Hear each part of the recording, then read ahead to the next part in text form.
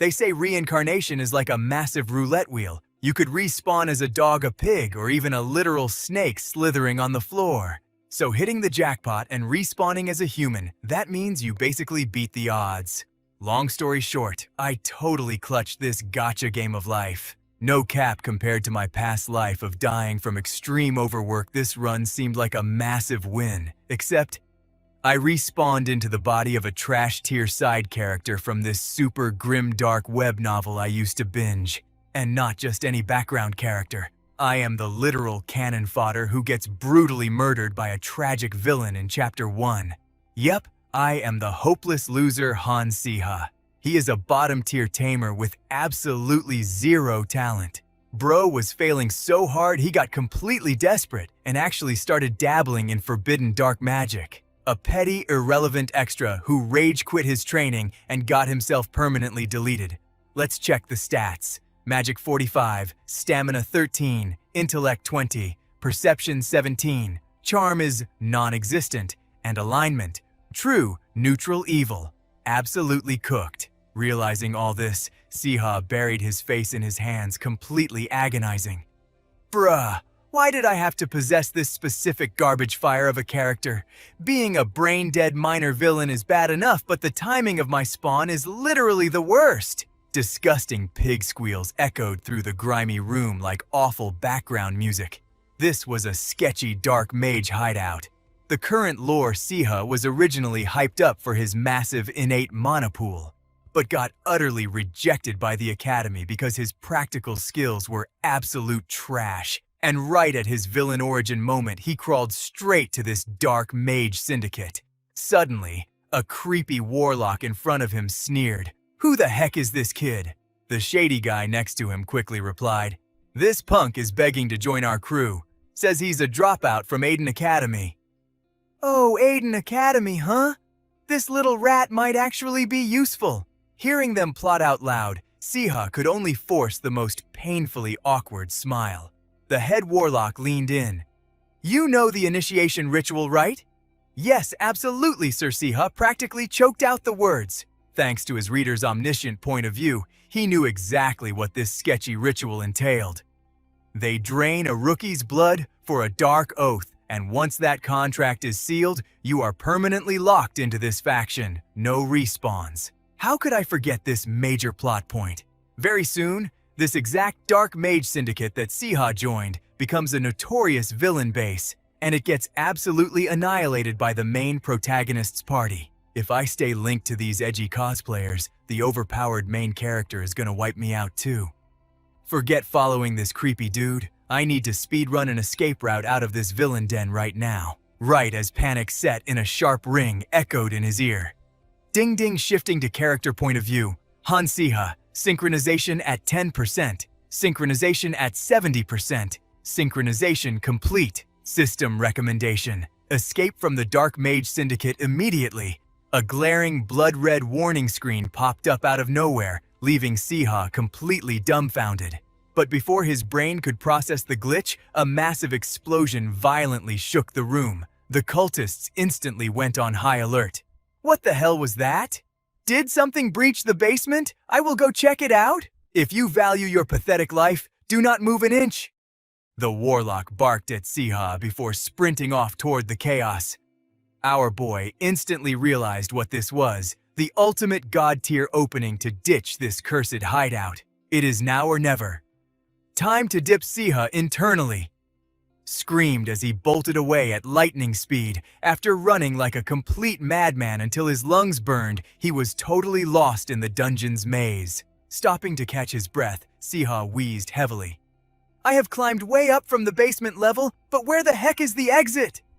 Wait! The light is getting brighter. This way has to be the escape route. He cheered internally upon seeing a massive chained-up door ahead, but just as hope sparked, menacing voices echoed from right down the hall. Siha aggressively dived behind a stone pillar, holding his breath.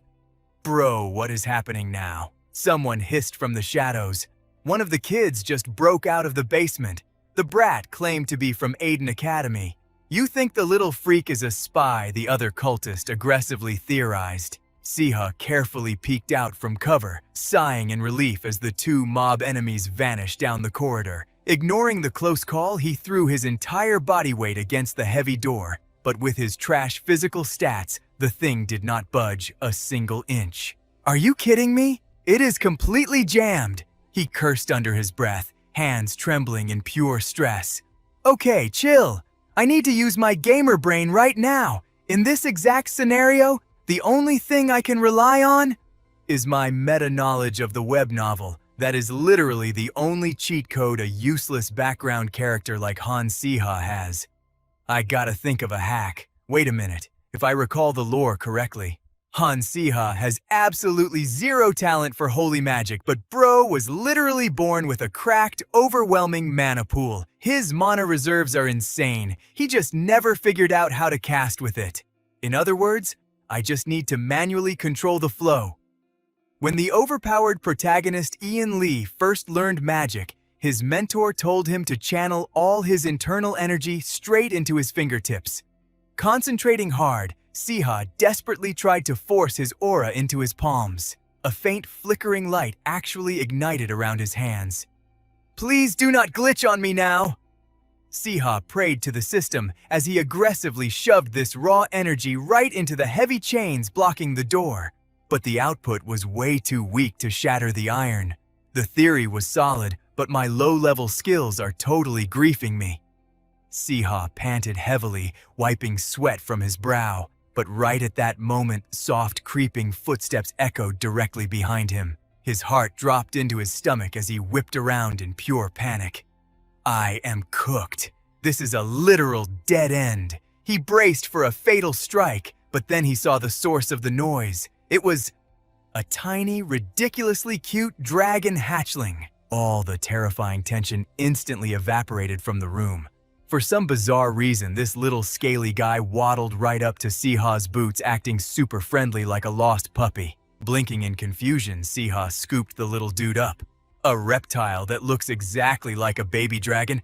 Why the heck is this rare mob down here, and why does it vibe with me so much? Look, I cannot take you with me, buddy. I barely have enough hit points to survive myself, Siha mumbled under his breath.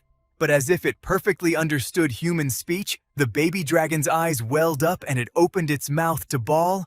Reacting with god-tier reflexes, Siha clamped his hand over its tiny snout in pure panic. Bro, are you trying to get us both aggroed and killed?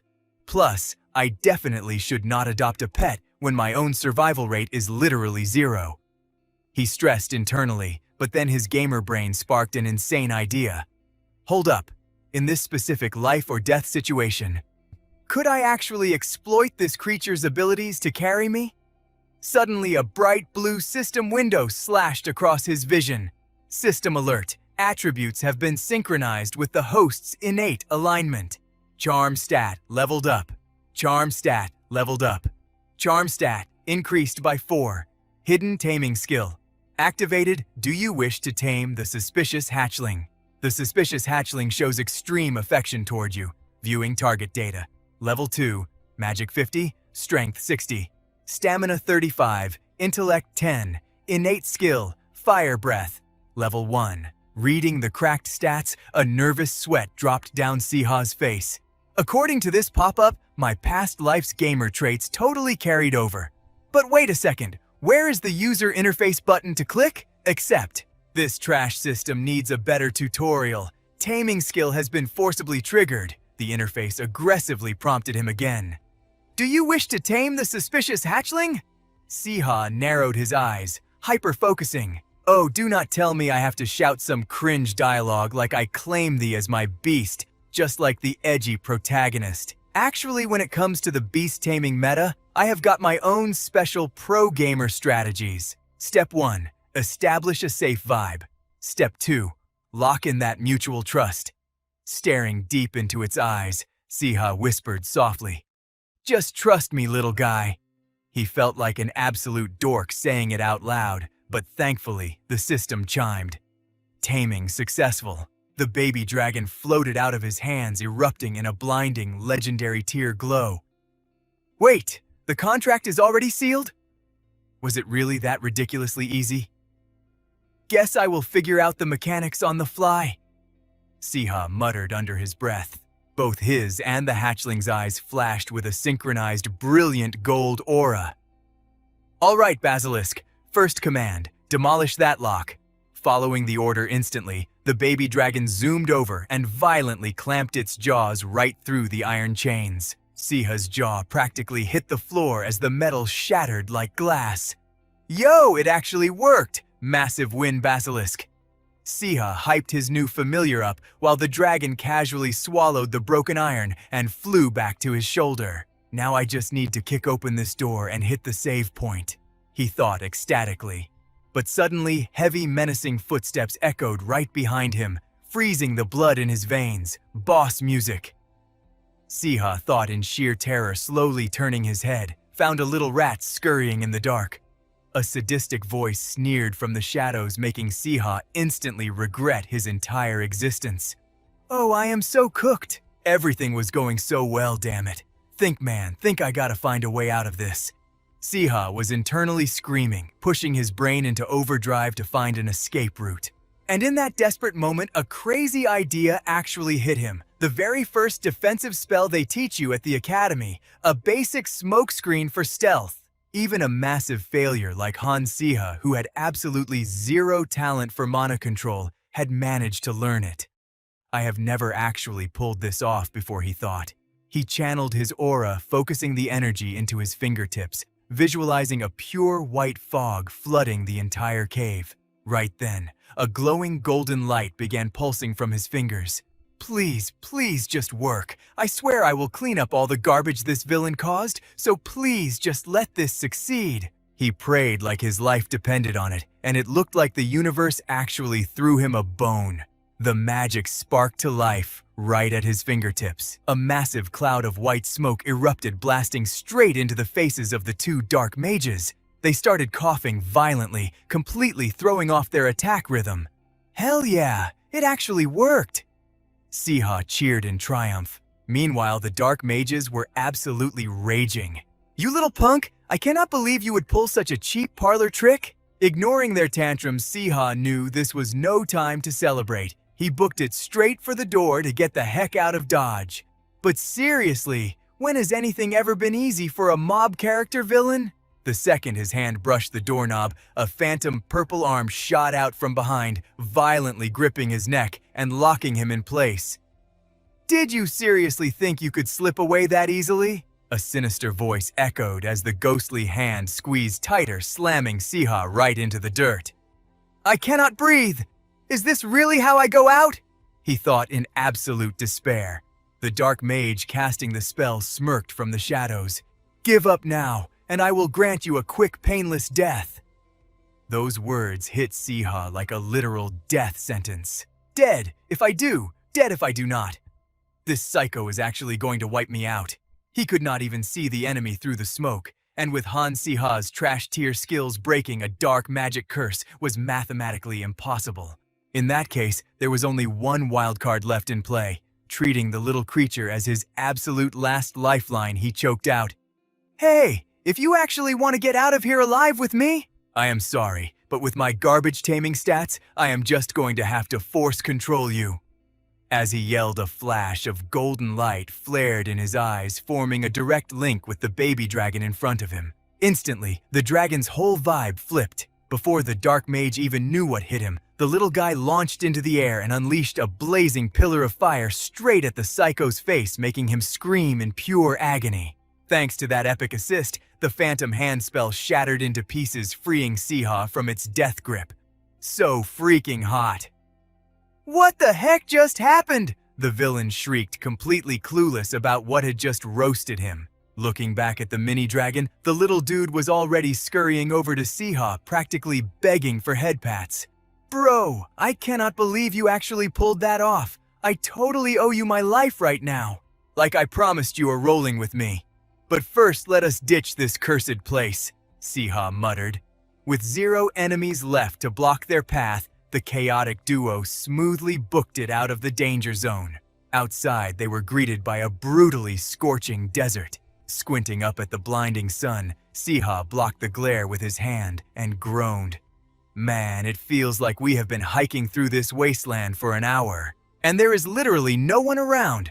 I seriously do not want those dark mages catching up to us." He sighed, glancing down at his new familiar who was basically melting from the heat next to him. Is this dude even a real fire dragon? His heat resistance is totally garbage. But right when things looked totally hopeless, the universe finally threw them a massive win. Siha spotted a horse-drawn carriage rolling up ahead, and the driver actually noticed them. Catching the vibe, Siha scooped up the mini fire dragon, sprinted over and begged, "Yo, excuse me, any chance we could hitch a ride with you?" The old man did not just agree though, he hit him back with a dry, "You got cash, kid?" "Hold up!" Siha replied frantically, digging through his pockets. He pulled out a shiny gold card and asked, "Can I put this on a tab?" As he flexed the card, Siha was sweating internally. A kid fully sponsored by the Aden Academy. They might think it is total cap, but maybe it will pass the vibe check. Luckily, the old man actually recognized the VIP pass and nodded. "Hop in," he said chillingly. Instantly, both master and pet lit up with massive grins. "Thanks a million, man!" Siha beamed gently, tossing the baby dragon into the back. The driver then asked, "So, where to, kid?" That question hit Siha with a hard reality check. Even though he escaped, those edgy dark mages could totally track him down. They definitely would not want their top secret intel leaking to the public. If I get spotted, they are going to instantly delete me. With zero viable options left, even with all his haters waiting there, the absolute safest safe zone right now was the main stage of the original novel. Taking a massive breath, Siha locked in and said, "Take me to Aden Academy, please." And just like that, the clunky wagon started rolling, hauling the duo straight toward the academy. Cut to the insanely massive gates of Aden Academy. A woman's voice broke the silence. Honestly, this view never fails to go hard. This gorgeous instructor was none other than the second-year associate professor of Aden Academy, Solon. Taking in the absolute drip of the glorious architecture, she felt a surge of pride. Luxurious marble floors, elegant chandeliers, even the aura from the students' uniforms screamed pure prestige. Wait, what the actual heck is that? Her jaw practically hit the floor, her perfect composure cracking into a million pieces. Right in her line of sight, some teen was rolling onto campus in a busted ox cart, looking absolutely crusty and totally unhinged, just radiating maximum broke energy. In this sacred institution, how could we possibly have such an uncultured student? She was completely shook by the tragic sight. Professor Solon rubbed her chin, her brain buffering. Who on earth is destroying Aden Academy's reputation on the literal first day of the semester? The more she thought about it, the wider her eyes got, zooming in on whoever had the sheer audacity. But once she recognized Siha's super awkward shuffling, seeing him desperately trying to stuff the mini fire dragon into his jacket, it all clicked. Oh right, it is him! Han Siha, the notorious loser who could not control his innate mana and was basically on the verge of getting expelled. She scoffed internally. Cut back to Siha, who suddenly felt lasers burning into the back of his head. Who is staring at me? Looks like one of the academy's professors. Trying to play it cool, he awkwardly bowed and stammered. Am I late?" Professor Just a Bit Solon replied with zero chill. Meanwhile, she was thinking, if it were literally anyone else, I would rip them a new one right now. But I do not have the bandwidth for this guy. He is already a complete flop anyway, not even worth my energy. That kid is seriously bad news. Did you hear the rumor he practices dark magic with life-size dolls every night? Getting involved with him is just asking for bad vibes. Brushing off her thoughts, she tapped Siha's shoulder and ordered, "Just get to class." Flashing a goofy grin, Siha replied, "Thanks, Teach. I will definitely be early next time." And with that, he dashed off like a total goofball. That painfully clueless smile actually stunned the professor for a hot second. "All right, it is year 2. The vibe is definitely hitting different this time," she noted silently. Cut to the lecture hall. As always, the second Siha walked through the door, he was immediately bombarded with judgment from his classmates. "Ugh, it is Han Siha. still radiating that massive, edgy loner energy. I heard he rolled up in a busted wagon today. Bro, why ruin the first day of the semester? Did he seriously not drop out yet? Siha mentally facepalmed as the gossip squad started whispering. Is that actually Han Siha? The absolute audacity to show up late on day one? Well, at least he beat the professor here, I guess. How did he even pass to the next year? Was he not supposed to flunk out? He totally must have begged on his knees for a passing grade. They muttered under their breath, having no clue Siha could hear literally every word. Honestly, he was just as curious about this Han Siha guy too. Maybe his family just threw mad cash at the school, or some rogue professor hallucinated some insane hidden mana potential and wrote him a recommendation letter. Either way, the fact that he barely scraped by into year 2 is straight up facts. Siha thought to himself, whatever, who even cares anymore? I just need to figure out how to survive in this buggy, glitchy novel world. He violently shook his head, trying to literally toss the useless thoughts out of his brain. While waiting for the teacher, Siha locked in and reevaluated his whole game plan. First things first, let us break this survival run down into 2 main objectives. Number 1, just chill and live peacefully. Because right now, Han Siha is nothing more than a third-rate trash mob villain. Bro was literally a toxic zero-skill NPC. His reward, getting brutally buried alive by the main characters as the Academy arc rolled on the truth behind Han Siha's death, stayed an unsolved mystery. Why? Because he was the villain, period. That is straight up terrifying, honestly. Since I have zero clue what triggered his murder, I am entering full stealth mode. I would rather grind myself into dust twice over than end up as worm food. Goal number 2, survive until graduation. Why, you ask? Because a guy has got to eat in this crazy world. The original Siha was a nepo baby, but his toxic stunts got him permanently canceled by his family. Securing a diploma from Aiden Academy, that is my ultimate retirement fund right there. Aiden grads are basically VIPs. Rich merchants will literally beg on their knees, throwing bags of cash just to hire us. So instead of catching hands from the overpowered main cast and getting deleted like the original plot, I am playing it completely low-key. Just a totally average student, dodging every single death flag like a pro. Hyping himself up, Siha clenched his fists with absolute resolve. Suddenly, the heavy doors slammed open, an intimidating figure stepped inside. The class instantly chanted, "Good morning, Professor!" But the vibe immediately shifted into nervous, panicked whispering. Wait, is that actually Professor Green? He's running the second-year division. Siha locked eyes with the man's terrifying scowl. Yep, that is 100% him. No cap. The final boss of the second-year placement exams, Professor Green from the magic department. Rumor says his tests are absolute torture. Even his aura is suffocating.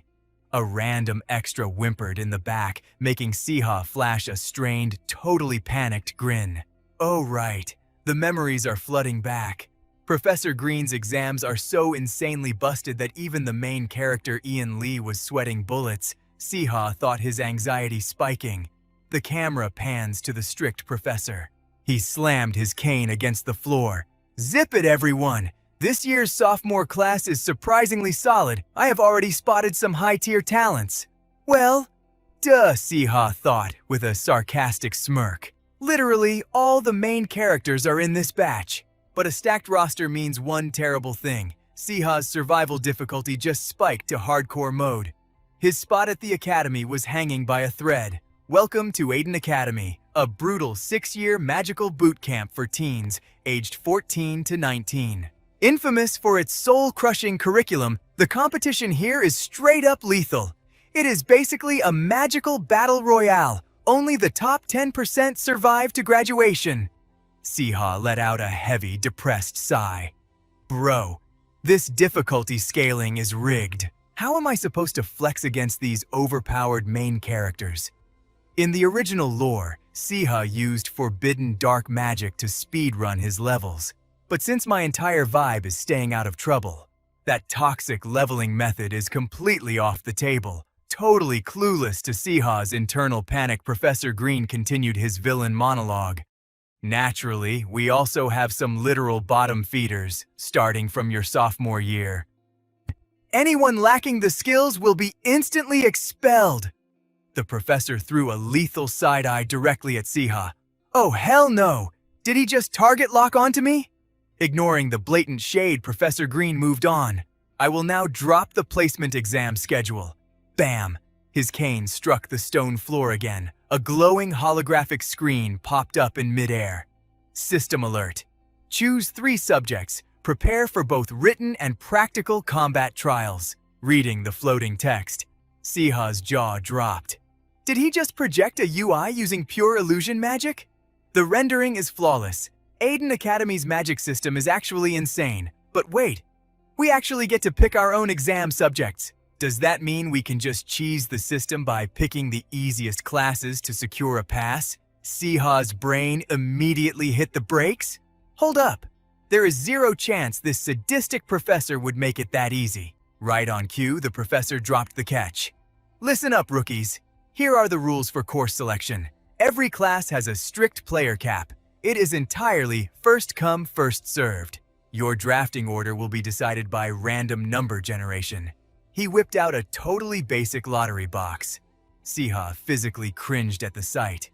Are you actually kidding me right now? A literal gotcha system in an elite magic academy that is painfully low budget.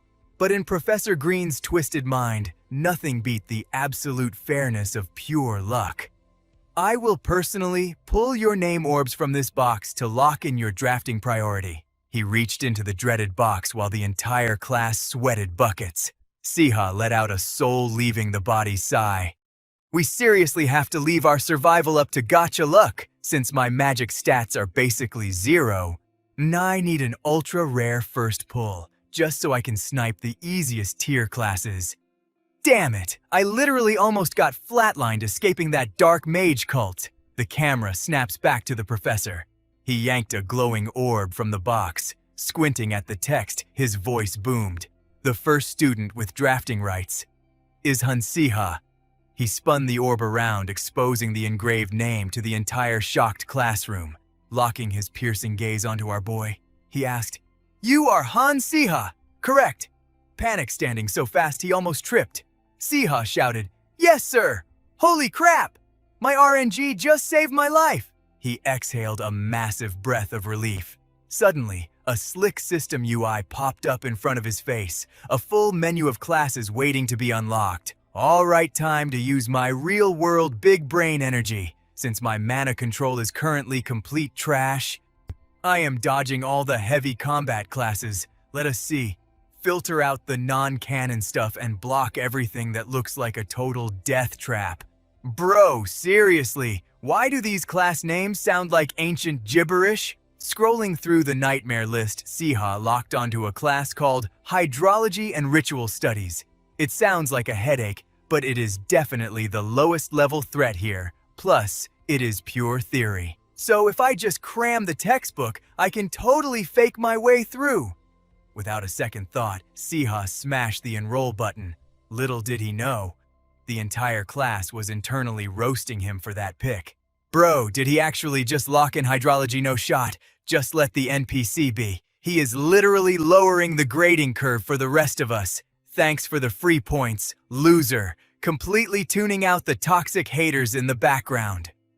Siha kept his cool and kept scanning the skill tree. Honestly, if they knew how busted the original Siha was, they would still be acting this way. Whatever. Let me just lock in my last 2 classes and sit down.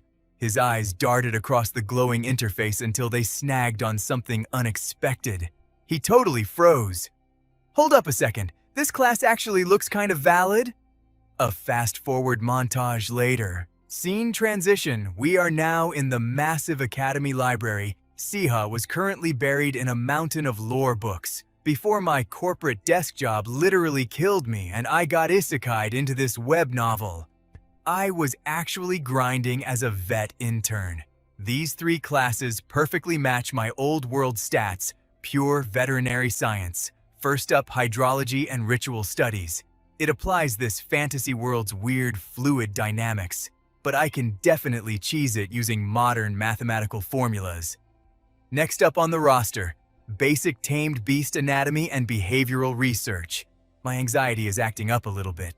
But since I smuggled this little guy in, I might as well abuse the system, Siha whispered, throwing a side-eye at his satchel.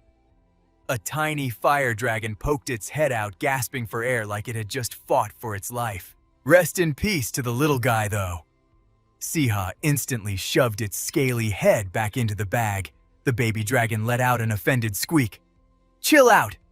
Not here, not now. There are way too many NPCs watching. If a legendary baby dragon suddenly spawned, while the infamous Han Siha has 0 mana control, the aggro I would pull would be insane. Realizing the danger, Siha ditched the library grind and bolted to a secure location. The scene cuts to a dark, echoing corridor. Welcome to the underground training dungeons of Aiden Academy. I have completely mastered the theory. Now it is time to establish our taming synchronization, Siha plotted like a true mastermind. He strutted up to the dungeon receptionist and slammed down a request for a beginner-tier instance. "Oh right, your reservation is verified in the system." The NPC receptionist nodded. Her eyes flicked down to the tiny dragon at his side. Wait, her brain short-circuited. A literal baby dragon. Entering a rookie tutorial room, I need the registry names for both party members, she prompted with a blank customer service smile. I am Han Siha, sophomore class, and my familiar's name is… Wait! Siha's brain blue-screened. He turned to the dragon. Bro, what even is your in-game name? The baby dragon, currently scratching its ear like a dog, just stared at him with 0 thoughts behind its eyes. Siha stared right back. Bruh, why are you looking at me like I'm crazy? Do you literally not have a name yet? The little guy let out a high-pitched chirp of agreement, and somehow Siha perfectly translated that system ping. Oh, you want an S-tier boss name? Since you are a majestic dragon? How about Gary? The dragon, Siha mumbled seriously. The dragon's face instantly scrunched up in pure disgust. Catching the massive side-eye, Siha pivoted. Okay, how about Carcharodontosaurus? That was literally the coolest dinosaur name back in my world. Siha grinned proudly, totally flexing his awful naming skills. The baby dragon flexed its razor-sharp claws. It looked ready to shred him into confetti at any given moment. Catching a glimpse of those glowing red eyes, Siha instantly backed down. Okay, so that name is a no-go too, he muttered. Whoa, you are seriously high maintenance. All right, how about this? Basilisk. The absolute second that name dropped, the terrifying little dragon morphed into a literal puppy. Its eyes sparkled with total hype. This whiplash-level mood swing left Siha feeling mad dizzy. The real issue here is that you understand me way too well, Siha thought to himself, pivoting back to the NPC-looking desk clerk. After watching the dude and his new pet vibe it out, the staff lady chimed in. Cool, I will register your summon as Basilisk. Just a heads up, the training room's cap at 2 people max and someone is already grinding in there right now. Oh, and we offer free weapon rentals for students. She pointed to a weapon rack plastered on the wall. One glance was all it took. Siha knew this gear was straight up garbage. Absolute trash, he thought. But hey, free is free. This was not the time to be a choosing beggar, so he figured he should just appreciate the loot. Catching that thought, Siha casually grabbed a basic shield and a wooden club. He gave a quick nod. I am all set. All right then, booting up the beginner training gate now. Han Siha, year 2. So, you may enter, she announced. Boom! The massive gate in front of Siha lit up with a blinding flash. Stepping through the portal, he instantly found himself dropped into a lush forest biome. Looking at the hyper-realistic graphics around him, Siha's jaw practically hit the floor. No way! The render quality on this stage is totally insane. Venturing just a bit deeper into the woods, he spotted a bunch of colorful jelly-like cubes bouncing around. Literal slimes. I know they are just beginner mobs, but did the divs really have to make them look this cheap? He let out a heavy sigh, then glanced down at his summon. Anyway, Basilisk, peep those blockheads over there. We are about to nuke them into orbit, Siha said, with zero chill. The baby dragon started shaking like a leaf, or at least it did for about 3 seconds. The moment the actual fight kicked off, its whole vibe completely flipped. It was like the ancient dragon DNA inside Basilisk had finally woken up. That shy little coward was totally gone. It was diving into the chaos like a fish in water. All right, Bet, Siha smirked. Guess I should start grinding my own skills too. With that thought, Siha spun around, leaving Basilisk to go absolutely wild, but before he even took 3 steps, a vicious growl echoed right beside him. Suddenly, something blitzed straight for his face. Thank God his reflexes kicked in, throwing the shield up just in time. Damn it! What the heck is this spawn raid? Why are there so many all of a sudden? Gritting his teeth, he braced for a full sweep. Time to clear out this trash!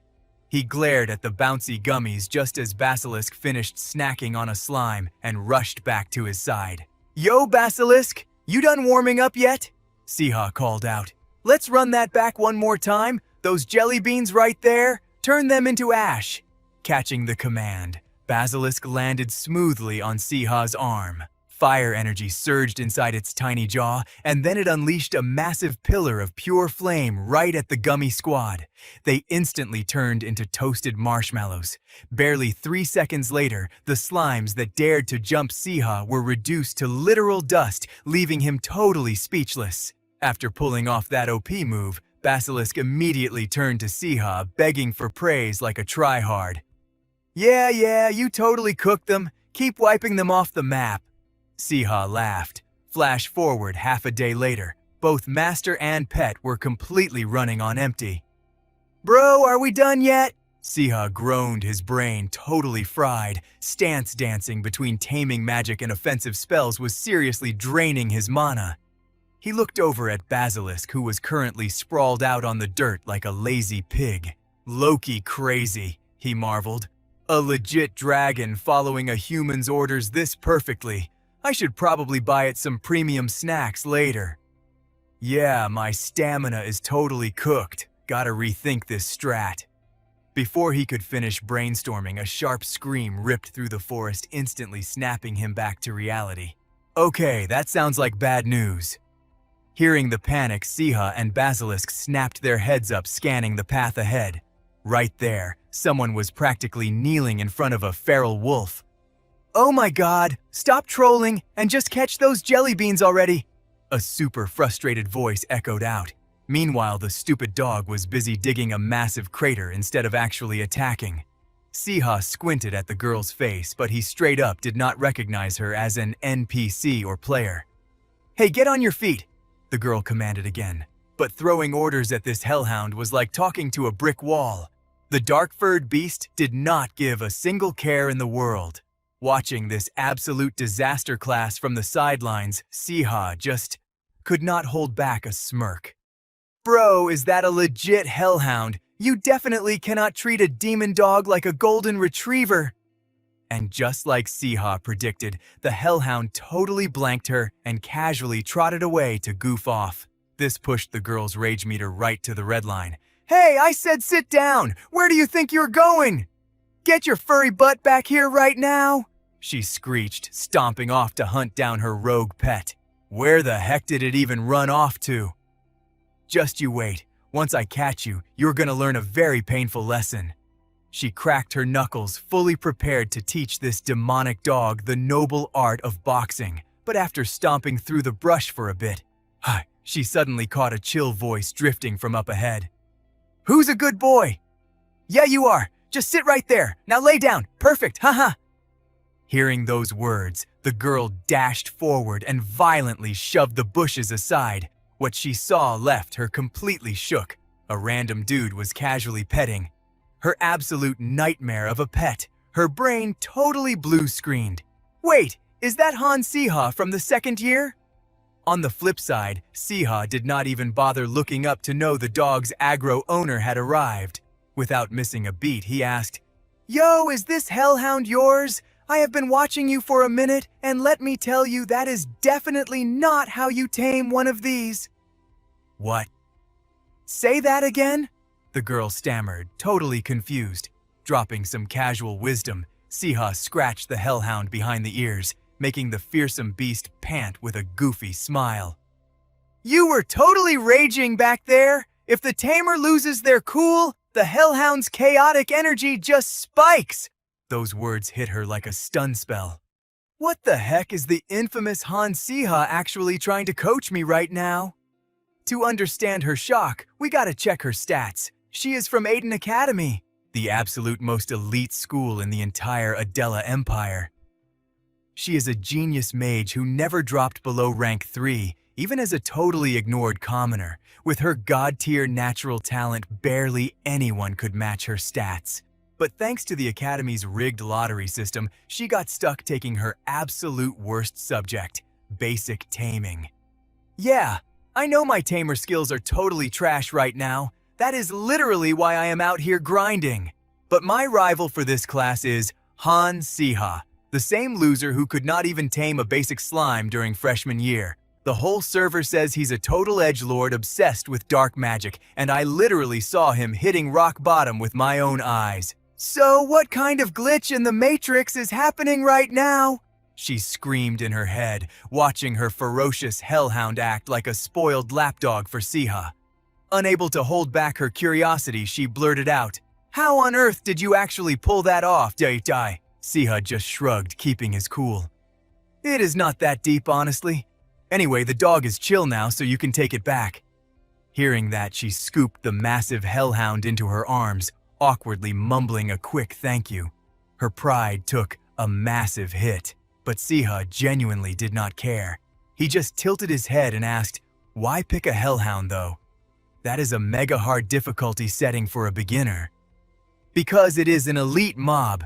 Taming it gives a massive multiplier to your final score. I refuse to be anything but rank 1 in the basic taming exam," Adela declared with absolute fire. For some reason, Siha just deadpanned. "Really? Because from the looks of it, I thought you just enjoyed taking mud baths."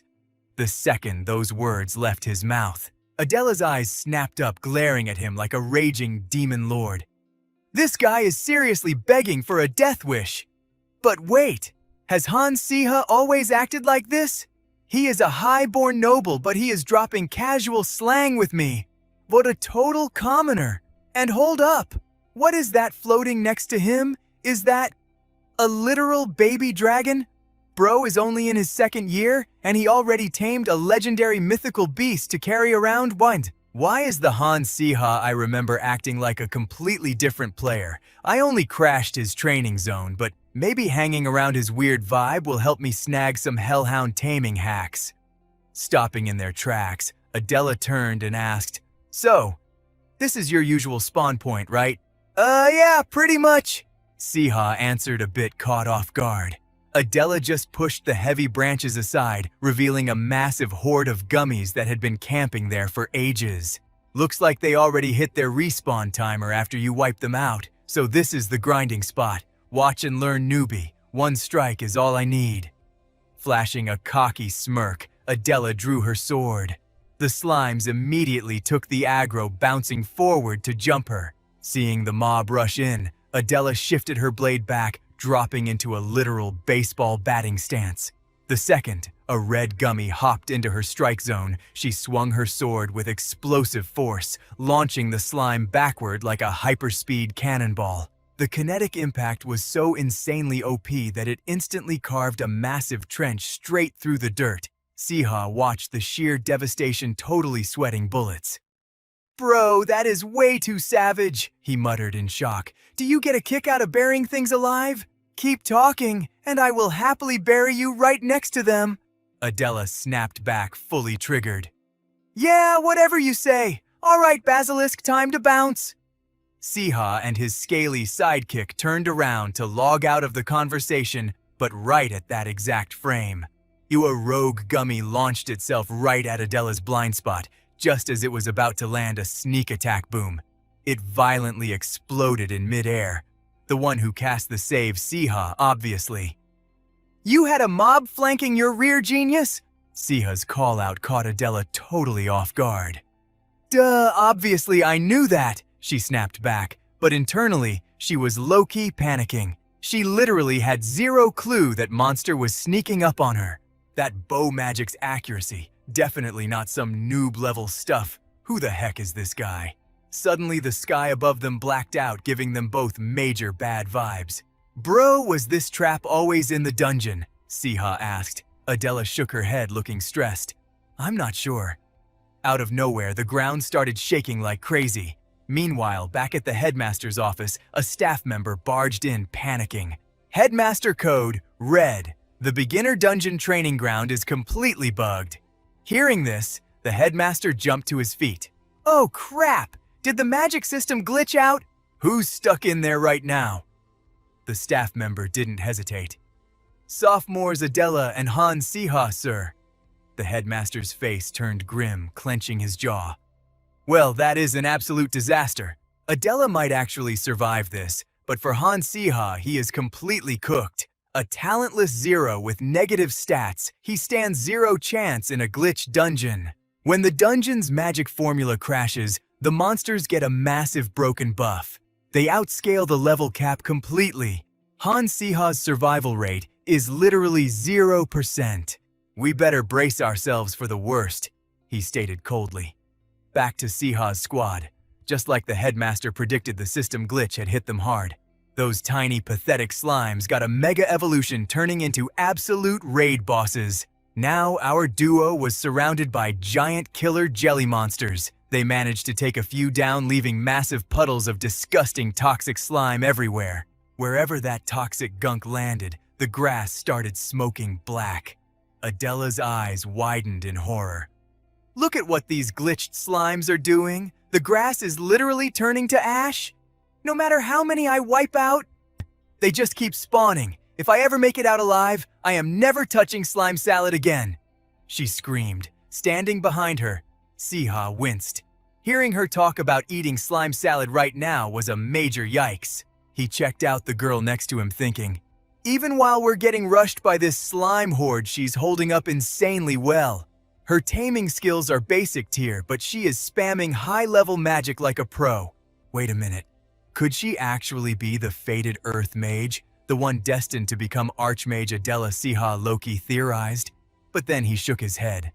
Nah, no way. The real ruthless Adela wouldn't be grinding in a noob zone. Plus, Earth magic is pretty common, but the biggest plot hole. Unlike the original story, she actually seems super chill. Sure, she has a bit of an attitude, but she isn't looking down on me, the Academy's most infamous loser. So she has to be one of the good guys, right? He asked himself. While Siha was lost in his inner monologue, Adela snapped at him. Bro, why are you just nodding to yourself instead of fighting? You are acting super creepy. Siha snapped back to reality. My bad, I was just doing the math on our time. It's been like 3 hours since we spawned in here. Why is there zero response from the admins? Do they not realize we're hard stuck? Siha muttered, staring up at the glitched sky. Adela sighed, dropping a reality check. Think about it. Only 30 minutes have passed in the real world. There is literally nothing we can do. They purposely slowed down the dungeon's internal clock so we could max out our training grind. Damn it, so that's the catch? Siha cursed under his breath. So even if the devs realize we're screwed and send rescue, we still have to survive for a few more hours. But holding out against this mob wave, basically impossible. Hearing Siha drop these doom and gloom facts, Adela completely lost it. Excuse me, why are you jinxing us like that? You just want to go AFK and wait for the game over screen? Obviously not. Hey, I need you to aggro them and buy me time. Siha ordered. She blinked, totally lost. Buy you time for what? She demanded an answer, but our main character wasn't about to drop lore right now. You'll see. Just keep those slimes out of my personal space. This won't take long. With that, Siha sprinted forward. His cryptic answer had Adela raging. Hey, you expect me to solo this entire slime wave? What exactly are you doing? Hey, Han! Siha, are you even listening to me? Even with her yelling, Siha kept rushing forward without looking back. Getting left on red like this pushed Adela's patience straight past its limit. If you don't clutch this after I burn all my mana tanking for you, I will literally end you, she threatened. Siha just shrugged it off. Honestly, she isn't a bad person. There's zero chance someone like her is the ruthless Adela from the novel. Beside him, his little summon Basili let out a chirp like it was questioning his sanity. Chill out, buddy! I have a master plan! Beating this glitch dungeon was a major event in the original plot. It was the exact arc meant to show the massive power gap between the real protagonist Li Han and the trash tier Han Siha. In that scene, the original Han Siha tried a strategy but failed epically. Remembering the details, Siha pushed past some bushes. Jackpot, he hyped up. He grabbed a handful of herb-like grass and turned to his pet. Basili, farm every single vine that looks exactly like this and bring them straight to me. Hearing the quest prompt, the little dragon flapped its wings and zoomed off to grind. This was the exact exploit Siha needed to clear the bugged zone. The original Han Siha used this same strat and got absolutely flamed by the readers for choking. But real talk, I don't think the original Han Siha was that trash. Holding the vines tight, he spun back toward Adela. While Siha was setting up his play, Adela was fighting for her life against the giant jelly horde. Slicing through a stray green monster, she felt her mana bar flashing red. I'm literally out of MP. I'm hitting my absolute limit, and Han Siha is taking way too long. She gritted her teeth in pure stress, but right at that second, Siha's hyped-up voice echoed out. Setup complete! Adela whipped her head around and saw Siha chilling inside a massive barrier made of the vines he farmed. What the? A freaking barrier? She gasped. Siha gave her a cocky grin. Yo, get inside the safe zone quick! Whatever you're casting, drop it now! The slimes are regenning their health! Just get in here! Siha pushed. His whole strategy was basic math. Build a defensive wall and nuke the mobs outside. But in the original web novel, Han Siha fumbled two massive details. That's why he got wrecked. Fire affinity and magic amplification. The original Han Siha had zero talent for those. But I've got both on lock now. Smirking, Siha held Basili with one hand. With his other hand, he used his wand to summon a massive glowing bow in midair. The glitch is working. All I gotta do now is enchant this arrow with max-level fire magic. Siha thought, absolutely hyped. He glanced down at his summon. Basili, your turn to shine, buddy. A glowing energy chain instantly linked them together. Basili flared up like a supernova, channeling all that raw light straight into the giant bow. Burn them to ashes! Siha roared, drawing the bowstring back and locking onto the giant jelly swarm. The arrows shot into the sky and detonated, splitting into a massive meteor shower of flaming projectiles. It rained down on the monsters, one-shotting the entire wave. Seeing the raid bosses melt into puddles of goo, Adela was totally speechless. Is this really the magic of the Academy's biggest loser? Reading her shocked expression, Siha calmly dropped the lore. You kept burying the slimes in this area, right? Leaving their remains scattered all over the map. Well, slime venom has a hidden passive. It's highly explosive when it reacts to fire magic. So in a broken raid like this, you just inject some mana and trigger the sparks. Physics takes care of the rest.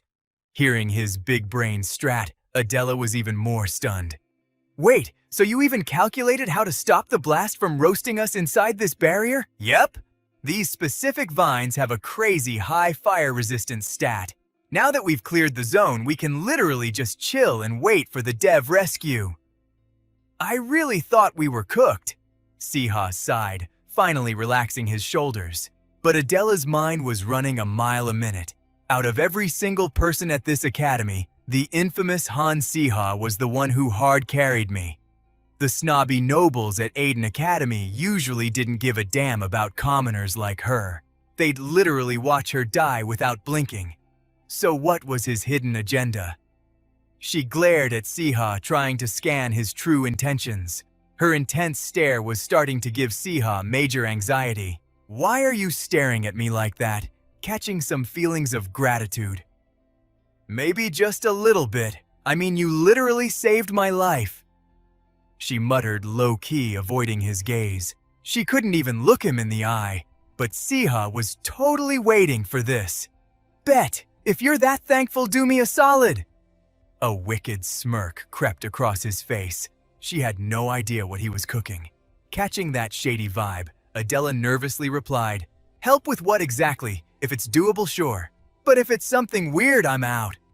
Before she could even finish, Siha dropped his terms. "Keep your mouth shut about me taming that hellhound, and how I trapped those slimes and threw up that vine barrier. Everything that went down today, keep it totally off the radar." That was his only condition. Super simple, right? But Adela was tripping. Something wasn't adding up. Who the heck was this guy? She stared daggers at him while he casually looted the slime cores left behind by the dead mobs. After that, the dungeon cleanup was handled in a total blur. The professors were clueless about the glitch, but they still handed out the loot. Anyone who cleared the dungeon without getting totally wrecked got rewarded. They even got summoned to the headmaster's office. Meanwhile, Siha slumped into his chair, completely drained. "If I stack up enough items, their graduation day is gonna be a breeze." But that wasn't the main priority right now. Snapping out of it, Siha glanced at his new little sidekick. "Basili, get over here." Hearing his voice, the baby dragon happily trotted over, letting out a few cute squeaks. Siha immediately pulled up its system stats. Basili, a hyperactive red dragon. Loves cheese, super friendly, level 5 fire attribute, mana 53, strength 63, agility 38, intelligence 13, fire breath level 3, magic defense and poison resistance level 2. Reading over the system panel, a satisfied grin spread across his face. Not bad. Spamming fire breath in the dungeon totally leveled it up. Plus, it had poison resistance. That skill definitely popped after beefing with those glitched slimes. But thinking about where Basili came from, Siha felt a low-key wave of anxiety. No cap, I have zero clue what those dark mages were breeding down there. But this wasn't just any lizard. It was a top-tier hatchling with insane potential, crazy growth rate, perfect breath control, and a massive mana pool. A literal overpowered monster, and now it belonged to him. He had to raise this absolute unit right. Making up his mind, Siha spoke up. "I went through hell to claim you. You know what this is?" He pulled a mana core out of his bag, flexing it like a rare drop. "Slime core. Looks tasty, right? Want to take a bite?" He baited it with a bright smile, while secretly thinking, that short-haired girl treated these like pure trash, but in the original lore, they're crazy overpowered. Right across from him, Basili looked like it could read his mind. The little dragon gave him a hardcore bombastic side-eye. Siha had to push the sales pitch. "Bro, why the attitude? It's gourmet stuff. Just one bite. You won't know till you try it, right? Obviously, I haven't tasted it. I'd rather die than eat that," Siha admitted internally. Under the intense peer pressure, Basili eyed the core suspiciously before finally deciding to trust its master. It squeezed its eyes shut and gulped it down. The second the core hit its tongue, Basili's eyes shot wide open like it just saw the Matrix. Then its tiny stomach started making wild gurgling noises before it ran to the corner and aggressively puked. Watching the chaos, Siha felt kinda bad for scamming the poor guy. "Yeah, it probably tastes like hot garbage, but keep eating." Suddenly, the system chimed. Basili's poison resistance leveled up to 3. Mana jumped from 53 to 54. Slime cores were essentially raw condensed power. Eating just one gave a flat stat boost to base mana, something that usually required massive grinding. It definitely felt the power surge. Siha thought. "What's up, addicted now, huh?" He laughed as Basili totally ignored the awful taste and started speedrunning the whole bag of cores. The primal urge to level up completely hijacked its taste buds. The constant ding of rising stats sounded like direct deposits hitting his bank account. Siha was vibing, but before he could celebrate, someone started banging on the door. Without even waiting for a come in, Adela kicked it open. "Han Siha, So this is where you've been hiding! Looking at her, Siha figured the short-haired girl had just returned from the headmaster's office. Did she get her loot? Adela snapped. Do you seriously not care? You hard-carried that entire boss fight? Letting me take the credit for the glitched slimes means I get all the epic gear. Siha just scratched his head. Did you really bust my door down just to say that I literally don't care? So keep your voice down, my ears are ringing. Internally, he knew staying alive was way more important than some drops. Think about it. A trash-tier student from Aiden Academy soloing a glitched dungeon. Especially Han Siha, the dude who was literally one step away from expulsion. The rumors would go absolutely viral. People would think he was using dark magic or some cursed artifacts. Yeah, no thanks. I'm not trying to get cancelled. Seeing his zero-cares-given attitude, Adela stood her ground. If you're feeling guilty about it, don't. I don't need your charity. What was she even yapping about? Confused Siha fired back. Guilty? I don't even know who you are. You don't know me. How could you possibly not know me? Are you for real right now? Adela shrieked, totally shook. Now Siha was getting annoyed. Am I supposed to have a wiki page on you? What's your name then? I am Adela Stevia. She said it with her chest. That name hit Siha like a freaking truck. His soul left his body for a second before his brain rebooted. Oh snap, Adela, the only legendary mage from a commoner background, a permanent top 3 student at Aiden Academy, and the ruthless main character who literally buried Han Siha alive in the original novel. Seeing his jaw hit the floor, Adela smirked. Ringing any bells now? No duh, you're the Grim Reaper who's gonna delete my whole existence. Siha panicked internally. He had just been talking smack to the girl who was destined to put him in a body bag. Wow, I really am speedrunning my own death, aren't I? Luckily, Adela wasn't plotting his murder yet. She just wanted to clear the air. Do you ever look in the mirror? She grabbed Siha by the arm and dragged him to a mirror. Look at yourself! Look at this absolute mess! I cannot imagine anyone walking into the headmaster's office looking like a literal zombie. Staring at the reflection, Siho actually jump-scared himself. He was covered in grime, looking crusty beyond belief. What the actual hell is this? Why do I look like a background villain who hasn't showered in a decade? No wonder people avoid me. It's not fear, it's straight up disgust. Okay, first things first. This mop of hair has got to go. Flash forward to the next day, inside the academy classroom. Usually when Siha walked in, everyone just ignored him.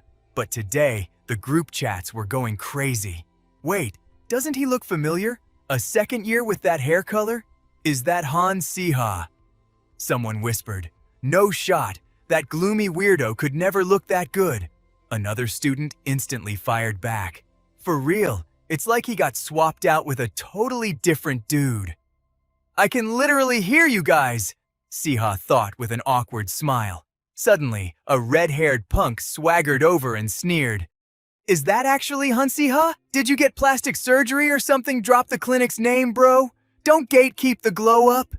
His voice dripped with toxic sarcasm. Siha instantly clocked exactly who this NPC was. A commoner with a massive inferiority complex and mid-tier talent at best. Back in the day, he bullied Han Siha like a personal servant just to inflate his own fragile ego. Annoyed by Siha's silence, the guy pointed a finger right in his face. What's wrong? Cat got your tongue. A fresh fade doesn't change the fact that you're pure trash. Listening to this clown yap, Siha's eyes went dead cold. I'm literally not talking to you. The red-haired guy flinched. What, did a haircut make you lose your damn mind? Unfortunately for this bully, the current Han Siha wasn't the original pushover, and he wasn't about to take crap from a low-level extra. Bro, give me one good reason why I shouldn't wreck you right now. This dude is absolutely unhinged. He got disowned by his own bloodline, and now he's just surviving on pure yapping. The redhead was screaming his lungs out to shut me up, but Siha was about to show this basic extra who actually runs things here. Ah, there you are, Basili. Siha muttered, unzipping his bag to let his little bro out. He locked eyes with the red-haired punk. You got anything else to yap about? The whole peanut gallery of students literally lost their minds. Their jaws hit the floor when Basili pulled up. No way, an actual dragon? And it is straight up a red dragon too. Make it make sense. How does a total nobody snag a top-tier pet like that? The whispers spread like wildfire, but the guy sweating bullets right now, none other than our loudmouth redhead. Seeing Siha casually drop a dragon on the field, the punk could only let out a glitchy, nervous laugh. Haha, I heard you got kicked out of your house, but you must still have your daddy's credit card, huh? You seriously think dropping a bag of cash is enough to tame a dragon? His voice was dripping with pure copium, and the rest of the mob was definitely buying into it. Catching their vibe, Siha made a choice. I was planning to lay low and vibe in peace, but zero chance I'm letting these clowns walk all over me. Flipping the switch, Siha's tone dropped to absolute zero. He dialed up the disrespect to the maximum. Listen up, you absolute peasant! Right on cue, the redhead took the bait. He completely lost his mind, screaming, "What did you just say to me?" Siha smirked internally. This dude's aggro is way too easy to pull. Just 2 words, and he is totally triggered. Super effective. Petting Basili Siha casually threw more fuel on the fire. Even if he is just a baby dragon, he is not about to sit here and let you disrespect us. Have you ever even tamed a beast in your entire life? Or are you scared he's going to bite you? Relax, bro. I am not going to do you that dirty. Siha flashed a wickedly toxic grin. The redhead was grinding his teeth so hard they might shatter. Boiling over, he went back to yapping. Is this guy completely cracked? He literally does not know his place. Before the punk could finish, Siha cut him off. If we got beef, let us settle it right now. We will use the entrance exam to see who is the real boss. Siha laid out the terms with a cocky grin. If you beat me, I will literally bark like a dog. You bastard. Siha mentally replayed the redhead's earlier trash talk. Whatever, Siha shrugged. Now I just gotta wait for the day this clown starts barking. He thought to himself, just like in my past life, I am an absolute master at cleaning up my own messes. The mad dog of the boarding school. That was his legendary title from back in the day. Whenever he saw someone acting out of pocket, he would throw hands without hesitation, and he never took a loss. Suddenly, a mocking voice echoed from behind him. Yo, Han Siha, I heard you actually made a bet with Chris. Even if you somehow dodge failing, you seriously think you can catch a win against him? I cannot wait to hear you bark like a mutt. The brunette snickered, acting all tough. Siha's eyes instantly went deadpan. Man, is it the same everywhere? The second someone tries to level up, the haters come out of the woodwork to drag them down. Rolling his eyes, he stepped right into the guy's personal space. Hey, what is your name again? Drop the tag. Caught off guard by the sudden press, the blonde kid flinched but quickly puffed out his chest. The great one standing before you is Fabian Gen Edwin. Wait, you seriously do not know who I am? Hearing that name, the lore finally clicked in Siha's head. Oh right, Fabian Gen Edwin, that toxic royal brat who flexes his status to bully low levels, the head honcho of the mob that made the original Siha's life a living hell. Remembering that, Siha did not even hesitate to unleash his pet. Hey Basili, bite this bozo, he commanded with a cold smile.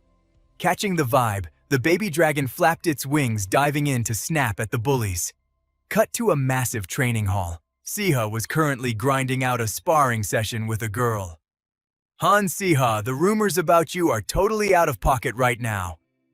Even if you do not care about the drama, you really should not be beefing with the royals, she warned him. Siha totally brushed it off. I could not care less. They started the beef, I just served the roast. Hearing that flex, Adela's whole perspective on him shifted. Those elite jerks were used to getting away with everything. But this guy, he was ready to throw hands with the nobles, even the royals, if they crossed his boundaries. Honestly, he was radiating some major main character energy right now. She smiled and asked, "But seriously, do you even have a strategy? It is like the nobles have completely forgotten how to be scared. You did not just let Basili chew on them, you made a bet with Chris. Throwing down with him in the exam when your magic stats are still uncalibrated? That is straight-up suicidal gameplay. What would you even do without me hard carrying you?" She flexed, reaching out a hand to pull Siha up from the floor. Siha immediately fired back. "Hold up! You literally learned how to tame beasts from me!" Totally ignoring his comeback, Adela hyped herself up. "This is going to be our final boss-level sparring match. If you can actually defeat me here, you might just have a shot at dropping Chris. I am not going to get completely folded like yesterday," Siha declared. "Bet, here I come." The two clashed instantly, turning the grand hall into an absolute disaster zone of magic and debris. And just like that, the secret training arc with Adela wrapped up. Finally, the day of the entrance exam dropped. Professor Green started calling up the players one by one. "Adela Magic Department, cleared in 5 minutes and 31 seconds, S ranks," he announced smoothly, making the mage girl absolutely light up. "Thank you, Professor. We did it, Hellhound." Watching from the back, Siha was genuinely hyped for her.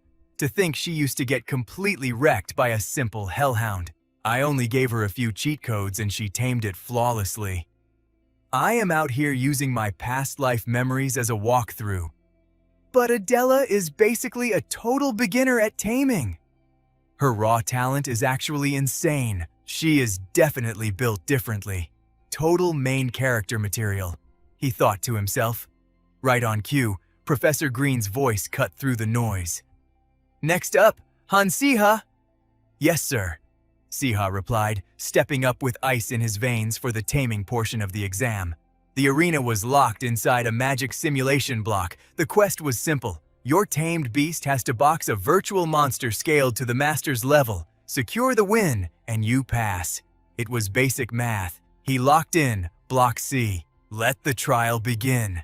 The second the system announced it, the environment glitched and shifted. Out of nowhere, an absolutely terrifying beast spawned in.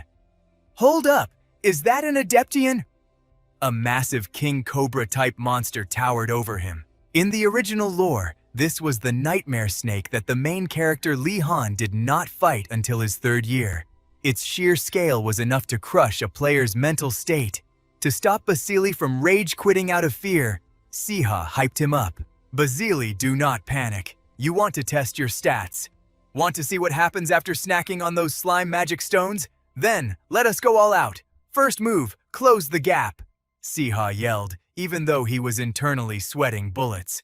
Basili gritted his fangs and charged right into the danger zone.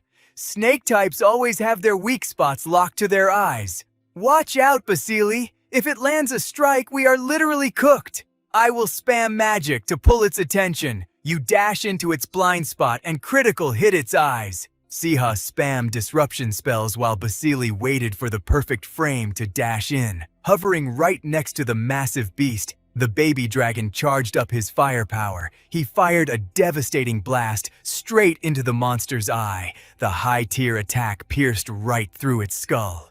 The giant Adeptian let out a glitched screech before completely logging out of existence. Siha did not even have time to flex his own skills. Professor Green watched the speedrun in absolute shock. Oh my heavens! The Adeptian is a high-tier raid boss. Even a level 3 mage would get destroyed in a one-on-one match. It seems the system administrators forgot to patch the Adeptian out of this block. I should have hit the emergency stop for the student's safety, he muttered, shell-shocked. After dropping some hype on Basili, Siha turned back to the professor. "It took a few extra frames, but I cleared the boss. So that means I passed right." Professor Green read the final statistics. Han Siha, 12 minutes and 36 seconds, S rank. The result left Siha totally stunned. Later on, as they walked through the campus, Adela showered him with hype. An S rank in taming you are literally cracked. You secured the #1 spot. I guess grinding those cross-training sessions together actually gave you a major buff. She flexed, pointing at herself like she was the ultimate support class. Siha could not even counter that logic. I am not going to lie, you definitely helped. But deep down, he was sweating bullets. The problem is, my entire survival strategy was to place exactly 15th in the school. I just wanted to stay perfectly average and fly under the radar. In the original timeline, Lee Han literally one-tapped him. No, this is not a skill issue on my part. Why would the developers spawn a broken boss like the Adeptian into a beginner exam anyway? He ranted to himself like a madman. Adela just side-eyed him. He's yapping to the voices in his head again. She laughed and asked, "Anyway, how did the arithmetic test go?" Hearing that, Siha snapped out of his trance. Right, the arithmetic exam dropped today. Wait, if the leaderboard is based on our overall average score, my plan is not totally ruined yet. Those questions were so painfully easy, I actually had to throw the match and guess wrong on purpose. He stammered out a reply. It was pretty mid, to be honest. Are you capping? I totally fumbled it. Was this exam not absolutely brutal? Adela vented her frustration. Siha was absolutely shook. Wait, is the top tier Adela actually washed at math? It was just intermediate math. For me, it was light work. Maybe I should tutor her to pay her back. He stroked his chin, lost in thought. Meanwhile, Adela coughed awkwardly and complained. They literally gave us problems we never even studied. I could not solve a single one. Hearing that, Siha completely blanked out like a broken character. Never mind, who am I even worrying about right now? He thought to himself before speaking up. There was literally only one question. Like that, right? Bro, what are you even talking about? If you lose your top rank over one single mistake, your scholarship is totally cooked. Did you actually solve it? That insane question. Number 27, about magic circle geometry and vectors. Siha thought for a second before dropping the bomb. Yeah, I am pretty sure I nailed it. Wait, what? Adela gasped, leaving Siha totally confused. My bad? Did I say something wrong? No way. You actually solved question 27. That is literally the only question I could not figure out. She explained, dealing another massive critical hit to his brain. Wait, was that question really that insane? A random science major walking by would probably roast that problem in seconds. What do I do now? I already totally aced it. Panic started setting in. The scene cuts to a professor's office. Professor Salmon gripped a stack of exam papers, looking straight at the guy across from him. Professor DeBeth, regarding the math problem on question 27. Only one student in the entire academy got it right. Professor DeBeth snatched the paper, absolutely shook. No shot. I intentionally made that question impossible so the second years would fail. Who actually pulled it off? It was Han Siha. Celine dropped the name without breaking a sweat. Staring at Siha's exam paper, Professor DeBeth suddenly realized something crazy. Except for question 27, every single other answer was intentionally totally botched.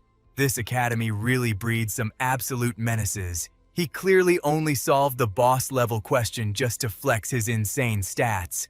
Han Siha. I remember him completely dominating the recent Taming exam. This kid is definitely playing four-dimensional chess with his future. Celine thought to herself, totally impressed. Fast forward to the next day. The second-year entrance exam rankings dropped on the main bulletin board. The whole squad was gathered to check their stats, and Siha was right there in the mix. He locked his eyes onto the board. Let us see. Chris is sitting at rank 32. Totally mid, as always. But my rank? No freaking way. Rank 11. He shifted his gaze to the red-haired try-hard, standing just a few steps away. The sudden eye contact made the guy flinch hard. Yo, come with me right now, Siha commanded with ice in his veins. The two of them dragged each other out to the courtyard. The entire crowd, knowing all about their wild bet, tagged along for the ultimate drama. Han Siha actually secured the massive win. Holy trash, that toxic punk Chris is entirely cooked. He was always flexing and bullying the noobs, but we all knew his karma was coming. Meanwhile, the red-haired loser. Chris did not even have the guts to look Siha in the eye. Siha smirked with absolute confidence. What do you think 1 plus 10 equals, you filthy casual rank 2? Chris mumbled, making Siha shake his head in pure disappointment. Big yikes! It is rank 11, you absolute bot! Get it, Mr. Rank 32. That god-tier roast made Chris grind his teeth, his face burning tomato red from the pure humiliation. His raging but totally helpless vibe did not surprise Siha one bit. Seriously, Chris had not leveled up his brain cells at all. He fell for the bait way too easily. As much as I despise him, he's just a low-level mob that aggrows sometimes. I'm not some weirdo who wants to force a dude to bark like a dog. I need to totally exploit this moment. Locking in on that plan, Siha flicked Chris right on the forehead, making him shriek. What the heck, man? Why did you just strike me? That was absolutely not part of our bet. If you think I am going to act like a dog, you are totally tripping, Siha thought to himself. Just take this as payback for all your trash tier behavior. He cut him off cold. Zip it. Meet me at the abandoned club room down in the basement later. I have a side quest for you. Dropping that line, Siha spun around and walked off like an absolute boss. Even though he hated it, Chris had no choice but to follow him to the underground room. Once there, he snapped. Why drag me down here just to save your fragile ego, bro? Did you seriously think I would make you bark like a dog in front of the whole academy? Is that your twisted little kink or something? Siha shot back. Stop trolling me. What do you actually want me to do? Chris ground his teeth in rage. But first, do you even know who my father is? Siha questioned him. No cap. Obviously I do. The founder of the Aden Empire, the Blood Count Han Siha. The legendary hero who totally wiped out the Dark Mages during the massive Shadow War. Chris answered, looking super confused. Why bring him up trying to flex your overpowered noble status on me? But completely shattering Chris's assumptions, Siha only asked because he literally had zero clue. Right, that overpowered guy. I am pretty sure he owns a massive villa over at the Kastika estate. Siha dropped his real demand. You have an insane network of gossips, right? I need you to leak some rumors. Rumors? What kind of rumors? Chris was completely baffled. Siha whispered his master plan, instantly draining all the color from Chris's face. Yo, what, you want me to seriously spam this to the entire student body? Exactly, and speed run it. Not just our year, but the whole entire academy. Make it go incredibly viral. Are we clear? I am out of here. Siha dipped, leaving Chris standing there completely mind-blown. This dude is totally unhinged to drop a wild quest like that. Fast forward a bit. The camera cuts to a massive Gothic castle. Outside the head of the family's office, a cautious voice broke the silence. Count Han Siha, we just received fresh intel on the young master from the Aden Academy. The imposing aura inside commanded enter. Give me the stats. How is my absolutely pathetic youngest son doing? The man radiating pure boss energy was Count Han Siha, the legendary blood count.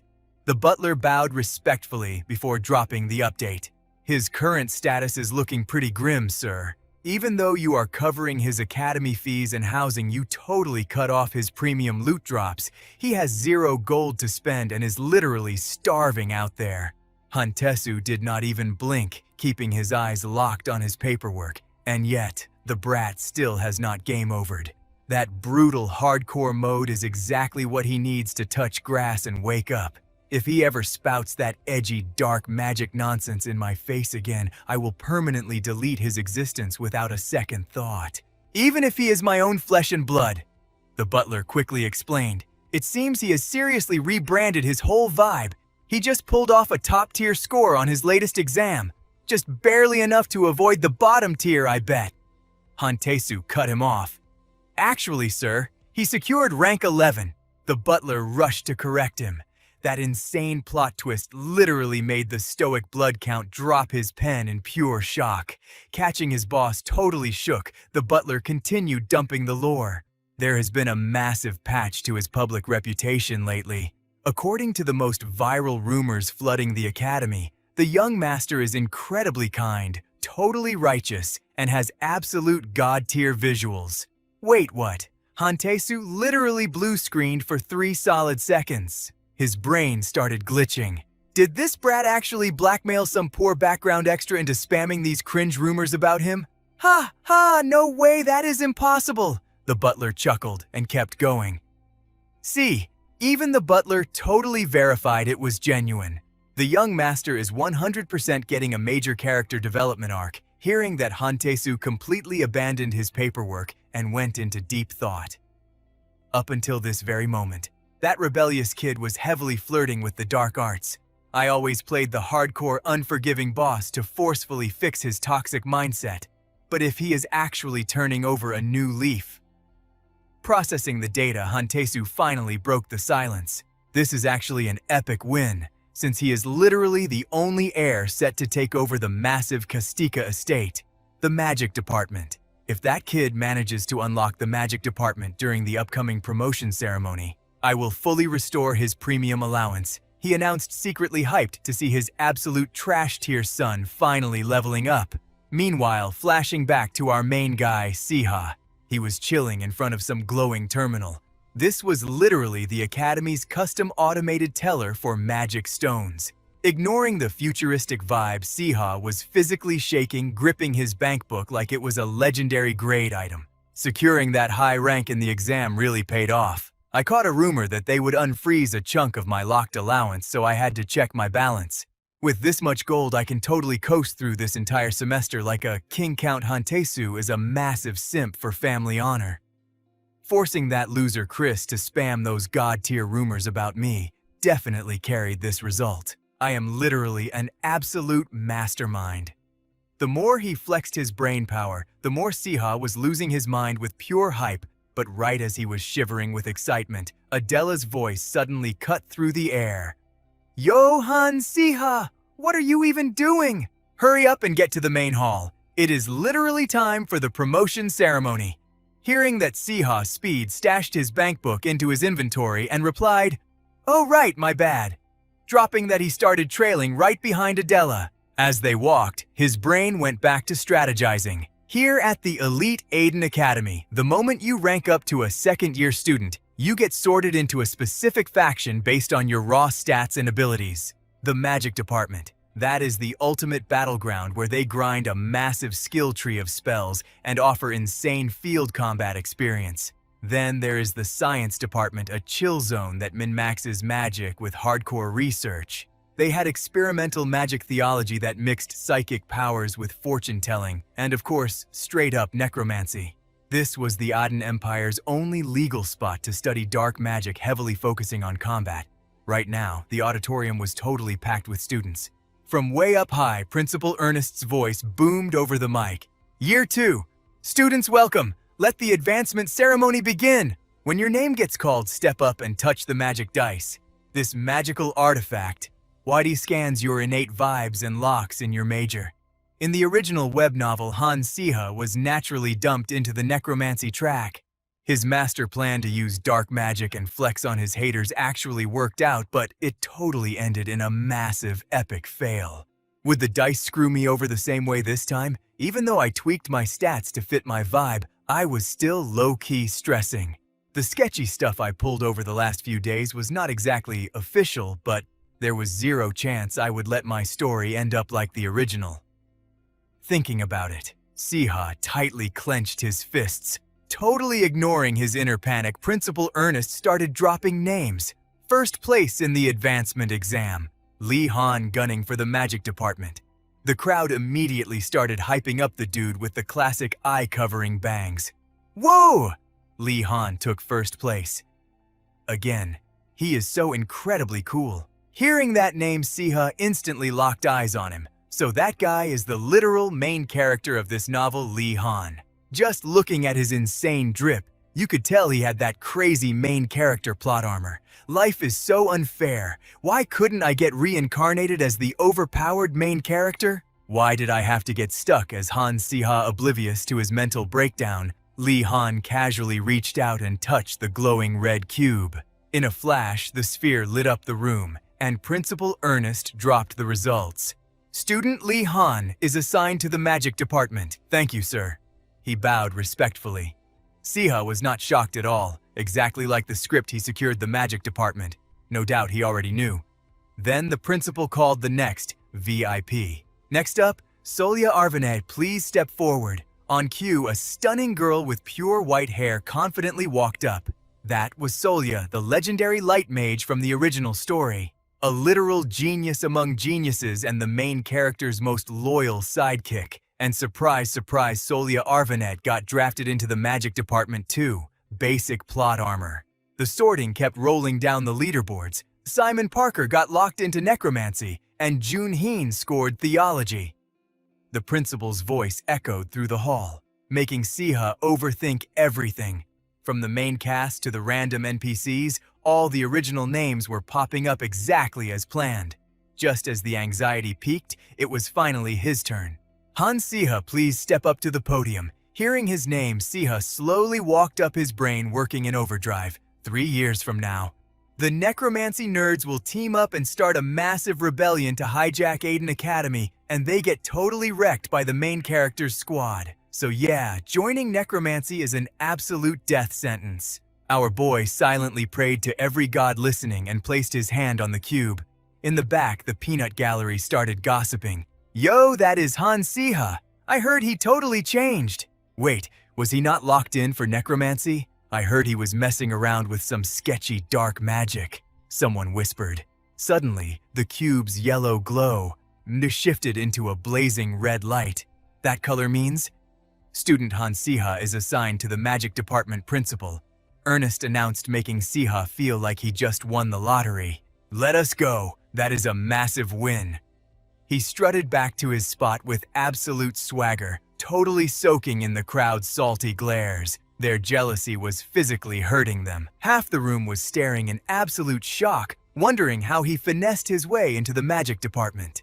The other half, the edgy, dark magic kids, were death glaring him, furious that he dodged the necromancy track. Meanwhile, Adela was hyped to see Siha pull off the impossible. Major congrats, Han Siha. Looks like we will be seeing a lot of each other in the magic department. Oh right, Adela is in that department too. Feeling cocky, Siha teased her. Were you secretly hoping I would end up there? Definitely. Her cheeks turned bright red, which instantly made Siha panic and feel awkwardly flustered. Seeing his face light up like a tomato, Adela tilted her head. What is wrong? Oh, nothing at all. Just drop a warning before you hit me with that sudden riz. Our boy awkwardly deflected. If I got stuck in necromancy, we would be throwing hands every day and you would still take the L. I really do not want to fight you. I still owe you big time. Adela clarified, leaving Siha with nothing but a totally awkward, forced laugh. Oh, so that is the reason? Right at that moment, a sudden voice popped up from right behind them. Han Siha, nice to finally meet you. Looks like you also scored the magic department. The owner of that voice was none other than the main character himself. Lee Han getting approached by this handsome, overpowered freak totally gave Siha a minor jump scare. Why on earth is this guy talking to me? He mentally panicked. Are you genuinely interested in the magic department? That is honestly wild. Looking forward to grinding through this semester with you. Lee Han offered a friendly handshake, and despite being totally clueless, Siha nervously reached out and shook it.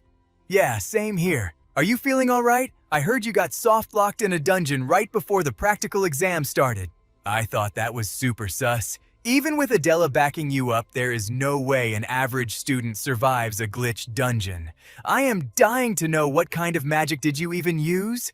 Lee Han's eyes sparked with intense curiosity. And that one question made Siha's anxiety skyrocket. This Lee Han dude! The professors swore they would keep that a secret. So how does he already know? Lee Han is way too calculated, making it impossible to read his next move.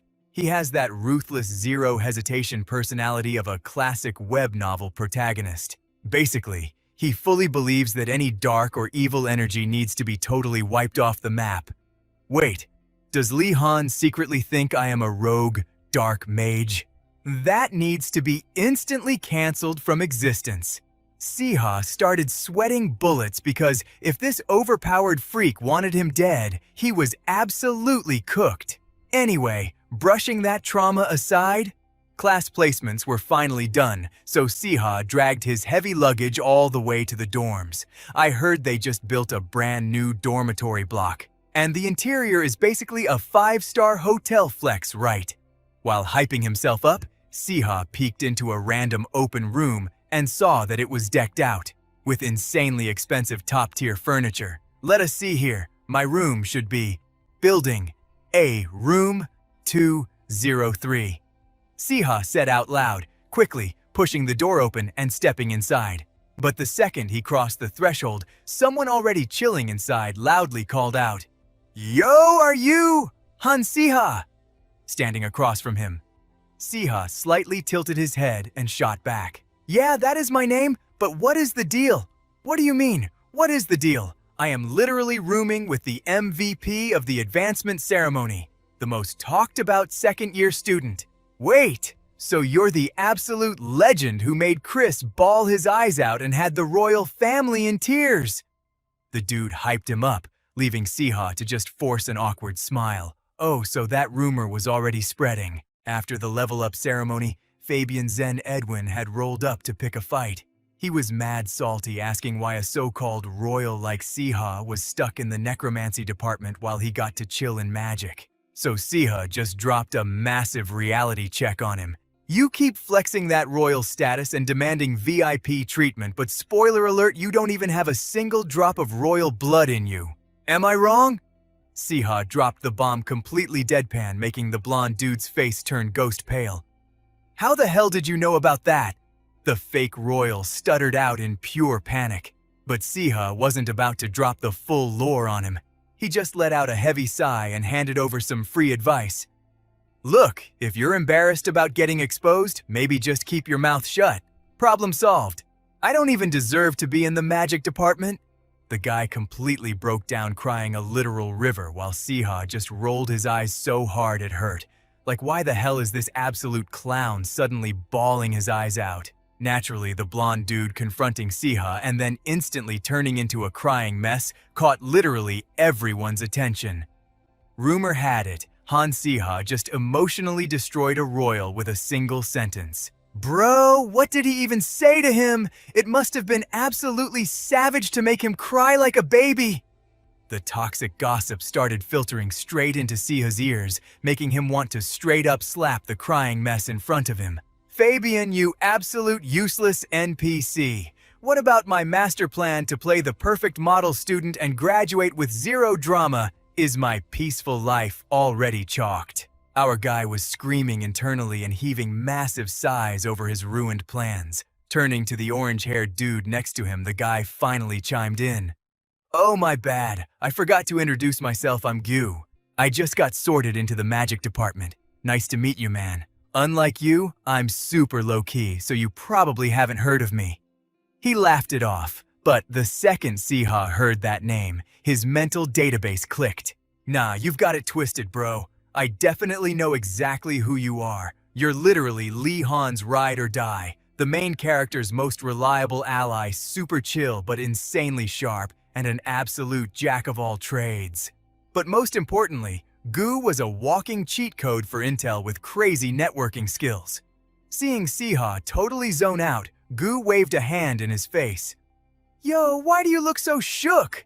Hearing that Siha could only sigh in his head. "Seriously, what kind of scuffed luck is this? It feels like every single person around me has major main character energy completely ready to gang up on the original villain." "Han Siha, it's literally nothing," Siha replied, sounding completely done with life. But this chatterbox wasn't about to let it slide. "Nothing? Then why the heavy sigh, bro? Look, man, if you're done unpacking, why don't we go touch grass and check out the dorms together?" Gu suggested with zero chill. He whipped out a notebook and kept yapping with pure golden retriever energy. "I've got the campus map right here, but exploring with a buddy is way better, right?"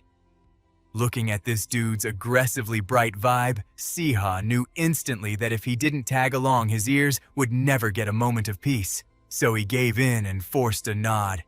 Alright, whatever. Learning the map isn't the worst idea. Cut to the cafeteria where his new buddy was currently playing tour guide. Pointing things out to Siha, he said, "This is the dorm cafeteria, but the upperclassmen swear we should eat off campus instead of risking it here." "Wait, why?" Siha asked, raising an eyebrow. "Rumor has it the nutritionist here is way too experimental. It's literally a gotcha game for your stomach every day. Like tonight's special is Hellhound front leg salad." Yo, is that even safe for human consumption? This is supposed to be student food, man. Siha panicked internally, realizing he'd be stuck surviving on this cursed cafeteria food for a long time. Moving on from that trauma, the duo checked out the next zone. And this right here is the outdoor magic training ground. You can spam your skills freely, but if you're walking by with zero awareness, you might catch a stray spell and get sent straight to the infirmary. Literally, at least one student gets bodied and hospitalized every single semester. Hearing that absolute nonsense, Siha shook his head in disgust. That is mad irresponsible. Why don't they just put up a magic barrier, bro? Oh, that is big brain right there. So the rumors about you being secretly a genius are true. Gu hyped him up looking totally amazed, but the second they hit this topic, Siha's social battery flatlined. "Please drop it. I'm begging you," Siha muttered, completely drained while secretly analyzing the yapper next to him. Even though Gu spewed way too much nonsense, Siha could still mine some seriously high-tier intel from his endless rambling. He was actually a solid asset. Thinking about it, Siha's social meter was officially at 0.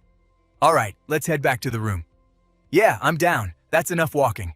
The orange-haired dude nodded, totally down. But before they could even take a few steps, the sky completely glitched out, turning pitch black and making Gu do a double take. "Wait, is it about to storm? It's getting dark as hell." Beside him, Siha narrowed his eyes, staring up at the messed up sky and calculating the variables. "Nah, that is definitely not your average rain cloud." And just like that, the sky ripped open and started pouring. But the totally messed up part, the rain was a toxic purple-black. Even Gu caught on to the danger instantly, his voice dropping. "This weather is totally scuffed. Something is seriously wrong. We need to dash back to the main building and alert the professors right now." Spitting those words, Gu immediately pivoted to make a run for it, but Siha grabbed his jacket, pulling him back hard. "Too dangerous," Siha muttered under his breath, because his memory just loaded the exact lore for this scene. The creepy, apocalyptic vibe, the grass getting drenched and rotting in the black sludge. Yeah, this was definitely no ordinary storm. It was literal toxic rain, packing lethal poison. But the actual problem wasn't the toxic smog. That was just an AoE debuff to blind them. The real boss-level threat was lurking up ahead. Around them, the other students finally realized they were screwed. People started screaming, "Everyone get inside! Move, move! We'll be safe if we camp inside the building." Then a panicked voice ripped through the chaos.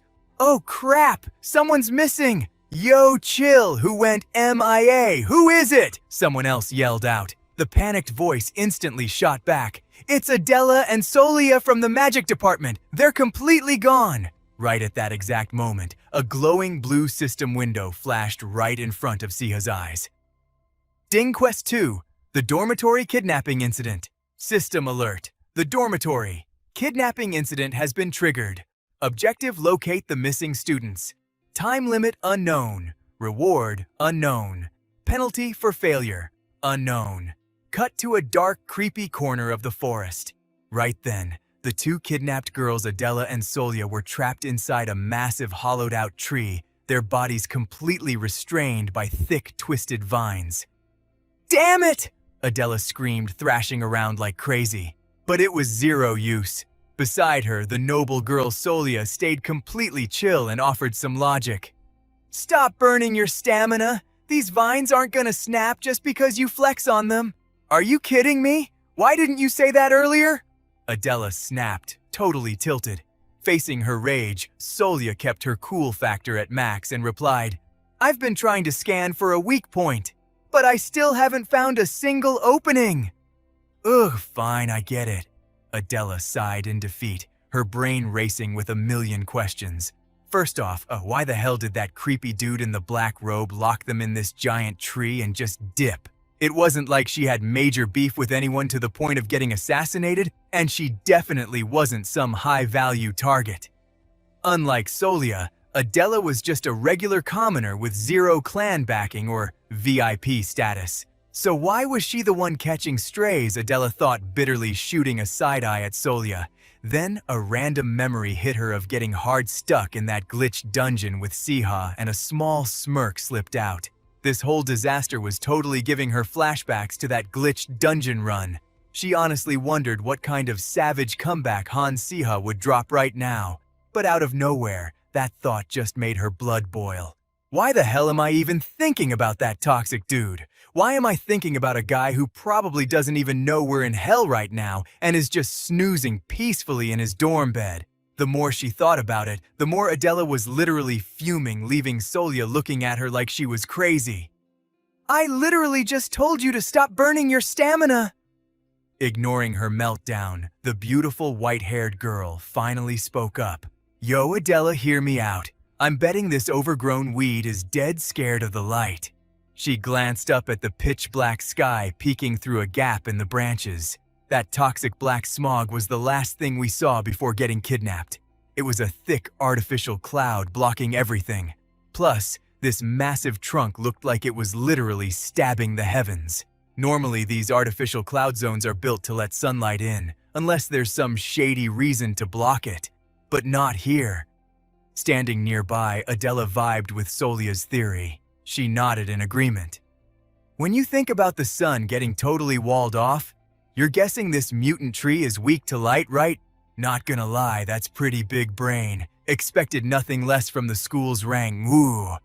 Adela smirked. Meanwhile, Solia's eyes locked in with pure determination. Then I'll take the front line. The magic that blitzed everyone with that toxic acid rain. It's 100% dark attribute, and the ultimate counter to dark magic holy light. Like my earth attribute purification skill. Hearing Solia's game plan, Adela's mind started racing. Word is, her earth purification is still hard stuck at tier 2, but in a tight space like this, it might actually clutch up. Betting it all on her friend, Adela hyped her up. Bet I'm leaving the carry to you. Taking a deep breath, Solia closed her eyes to channel her mana. The chant rolled off her tongue. For the peace of the earth, for its endless prosperity and its sacred blessings, I command thee. With every word, a blinding aura erupted from her body. Is that enough firepower to actually work? Adela sweated nervously, but right at that second, a monstrous roar shook the ground. Shut your mouth! The shout made Solia flinch, and before she could even dodge, shadow tentacles whipped straight at her. She let out a gut-wrenching scream as they hit. Solia! Adela yelled, watching her bestie get slammed. The creepy voice echoed again as it reeled its tentacles back. Did you seriously think that would work? I don't care how much potential you have. You're just a pathetic second-year brat. As for Solia, she was straight up panicking. Toxic evil energy swirled around her like a storm. I can barely breathe. The black smog. It's hacking into my brain. It feels like someone is scrambling my thoughts. She gritted her teeth, and right then, a twisted face morphed onto the tree trunk right in front of her. I have an offer sweeter than death, Solia Arvane. I will rebuild your ruined noble family. You've suffered so much at the academy, losing everything in the blink of an eye. You've been trying so hard to hold on, but you're totally burnt out, aren't you? I have the power to restore your bloodline with a snap of my fingers. Isn't that an absolute steal? The cursed tree kept spitting its toxic lies, and under the smog's heavy debuff, Solia's mind was totally crashing. My family, she mumbled in a daze. Thankfully, Adela, you spotted the red flags instantly and screamed, Yo, are you out of your mind? Snap out of it! You think my life is on easy mode either! Then she turned her aggro to the tree freak. Why are you targeting her, you absolute scumbag? You think I'm just some NPC you can bully. Facing her, the tree monster actually gasped. It couldn't believe Adela was still immune to the mind control. To resist the smog's corruption, without even casting a mental barrier, is this the base stat difference of a top-tier student? Fine then, let me make you a deal instead. Hearing that, Adela cheered internally. Let's go. If this freak drops its aggro on Solia, she can finally reboot her brain. That mind magic hacks into your deepest desires, which means if my willpower stats are high enough, I can tank it. The tree mutant whispered, let's see what you crave the most. But Adela instantly cut him off. Save it, trash! I'm not taking quests from some rotting bark! She yelled. Solia, wake the hell up! She prayed silently. If I can stall for just a little more time, her casting will be perfect. She started running her mouth to pull aggro. By the way, your actual body has to be camping around here somewhere, right? You gonna hide like a coward forever. Quit hiding behind the wood and face me. For all I know, you're just all bark and no bite? Adela roasted him with maximum disrespect. The face on the tree visibly twitched in anger. What did you just say? Don't test me? This form is more than enough to crush you? Triggered, it sent a barrage of branches whipping straight at Adela. She squeezed her eyes shut, bracing for the hit. Damn it! My agility is too low to dodge. Somebody bail me out! And as if the system answered her prayers, a voice suddenly echoed out, Flash! The second the word dropped, a blinding laser beam nuked the tree straight from above. The monster shrieked in absolute agony. Light magic? Did Solia pull it off? Adela thought. No way she's still stunned from the brainwashing. Then who the hell is that? Thanks for leaking its weakness to light. That damage multiplier is insane? Siha flexed with a smug grin. His surprise drop-in left the battle-crazy girl totally shook. No shot. Han Siha, how did you even find this raid zone? And what was up with that overpowered laser beam? Seeing her rapid-fire questions, Siha couldn't resist trolling her. For someone who almost got game-overed, you sure talk a lot. As for the light basic tier minor light magic, I just cheesed it by using a magic magnifying glass from my inventory to boost the specs. Shrugging off the roast, Adela flipped her hair with absolute ego. Duh! Who do you think I am? My HP is still full. Bet. Let's clear this boss right now then. With that, Siha pulled a sword out of nowhere and tossed it straight to her. Catching the shining blade, Adela instantly recognized the weapon. It was her personal grinding sword from practice. Han Siha, she muttered under her breath, and this absolute mad lad just smirked and dropped a sick one-liner.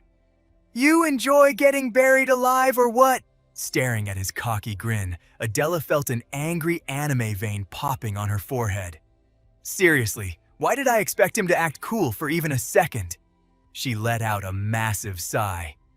Alright, fine. Besides, against a cringe dark mage, there's zero reason to hold back.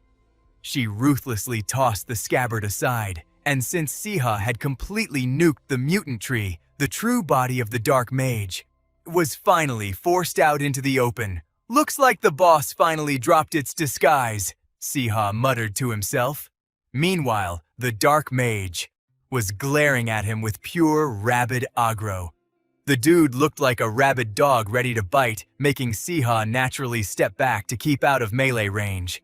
Why are you staring at me like that? Want me to gorge out that other eye for you? Siha taunted ruthlessly. But that savage trash talk only pushed the dark mage's fury over the edge. I'll execute every single one of you. The second he screamed, he commanded the massive roots to shoot straight up, completely sealing off the exit. He locked down the arena so no one could log out alive, and Siha instantly read the boss's pattern. The freak wasn't just blindly attacking, he was locking them in for a total party wipe. The very first thing this dude did was lock down the entire space. He was fully planning to rig the battlefield in his favor. Meanwhile, that dark mage finally sealed the exits and locked eyes with Siha. My powers are back online. You are literally next, you little brat. With that villain monologue out of the way, he launched his black mist straight at our main character to mess with his head. Once the toxic smog hit him, a million trash voices started spamming Siha's brain. You absolute zero! Your family dumped you. A total academic failure who cannot even graduate. You legit belong with the dark arts? These mind-numbing whispers were getting seriously annoying. Wait, is this his supposedly epic brainwashing magic? This boomer was actually trying to trigger him by scraping through Han Siha's completely broken memory fragments. Too bad those trash-tier insults did absolute zero damage. Unbothered, Siha casually raised his hand and swatted the corrupted fog away like it was just some annoying mosquito. Naturally, the dark mage was absolutely shook. His eyeballs practically popped right out of his skull. No freaking way. My mind control spell completely failed. The activation conditions were perfectly met. He screamed in pure disbelief. Siha just hit him with the ultimate side-eye of disrespect. Skill issue, bro. You are just tragically weak and I am not. You arrogant little punk, the dark mage hissed, grinding his teeth. His dark aura violently exploded around him. But our guy was not sweating it at all. He already knew exactly how this toxic energy worked. That edgelord mage had completely merged with the massive tree. And if Siha's lore knowledge was on point, this giant baobab was legit an ancient wax tree. It was a highly cursed hybrid. Bred by dark mages who twisted perfectly healthy saplings, it hard-vibed with the brainwashing magic boosting the user's psychic damage to insane levels. But hacking this boss fight was crazy simple. Mobs that spam mental attacks usually have absolute garbage defense. Knowing the strat, Siha locked eyes with Adela, who was going complete beast mode, slicing up the creeping roots with her sword. Yo, Adela, this oversized weed is weak to light magic, right? Obviously. But did you forget? Trees are also super weak to fire. Why are you even bringing that up right now? Adela yelled back, totally confused. Instead of dropping spoilers, Siha just instantly linked up with his little familiar. Let us cook them, Basili, he commanded. The dark mage completely read his playbook and immediately whipped a massive swarm of roots right at them. Right on cue, the tiny dragon opened its jaws and unleashed a literal flamethrower. But honestly, the fire damage was just not enough. The massive impact sent Siha and Basili flying backward. That seriously hurt, you absolute trash! Siha gritted his teeth, frantically checking his tiny bro to see if his health bar dropped. Little Basili just looked up at him with the most pathetic, teary-eyed expression ever, looking absolutely heartbroken. It seemed like Siha shielding him took most of the aggro. Thank God Siha exhaled in pure relief, but before he could even stand back up, the toxic mage launched another raid. You are heavily lagging out, kid! The villain cackled. When Siha snapped his head up, a crazy wave of spiky branches was already torpedoing right at his face. Wait, when did the main boss gap close like that? He thought, totally caught off guard, but luckily, the universe was not ready to hit him with a game over screen just yet. In the most clutch moment ever, Adela blitzed into the danger zone and shredded the deadly roots, completely saving his life.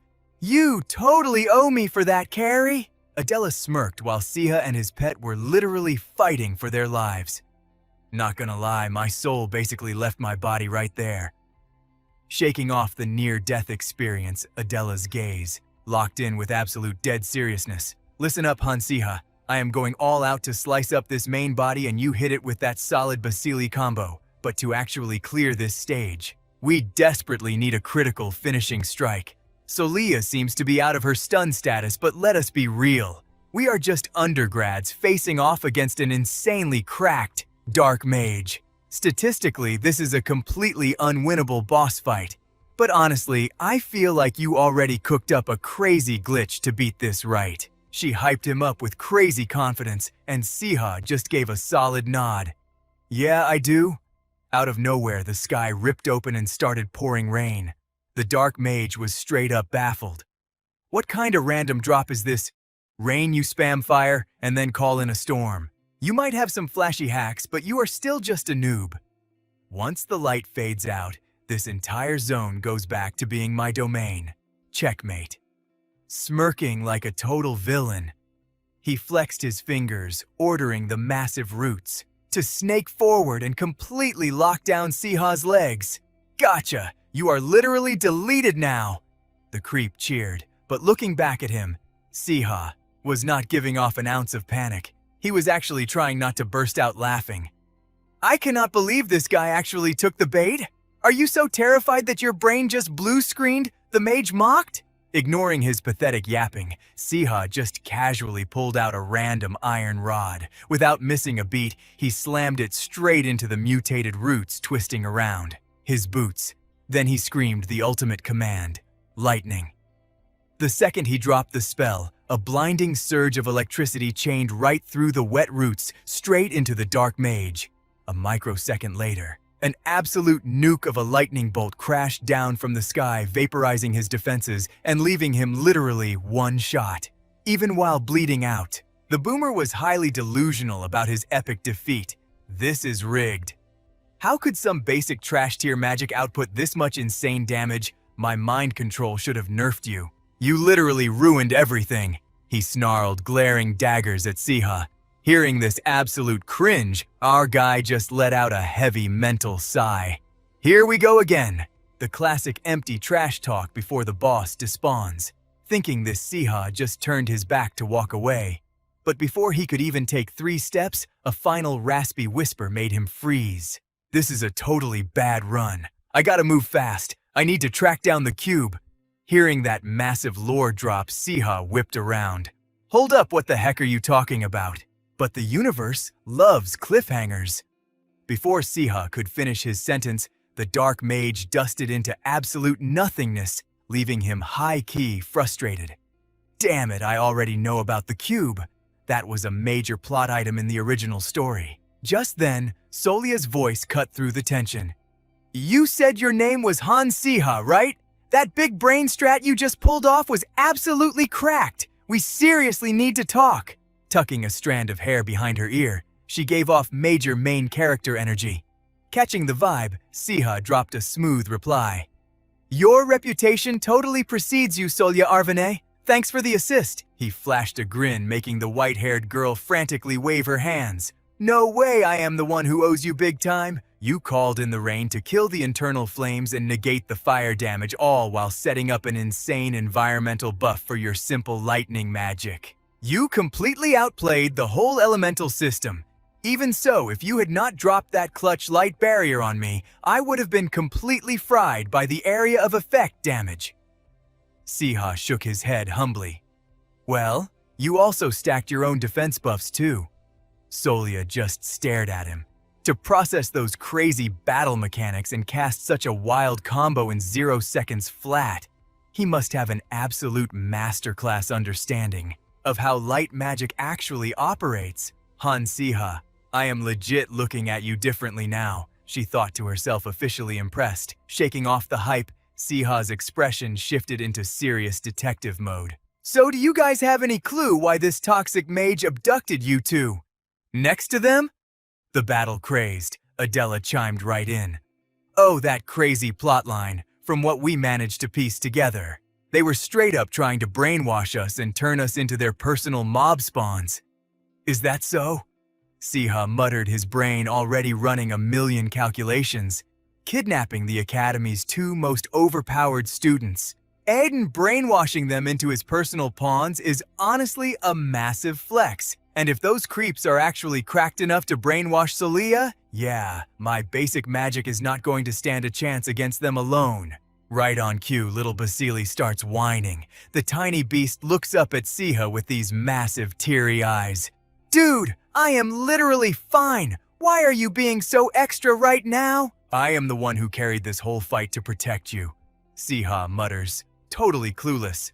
Watching this ridiculous scene unfold, Adela and Juan just cannot hold back anymore. Bro, Basili is literally stressing over you. You might be a low-tier tamer, but sometimes you are just painfully clueless.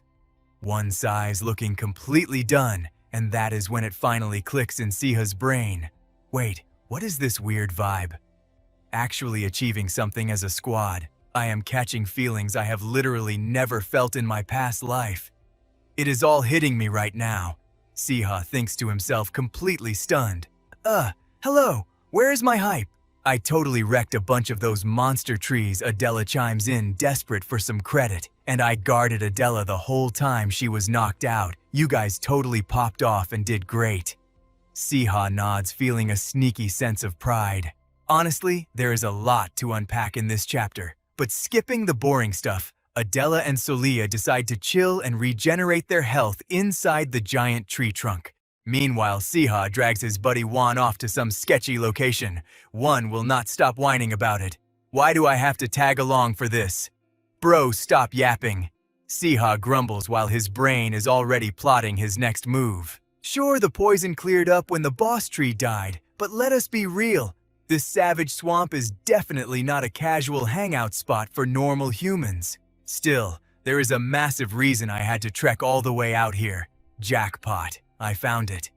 The secret dungeon hidden right under Auden Academy. Siha hypes himself up staring at the massive stone door before stepping right up to it. The second he lays his hand on the cold stone, the whole thing rumbles like a massive earthquake. The heavy doors grind apart, revealing a pitch-black corridor hidden inside. If things were following the original novel's plot, this hidden artifact and legendary loot stash belonged to Li Han. You know, the main character who swoops in to save Solia and her overpowered light magic. But too bad for him, I beat him to the punch. Now all of this premium loot has my name on it. I can literally do whatever I want. Hey, even a pathetic doomed villain has got to make a living somehow. You never know when you're going to need some extra pocket money, Siha thinks, practically drooling over the thought of massive wealth. Meanwhile, little Basili is wagging his tail like an excited puppy. As for my completely broke friend One, dude has literal stars in his eyes right now. Wait, does this treasure have a boss guarding it? He asks, his anxiety suddenly spiking. But Siha shuts that down instantly. Even if they did, they have been dead for ages, bro. That statue at the entrance, it is an ancient artifact from like 3 million years ago. For real, that is wild. But wait, how do you even know all this obscure lore? One asks, making Siha absolutely panic internally. Cue the emergency backpedaling. Oh, well, you know, it is literally just basic general history class stuff. The Severus tribes around here used to build these statues. Did you seriously sleep through that lecture? Wait, really? One mumbles, completely confused. At the same time, tiny Basili is hugging a solid gold bar with the happiest face ever. Siha just cracks up watching him. Little man, are you actually a gold digger? Come to think of it, you do go crazy for cheese. Wait, do you just obsess over anything that is colored yellow? Brushing it off, Siha turns back to Juan. This is insane, grab as much loot as you can carry. Wait, I can actually take some too? Juan asks, still in disbelief. Just do not get greedy, Siha warns him. Then, he frantically digs through the massive pile of treasure until he spots a weathered wooden chest. This right here is his main objective. Found it. In this totally messed up world, pure survival stats matter way more than flexing some shiny gold. If you actually want to stay alive, you need raw, unfiltered power. To get that, prioritizing crazy stat-boosting items over basic cash is the only logical play, and this exact chest.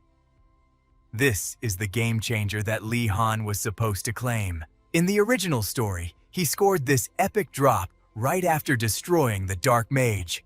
Smirking to himself, Siha slowly pops the lid off the chest. One, being the nosy guy he is, immediately runs over to peek inside. Bro, what even is that? It honestly looks like some kind of ancient spell book.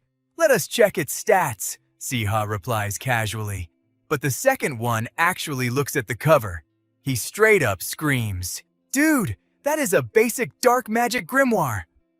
Drop that cursed thing right now. It could literally hex you, or wait, are you still low-key obsessed with the dark arts? Whatever edgy phase you're going through, this is a terrible idea. He panics, but Siha completely ignores his friend's freakout. He just casually starts flipping through the dusty ancient pages. And then things get completely crazy. The grimoire literally flies out of his hands. It hovers in midair, exploding with a blinding golden aura. At that exact second, A system notification rings loud and clear inside Siha's head. Grimoire morphing based on user preferences. Commencing sync with basic magic spellbook protocol now. Once the blinding flash fades out, the book drops right back into his hands looking entirely different. Go ahead, try reading the title now, bro. Siha smirks, flexing his new loot. One squints at the cover, his jaw practically hitting the floor. What the heck? The basic magic spellbook, yep, turns out. This is an adaptive shape-shifting grimoire. It literally changes based on what the user actually wants. Siha explains with a nod, his mind racing a mile a minute. Who cares if some edgy dark mage left it down here? This thing is insanely overpowered. If it holds every single basic spell in existence, its value is off the charts. I literally just hit the jackpot. A premium grimoire that spoon-feeds you the exact spells you need. It tailors itself to the user's vibe and lets you instant learn every single spell inside it, just like using a consumable skill scroll. Put simply, this is my one-shot cheat code. I can master a whole year's worth of Aiden Academy basic spells in a single second. Hey, studying is all about having the right pay-to-win tools, right? Just thinking about his massive power spike has Siha grinning like an absolute madman. It takes him 3 full seconds to chill out before he finally speaks up.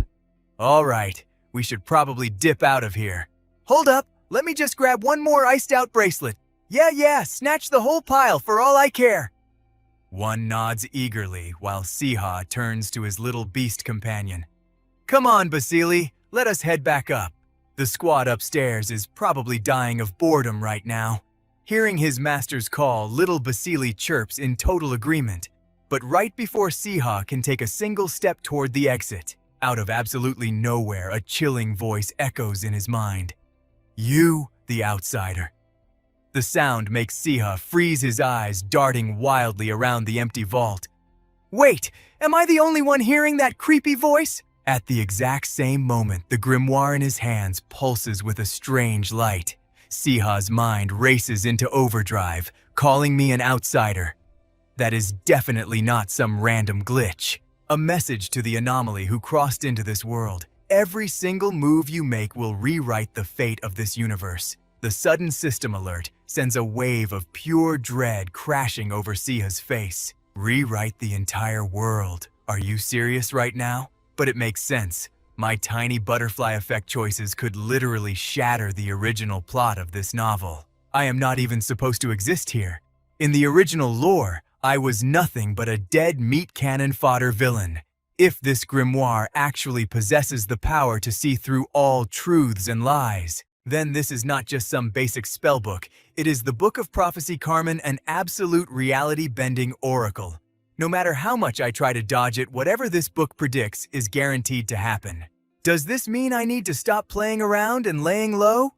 As a transmigrated outsider, I was supposed to be completely isolated from the main story events. But honestly, crashing Aiden Academy just to survive was entirely my own selfish greed. Siha grinds his teeth in deep thought, but that ominous voice just echoes through his mind one last time.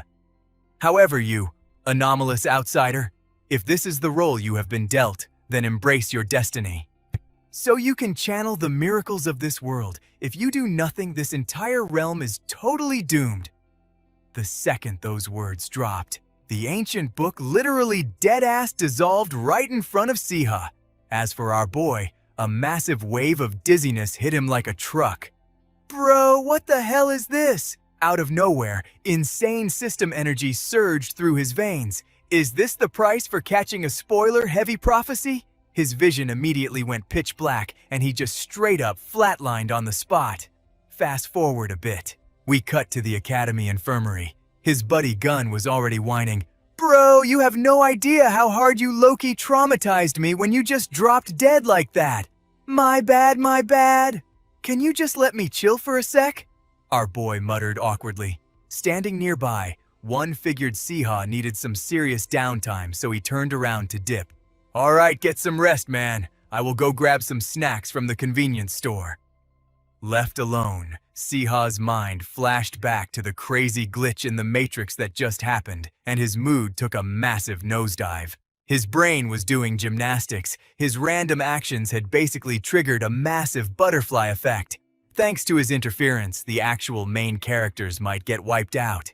And those edgy, dark mages could literally win the war. If that happens, the entire Aden Empire crashes and burns, leaving the world in absolute ruins. There is zero chance he survives a server wipe like that. Literally, the absolute worst-case scenario. His whole game plan was just to live as a peaceful NPC until the end credits. But if his destiny was to be a massive disruptor, look, he had enough of that toxic garbage in his past life. By minding his own business and dodging drama, he somehow still ended up collecting haters. Getting backstabbed and pushed into absolute despair, he was absolutely not about to repeat that trash tier playthrough. It felt like he had literally been begging for a game over back then. But if this world is actually going to end, just because he's a walking glitch, he could not just ignore this heavy guilt tripping his conscience. Why was he even sitting here, overthinking the meta when history was about to repeat itself? Nah, he was going to face the final boss head-on. Fact is, he is the only player who memorized the main storyline of Aden Academy. A reincarnated outsider, the one and only Han Siha. But wait, is he really just Han Siha? Who exactly am I? He questioned his own stat window. Anyway, pushing that existential crisis aside, the Academy totally swept the Dark Mage kidnapping incident under the rug. After they recklessly pulled off a rescue mission for Adela and Solyawan, and Siha got chewed out for ditching class without a hall pass. But on the flip side, they got major clout for saving their classmates. Finally getting some actual recognition though, cold hard cash would have been way better. But get this. The very first assignment for practical magic class was a literal group project. That news hit Siha like a critical strike. I literally just got out of the hospital, and you are dropping a co-op mission on me. Are you dead-ass right now? He raged internally. Group projects are absolute cancer. It is always one try hard carrying a bunch of AFK deadweights. Amidst all the trolls and slackers, there is always that one toxic griefer. They hit you with the absolute worst excuses. Oh, I am way too busy to upload the research file. Bro, what? Nah, I gotta go do my second shift. Hello, are you hearing yourself? I did my part, but I do not get it. So can I just copy-paste yours? It is a tragic reality check dealing with all these absolute NPCs. Honestly, team assignments are way more cursed than hunting high-level monsters. And in practical magic class, group projects are a massive deal at Aden Academy. The quest objective: loot specific items from designated dungeons and bring them back. Clearing high-tier dungeons grants insane bonus EXP, but failing within the time limit means an instant zero. High risk, high reward. Up at the podium, Professor Green clapped his hands to grab the squad's attention. I fully expect to see some top-tier teamwork from all of you. Also, you are totally on your own for squad formation. You have exactly 10 minutes to draft your party members. Down in the seats, the students started whining and groaning like they were getting sentenced to doom. Even our supposed main character was out here yawning, like he could not care less. This is such a drag. Who's gonna hard carry this time? Right then, a super familiar voice randomly popped up next to Siha. Yo, Han Siha, you trying to squad up with me? The guy casually dropping the party invite, none other than the literal protagonist Lee Han. That ridiculous offer snapped Siha wide awake. In the background, random students overheard the flex and started gossiping. Wait, why is Lee Han asking him? Bro, Han Siha literally aced the beast taming class. Someone make it make sense. Back to Siha, he just hit him with the most forced plastic smile ever. Ha ha ha, so you want to do the group project with me? That is gonna be a hard pass, bro. That absolute rejection was so blunt, Lee Han's face literally blue-screened. He instantly felt an overwhelming, awkward tension lock onto him. But the dude somehow kept that golden boy smile plastered on his face. Fast forward a bit. Back in Siha, and Wan's dorm gun was literally dying of laughter after hearing Siha curved Lee Han. Ha ha ha, bro! How did you just brutally friend-zone him like that? Next to him, Adela was absolutely losing it too. Han Siha, I honestly did not know you were this savage. Meanwhile, Gun had to ask the real question. We literally rolled up and said we wanted to party with you, and you did not reject us. Is it not a massive buff to team up with a prodigy like Lee Han? Why did you block him? I just did not vibe with it. I am way more chill hanging with you guys. Siha quickly covered up. But the reality, it was all because of that cursed prophecy book. Chill my foot. I am terrified of catching stray aggro from the main character. Knowing this, he instantly hit the brakes and swerved the conversation. Oh, wait a sec. Are you guys rocking the brand new drip? Oh yeah, totally. Starting year 2, our ties and capes change depending on our major since the base uniform is all one color. It honestly feels like we are an actual gaming clan now. They hyped each other up. Seeing their wholesome energy made Siha mentally sigh in relief. Whether they are protagonist material or top-tier students, they are still just a bunch of teenagers getting hyped over the smallest cosmetic upgrades. All right, gang! Our guy stepped up to shot call. Let us lock in a dungeon for this quest. What do you guys think about the B-rank zone Phantom Forest? The squad immediately started tossing out their own strats. If we aim for a higher difficulty, we could totally farm way more points. What about an A-rank raid like the Witch's House? Back to Siha, he knew that was a solid try, hard strategy. True, but listen up. You guys know this whole quest hinges on the loot we pull, right? Well, a little bird told me the Phantom Forest has a hidden S-rank drop. The second those words left Sia's mouth, the two girls in the party literally dropped their jaws. Wait, did you say S-rank? That is absolutely bussin'. Bro, with a drop like that, we could literally speedrun past every other team. That bonus loot is exactly the kind of stuff Professor Green simps for. Siha, how are you always leaking patch notes that even I do not know about? One asked, looking totally sus. Siha just coughed and brushed it off. I guess I just grinded the lore books. Honestly, not entirely, Cap. Say less, let us roll out. The vibe shifted way too fast. Maybe playing the omniscient support role actually suits my meta. Siha mused to himself. Then his thoughts shifted back to that S-rank loot. Originally, that hidden reward was supposed to be unlocked by Lee Han in their 3rd year. But if he was gonna actually survive this hardcore server instead of just spectating, he had to min-max his build like this. Wrapping up his thoughts, Han Siha made the final call. All right, squad, let us gear up and regroup in exactly 2 days. Everyone nodded, totally down for the plan. Meanwhile, in a completely different location, some sketchy dude rocking a cloak pulled up to report to Simon. Since I got tossed into the necromancy department, I got the tea. They picked the B-rank dungeon Ghost Forest. Simon smirked. Oh, for real? Guess we better start our own prep. A wicked, villainous grin spread across his face as he said it. Fast forward to Dungeon Day. While most dungeons were just regular outdoor zones near the academy, the Ghost Forest hit totally different. It was a unique instance that you could only access straight through the Aden Academy library. Rumor had it that Crack of Dawn dungeon ghosts would literally roam the library aisles whenever the magical barrier got low-key nerfed. Siha flashed a teasing grin which totally spooked little Basil trailing behind him. That is Cap, right? Ghosts are not real?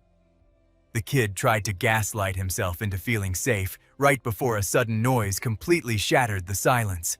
Hate to break it to you, but it is 100% facts. Catching that voice, Adela whipped her head toward the sound. She instantly freaked out and shrieked, "Oh my God, a literal ghost!" Standing right across from them was some random student rocking a face as pale as a straight-up corpse. Chill, I'm just a regular dude. Ghosts are just another mob type. So obviously they exist in the system, he stated without breaking a sweat. Adela, you need to chill. Solia chimed in from the back, trying to keep the vibes from crashing while Siha just locked eyes with the new guy and pressed him. Who even are you? Judging by that tie color, you aren't exactly repping the magic department, so why are you crashing our party? Caught off guard by Siha's interrogation, the blue-haired dude paused for a sec before dropping his intro. I am Uther Batten, a freshman. I came here to party up with you guys for the dungeon raid. Hearing that name, something clicked in Siha's brain. Uther Batten. That name sounds super familiar. Rumor had it there was some overpowered freshman who showed insane talent in prophetic magic since he was literally a kid. The same dude who became the absolute favorite of the top-ranked sophomore in the theology department. I promise I will not be dead weight. I will totally carry my own, Uther pleaded. So are you gonna let me tag along or what? If a high-tier prodigy like him was actively trying to join the magic department's private raid, something was definitely up. Piecing the puzzle together, Siha hit him with a sharp question. Uther, did you get a system vision or something?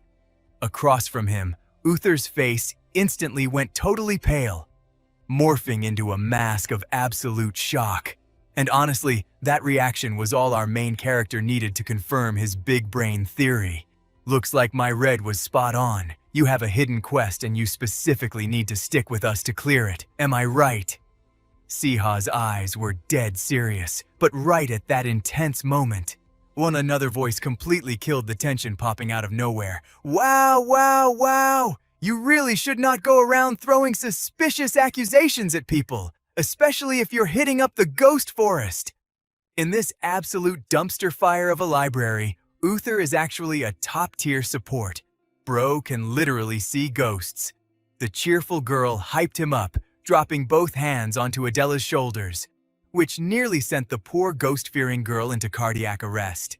Oops, my bad. Did I jump scare you? Sorry, I am Yoonhyun, a sophomore from the theology department. I am just here to act as Uther's official carry. You completely nailed it, Han Siha. During a recent prophecy magic practicum, Uther triggered a major vision. Ever since then, he has been acting like a total simp, begging to shadow you. Honestly, it is my first time seeing this normally low-key kid act so absolutely unhinged, so I finessed permission from the professor to crash your raid as long as I act as his personal bodyguard. Across from her, Siha zeroed in on Yoonhyun, giving her the ultimate death stare. Look, I do not give a damn if that story is facts or cap, but you better not be hiding any red flags. Like being some hired sniper from a rival guild just trying to grief our run. Ha ha, chill, do not sweat it. The only reason I agreed to babysit Uther is for one very specific reason. And that reason is straight up, you Han Siha. Wait me, why? Siha asked, his brain buffering. Because you are absolutely my type. Yoonhyun proudly announced, basically dealing critical mental damage to Siha on the spot. But before Siha could even process that wild confession, Yoonhyun started yapping with total fangirl energy. The literal second you got drafted into the magic department, our eyes locked, and I just knew those eyes, that messy brown hair, and that cocky little smirk like hello absolute top-tier visuals. I have been dying for a chance to party up with a total hottie. Siha was so utterly shook, his soul literally left his body. Finally, one stepped in to drop the lore. Bro, how do you not know Yoonhyun is not just a big deal in the theology department? She is a notorious collector of top-tier guys. Who also have cracked grades? Anyway, since this dungeon is swarming with dark attribute mobs, teaming up with theology players is honestly a massive win for us. Whatever drama Han Siha gets into, that sounds like a him problem. One laughed. Yeah, count me out of that. Solia agreed instantly. These guys are being way too chill about my suffering. Siha raged internally, seeing the squad basically greenlight her. Yoonhyun flashed a victorious smile. Since the vibe check passed, let us officially load into this dungeon. The unlock condition for the barrier is pulling a specific book. Right on cue, Uther reached out and snagged a book from the shelf. Instantly, a glowing, glitchy portal ripped open right in front of the squad. The instance portal was officially live, standing off to the side. Little Basil low-key panicked and backed away, which just made Siha laugh out loud. The kid's only real combat experience was grinding in beginner slime dungeons, so dropping into a B-rank instance was obviously a massive culture shock. Alright squad, time to lock in. Siha hyped them up as he literally scooped up his tiny bro. Just like that, the party crossed the threshold and warped inside. And no cap, they barely took 2 steps inside before aggravating a massive mob of monsters, instantly triggering combat mode, watching his squad go absolutely feral in their blindfolds. Siha just chilled in the backline, big-braining the situation. Professor Green was not capping when he stressed team synergy. The exclusive item we got for this raid is literally a one-of-a-kind drop. Without equipping it, these ghost-type mobs are practically invisible. If our party members were toxic or just chasing MVP stats, we would have wiped from infighting before even throwing a punch. But we already strategized who gets the blindfold buff. We assigned scout roles to Adela and Juan, since their agility stats are maxed. Meanwhile, Solia counters dark attributes perfectly, and Basil brings the heavy fire DPS for the main damage rolls. For speed clearing these trash mobs, our team comp is literally flawless. As Siha analyzed the battlefield, he casually stomped a ghost into the dirt, his magic flared to life, ready to secure the absolute kill, making the pathetic spirit cry literal ghost tears. From a safe distance, Uther and Yun Yun were spectating the entire slaughter. "Yo, they are actually cracked!" Yun Yun muttered in awe. "They are speed clearing the zone without us lifting a finger." But the craziest part is Han Siha. No theology buffs, no special raid items. How is he tracking the aggro of invisible mobs so easily? It is like he is playing with a totally unlocked map. Standing right beside her, Uther was completely losing his mind internally. It is true, the legendary system revelation I saw was not fake. This outsider from the magic department is destined to save our world, but right in the middle of his fanboy moment, his radar pinged an absolutely massive energy spike. Han Siha, pullback boss level aura approaching fast from your right side. The second the warning left his mouth, a highly toxic purple smoke violently exploded from the wooden cabin ahead.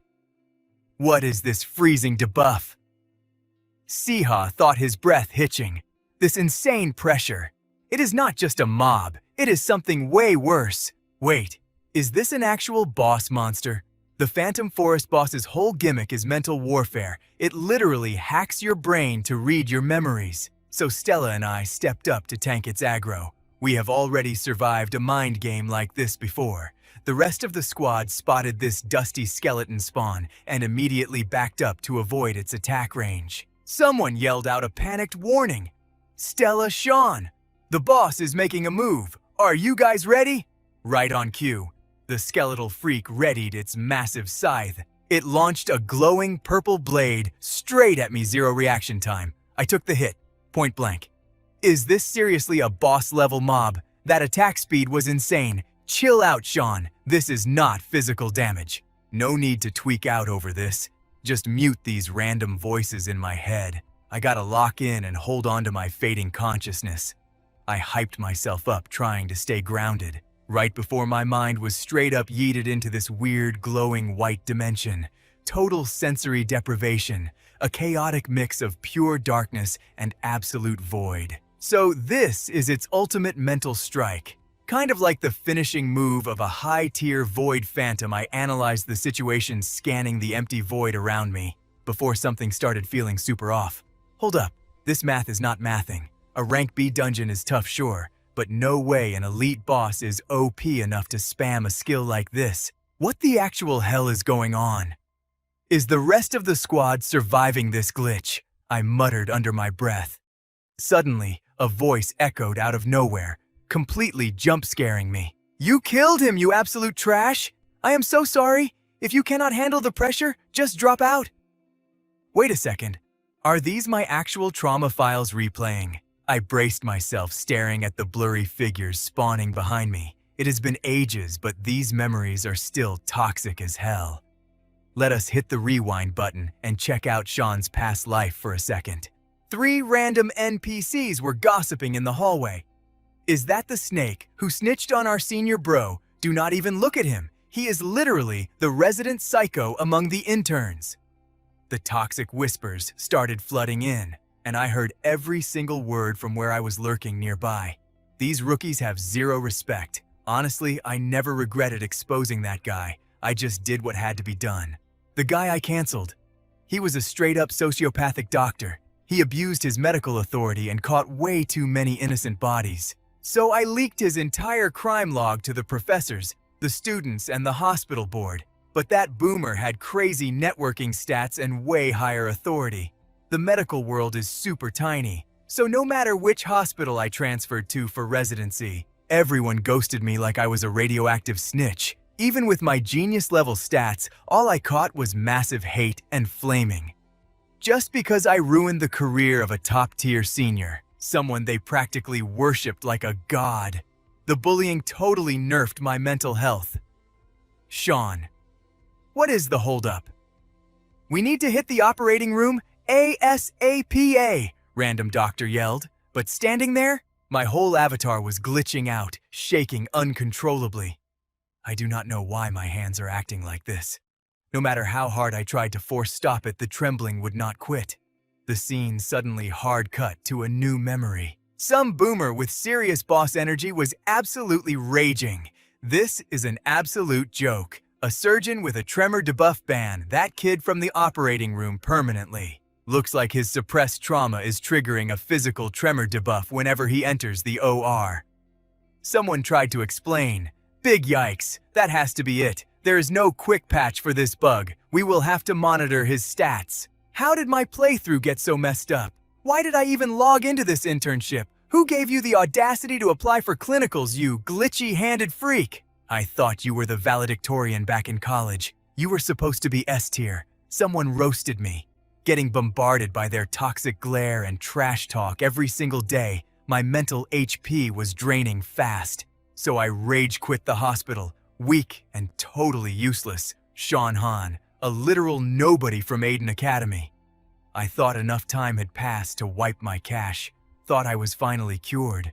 But a blinding flash of light suddenly pierced through the darkness. And right out of nowhere, little Basil spawned right in front of me. I was absolutely shook. Basil, bro, how did you get here? We are literally trapped in the boss's mental illusion domain. How did a familiar hack his way into my private mental server? I thought to myself, completely stunned.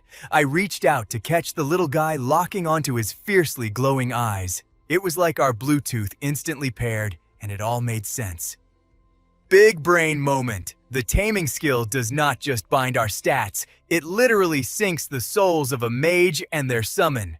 He must have detected my plummeting mental health and sensed all that past trauma bleeding through. Realizing this, a genuine smile broke across my face. I pulled little Basil into a tight, comforting hug. What kind of legendary dragon acts this soft you are? Literally just an overpowered puppy. I muttered with a soft chuckle. My mind suddenly cleared. I get it now, the real reason I made that choice back then. It was not just me hating on some boomer senior, and it was not some cringe teenage rebellion phase. I just could not ignore my own moral compass. I stood up for those innocent lives because I absolutely refused to take an L to corruption. Vibe check passed. I hoisted Basil up like a trophy and grinned. Time to log out of this nightmare, buddy. Thanks to your buff, my mental clarity is back to 100%. Right. Then little Basil started frantically pointing his paw to the side. I tilted my head, totally confused. Wait, did your radar pick up something over there? Suddenly, a weird pulsating sound echoed through the void, instantly grabbing my full attention. My eyes practically bugged out of my skull. No shot. Is that an ultra-rare hidden item? I followed the noise, and dead ahead, floating in the center of the darkness, was something insane. It looked like a massive beating heart, and locked straight inside its core was some kind of glowing antique lamp. Spotting the epic loot, I dashed forward to inspect the drop. Big brain time, because we are literally inside the boss's mental domain. The hidden mechanics are totally exposed. If my system database is correct, that is an S-tier hidden item. The legendary Phantom Core lamp. That lamp is acting as the boss's life source, which means if we snatch it, we instantly clear this raid. Basil, transfer your mana to me now, Joe! I screamed at the top of my lungs. Channeling my mana, I spawned two massive glowing magic bows right out of thin air. Sensing the hype, Basil activated his aura, exploding into a burst of absolute hellfire. The flames wrapped around my arrows, applying a massive elemental buff. "Triple shot!" I roared. Releasing the bowstrings, the flaming projectiles nuked straight toward that giant beating heart. Not wanting to be outdone, Basil unleashed a devastating dragon breath. The wombo combo absolutely shredded the heart's HP bar. It shattered into pixels instantly. An ear-piercing death screech echoed out. The boss was officially deleted. The glowing lamp dropped its loot physics and floated right into my hands. I secured the bag with a smirk. "That is right, you glitchy mob. Your cringe trauma theater is cancelled. Take the L, you absolute trash." I gloated internally as my vision shifted back to reality. Han Yu finally logged back in. "Stella broke out of the illusion ages ago, but your character was AFK inside that monster for way too long. We were low-key panicking." Adela ranted, looking super stressed. Meanwhile, my boy Warren was bouncing off the walls, practically vibrating with hype. "Bro, did you actually solo the raid boss?" I gave him a smug nod. "Bet. Just look at my system logs." I swiped my hand, projecting the glowing blue notification screen. System alert. Rank B, Phantom Forest Dungeon. Cleared Warren's eyes literally turned into massive cartoon stars. "Bro, that is straight up absolute goat behavior." I turned to look at Stella. She was staring wide-eyed at the glowing lamp in my hand. "Wait, is that an actual hidden item? I thought those were just pure internet rumors." She gasped, totally mind blown. Even Warren was hitting me with the skeptical side-eye. "Not gonna lie, Sean, I thought you were just capping for clout. The RNG drop rate for hidden loot in these dungeons is basically 0.01%. So we all assumed this was just a basic low-risk farming run." He muttered, rubbing his chin like a detective. I just scratched the back of my head and let out a goofy laugh. Fair point. Meanwhile, Stella had a completely different reaction. A look of realization hit her face. She hesitated for a second before speaking up. "This is Super Sue's, guys. We totally thought we could tank the mental attacks from this dungeon boss. But it wasn't a walk in the park. You saw it too, Han Siha. That thing spammed Void Room. A high-tier mental spell like that. Inside a B-rank dungeon? No shot, one," yelled out in pure disbelief. "Thinking about it, the math ain't mathing. Even this hidden item has a power level off the charts, like tens or even hundreds of times stronger than normal." So it wasn't just his gut feeling. Something seriously messed up was going down. Siha frowned, his brain working on overdrive. "Wait a minute. Where are Yuseo and Hyung anyway?" That question snapped the other two back to reality. "Hold up. They were literally just here a second ago." Right at that moment, a random voice echoed from the shadows right next to them. "Over here!" The squad whipped their heads around, totally shook. "Who the heck are you? Wait, Yuseo and Hyung are trapped over there!" They stared in horror at the opposite side. Some nasty tentacles had their two friends tied up tight. From the shady group, one dude stepped up. "If these annoying theology majors hadn't tried so hard to play hero for you, I was just gonna knock them out. But they really had to make my life difficult. Still, it's way better than stacking up more casualties, right?" Hearing that cringe villain speech triggered something in Siha's memory. Casualties. Oh snap, it all clicked. This was the exact timeline where the summoning department nerds tried to summon a literal demon. And this edgy guy right here, Simon, the top-ranked sophomore of the necromancy department. Simon dramatically pulled back his hood, keeping his villain monologue going. "I was totally planning to gank you after the boss fight, but looks like I gotta deal with you face to face now. Yo, Han Siha, you seem pretty tight with these rookies." Takes me back to your freshman days. You might be playing nice with the magic department brats right now, but we both know that's capping. That's not the real you. So let us help you drop the act. Hand over the losers and squad up with us." Simon threw down the ultimate toxic offer. Is this psycho for real? Was this his endgame all along? Siha thought to himself, completely flabbergasted. Meanwhile, Simon was still yapping, trying to hype up his pitch. If you join the dark side, this master plan is a guaranteed win? We've already done most of the dirty work. That's why we had to meet up like this. Siha didn't just blindly say yes. Instead, he hit him with a counter. Sounds like you're cooking up something seriously shady. Simon didn't even try to hide it. He just shrugged it off. Not gonna lie, we desperately needed your skills, but then you randomly transferred to the magic department. So we've been running on a massive staff shortage. Demon summoning was your passion project to begin with, right? He smirked like a total creep. That massive lore drop left the two girls standing behind Siha absolutely shook. Summoning demons, pulling off pure dark magic right inside the academy. Are these necromancy nerds completely out of their minds? Adela's mind was racing with straight-up panic. She glared at Simon, connecting the dots. Thinking back, Siha used to hang out with Simon's toxic clique all through freshman year.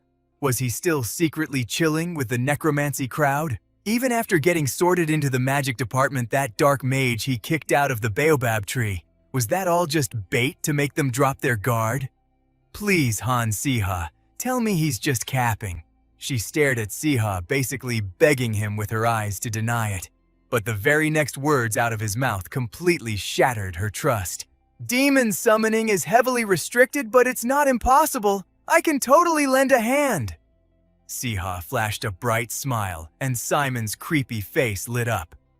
I knew you'd come crawling back to our side. I knew you were my ride, or die. On the flip side, Siha acted like he was itching to get started. He immediately started listing out the required mats. Pigs, blood straw, monster scales, demon root, and a proper vessel. Is that it? I've already farmed all the materials. I'm just here to pick up the vessel, Simon replied smugly. Standing nearby, Adela looked like she was about to throw up. What the heck was going on? Why were they vibing like old buddies? Unable to hold back anymore, Adela snapped. What is this nonsense? What vessel are you even talking about? Guess a normie like you wouldn't understand niche magic. The key to summoning a demon is a busted human capable of tanking the possession. Did you seriously think we crashed this party for no reason? Buffing the dungeon boss to trigger the summon, it's best to use an OP mage, and if they have holy blood, even better. He cackled like a maniac. Siha just nodded along like it made perfect sense. So our squad is basically the perfect vessel material. Han Siha, you're so chill to work with. Let's dominate this together. Simon reached his hand out and Siha reached right back to seal the deal. But the absolute second their hands touched, boom! Siha's palm exploded with raw lightning. The blast sent Simon screaming like a total scrub. He got launched backward, landing flat on his back. What the actual hell are you doing? He shrieked, totally clueless. Siha flipped the script faster than a speeding bullet.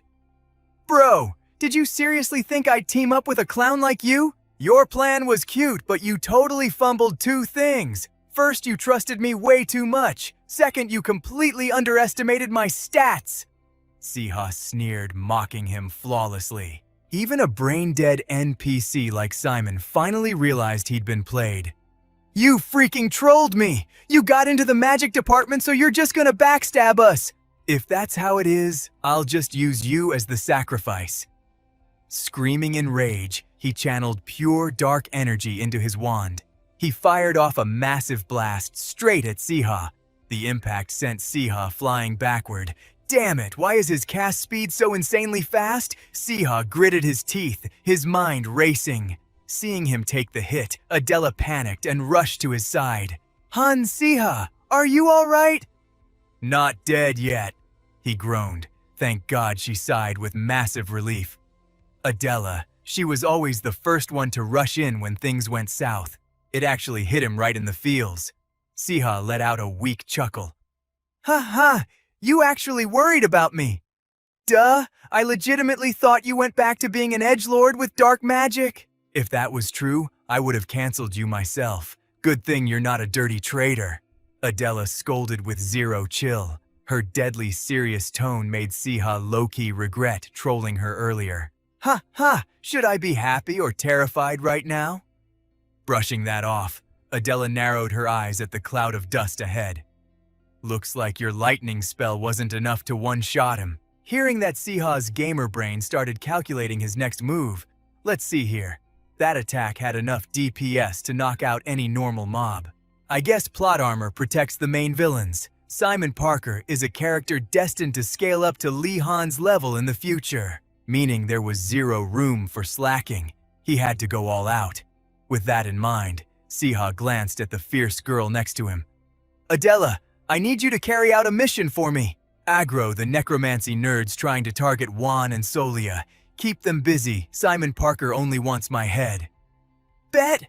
Adela nodded, totally locked in. She dashed off instantly to protect the other two. Then the real boss fight between Siha and Simon officially kicked off, and living up to his title as a main antagonist. His power scaling was absolutely insane. With just his opening strike, Simon completely shattered Siha's magic shield, leaving it covered in spiderweb cracks. This is pure madness. Why are his stats so freaking broken? He's not even supposed to be fighting mid-tier players like me right now. Siha screamed internally as the true battle began. Seeing me play pure defense, Simon totally lost his mind and went completely feral. What are you even thinking? He barked. Before I could even blink, this psycho launched a strike that yeeted my magic wand right out of my hand. My wand! I yelled. But before I could even grab it, Simon lunged and locked his hand around my throat like a vice. Bro literally lifted me off the ground with one single hand. You seriously need a reality check on where you stand? Han Siha! He snarled. You know way too much about our plans, and your clout is getting totally out of hand. Honestly, taking you off the board right now is a massive win for us. He smirked while I was over here literally fighting for my life and running out of oxygen. Look, going against the original plot armor is straight up impossible, and I knew from day one that I didn't have the stats to beat this guy. But what if we throw a wild card into the mix, like say my boy Basili over there? Right on cue, my little dragon Basili opened his jaws and blasted a massive pillar of fire straight at Simon's back. Caught totally slipping, Simon shrieked like a banshee. I'm on fire, you crazy reptile! While bro was screaming and doing the panic dance trying to put out the flames, I finally broke free from his chokehold. Good looks, Basili! I gasped, sucking in air like my life depended on it. Seriously, breathing never felt so good, and right at that exact second, a system window popped up. Basili Atasis has reached level 10. New skill unlocked. Skill acquired magic spike. Summons a pillar of fire and lightning, attacking all entities within a 1-meter radius, excluding the caster. Wait, what Basili leveled up? Let's go, that is insanely OP. Talk about perfect timing. Without missing a beat, I synced up with my little familiar and ordered him to unleash his brand new move, summoning an absolute apocalypse of fire and lightning. The elemental blast crashed straight down from the sky. In the back, Solia saw the massive AoE attack and desperately popped a holy light shield to keep our squad from getting obliterated. Meanwhile, Juan was literally rolling his eyes back in pure terror. Fire and lightning in the middle of a forest. Han Siha, are you completely unhinged? If Solia hadn't popped that shield, we would have been deep fried. I completely ignored his whining, honestly. After dropping that massive skill, my mana was completely drained, and my legs felt like jelly. I didn't expect this magic to eat up so much stamina, and letting it go out of control is a major red flag. I still can't fully control Basili's raw power, I realized, but the boss fight wasn't over. Even after tanking that massive hit, Simon was somehow still standing. You call yourself a beast tamer! He spat. I don't care what the others think, but I'm not falling for your cheap tricks. Even if I get taken out, I'm dragging you to hell with me, you traitor. He aimed his wand right at my face, totally unhinged. Seriously, how much HP does this cockroach have? I screamed internally. But just when I thought I was absolutely cooked, bam. Out of nowhere, Simon took a full-blown shovel to the back of the head and face-planted into the dirt, out cold. And the MVP who dealt the final blow, the blonde girl from his own squad. Wait, what? The girl in the cloak. She's definitely a student from the necromancy department, so why would she friendly fire her own boss? I wondered, totally lost. The girl just let out a massive sigh. Phew, made it just in time. Thank goodness I brought my trusty tactical shovel, Han Siha. Are you good? You cannot pass out on me now, Han Siha, she yelled, watching me sway back and forth like I was completely wasted.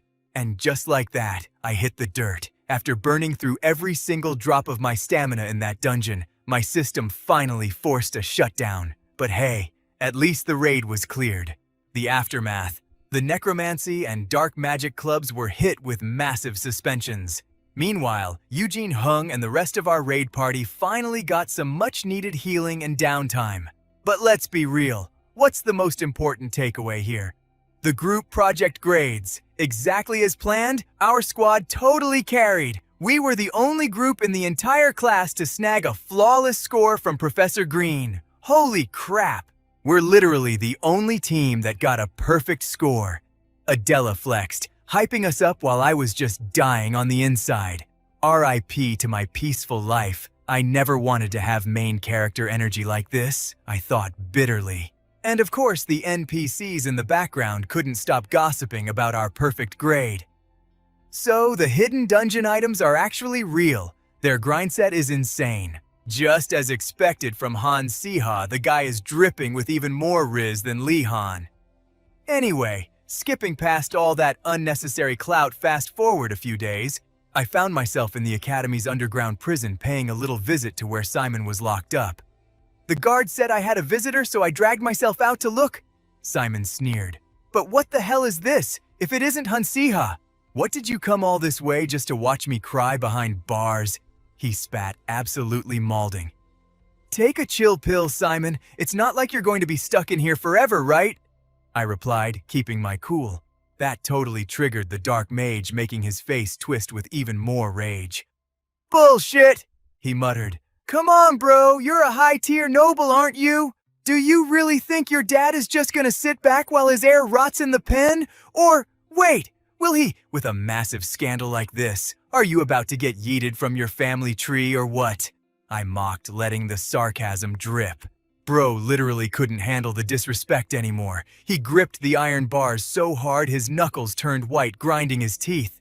Are you done yapping? Why the hell did you come down here? Spit it out and get to the point. Seeing him throw a massive tantrum, I took my sweet time pulling a piece of black parchment from my pocket and flicked it right through the bars. What is this? He asked, totally thrown off. I wasn't about to stand there and spoon-feed him the lore, so I just turned on my heel. Your old man will bail you out soon enough. After all, you're his only son, even if you just drag the family name through the mud. Your bloodline is pretty infamous for ruthlessly executing anyone who catches an L and ruins their honor. Who knows what'll happen behind closed doors? You might actually be dead meat. I shrugged, knowing full well I was dropping straight facts. The reality check hit him hard, and a wave of pure panic washed over Simon's face. Seeing him sweat, I couldn't help but laugh internally. End of the day, you're just an edgy teen. You might not care about dabbling in forbidden dark magic. But you're absolutely terrified of getting exiled by your daddy. Reading him like a book, I laid it out. Are you really that clueless idiot? If worst comes to worst, just hit them with that letter. It's a drafted statement claiming a dark magic syndicate forced your hand and terrorized you into joining. Yeah, it's totally fake, but I stamped it with an authentic dark magic seal so everyone will buy it without question. With that, the whole necromancy student accidentally triggering a demon summoning drama gets wrapped up nicely, and it gives your family a massive PR out to sweep this under the rug. Catch my drift. After processing the massive W I just handed him, Simon snapped out of his relief and shot me a highly suspicious glare. Why the hell are you handing me a get-out-of-jail-free card? And where did you even pull this from? Who else in this entire academy would actually stick their neck out to help you? I just hit him with a mysterious main character smirk. Time quickly skipped forward, transitioning straight to the principal's office. The crazy principal had called me in for a little chat. Did you hand over the item? He asked, Yep, all thanks to your hard carry, Professor, I replied with a bright smile. You see, right after I woke up from my mana coma, the crazy principal pulled me aside for a super serious one-on-one and dropped an insane one-of-a-kind reward on me. Bro literally offered me a blank check for saving the school, and when I cashed it in by asking for Simon Parker's full pardon, his jaw practically hit the floor. I know I said I'd grant you anything, the principal had said, but that student was the ringleader of the dark magic faction and the mastermind behind the entire incident.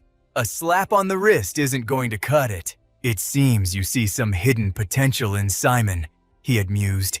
Flashing back to the present, my eyes locked onto the principal with dead serious main character energy. Simon is the type of mob who scales infinitely with hatred, I explained. If we just ban-hammer him and kick him to the curb, he's going to go full rogue and use his OP talents to become a massive villain. But if you show him mercy and handle this the right way, the dark magic faction was officially cancelled, and Simon's overpowered talent, well, maybe he could finally stop being an edgelord and return to the right path. Honestly, I was just covering my own back so that Psycho wouldn't come looking for revenge. That was my internal monologue anyway. Too bad Principal Dean couldn't read my mind. The old man was grinning from ear to ear, totally eating up my fake hero speech. You seriously have the vibe of a mentor, Han Siha. I totally agree. The blonde chick who literally saved my life chimed in, instantly grabbing my attention. Oh crap, I almost forgot. This is Natalie from the original storyline. She was the ultimate ray of sunshine loved by literally every NPC in this academy. Right before I blacked out, she had randomly spawned in the necromancy department flexing her magic staff. That entrance was straight up cinematic. So what is your actual deal? I straight up asked her. The blonde girl blinked, totally caught off guard. Oh right, my bad. I never actually explained myself. I am actually an undercover agent planted in the dark magic faction by Principal Dean Ah, so she is a snitch. I nodded slowly in my head. Then I shot a side-eye right at the principal. So let me get this straight. You had eyes on the necromancy department's shady little club this whole time. The principal gave a heavy nod, totally owning up to his secret spy game. Keeping tabs on dark magic research is crucial to stop curious students from going completely rogue. But I'm not gonna lie, this incident almost gave me a heart attack. That demon summoning plot was strictly classified. Only Simon Parker's most elite meat shields even knew about it. Natalie jumped back into the conversation, waving her hands. I had zero clue about the actual situation until we were literally inside the labyrinth. If you hadn't hard carried me in there, Siha, my mission would have been a massive fail, and the magic department students would have been totally wiped out. Seriously, you are a lifesaver. Thank you. She sounded so incredibly genuine that I actually felt my ears burning. Bro, I was literally just trying not to die. Moving on from the cringe, Principal Dean suddenly cleared his throat to drop a bomb. By the way, Siha, I have a massive favor to ask. A favor my spidey senses were screaming red flags, and exactly as my trauma predicted, the old man beamed and hit me with the absolute worst news. You are going to represent Aiden Academy at the International Magic Research Conference Hell. No, my cursed luck strikes again. I screamed internally, instantly scrambling to dodge this massive bullet. Principal Dean, be for real right now. There is zero chance I'm qualified to be the face of this academy. Shouldn't you pick the tryhards with the highest grades? To be completely honest, I just wanted to dodge any extra side quests and chill. But tragically, for my lazy agenda, the principal had already locked me in as his main guy. Haha, I thought the exact same thing! But guess what? As a massive shout out for your epic hard carry in combat training, Professor Green dumped a ton of bonus points on your grade. Wait, hold up. Bonus points on top of a perfectly maxed out score. My brain completely short-circuited. Therefore, as of right now, you are officially ranked 3rd in the entire magic department. Just for context, the absolute sweat Lee Han was rank 1, and the Ice Queen Adela was rank 2. Completely, utterly defeated, I stumbled out of the principal's office like an absolute zombie. I was zoning out so hard I didn't even notice my pet Basili literally chewing on my head. Yo, Basili, I think your owner finally cracked. My buddy One muttered from the sidelines. The little beast just tilted its head, looking clueless as heck, and following their awkward stares, I had literally started punching the stone wall in pure despair. I despise being the main character, but now my rank is totally boosted and my clout is skyrocketing. Second-year students, why don't you study harder? You absolute scrubs! I mentally raged. Finally, unable to watch his bro have a meltdown, One finally stepped in to ask, "Let me guess, is this mental breakdown about the upcoming tournament, hearing his voice?" I paused my wall-punching session for a second to respond. I was absolutely not aiming for third place. Why does this annoying anime plot keep dragging me in? Damn, that is tough luck, bro. If Solaya, the girl who always secures third place, heard you complaining, she would be devastated. One sighed like it was the deepest tragedy, and right then, panic hit me. Because if that sweaty, try-hard Solia actually caught wind of this, she would absolutely roast my ears off for a solid hour. Thankfully, my boy One read the room perfectly and threw me a lifeline. Chill out, dude. I won't snitch to Solia, but in exchange, go unbox your personal dungeon reward to fix that salty mood.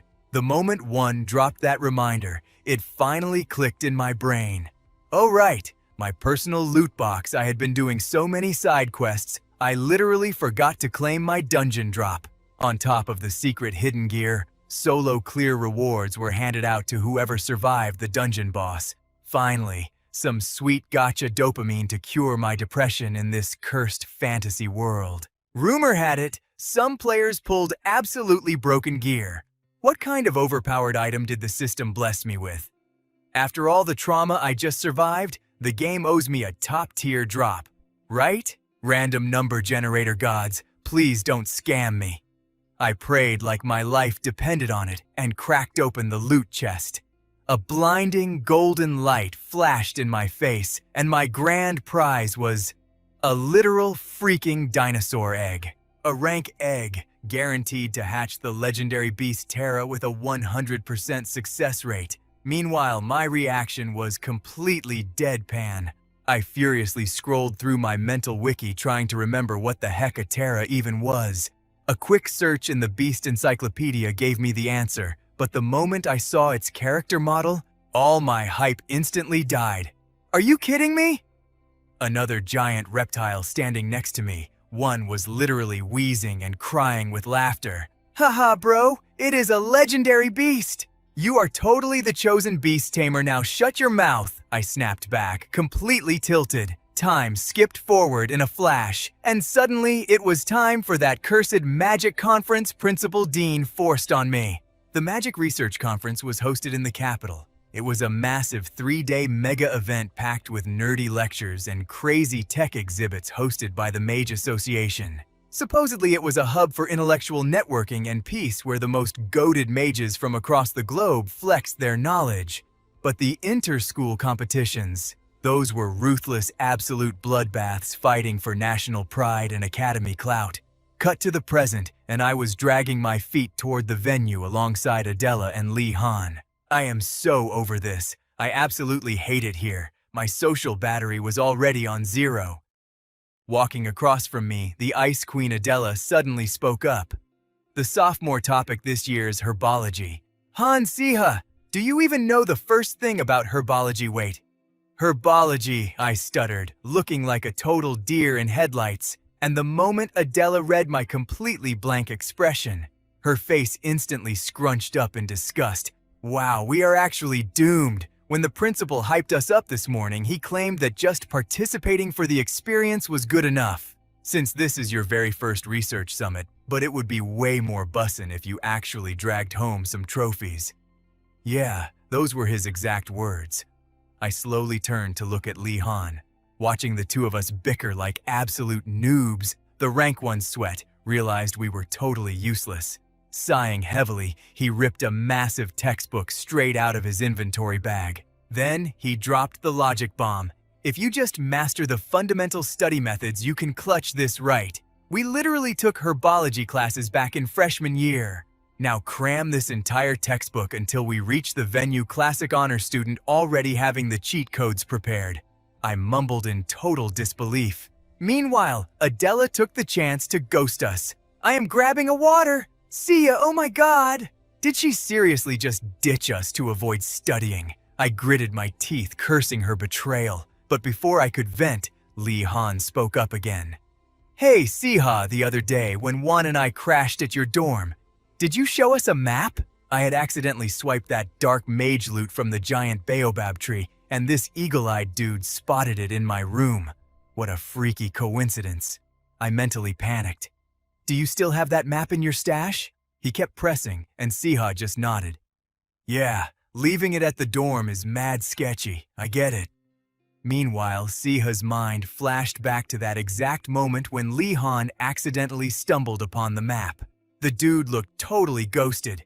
The real reason, just like me, he was forced into this annoying event even though he totally could have faked sick to dodge the whole thing. Even though Aiden Academy is literally packed with top-tier white mages, how did the dark mages manage to pull off such massive chaotic incidents right under their noses? The catch. Those dark mages had been secretly collecting legendary artifacts called cubes scattered across the globe, completely flipping the script on everyone. These cubes are not just shiny rocks, they are massive mana amplifiers forged from pure, concentrated dark magic. We are talking about a wildly dangerous item that can turn an absolute noob into an overpowered grand mage. That is the real deal with the cubes. Going by the original novel's lore, the Dark Mages secretly built a colossal tower in the shadows. Once they scored all the cubes, their master plan was to use that giant tower as the ultimate magical amplifier.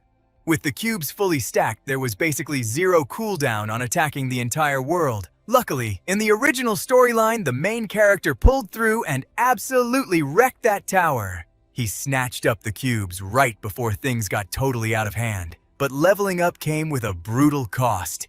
During that insane raid, a bunch of heavy-hitting side characters met some seriously tragic ends. Low-key, this novel is just straight-up depression. And guess where the very first cube spawns? Right here in the Empire. The second we touched down in the capital, we made a beeline straight for the research hall.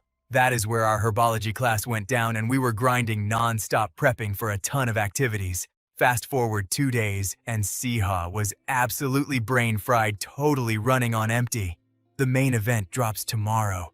The principal was all like, "You better bring home some trophies."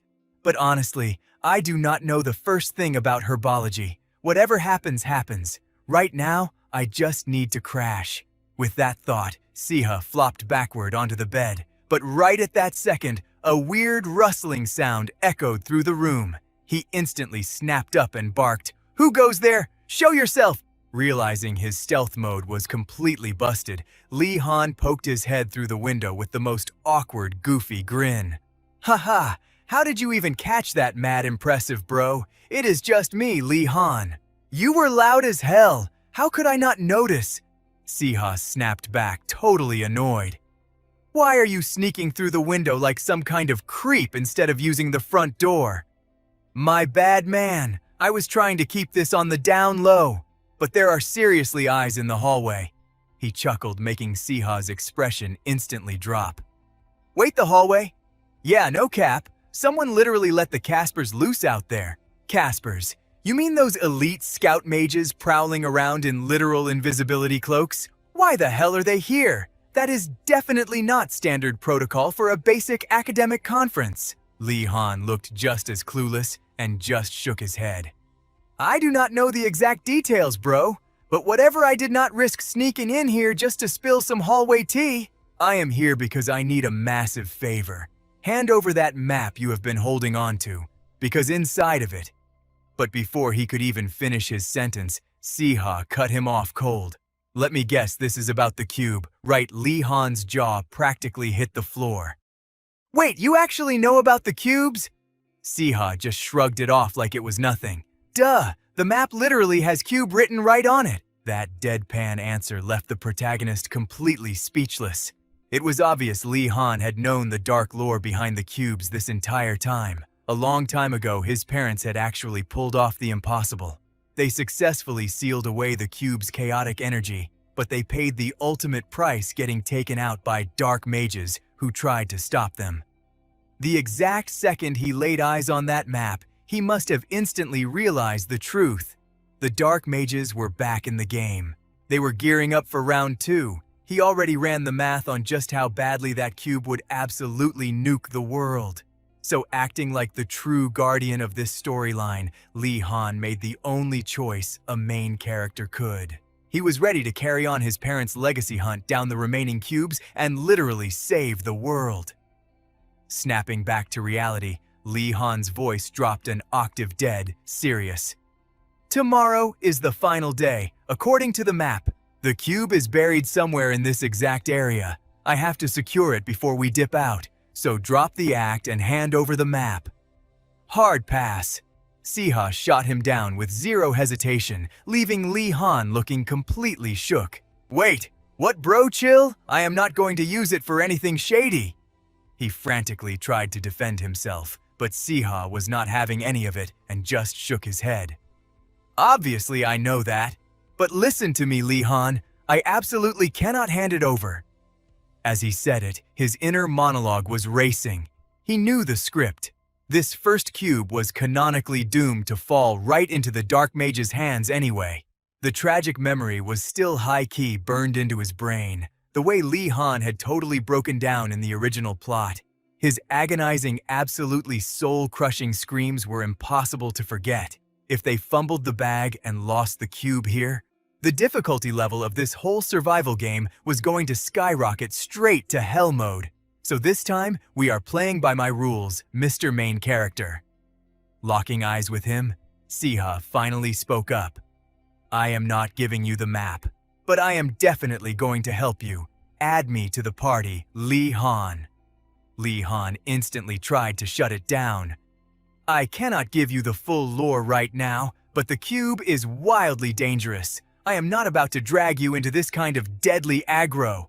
Bro, I know. You literally never take the easy route. Look, I do not care what this cube actually is or why you are so obsessed with it, but I swear I will not be dead weight. Plus, let us be real here. I am still not handing over the map. Finders keepers, man. You literally have zero options right now. Siha flashed a cocky smirk. Faced with that kind of untouchable logic, Lee Han was completely cornered and just had to take the loss. Fine, you win. But you better lock in for this. We are going to wipe the floor with everyone at tomorrow's tournament, and after we grab that win, we have a major mission to pull off. The night faded out in a blink, and by the next morning they were already posted up in one of the grand lecture halls. Siha side-eyed his bro Lee Han while his mind started connecting the dots. Late last night, Lee Han had dropped the entire strategy on exactly what they were going to do after clutching the tournament victory. We are going to straight up break into the Ministry of Magic and swipe the containment box. Wait, the actual Ministry of Magic? Siha had asked, totally baffled. Yeah, no joke. The map's coordinates point dead center to basement level 3 inside the Ministry. Lee Han had nodded with pure conviction, which left Siha deep in thought. Pulling off a heist on the Ministry that is practically a suicide mission, there was no way they could just waltz in through the front doors. The security protocols there were insanely overpowered, and access was locked down tighter than a vault. So there was literally only one cheat code to get inside. They absolutely had to dominate this tournament. Rumor had it that the winning team did not just score a massive loot drop, but they also secured an all-access tour of the Ministry itself. They are definitely not going to let a bunch of students anywhere near the basement, considering even the top-tier staff need ultra clearance to get down there. But that just means we have to go full stealth mode and infiltrate it ourselves, right? Siha grinned, tossing out his galaxy brain strategy. I have a proposal. We need to recruit Adela for the party. Real talk, if just the two of us try to sneak out with that box. We are both going to get totally cooked. Our survival odds are basically zero. But if we run a 3-person squad, we might actually pull this off. Since this tournament is a co-op team battle, the Ministry is obligated to give all 3 of us the backstage pass. Come on, be real. Trying to run this raid without Adela and keeping her completely in the dark would literally be a nightmare anyway. Hearing Siha drop straight facts, Lee Han's expression got super awkward. Okay, fair point, but the aggro level is going to be insane. Do you really think she is going to sign up for this? Bro, do not even sweat it. Knowing Adela, she would be absolutely hyped at the chance to flex on some dark mages. Siha confidently declared. The clock kept ticking, and the massive tournament day had finally arrived. But right as the bell rang, a harsh dose of reality slapped them in the face. Damn it, I am so cooked. I hyped this up to recruit Adela, but honestly, I literally have 0 stats in herbology. What the hell am I supposed to do now? We just have to wing it, Siha muttered, grinding his teeth in pure stress. Right on cue, a super intimidating professor finally stepped up to the classroom podium. Instantly, the entire lecture hall went dead silent. Yo, is that the guy? Someone whispered. Yeah, no joke. This is my first time seeing him in real life. That is the literal Grandmaster of Herbology, Professor Bruce Miller. Standing at the head of the class, Professor Bruce Miller's voice echoed with pure authority. It is a privilege to meet you all. I am Bruce Miller, and you better learn this right now. In our world, magic is not simply a tool designed to obliterate your enemies. Look, there is plenty of magic out there that actually saves lives. That is the whole vibe of herbology. But let us skip the boring lecture. All right, I bet you guys are totally hyped to hear the tournament rules. Am I right? The challenge is dead simple. Using what you know, you gotta brew a brand new potion that no one has ever seen before. Here is the rundown. If you score a flawless 100 from the judging professors, you secure the win. Hearing those insane stakes, the entire crowd of students instantly started whispering. Bro, did you see the judges? They are literally master-tier mages. How the heck are we supposed to brew something that satisfies those picky boomers? Meanwhile, zooming back to Hans. That crazy prompt from Brooks did not even faze him. Honestly, I kinda saw this coming the second they told me to farm 10 different ingredients. I have been grinding for 2 straight days, but this challenge is way more open-ended than I thought. Still, if clutching this tournament is the only way to secure that box, I have 0 other options. Time to cook, Hans muttered to himself. Time skipped forward, and a carriage ride later, Adela was already complaining. Yo, Hans, did you seriously skip herbology class? Wait, no, you did not even recognize half the books Liam showed you on the train. So how on earth are we supposed to bag a perfect score? From those insanely strict judges, well, Hans totally choked on his words. Cut to the professors chugging the potion crafted by the Auden Academy squad. Suddenly, their whole vibe shifted to pure joy.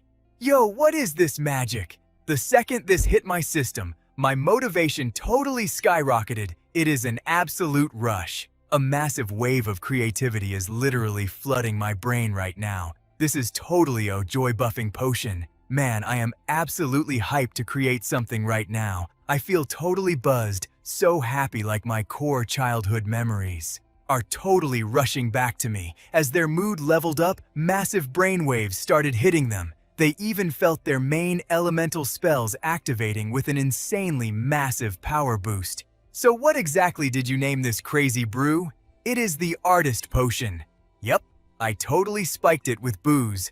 Obviously not real alcohol, just a tiny drop of the same herbs used across the empire to ferment their best wine. It is totally an impractical drink, but the uniqueness is off the charts. It literally alters the elemental magic a person can naturally cast. And just like a cheat code from a light novel, I sprinkled in a little MSG and gave it aesthetic plating.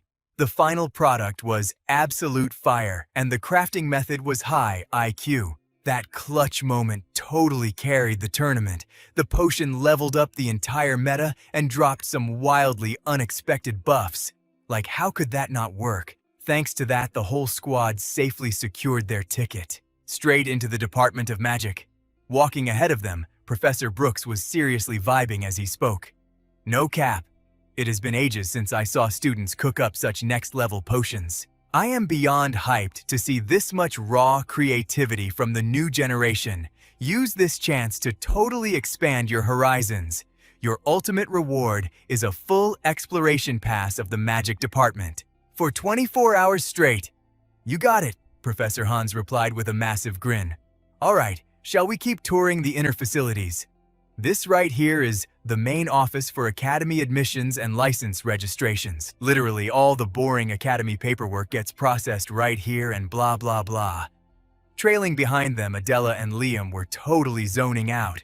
Oh wow, that is so dope. Simply incredible. They deadpanned with absolutely zero emotion on their faces. Hans literally rolled his eyes into the back of his head. Hey, even if you are bored out of your minds, at least fake it. Sound a little bit hyped, would you?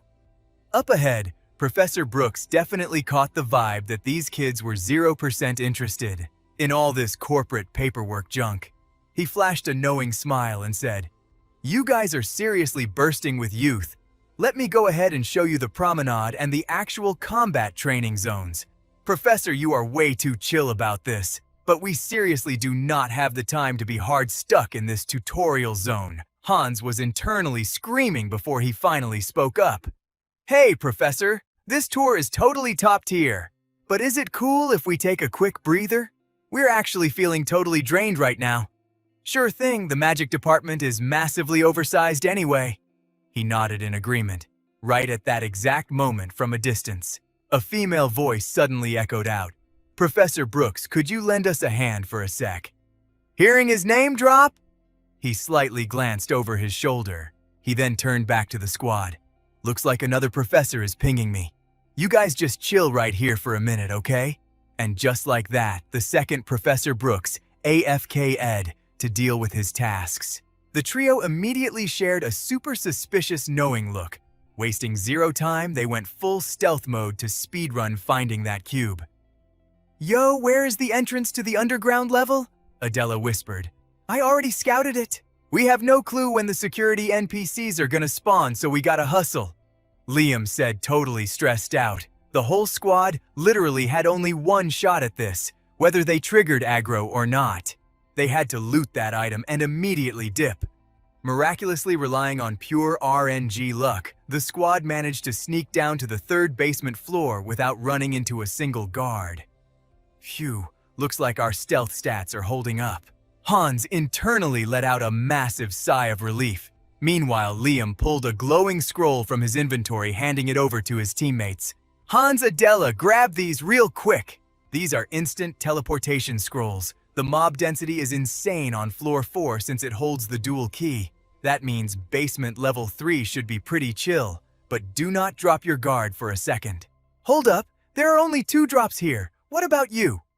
"Look, I totally maxed out my gold on this. I tried to cop more from the market, but the drop rate is way too rare. Hans, you only joined this raid for my sake, and Adela, you barely even know the lore behind this box. You literally just partied up to block the dark mages from winning, so hooking you guys up with an escape route is the bare minimum I can do. As long as we do not aggro anyone, it is all good. Shall we push forward? Yo, there is an insane glowing aura over there." Without hesitating, the squad speed-walked deeper into the eerie corridor. Right at the dead end, an unknown object was literally pulsing with light. "Bro, does that not look exactly like a high-tier vault?" Adela questioned, squinting into the dark. "Let us move in and inspect the loot," Liam suggested. But the very next second, his foot snagged right on a hidden tripwire, and instantly, an absolutely deafening alarm started blasting through the zone. The whole squad flinched hard. "I can't believe we made it this far just to trip the freaking alarm. What's the play here? Do we just dip? We aren't even 100% sure the box is here." Adela panicked. "No cap, I am certain it's here." Zeke clapped back with zero hesitation. Adela looked at him like he was absolutely crazy. "Wait, what? How do you even know?" Zeke scoffed. "Bro, how could I not?" Zeke clicked his tongue, glaring at the glowing blue system window popping up in his face. Main scenario. Chapter 2. The first box. Quest objective. Retrieve the sealed box from the underground vault. Time limit 24 hours. Reward, decreased scenario difficulty. Penalty for failure, literal death. Suddenly, a wall speaker started blaring like a fire alarm. "Warning! Intruders detected, Zaichuai! Activating perimeter explosive magic for maximum security. As soon as the AI stopped talking, Zeke's face went totally pale. Say less run! He screamed at the top of his lungs, right on cue. A massive chain of explosions ripped through the entire hallway. Time blurred, but by some absolute miracle.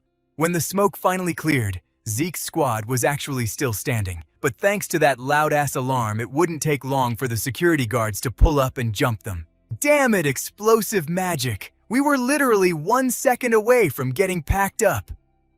The main character cursed in his head, but then heavy footsteps echoed from the pitch-black shadows. His eyes instantly locked onto the darkness full of high-key suspicion. Wait, someone's coming! No shot is that Professor Divergent Bruno? What the heck is he doing down here? Professor Divergent! Why is a math professor from Aiden Academy lurking in a sketchy dungeon? Siha questioned himself, instantly realizing he was caught in a massively awkward spot. He practically speedran an excuse. Professor, we were just totally lost up ahead. But before he could even finish his sentence, the pudgy boomer let out a chilling sneer. Save your breath, kid. Thanks to you brats, we finally locked onto the cube's exact coordinates. That nasty smirk on his face immediately sent major red flags screaming through Siha's brain. What kind of crazy talk is that? Do not tell me an elite Aiden Academy professor is actually a low-life dark mage? Siha's eyes went wide with absolute shock, processing the insane twist. This whole academy was basically Swiss cheese totally infested with dark mages. Oblivious to Siha's internal freakout, Professor Divert kept yapping about his master plan to snatch the cube. Good thing I let Casper off the leash, and it is pure luck that you clueless students tripped right over the cube for us. He paused, letting the silence hang heavy. Divert's voice dropped to a totally lethal frequency. So are you going to step aside, or would you rather get wasted right here? The icy threat left Siha's squad dripping in cold sweat. Obviously, talking it out was totally off the table, so all hell broke loose. A chaotic storm of flashy magic exploded down the entire length of the corridor. And do not let the fat belly fool you.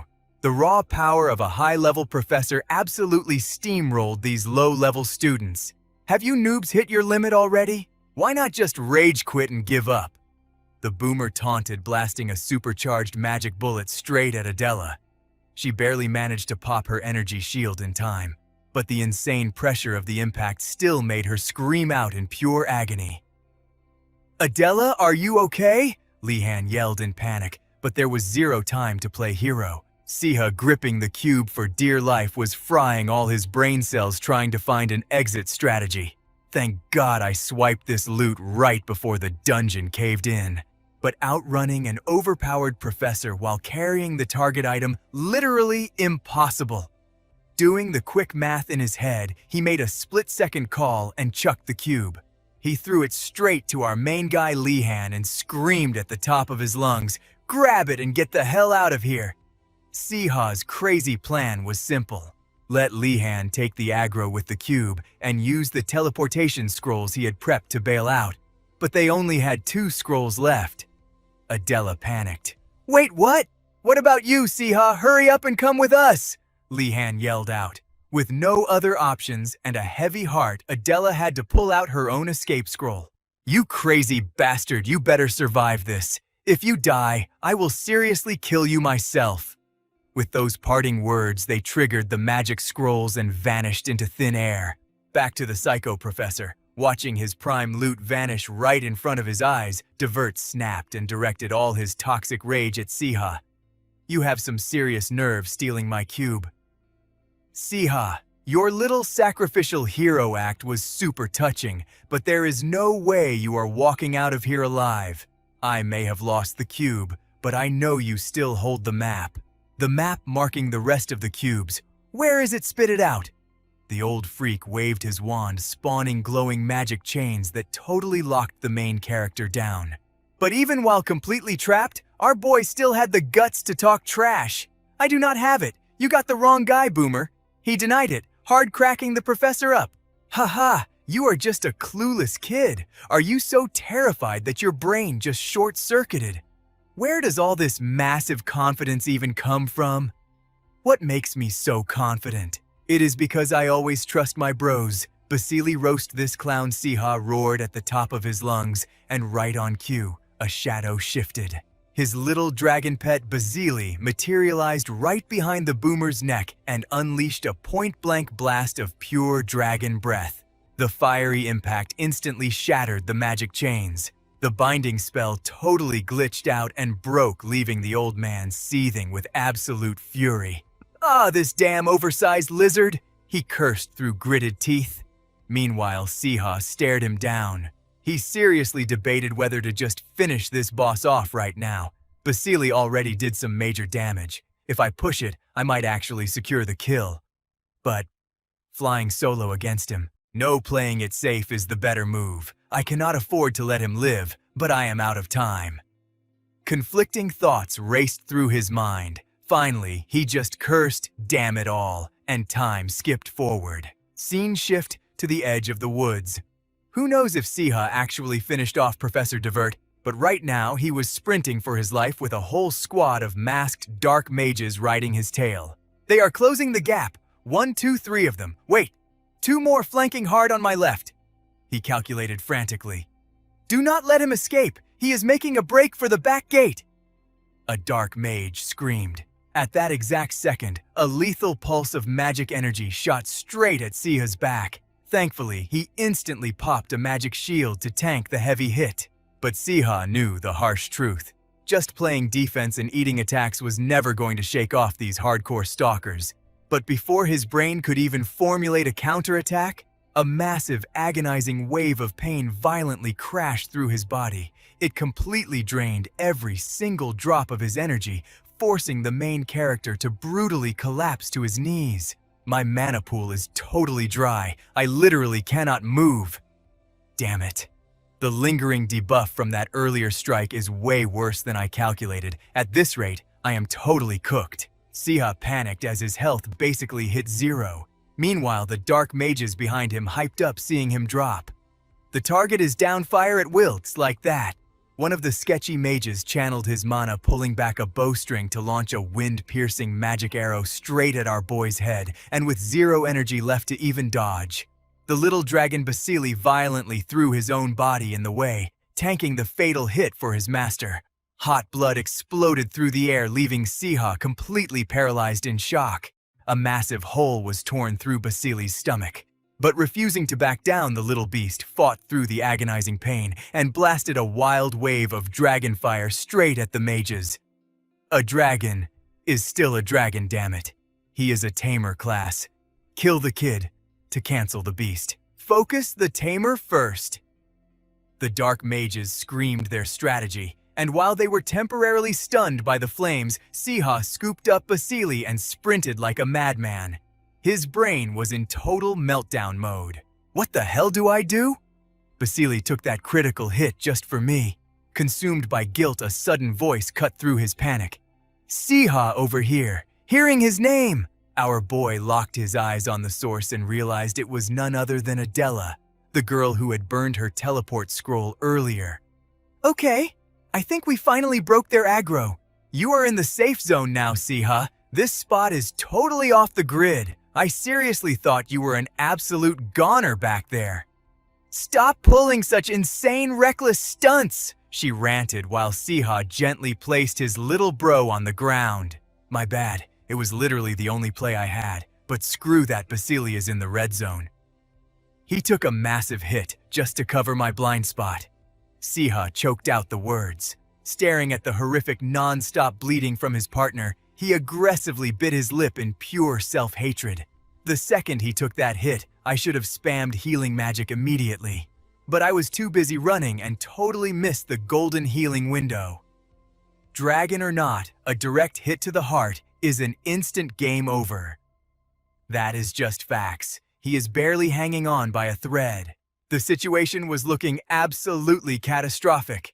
Unwanted traumatic flashbacks randomly exploded in his mind. It is useless. Stop wasting your time. Are you completely out of your mind? You're gonna trash your rep on the operating table. Docs only flex when they actually stand a chance. If it's totally chalked, Just save your own skin, you absolute clown.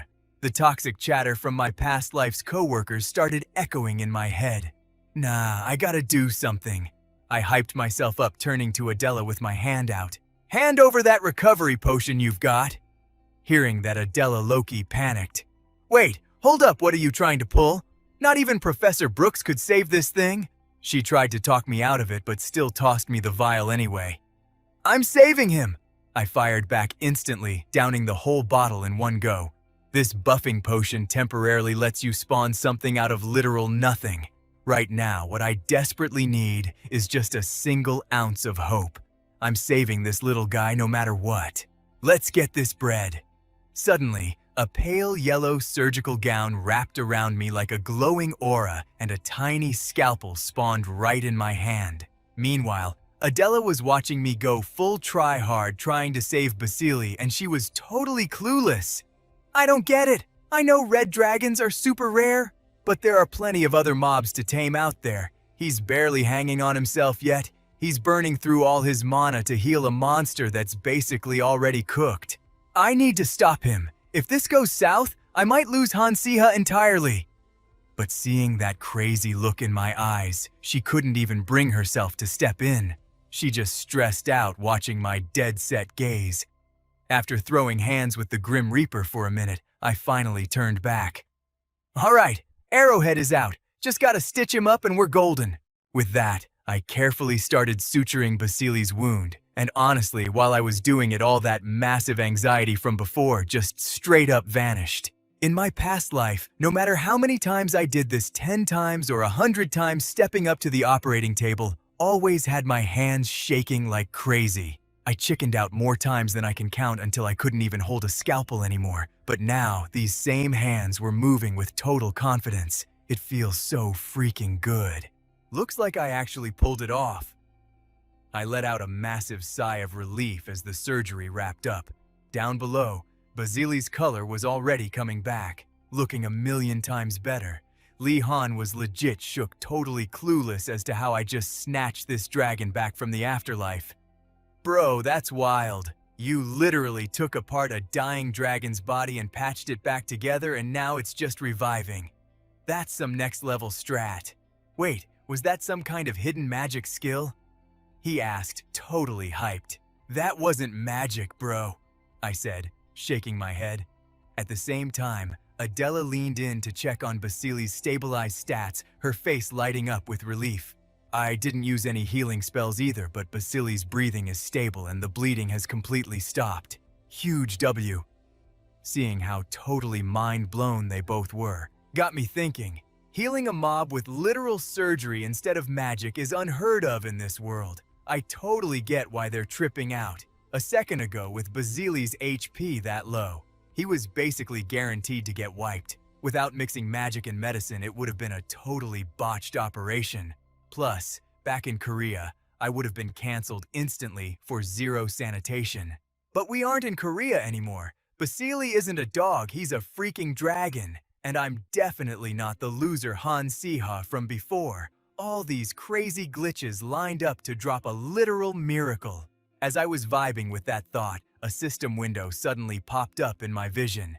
Healing light successfully applied, binding conditions met.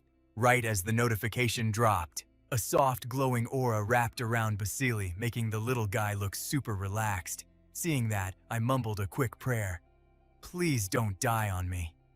And then, like all my stress just instantly disconnected, I flat out collapsed and blacked out. Time flew by. When I finally respawned and opened my eyes, I saw a familiar ceiling. I'd been knocked out for days and was chilling in the Aden Academy infirmary. According to Adela, who was glaring at me like I owed her money, the school stepped in to clean up the mess. But even they couldn't stop the rumors from going viral. Word on the street was that Aden Academy's top-tier students got ambushed by outsiders, and it was totally linked to the dark mages stirring up trouble lately. Honestly, the rumors were pretty spot on. The adults are probably sweating bullets trying to fix this disaster. Not my problem anymore since I'm not the adult here, I thought, totally unbothered. Right then, my guy Lee Han noticed I was awake. He pulled up with the cube and spilled the tea. A bunch of guilds are hunting for this thing right now. The magic department, a few other academies. I'm not 100% sure, but the dark mages are probably tracking this missing cube too. Hearing that, Adela clenched her fists, totally triggered. We literally fought for our lives to get this drop. We can't just let them ninja loot it from us. For real, I agree, but tomorrow is the hearing at the magic department. Li Han dropped the bomb, making both of us jump out of our skins, because at the end of the day, we kinda stole this exclusive item straight from the school. So it's finally boss time, huh? But this loot is mine now. Ain't no way I'm letting them snatch this cube. I promised myself. Time flew by. 1 week later at the Magic Department Tribunal. Right now, this try-hard professor named Louis Moran was absolutely flaming our squad. I object. I think they should be hit with the maximum penalty. How dare these basic academy noobs break into the basement and steal an artifact that belongs to the Magic Department? This is absolutely unacceptable. Next to him, Professor Brooks saw Louis raging and threw his hands up to play peacemaker. Whoa, let's chill for a second. They aren't the type of kids to pull a stunt like that. This is obviously just a massive glitch in communication. A glitch. Since when does a misunderstanding involve smashing a high-security safe into literal pieces? Professor Brooks, Louis fired back with maximum sarcasm, leaving Brooks looking super awkward. I already told you this was an accident caused by my own bad RNG. They're just kids. Giving them a warning so they don't do it again is plenty. He tried to reason one more time. Too bad Louis was acting like a total NPC and ignoring every word. You have to permaban the root of the problem, Professor Mwike. Barking that out, Louis turned his aggro to our trio and yelled, I'll ask you punks one more time. What exactly did you steal? Cut back to me. Over the past week, I had already run the simulations for this trial. Since all the items in the magic department are highly classified, nobody but the safe's owner even knows what loot is kept inside. In other words, the magic department itself has zero clue what item actually got swiped.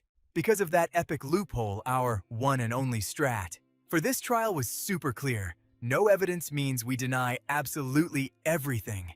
Thinking about that, I started dropping the biggest cap of my life without even blinking. We didn't steal anything, sir. The safe getting wrecked was a total accident. An accident? Pure cap? Louis snarled, glaring at me like he wasn't buying a single word. But I just kept my cool and kept spinning the lie. We got lost while casting a pathfinding spell, and we accidentally aggroed the safe and smashed it. Turning back to Louis, looking at our squad, he was totally done arguing and immediately snapped at the head judge. What kind of absolute garbage are you kids making up right now, Your Honor? The underground vault is completely wiped clean. We've got massive property damage on basement level 3, and the only outsiders snooping around were those students right there. What more proof do you need? The head judge totally clapped back at that logic. If that's the play, we gotta wait for the vault's actual owner. We've already pinged them to show up. They'll be rolling up as a VIP witness any second now. Just as the judge dropped those words, the courtroom doors slammed open. The mystery VIP had arrived. But when everyone caught a glimpse of their face, the whole room totally lost its mind in whispers. No shot! How is that even possible? It's Principal Eris! Looks like our students seriously messed up this time. Principal Eris totally brushed off the drama, but his sudden spawn in the room had Professor Louis looking seriously shook. Principal, why are you here? If it's just student discipline, you didn't need to flex and show up. This is strictly Magic Department territory. Eris just kept a deadpan face. Nah, I had to pull up, because I'm the one who owns that vault. While Eris flexed his ownership, Siha was low-key sweating. It all made sense now. Principal Eris was the absolute boss who first gathered and sealed the cubes at Aiden Academy. But Siha never expected him to stash the epic loot in the Magic Department's vault. Siha held his breath, waiting to see how the principal would spin this mess, but what happened next totally caught him and the whole courtroom off guard. Eris literally went to bat for the trio. These kids went down there on my exact orders. I told them to follow standard protocol to retrieve the cubes. But they totally got lost in the dungeon. Once they stumbled on the vault, they panicked and grabbed whatever they could. Just a rookie mistake from some kids, Your Honor. Here's the official inventory of the missing items and my proof of ownership. Principal Eris casually handed the judge a stack of papers. And maybe it was Eris's overpowered aura, but the judge barely even skimmed the pages before nodding along. You heard him. Since both the evidence and the vault's owner are fully verified, there's zero reason to drag this trial out. Siha, Adela, and Lihan, you three are getting a level 7 penalty from the magic department. Write an apology letter and knock out 30 hours of community service. Any objections if we're cool? That's the final verdict. Hearing the judge let them off the hook, Professor Louis practically ground his teeth into dust. But the dude literally couldn't do a thing about it. Meanwhile, Siha's squad had totally scored a massive win. The penalty was basically nothing, so they weren't dumb enough to complain. There was just one massive catch. After the trial wrapped up that night, Principal Eris summoned Siha for a super private one-on-one tea session. Sitting there, the principal wasn't even grilling him. I won't ask any questions, just take this. Eris handed our boy a random slip of paper, leaving Siha totally puzzled. The principal knew a cube was missing, but he was literally just letting it slide. How much did this overpowered old man actually know? Siha snatched the paper, skimming it before asking, "What exactly is this?" Principal Eris didn't hesitate to drop the lore. Aiden Academy's math research professor Divert Brunui. He vanished from campus out of nowhere to hit up a conference, and he hasn't respawned since. The principal dropped that info so casually, but the word sent a major chill straight down Siha's spine. Whether Eris noticed Siha totally bugging out or not, he just kept talking. The Academy takes a massive loss for this. We totally failed to scan Professor Divert's true twisted stats earlier. So, I'm not dodging the blame, but I gotta ask you straight up. Were you the one who cleared him? How did you even survive that boss fight? You were up against a literal professor. There is zero chance a basic sophomore could solo a guy like him and walk away breathing. Back to Siha, hearing Eris break it all down, he realized the gig was up. The principal had already read the room, so there was no point playing dumb. If I survived as a tamer class, it was a total carry. I only made it out thanks to my squad. Honestly, I just had some insane luck, Siha stammered out, but the principal wasn't buying the humble act.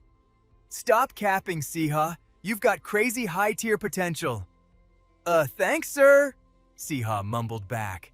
That wasn't just me hyping you up. I'm being dead serious. I'll find out real soon if my stat read on you is accurate.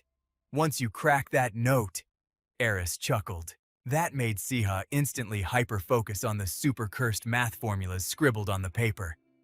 This note? It looks like some kind of encrypted code? Sitting across the table, Principal Eris dropped the origin story. I looted that off Professor Divert Brunui's bookshelf. It's a cipher encrypted using straight-up arithmetic.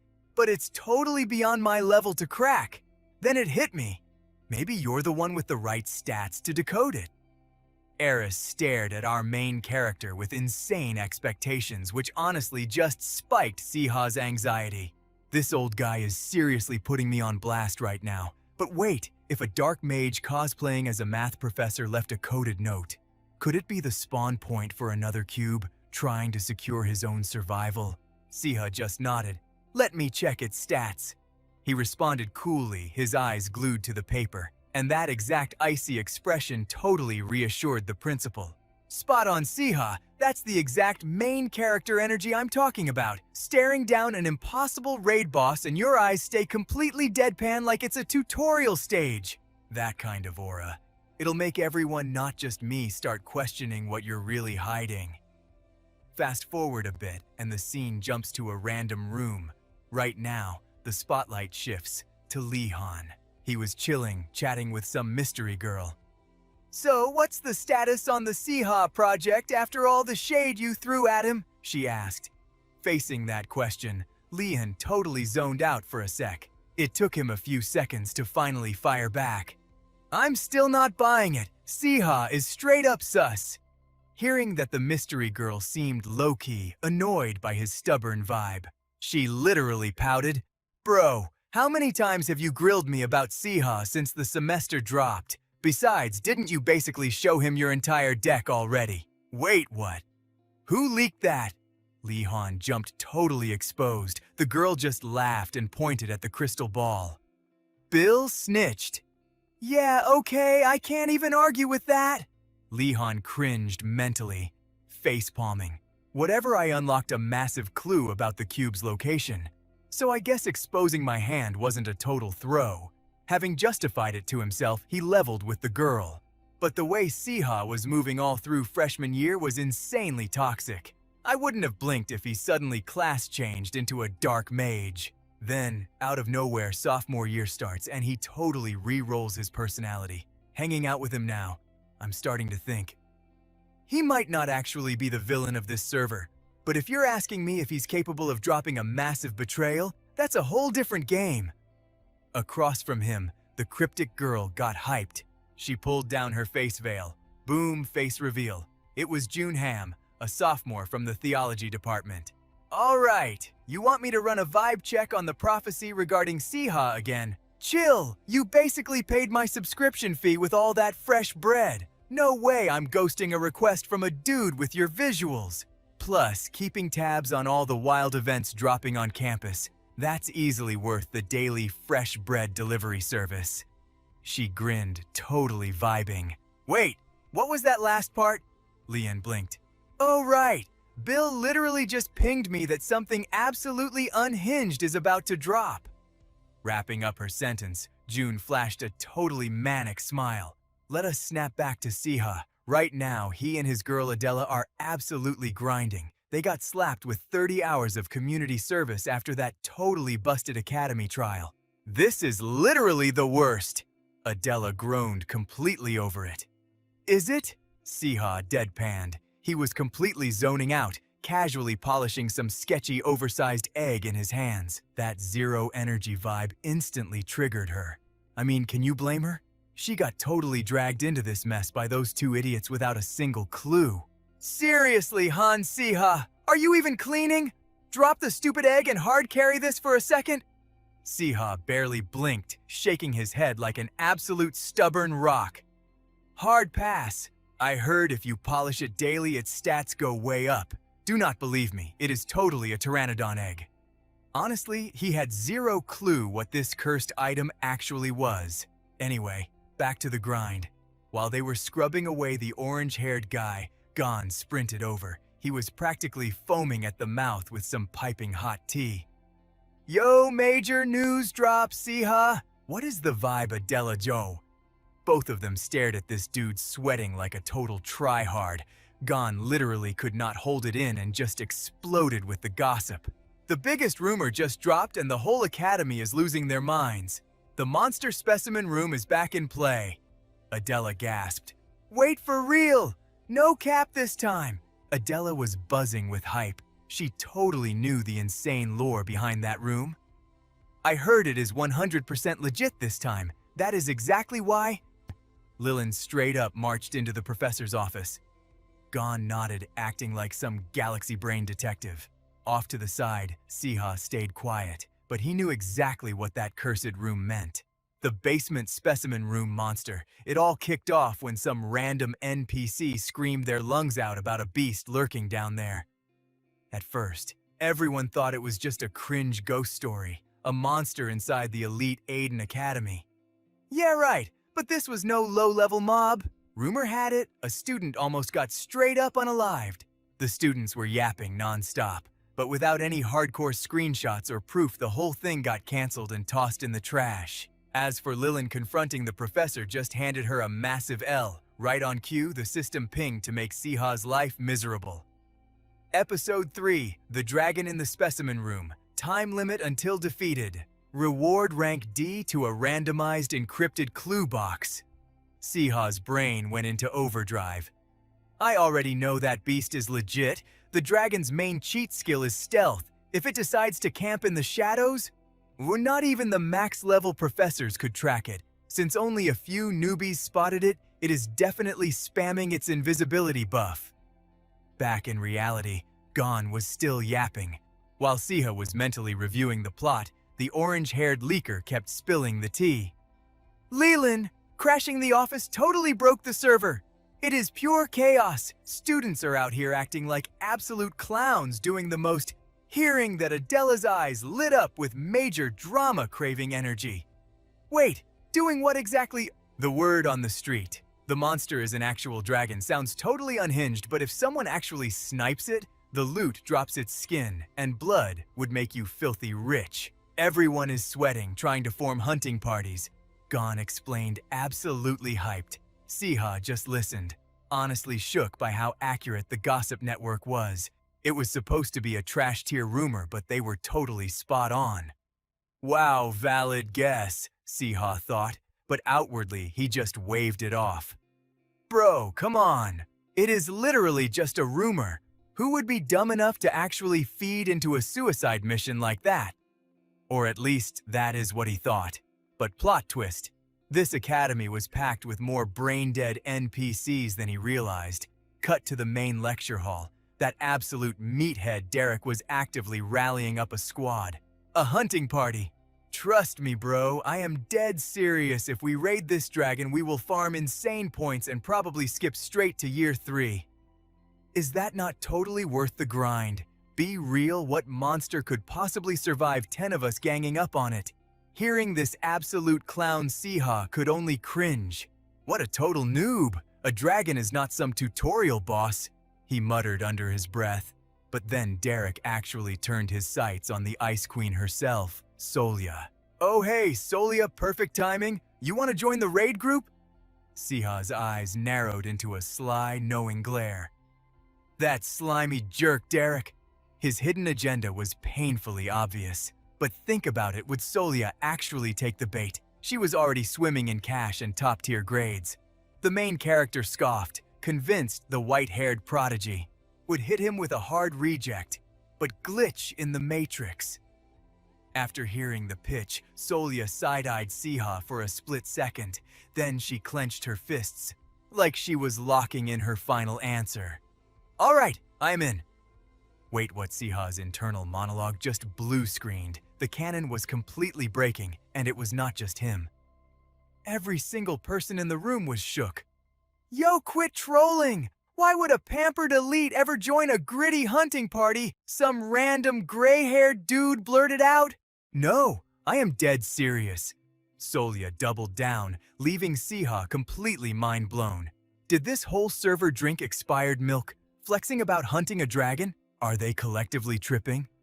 The dragon hunting party was totally canon in the original story.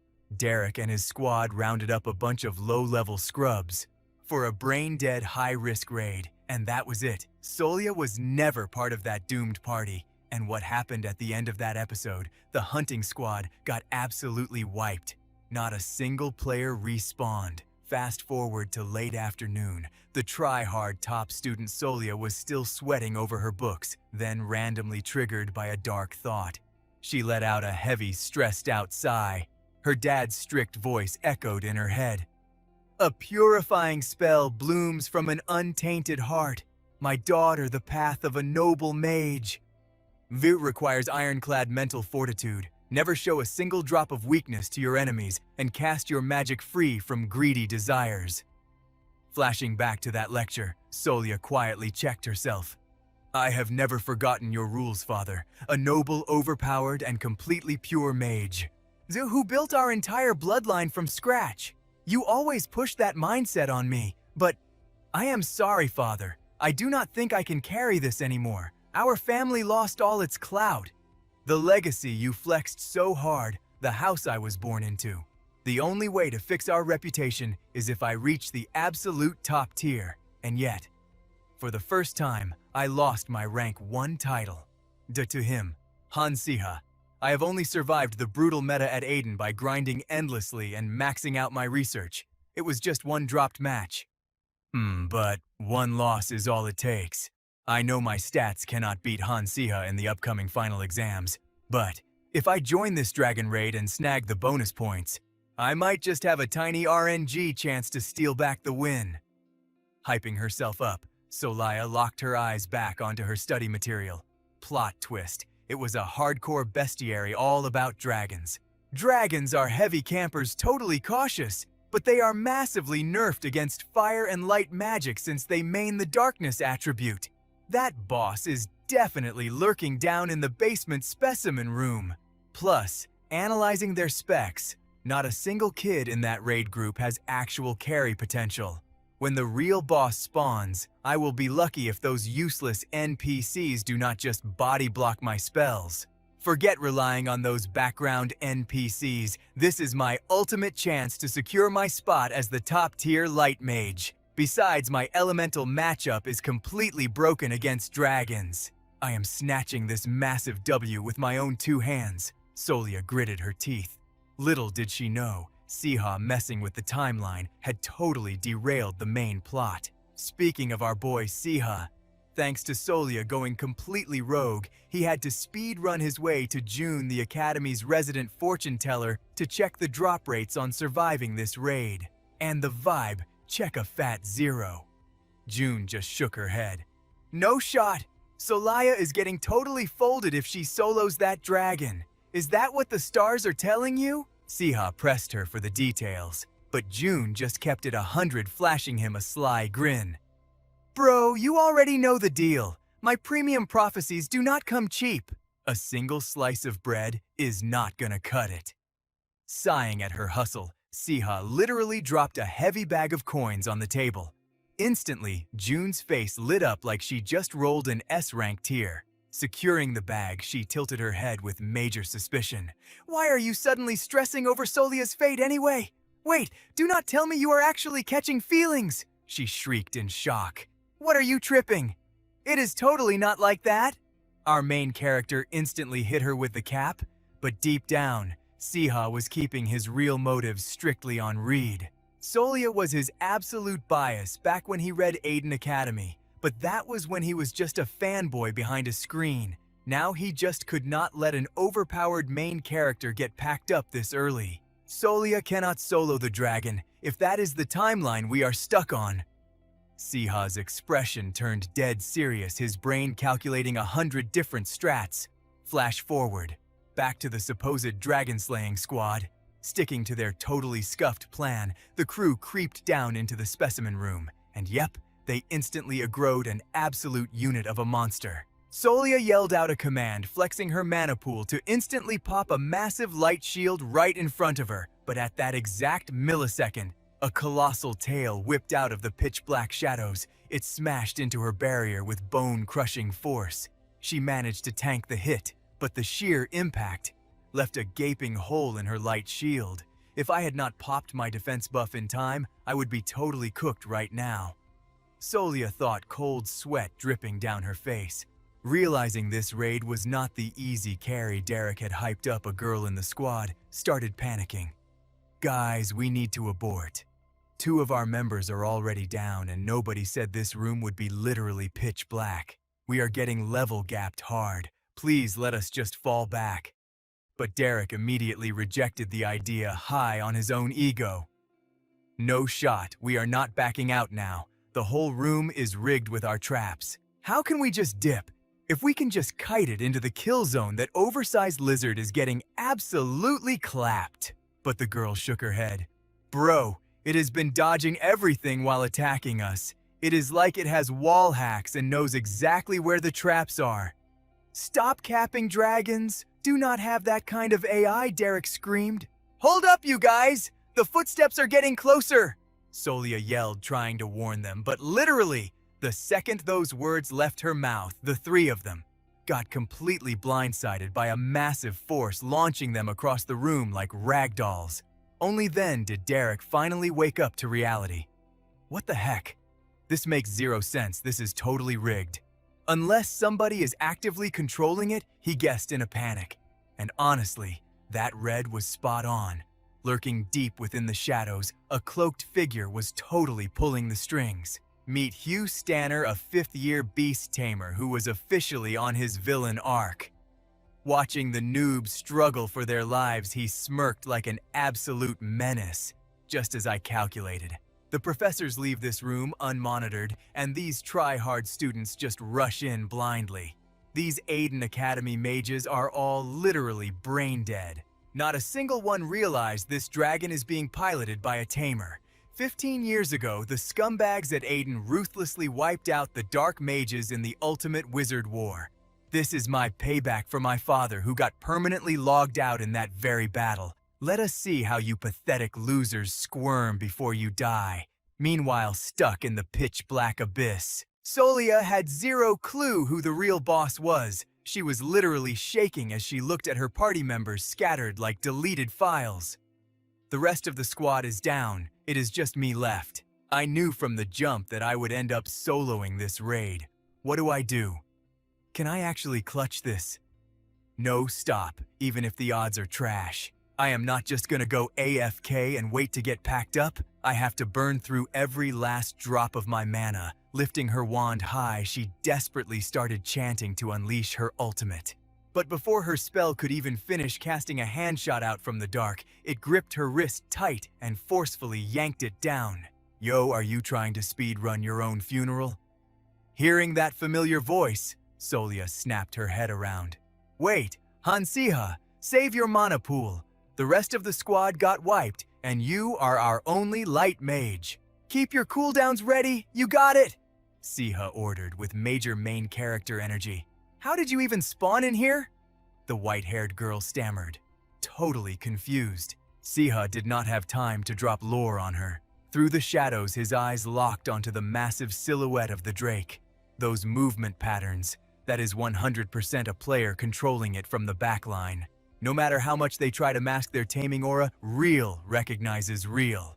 Alright then, let us settle this. A pure one-on-one between tamers to see who truly carries. Eat this, you overgrown lizard! Siha yelled, yeeting an energy sphere straight at the Drake. And in a total glitch in the Matrix moment, the beast immediately spun around, lunged at the glowing orb, and literally swallowed it whole. This wild aggro switch had the tamer Hugh sweating bullets. What the heck? Why is my summon ignoring my commands? And what kind of rigged item was that sphere? Back to Siha. Watching the dragon gulp down his bait, all his stress totally evaporated into thin air. Taming 101, bro! You gotta understand and exploit the monster's base stats. A dragon's default instinct is to bite anything that moves fast. But you really should not eat random drops from strangers. How is that stun debuff orb tasting? The window of opportunity was finally here. Without missing a beat, he shouted at the top of his lungs. Solia, target its heart right now. Standing behind him, the white-haired girl knew this was the ultimate RNG blessing. She was already locked and loaded. Let's go. Severing strike, she screamed, unleashing an absolute nuke of holy energy straight at the Drake. The second the blast connected the mental server link between the beast and that guy, Hugh instantly shattered. No way! This is impossible! The dragon is going berserk because our taming connection just timed out. If I let this snowball, even my own health bar is gonna hit 0. I am completely out of options. I really did not want to pop this ultimate since dark magic puts insane recoil on my body, but I have to force tame it. Cornered like a rat, Hugh activated his forbidden dark magic. Instantly, a sinister, hazy red aura enveloped the Drake's massive body, giving Solia major red flags. Why does it feel like this boss just entered its second phase? She said, panic lacing her voice. But our main character immediately recognized the debuff. Hold up, that is a dark magic aura. Does that mean this tamer is actually a dark mage? Bro, this is crazy. I thought I had this entire raid under control. But boom, a massive plot twist just dropped. Before Sia could even stress over a backup plan, the system stepped up and totally clutched the game for our boy. Ding! You have awakened a brand new skill. Do you wish to activate the Beast Tamer's strike? Wait, what the heck is this now? Siha muttered, completely baffled. Forced bonding engaged, the specimen room dragon might belong to someone else, but it was straight up for grabs. Do you wish to temporarily tame the specimen room dragon? The system's sudden prompt left. Siha absolutely shook. No way! I can literally hijack a monster that someone else already tamed? Well, it was a massive win, so there was zero reason to decline.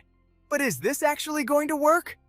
Despite his low-key doubts, Siha smashed that confirm button without missing a beat. Instantly, an invisible leash of pure energy locked in between him and the massive Drake. Right on cue, the system flashed a glorious notification. Taming successful. Just like that, the terrifying beast turned into a total puppy, bowing its massive head to let our boy give it some head pats. Meanwhile, the white-haired queen, Solia, was standing there, glitching out, completely lost on what just went down. What the actual heck? Why is this dragon acting so chill all of a sudden? No cap, this is impossible. Han Siha, did you seriously just tame this thing? Bro, how did you even pull that off? Solia stared at our main character, her eyes practically sparkling with curiosity. And naturally, when faced with that question, Siha definitely could not leak the system's existence, so he totally ghosted the truth and hit her with the most casual flex. Yeah, I guess reptiles just really vibe with my energy. But switching gears back to that dark mage Hugh, seeing his ultimate weapon pull a fast one and simp for Siha instead, the dude absolutely lost his mind. He was legit tweaking, totally unable to process this fat L. This is fake news. Do you know how much I grinded to tame this beast? That dragon belongs to me. Throwing a total tantrum, the villain blasted his dark magic straight into the Drake. In a flash, the monster's eyes snapped open, glowing a toxic blood-red hue. Crack. The temporary connection Siha had just secured completely shattered. Wait, did the taming just flop? Siha panicked, literally sweating bullets. Meanwhile, Hugh was gloating like he just won the lottery. That is right, I am your true master. You absolute clowns. But the moment those words left his mouth, karma hit hard. Out of nowhere, the Drake lunged forward and literally swallowed the dude whole. Hugh's legs just twitched a couple of times before he went completely AFK. It is wet and smells like straight trash. Somebody save me. Seeing this absolute chaos, Solia shrieked in pure horror. Siha, on the other hand, was practically crying as he yelled at his new pet. Bro, spit him out. That is literally disgusting. Fast forward a bit. To wrap up this wild raid event, once the dragon one-shotted Hugh Stanner, the guy was already tapped out from spamming dark magic, so the whole crisis was shut down in record time. Principal Eris rolled up right after getting the distress ping. She was visibly rattled, shook to her core that a rogue dark mage was still lurking around campus. Stepping up to our boy, she dropped a massive personal thank you.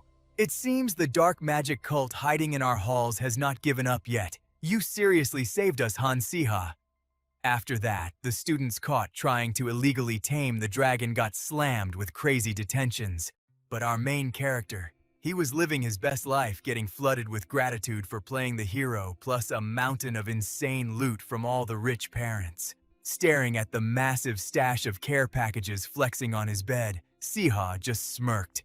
Good heavens, I am eating like a king for the next few months. Not gonna lie, this haul is totally busted. Exactly the kind of drip you'd expect from the elite holy mage families. He nodded in respect before pivoting back to check his stats. Now it was time to inspect that shiny new skill. Let's be real, the ability he unlocked from that boss fight was nowhere to be found in the original novel's meta. Taming Touch, an absolute cheat code that lets you temporarily hijack monsters mid-combat. Instant forced bonding the catch. You can only control one beast at a time, it taps out after 3 hours, and it only works on mobs that are 10 levels below your own rank. Skimming the patch notes, Siha side-eyed his grumpy little familiar Basili and let out a heavy sigh.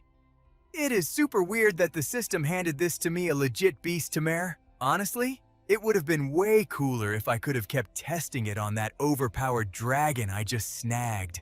But since it was a timed buff, and more importantly, because Basili was throwing a major fit about it, Siha ended up surrendering the Drake to the academy staff. But hold up, a single skill was not the only drop he got from that crazy raid. It was finally time for the main event. Gotcha time. Let's unbox this reward. Ding! Episode 3. The Specimen Room Dragon has been cleared. A random Tier D to Tier A loot box is now available. Do you wish to claim your prize? Staring at the glowing text, Siha obviously smashed the claim button at lightspeed. Out of thin air, a legendary-looking wooden chest materialized right in front of him. Before cracking it open, our boy literally prayed to the RNG gods 3 times for some decent luck. I am not asking for much, bro. If it is not an A rank, please just let it be a solid B tier drop. He practically begged in his head, and the system totally delivered. Popping out of the chest was a super sleek briefcase. Ding, you have acquired an A-rank spatial bag. Staring at this god-tier loot, Siha was absolutely flabbergasted. No way, this is way too overpowered. Not only is this insane for storing dungeon gear, but it is basically a cheat code for everyday life too. If I tried to cop this off the black market, it would drain my entire bank account and then some. He hyped himself up. But wait, the unboxing stream was not over yet. To reward our main character's insane carry in this event, the system tossed out a bonus drop. Ding, an extra reward for achieving 0 casualties is now yours. Please check your inventory. Bonus condition met flawless run with 0 player deaths. This sudden pop-up caught Siha completely off guard, but it only took him a second to connect the dots. A hidden achievement. Oh, I get it now. In the original web novel, that entire hunting squad got wiped out. Nobody made it out alive. But this time, even the students who got heavily nerfed by injuries got healed up and survived. So this is basically the reward for clearing the nightmare difficulty mode. His curiosity maxed out, Siha flipped the briefcase upside down. A single bright red piece of paper fluttered out. Scribbled on it was some totally alien math formula. What the heck is this? A sticky note, let me see. Wait, it is a math problem. This is the exact equation Professor David Bruno constantly spams in his midterms, But wait, why does this specific formula look so crazy familiar? Siha muttered, squinting at the paper. Suddenly, it all clicked. A massive light bulb went off in his head, and he literally gasped. His sudden freakout made little Basili jump out of his scales. Bro, how was I this blind? The secret code on that note, Principal Eris, slipped me. I had already cracked most of the cipher, but got totally hard stuck on the final puzzle for days. I was overthinking it, trying to translate the hidden meaning of those symbols. Nah, it was literally just algebra. This is absolutely wild. Forget the symbols, I just had to crunch the numbers. Are you telling me I wrecked my sleep schedule for days over a basic middle school math problem? No. Siha did not know whether to laugh or cry at his own massive L. Shaking it off, his big-brain doctor intellect kicked in. With a few quick scribbles, he absolutely demolished the equation in seconds. Done! I finally got the passcodes. The solution left him with 2 specific digits, 205 and 014. Following the breadcrumbs, Siha wasted no time storming over to room 205 and hunting down locker 014. No matter how you looked at it, room 205 was super sus. It was literally the dark magic theory classroom. After doing some serious snooping in the faculty records, he dug up the truth. Student 014 had dropped out of the academy ages ago, totally wiping their tracks from the system. I took a deep breath and yanked open the locker door. Instantly, a blinding light blasted out, lighting up my entire face. I couldn't help but smirk. Called it. I was totally right. There it was, another glowing cube. Professor Divot definitely scored this from some shady dark mages, then stashed it here like a coward. Yoink, straight into my spatial inventory it goes. Can't risk losing this bad boy. Not gonna lie, holding onto a cube like this is stressing me out. For the next few days, I'm going ghost mode. Gotta lay low and dodge all the drama. I muttered to myself, double-checking my corners. Then I bolted out of that room. I had to dip before anyone caught me slipping. But bro, does anything ever go my way? Nope. Fast forward a few days and this fortune teller chick June wouldn't leave me alone. She was basically my shadow and it was getting annoying fast. Silas, stop running away, June yelled out across the courtyard. I let out a massive sigh. I was legitimately trying to keep my chill, but she was pushing it. Why do you keep dodging my date requests? She demanded to know, crossing her arms. Because I am literally not interested in you. I snapped back, not holding anything back. Come on, you're a little interested, right? Or are you still simping over Sophia? That stopped me dead in my tracks. I spun around, completely thrown off. Why would you bring her up out of nowhere? I asked, glaring. Whatever, just go on a date with me. June hit me with those puppy dog eyes. Too bad for her, I was completely immune to that trap. You seriously call this a date? You're literally forcing me into the theology department's astrology contest? I shook my head in pure disbelief. Across from me, June stroked her chin like some anime villain. I think you just want an easy carry, Silas. Oh, really? Did your little stars tell you that? I clapped back. Ignoring my sarcasm, June started dropping the prize pool to bait me in. Listen up, this astrology contest is basically a tutorial stage. It's all beginner stuff. Plus, if we take the win, you score 3 free theology credits with a guaranteed A+. Not gonna lie, that caught my attention. 3 free credits from another department, that meant I could drop a class next semester. Wait, that meant I could dodge Professor Bruce's absolute nightmare of a class. The more I thought about it, the more hyped I got. My brain was doing cartwheels. June totally read my face. Seeing my defenses crack, she went in for the kill. Best of all, you know my stats, right? I am the literal GOAT of the theology department, and I am offering to hard carry you through this whole thing. Are you seriously gonna pass up a free ride? Damn it, that sounded way too good. The loot was just too cracked to ignore. Knowing I couldn't turn down this massive win, I gritted my teeth. Fine, I'm in. Cut the yap and just tell me what's on the test. I grumbled. Heck yeah, I finally secured a date with a hottie. The fortune teller cheered, like she just pulled an ultra-rare item. What happened next was purely predictable. I had to speedrun studying theology lore, something I never thought I'd actually do. And just like that, test day arrived in a flash. Standing at the astrology contest, my neck felt insanely stiff. Did I sleep weird? Or was this that cursed bad vibe theology majors always complain about? I muttered to myself, rubbing my neck. Yo, Silas, look, the guest judge over there. Why does he look exactly like you? June gasped, pointing.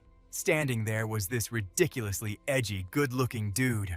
I squinted at the guy who basically shared my face texture, and instantly I knew exactly who it was. What the actual heck, of course. It was none other than my older brother, Seth. If I knew this edgelord was judging, I would have uninstalled my life before joining this stupid contest.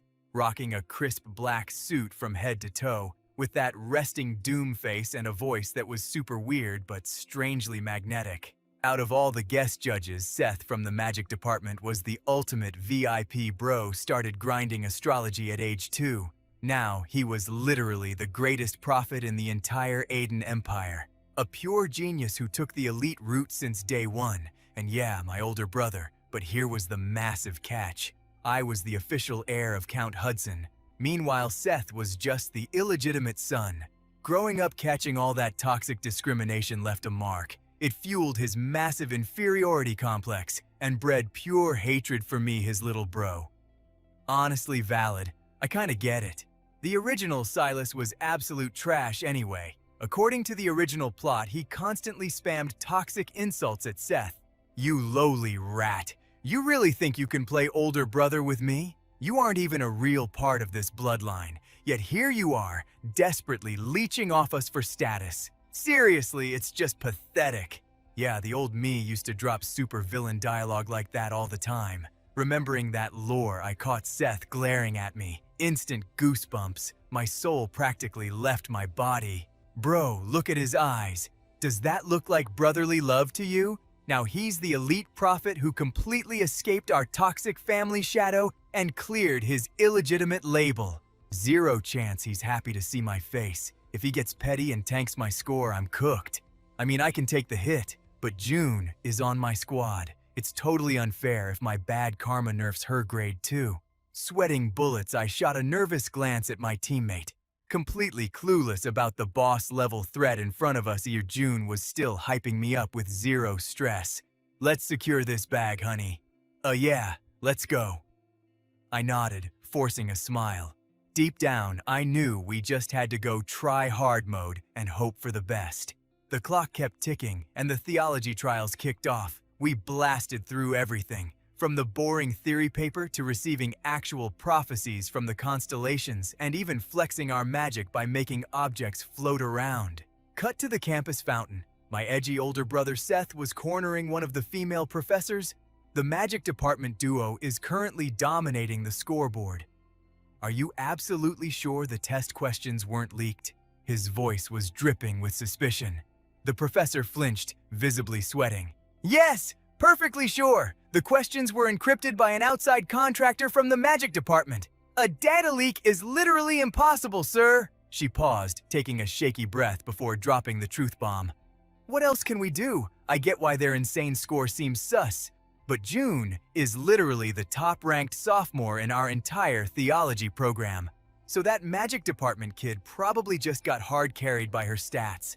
Drop the paranoia and just proceed with the award ceremony. And just like that, Seth got completely shut down. With zero proof of cheating, he had to let it slide. Moments later, the blonde professor stepped up to the mic to announce the final drops. All right, everyone, time to reveal our champions.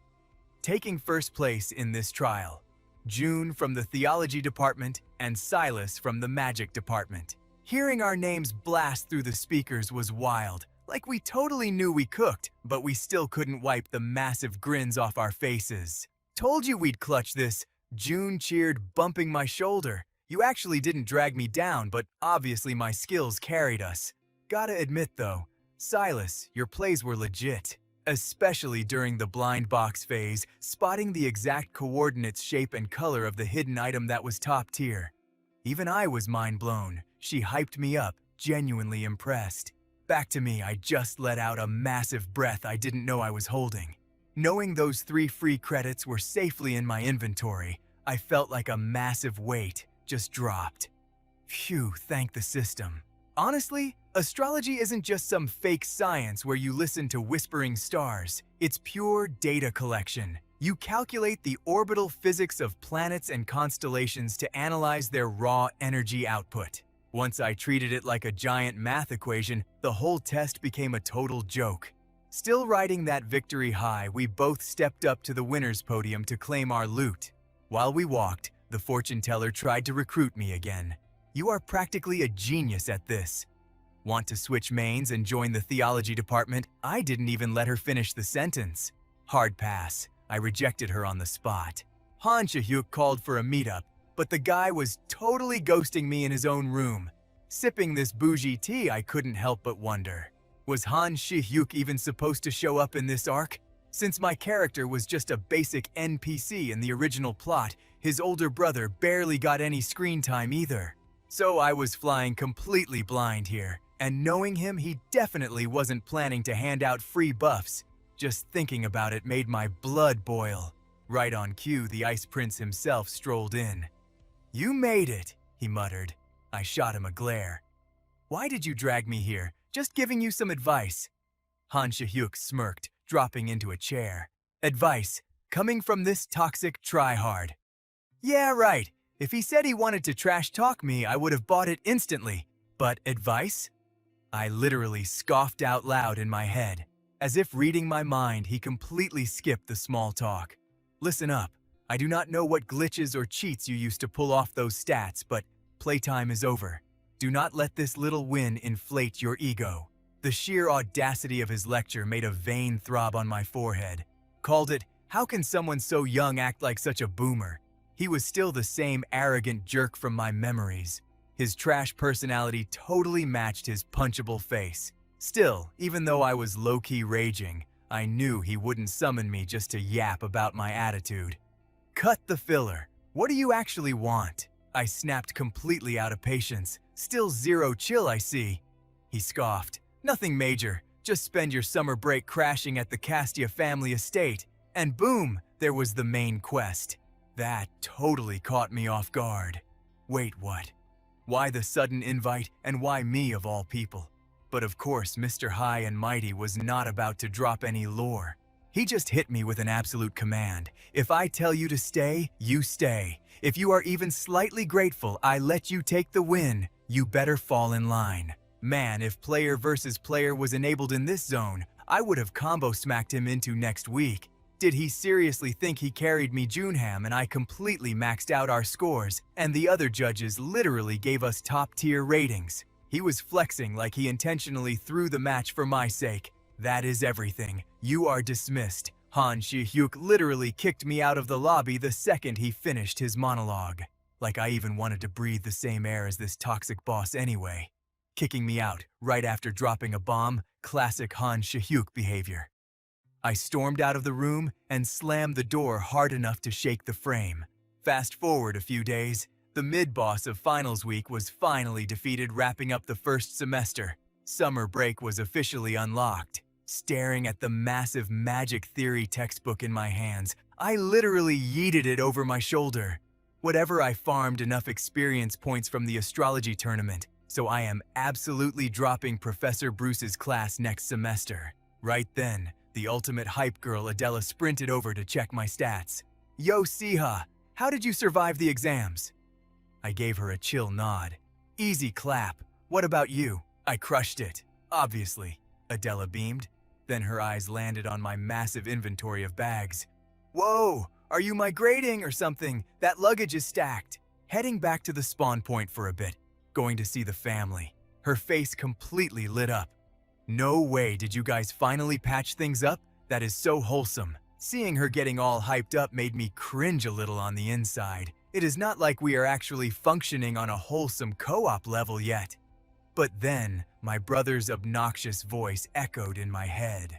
Go crash at the Castia estate. Honestly, since the tryhard insisted so much, I figured I might as well play along. My danger sense wasn't tingling, so it probably wasn't a trap. Shaking off the heavy vibes, I flipped the spotlight back to her. What about you, Adela? Are you logging off to visit your home base? Her smile faltered just a pixel as she shook her head. They are not exactly thrilled when I show up, so I'm just going to chill at the dorms. Major red flag detected. She was acting casual, but the vibes were definitely off. The original plot literally never dropped any lore about Adela's backstory, but she always gave off that solo player energy. She was way too good at masking her stats, making it impossible to read her true feelings. Still prying into someone else's dark backstory wasn't my style. I just threw up a peace sign. Got it. Catch you on the server after the break. See you in a month. Stay safe out there. Adela waved back, and just like that, your boy grabbed his overly packed inventory and hopped on the express train straight to the Castia territory. Fast travel complete. But the second I stepped out, my jaw literally hit the pavement. Staring at the absolute unit of a mansion in front of me, I started mentally roasting the original owner of this body. Holy stats! How was Siha this filthy rich? The dude was practically rolling in gold coins. Why was he even wasting his time grinding dark magic at school when he had this cheat code of a life? If I started with this kind of loot, I would have just coasted on easy mode until graduation. Still shook, I gave a lazy nod to the head non-playable character of the house. Yo, I have returned. But the old butler instantly threw his hand up like a stop sign. Hold it right there, young master. The Count has issued a strict command. You are banned from entering the premises until he gives the green light. End of discussion. The white-haired boomer stood there like a literal prison guard. Meanwhile, my brain blue-screened. My jaw was basically scraping the dirt. Are you kidding me right now? Blocking me at the gate. After I haven't logged into this server for a year and a half, and so I was left touching grass all the way until the sun started setting. With no patch update from my dearest father, I was stuck guarding my massive pile of loot in the front yard like an absolute scrub. The disrespect was unreal. Watching me get totally humiliated, the maid started gossiping in the background. Oof, is he seriously still camping out there? If that were me, I would have rage quit and booked a hotel. Bro has zero shame. They thought they were being stealthy, but my perception stats were way too high. The embarrassment was physically painful. Hello, my mic is on. I can hear every word you guys are saying, I mentally screamed. Just as my patience was hitting zero, the massive doors finally creaked open, and stepping out of the shadows like a final boss was Count Tessu, my dear old dad. Oh, you survived the trip. Come inside. He dropped the line so casually, sending my paranoia into overdrive. Why was he suddenly unbanning me from the lobby?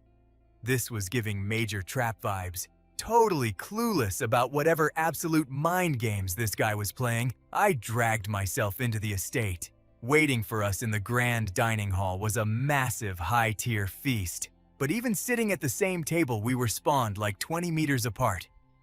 Mid-bite Tessu cut through the silence. I heard the magic department stirred up some toxic drama that ended in a full-blown trial. Give me the debrief. Sitting a whole zip code away, the puzzle pieces finally snapped together in my brain. Oh, so that is why I got put in timeout. And here, I thought he was actually warming up to me. Just because my academic stats had skyrocketed, he totally assumed I had triggered another disaster and was getting nerfed by the academy. Honestly, that level of toxic suspicion was totally on brand for Count Tessu. Smirking to myself, I aggressively sliced into my premium steak. You are always lightning fast when it comes to trash-talking me, but your lag on the actual facts is insane. Let me guess who your little spy is. I shot a massive side-eye at one of the hovering servants in the room. Judging by the absolute shade these lackeys were throwing, they definitely fed him a fake news patch about my progress. Excuse me, Tessu snapped. Wouldn't a normal dad be slightly curious about why his kid transferred to the magic department in the first place? You know, if we were actually talking about a normal family dynamic, the sarcasm in my voice was off the charts. The second those words left my mouth, the temperature in the room literally dropped to absolute zero. Are you trying to lecture me right now? The final boss growled, radiating a killing intent that made my survival instincts scream. I stood there literally shaking. The dude was terrifying. No wonder they call him the Blood Count. Note to self, do not trigger this guy's aggro again. I instantly dropped the edgy attitude. My bad for letting you down, but I was at a magic department event. Taisu glared at me. Then why were you even there? He interrogated. I was repping the academy as their official delegate. I casually handed a document to the butler standing nearby. Have him pass that to my dad. The second Taisu glanced at the paper. His eyes blazed with absolute fury. You dare lie to my face right now? First place in Taming, first in practical magic, and ranked third overall. Is this actually your transcript? Did you use some kind of cheat code? Taisu's voice dripped with suspicion. Honestly, considering how trash my original stats were, I totally get why he was bugging out. I didn't even get mad. I just kept my cool and laid out the facts. Look, I didn't cheat or fake these grades. Honestly, hacking a practical exam is way harder than just taking the test. That is just my midterm report. I did even better on my finals. Hearing that flex, Taisu literally started shaking uncontrollably. Alright, you actually pulled it off. Siha, have you finally awakened your true potential? The old man's eyes were completely welling up. Wait, is he actually crying over a minor grade buff? I was totally mind blown. I never expected the legendary Blood Count to have such a soft aesthetic. Obviously, he had no idea what was running through my head. Taisu just kept bawling. It is about time you grew up. I am so freaking proud of you. Meanwhile, I was low-key wondering if his entire character file was glitching out. Was this even in the original script? Over the next few days, Taisu Han pulled a massive 180-degree turn. Even the non-playable characters, I mean servants who used to ghost me, were now acting super cautious around me. I guess I am no longer the useless trash of the family. Having the Blood Count as my sponsor is going to be a massive carry for my future build. Hate to admit it, but Han Siha was totally right. Returning to the family base for the break was the major play. 2 days later, while sipping tea, the old man asked about my next moves. Is there anything else you want to grind? What about the taming skill tree? I asked, hearing that Taisu instantly gifted me 10 top-tier mounts and asked if I wanted to unlock anything else. Since the old man was throwing around his very important person status, I decided to milk it. Oh, I need high-grade gemstones, ground down to absolute dust. I dropped the request smoothly. It was all prep work for the main event. My Terra egg was about to hatch, and I needed the premium loot for its food supply. Taming fact of the day, baby Terras level up by consuming crushed gems. A Terra egg has an insane hatch rate. We are talking 99.9% success, cut to my private room. I had been camping this egg like my own flesh and blood to make sure the incubation didn't bug out. The temperature, humidity, and environment stats were perfectly maxed out. Hatching this thing should be a breeze. There is a reason Terra eggs are A-rank drops. Their combat damage is trash, but they are absolutely top tier for mobility. Plus, once you tame them, their loyalty stat is locked at max, but taming them is literally harder than taming a dragon. There is way too much random number generation involved. A fresh spawn Terra takes a solid 1 or 2 weeks to secure. That is way too long. An untamed Terra is a walking disaster hazard. This is not going to be an easy quest. While I was overthinking the strategy, the egg suddenly went crazy. It started vibrating violently right in front of my face, like it was trying to force skip the hatching animation. I was totally freaking out. I didn't even touch the thing. Wait, could it be? The suspense was absolutely killing me, and just like I predicted, the egg hit. Critical mass. The shell shattered into a million pieces with a blinding flash. A massive shockwave nuked my entire room. It blew the glass windows straight to hell. Luckily, I popped a magic shield at the very last frame to tank the blast damage. Holy crap! Did I just unbox an A-rank beast? I cannot let this rare drop escape. Freshly spawned monsters always have that wild flight instinct? I muttered to myself, eyeing the baby Terra. The little guy was literally yawning in my face. I threw up an energy cage to lock down its movement before it could dash away. Glancing around my room, I felt my soul leave my body. It looked like a freaking tornado had spawned indoors. The base stats on a level 1 newborn monster are absolutely insane. Even with it trapped in my magic bind, it was putting up a fight. It kept breaking out. Using its natural affinity, I can usually tame trash tier mobs with zero effort. But this Terra was built differently. And it literally just spawned into the world. Time to switch up the tactics. First, I need to debuff its hyperactive state in this new biome. Let's cast a basic hypnosis spell to inflict the sleep status. Here goes nothing. Without wasting another frame, I channeled my hypnosis magic directly into the Terra's core, and a literal second later, its face went completely slack like it had been drinking. It face-planted straight onto the floor. Seeing the debuff land, I walked over, scooped the little guy up, and cradled him. Huge win. It actually worked. This is my window of opportunity. Time to imprint my scent on its data files. Physical contact is the key to proving I am not an enemy mob. Whoa, my past life's grinding experience is seriously paying off right now, but I cannot clear this taming quest in one shot. I will have to keep spamming this routine for about a week. Whatever it is, summer break, so my schedule is wide open. Plus, this wrecked room still belongs to Han Siha. I can chill. Just like that, the timeline skipped forward.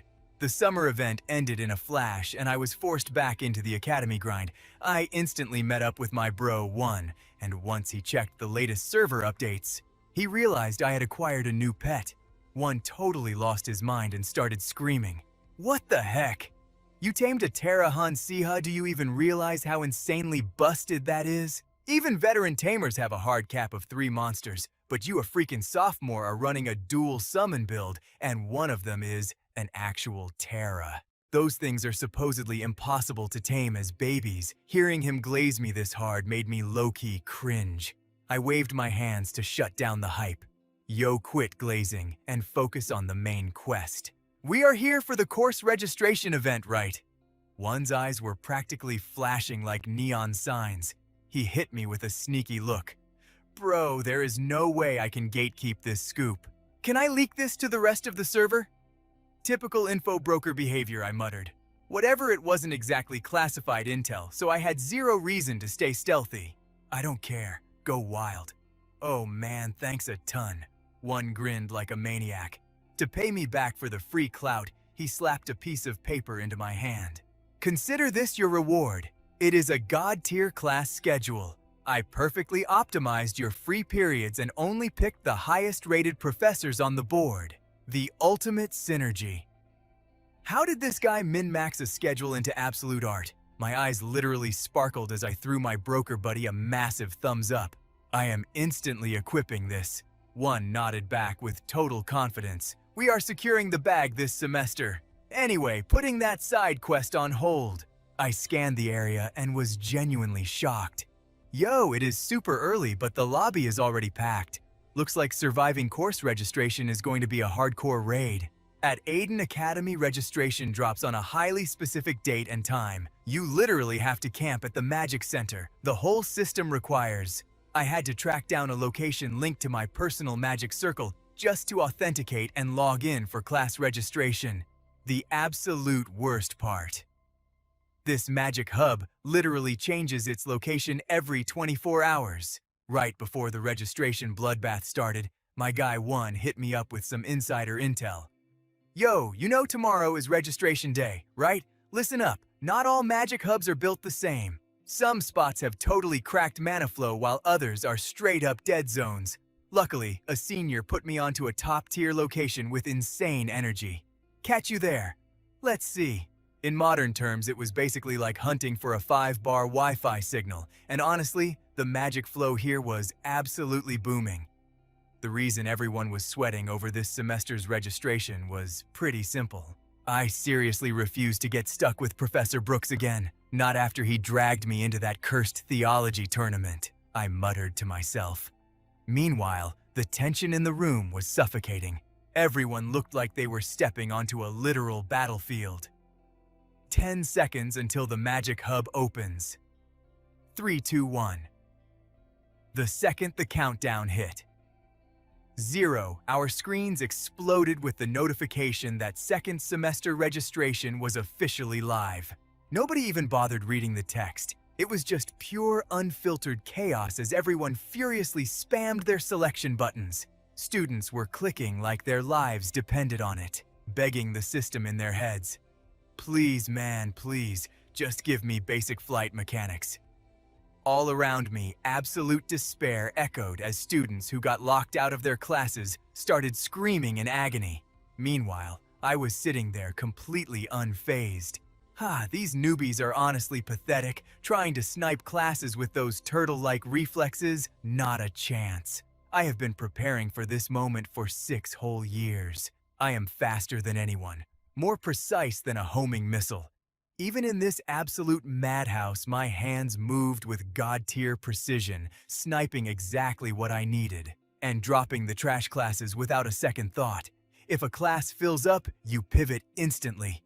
My fingers flew across the interface like a literal machine. Meanwhile, my buddy 1 clearly took a massive L on his schedule. Looking like he just swallowed a lemon, he turned to me in total panic. Bro, I am actually cooked. I panicked so hard and ended up stuck in Professor Brooks's class. What about you? Han Siha? Cleared it all? I smirked happily, flexing my flawless schedule on screen. I had locked in Basic Flight Mechanics Intro to Transformation, Monster Psychology, and Advanced Taming Studies. Staring at my flawless lineup, 1 looked like he might actually cry out of pure respect. That is insane. I have literally never seen a schedule look so perfect. How did you even pull this off? Did you run practice simulations at home or something? Nah, man, I replied with dead soulless eyes.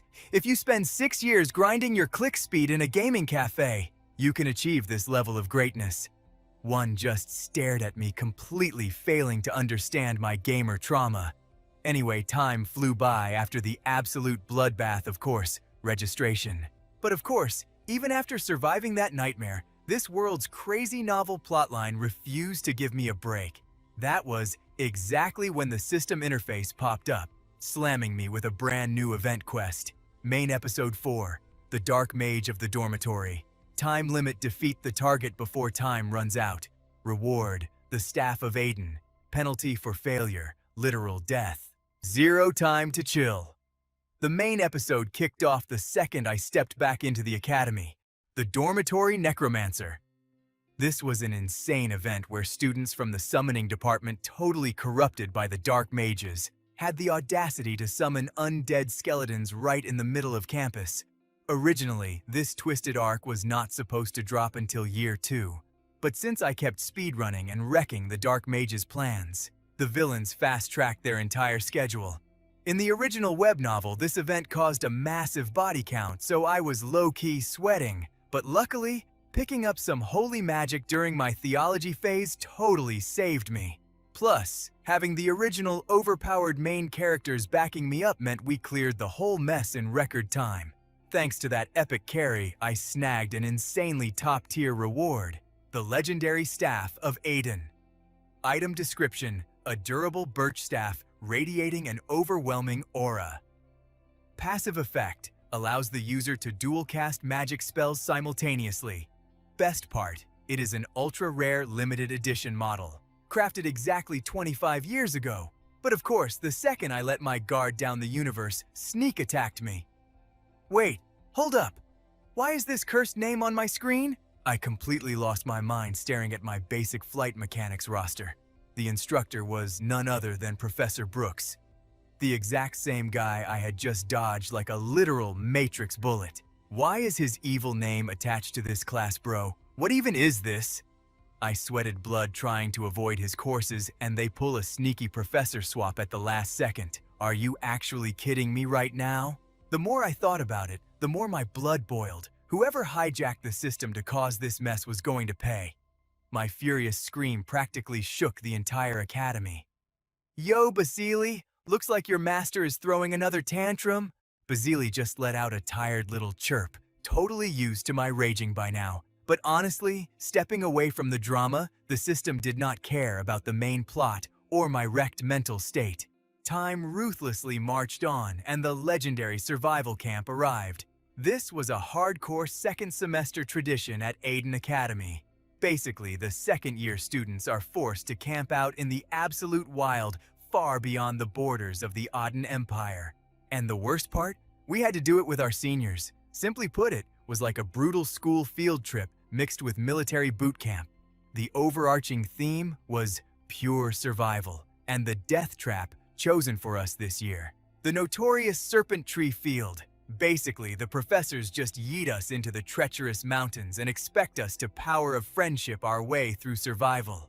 It literally felt like being tossed into one of those extreme YouTube survival challenges. The professors probably designed this nightmare so the two batches could bond and grow together through shared trauma. But let's be real, that was a total lie. We had to complete crazy system quests, and the arrogant upperclassmen held all the power, grading us second years based on our performance. Since these grades heavily impacted our overall scores and the loot was actually pretty stacked, skipping it was not an option. But of course, this lawless zone was the absolute perfect playground for upperclassmen to violently flex on their juniors. Right on cue, a ridiculously arrogant voice echoed through the clearing. All of you stand up straight! Unless you want your grades totally tanked, you newbies better watch your step around here. Do I make myself clear, you little runts? I am Kasan, your third-year superior. I heard rumors that this year's batch was a bunch of rebels, but your attitudes are straight-up garbage. According to Academy tradition, the second we hit camp, you juniors should be rolling out the red carpet for us. Hand over all the rations from your survival kits right now. Kasan sneered, acting like an absolute boss monster. Hearing this garbage, Adela instantly stepped up to challenge him. Hold on a second, we are supposed to survive out here for days using those exact rations. If we give all our food to you seniors, what are we supposed to eat? But before she could even finish her sentence, Kasan barked at her. Shut your mouth! Back in my day, this is exactly how we did things. How dare a lowly junior talk back to me? Your disrespect is honestly out of control. You there in the front row, dump out all your food and every useful item from your bags immediately. All around us, the rest of the second years just kept their heads down, completely terrified by the power trip, and slowly started unpacking their survival gear. Seeing their submission, Kasan's ego totally skyrocketed. Yeah, that is what I thought. You should have just obeyed from the start. Hurry it up! Unless you want to pack your bags and go home with a failing grade, do your jobs properly? Mid-rant, his arrogant eyes locked onto me. I was just standing there like a brick wall, completely unbothered, not giving him a single ounce of respect, which totally triggered him. Hey you! Why are you just standing there like an idiot? Are you seriously defying my direct orders? Do you think we third years are a joke to you? Staring down the furious upperclassman, I could not help but let out a totally disrespectful smirk. Actually, yeah, I kinda do. What did you just say? Kasan roared, his eyes popping out of his skull. Whoa, chill out! I quickly waved my hands, acting totally innocent. I did not mean it like that, bro. It is just that you seniors are acting like absolute clowns right now. Honestly, I knew these third years were not pure evil. They did not even have a valid reason to bully us like this. They were just super insecure because our second year class was dangerously overpowered.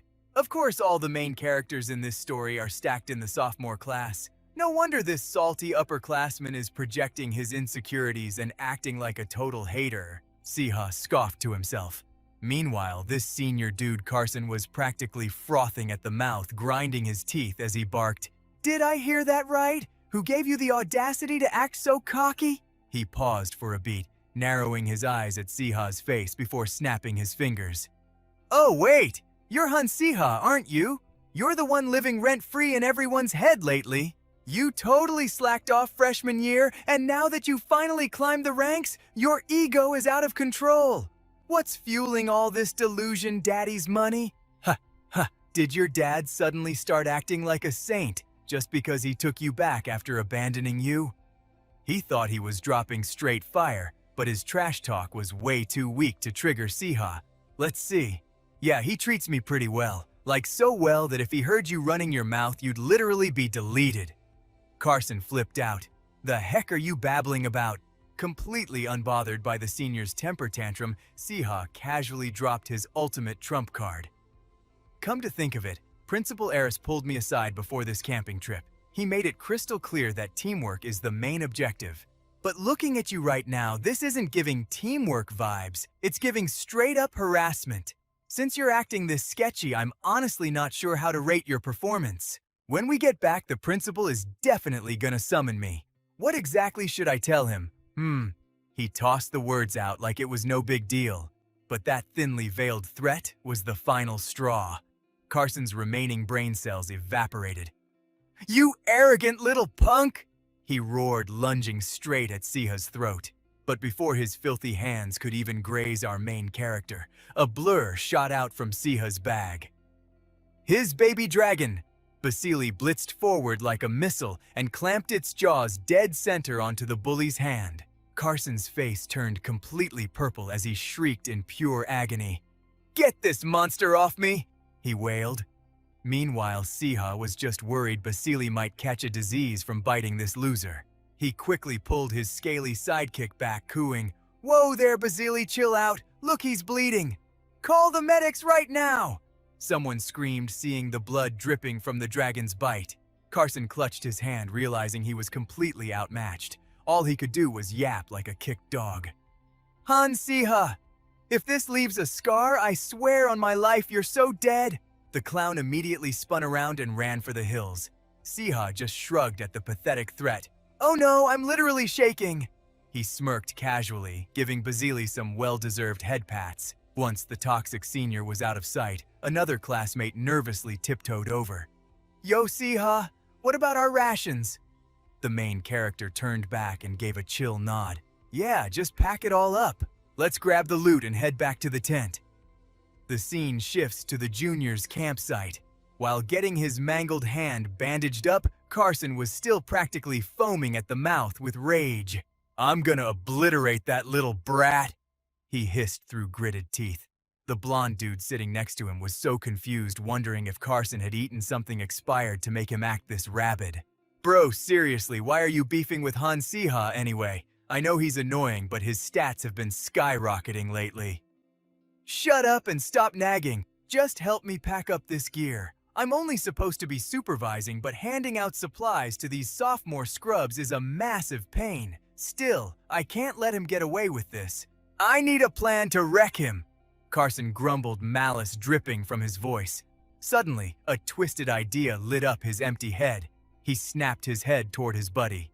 "Hey, Riven, aren't you the one packing the survival kits for Siha's squad?"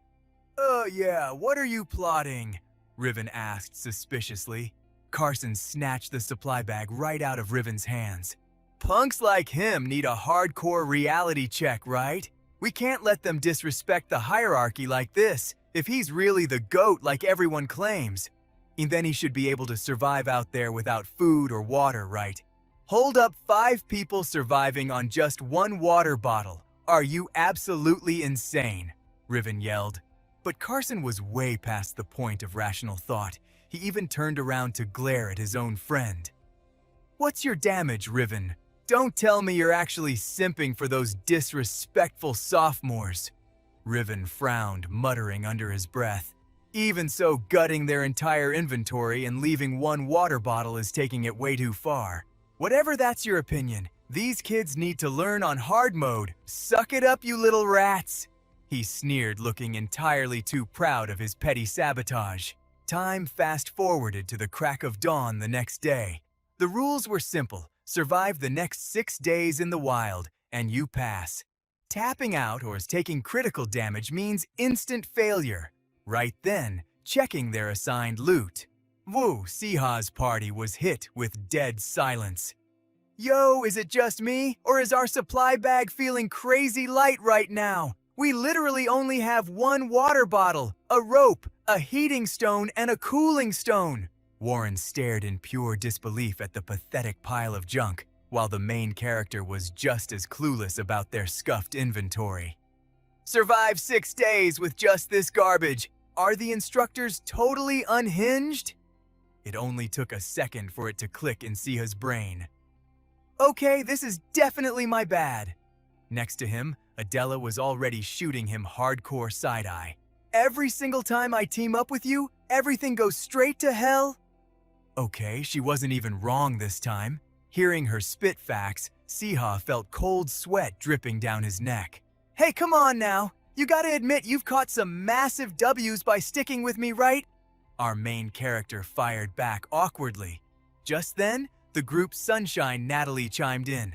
Well, backing out now means we auto-fail, so we have no choice but to lock in. Let's get it, guys. True, at least we're already a squad. Could be worse, right? Cole nodded. The crew turned their attention to the crossroads sign up ahead. All right, it's a fork in the road. Which way are we pushing? We take the left path. Siha dropped the shot call without a second of hesitation. Warren tilted his head, super skeptical. How are you so sure, bro? None of us have the map unlocked? Shouldn't we play it safe? Nah, I already know the terrain, Siha replied, which only made Warren even more confused. Huh, how is that even physically possible? The truth was, Nati Principal Eris had secretly leaked the intel to Siha beforehand, but obviously he couldn't just expose that cheat code to the group. I read about this zone in a book once, been low-key obsessed with it. Hearing his smooth excuse, Natalie stared at him from behind with literal stars in her eyes. Wow, that's insane. As expected of Han Siha, you always have the most clutch answers right when we need them. Having a built-in tour guide is a massive flex. Warren cheered up immediately. As the hours ticked by, the squad thought this would be a total cakewalk. But nope, plot twist. The sun was already setting. The whole team was dog-tired and they still hadn't found a single spot to set up camp. Yo, anyone else feeling dizzy? I swear we've been walking in circles. Everything's just trees and grass. The textures are literally copy-pasted everywhere. Are we actually good right now? Someone voiced their creeping panic. Trailing at the back of the pack, Siha finally sensed the glitch in the matrix. Something seriously bugged here. The left path was supposed to be the absolute safest and fastest route. Principal Eris isn't the type to troll his own students, so what on earth is actually going on here? Cut back to the upperclassmen's camp at that exact moment, realizing they majorly screwed up. Riven's panicked voice cracked through the air. Bro, we are so cooked! Carson, did you seriously jack the guiding stone from Siha's bag too? He shrieked, staring in horror at the glowing rock in his hands. And naturally, Cassian was capping out of his mind. What? Bro, no way, I didn't do it on purpose. It probably just got knocked out when I grabbed my gear. Listen, I might be a major hater, but I never planned to leave them stranded out there. The more he talked, the more he sweated bullets, because this dude's little prank was about to have some seriously catastrophic consequences. Standing right in front of him, Riven wasn't buying any of it, and his face was absolutely thunderous. The guide stone is our bare minimum safety net. The only reason freshmen are allowed on this survival trip is because that stone lets us track their location and send emergency backup. So what's your big master plan now? Riven glared daggers straight at Cassian, making him feel like the entire weight of this disaster was crashing down on his shoulders. So naturally, Cassian got super defensive and started shouting back. Damn it! What do you expect me to do? Those kids are totally overpowered. They'll just survive and find their own way back. Seriously, do you expect me to take the L and admit I messed up right now? That's way too humiliating. I'll report it myself in 3 days. Just let it slide until then. Cassian tried to sound chill, but his violently shaking body totally exposed how terrified he really was. If things go south, us third-year seniors could get expelled. Getting away with this is our only way out. Come on, what could possibly go wrong in just 3 days? He desperately prayed in his head, just like that time sped by until the very next night. But honestly, when does anything ever go smoothly for our squad? Because right then, a glowing system quest popped up. Main Episode 5 Survival Secret. Uncover the hidden truth at Camp Mike. Time limit 7 days. Rewards unknown. Penalty for failure unknown. Back to Silas. Knowing his luck was absolute trash, he wasn't even shocked that this crazy quest dropped. Something insane is definitely about to go down. This is a main episode, not some side quest filler, just like that cursed novel predicted. Thinking about this, he turned to the 3 people ahead of him, feeling completely stressed out for their sake. Ever since they started out, these guys haven't had a single decent meal. They've been walking non-stop all day, so no wonder the squad's stamina is completely in the red. Plus, the only reason we've been walking in circles is because some totally rigged illusion magic has been messing with this entire zone. No matter how you look at it, this is wildly suspicious. Illusion magic isn't just some random natural glitch, and there's zero reason for Alden to set up a trap like this just to torture freshmen on a basic camping trip, right? If I had to guess the real reason, Silas's brain started working in overdrive, but right now he couldn't pinpoint a single name.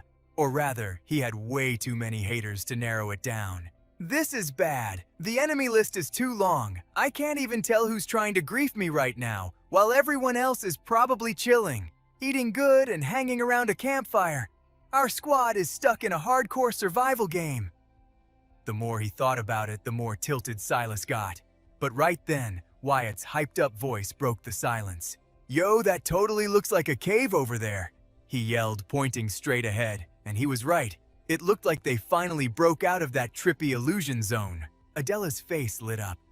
"It would be amazing if we could shelter from the rain, block the wind, and start a campfire," the orange-haired dude suggested. But the squad's good vibes didn't even last a minute. Because from deep inside the cave, heavy thudding footsteps echoed out, followed by the aggressive snorting of a massive beast. Right in front of the squad stood an absolute unit of a wild boar, looking like a literal mini-truck. The whole group froze in pure shock. "Looks like this cave is already taken." Staring at this gargantuan boss monster, Silas quickly figured out that this thing was the local landlord. Seeing its hyper-aggressive face and those hooves violently tearing up the dirt, Silas looked visibly stressed. "It looks crazy mad, but at the end of the day, it's still just a pig, right?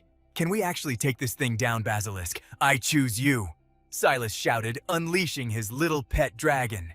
Because he knew for a fact that Basilisk's stats could totally crush that porker. Even though Basilisk was just a newly hatched baby dragon, he was still a legendary mythical beast, a dragon capable of boxing with top-tier mages. There's zero chance he loses to a basic pig, right? The young master nodded confidently to himself, right before Basilisk's tiny body got yeeted straight past him. "Yo, Basilisk! Get a grip, bro!" Silas panicked. The little dragon's dazed expression screamed, "I am a proud dragon, and I just got totally bodied by a pig." Wyatt analyzed the situation. "Yep, you just got absolutely clapped. Now get up, you little gremlin," Silas complained with a massive sigh. He wasn't sure if he hyped Basilisk up too much or if this wild boar was just incredibly busted. He turned to the swordswoman Adela. Seeing Basilisk's completely system-crashed expression, she already had her sword drawn and ready. "Basilisk isn't built for this. I'll handle it." With that, she tightened her grip on the hilt and dashed at the boss monster at lightning speed. "I'm going straight for its heart!" She planned her critical strike, but the exact second her blade slammed into the monster's thick hide, Adela felt like she just slashed into a slab of super elastic rubber. The recoil sent her flying backwards.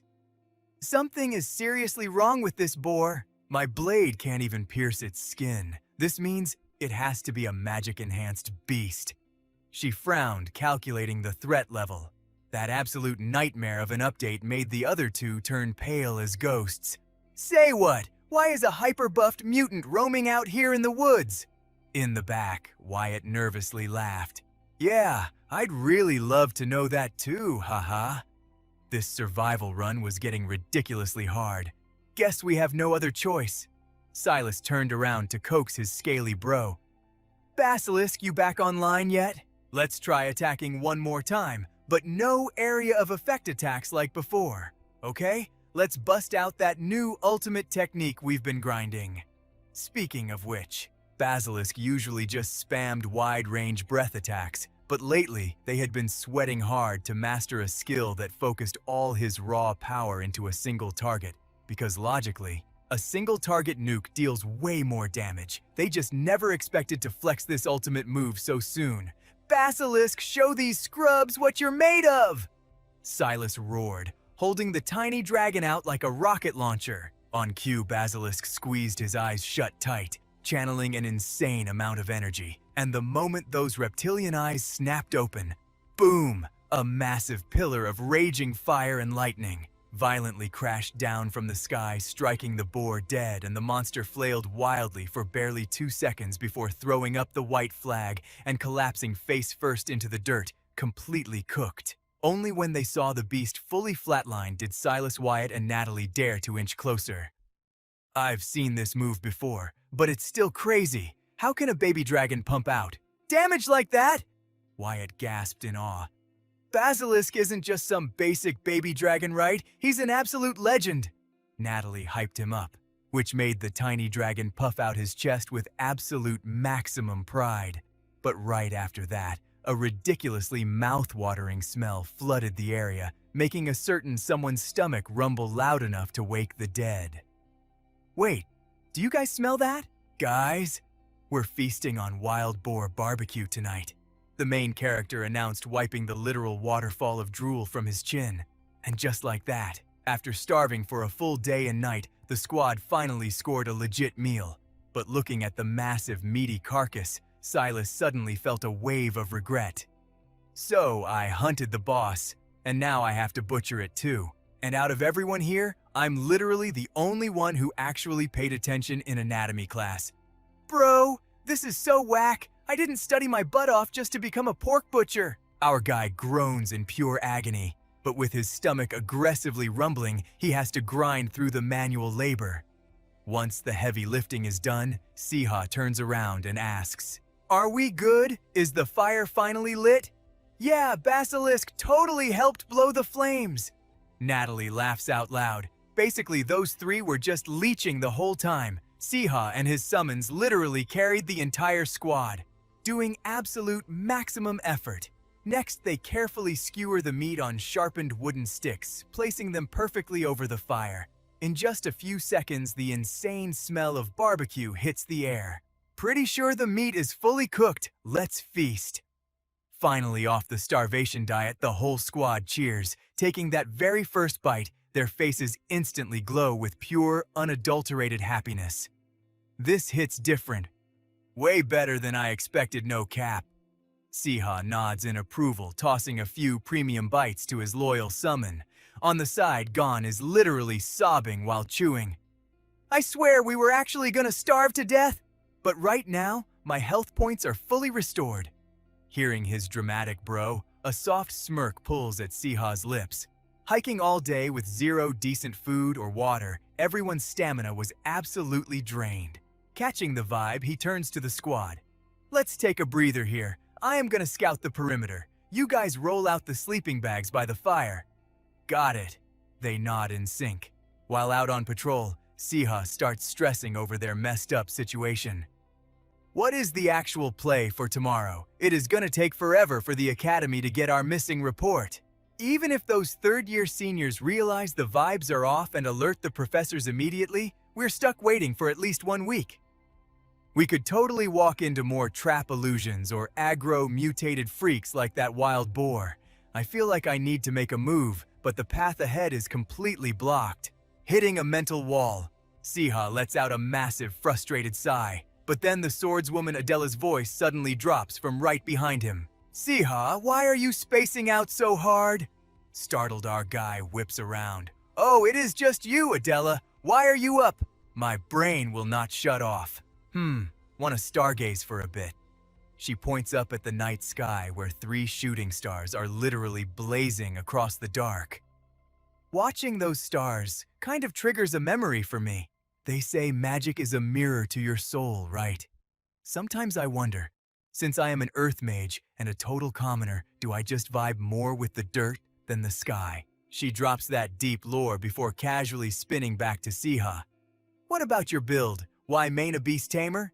Isn't that literally the most deadbeat class ever? Hearing that brutal call-out, Siha's eyes blank out like his brain just blue-screened. In my past life, I was a literal vet, and then I woke up inside this novel as a low-tier tamer. Obviously, he can't leak the actual plot. Scrambling, he drops the most basic excuse to dodge the aggro. Because it is super chill to just vibe while others do the heavy lifting. Wait, so that is why you made Basilisk tank all the manual labor. Adela's face completely lights up like she just unlocked a massive brain realization. I mean, if you can outsource the grind, why solo it? Hearing Adela drop these surprisingly deep thoughts, he starts analyzing the lore. Magic is drawn to those who desperately crave it. That is the absolute iron rule of this universe. So why does Adela have such insane, overpowered stats second only to the main character, he wonders internally. Before Siha can even ask, the swordswoman drops her tragic backstory. Siha, I actually know why I manifested as a mage. When I was a little kid, way before I knew what mana was, my entire village was swallowed whole by the earth. 0 survivors left.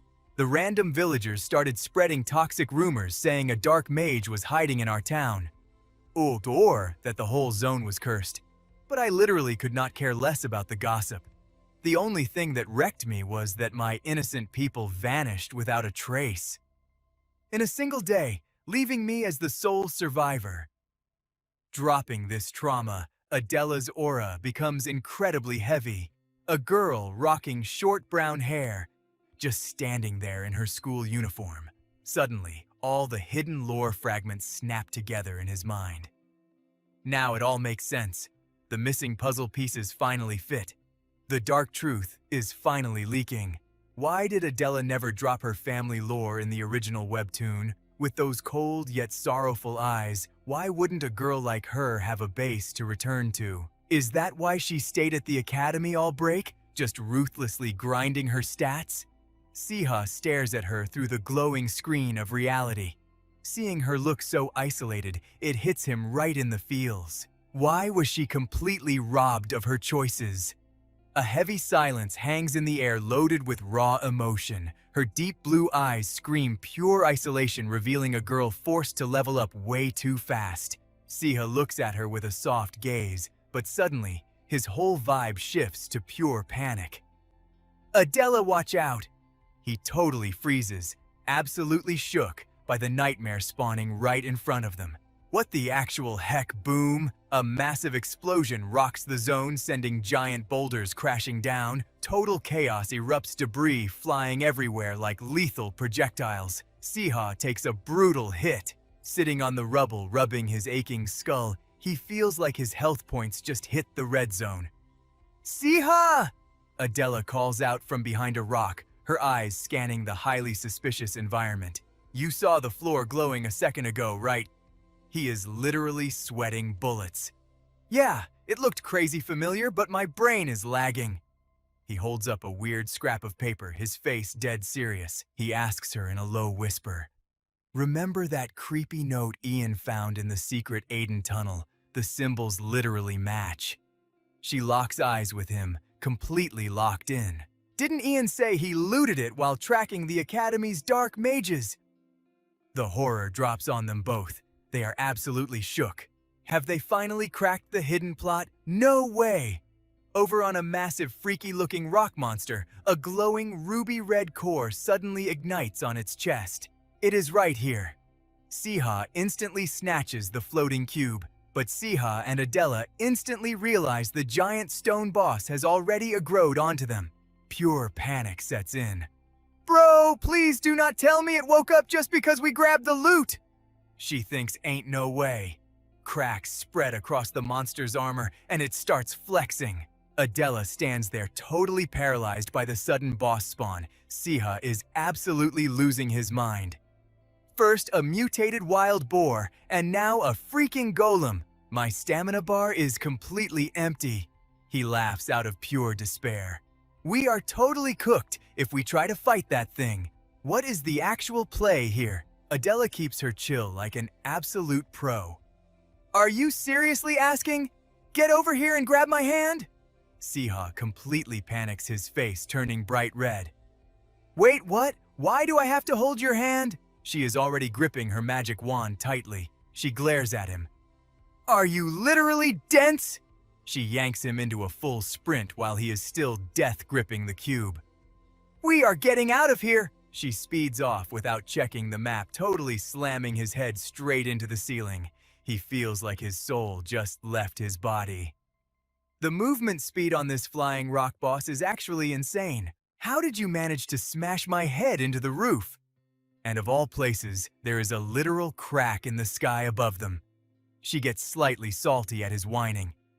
I just carried you out of there. Stop crying about it. She looks up, her expression turning deadly serious. Yo, Siha, I just simulated the absolute worst-case scenario. He stresses out completely. Yeah, no kidding. A massive red boss monster with pure killing intent.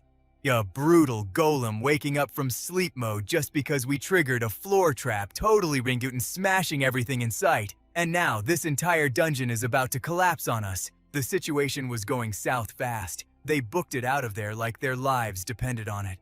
Meanwhile, Lihan and Natalia were just chilling by a campfire in a cave, totally clueless. Suddenly, Han Siha and Adela crashed the party completely out of breath. Lihan was tripping out. Bro, how did you guys even get here? And why is the literal ground shaking right now?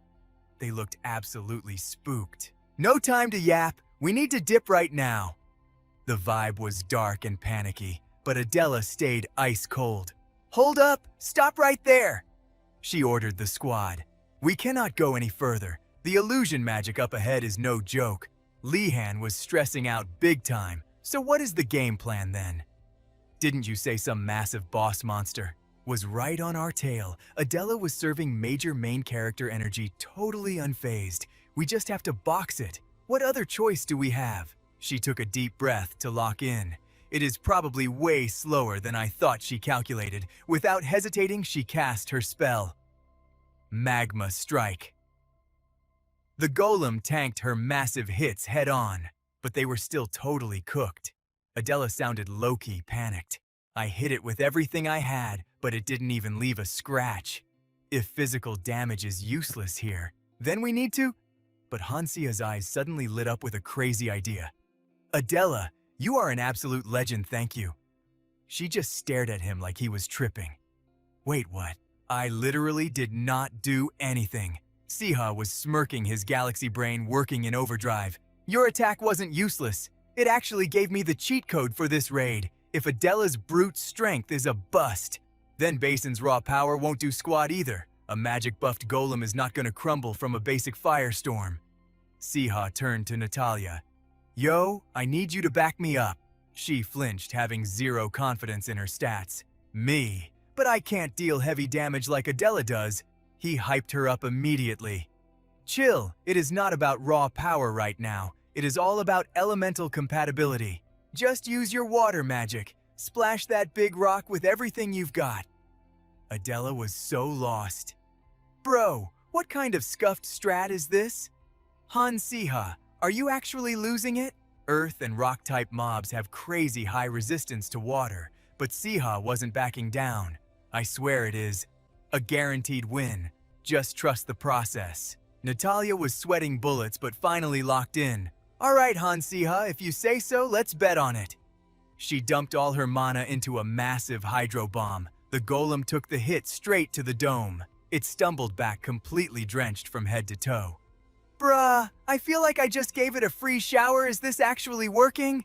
Siha hyped her up. Bet, that was flawless. Then he called out his trump card. You are up, Basin. His tiny dragon flapped its wings and took off looking absolutely fierce and ready to carry. Adela gasped. What is that? Suddenly the temperature dropped to freezing. She couldn't believe her eyes. This was Siha's big brain play. If you can't break through the defense, just freeze the whole thing. As the ice rapidly hardened, Siha's aura exploded. No wasted movements, just pure drip. Shatter it. It was basic science. Water expands when it turns to ice. He smirked to himself, thinking, now that is what I call a top-tier debut. Basin, no matter how thick that rock is, sudden freezing will blow it wide open with the golem reduced to rubble. Siha's mana hit zero and he instantly collapsed. Thank God that sketchy theory actually worked out. Lihan and Adela freaked out. Han Siha Natalia dropped to her knees beside him. Are you okay?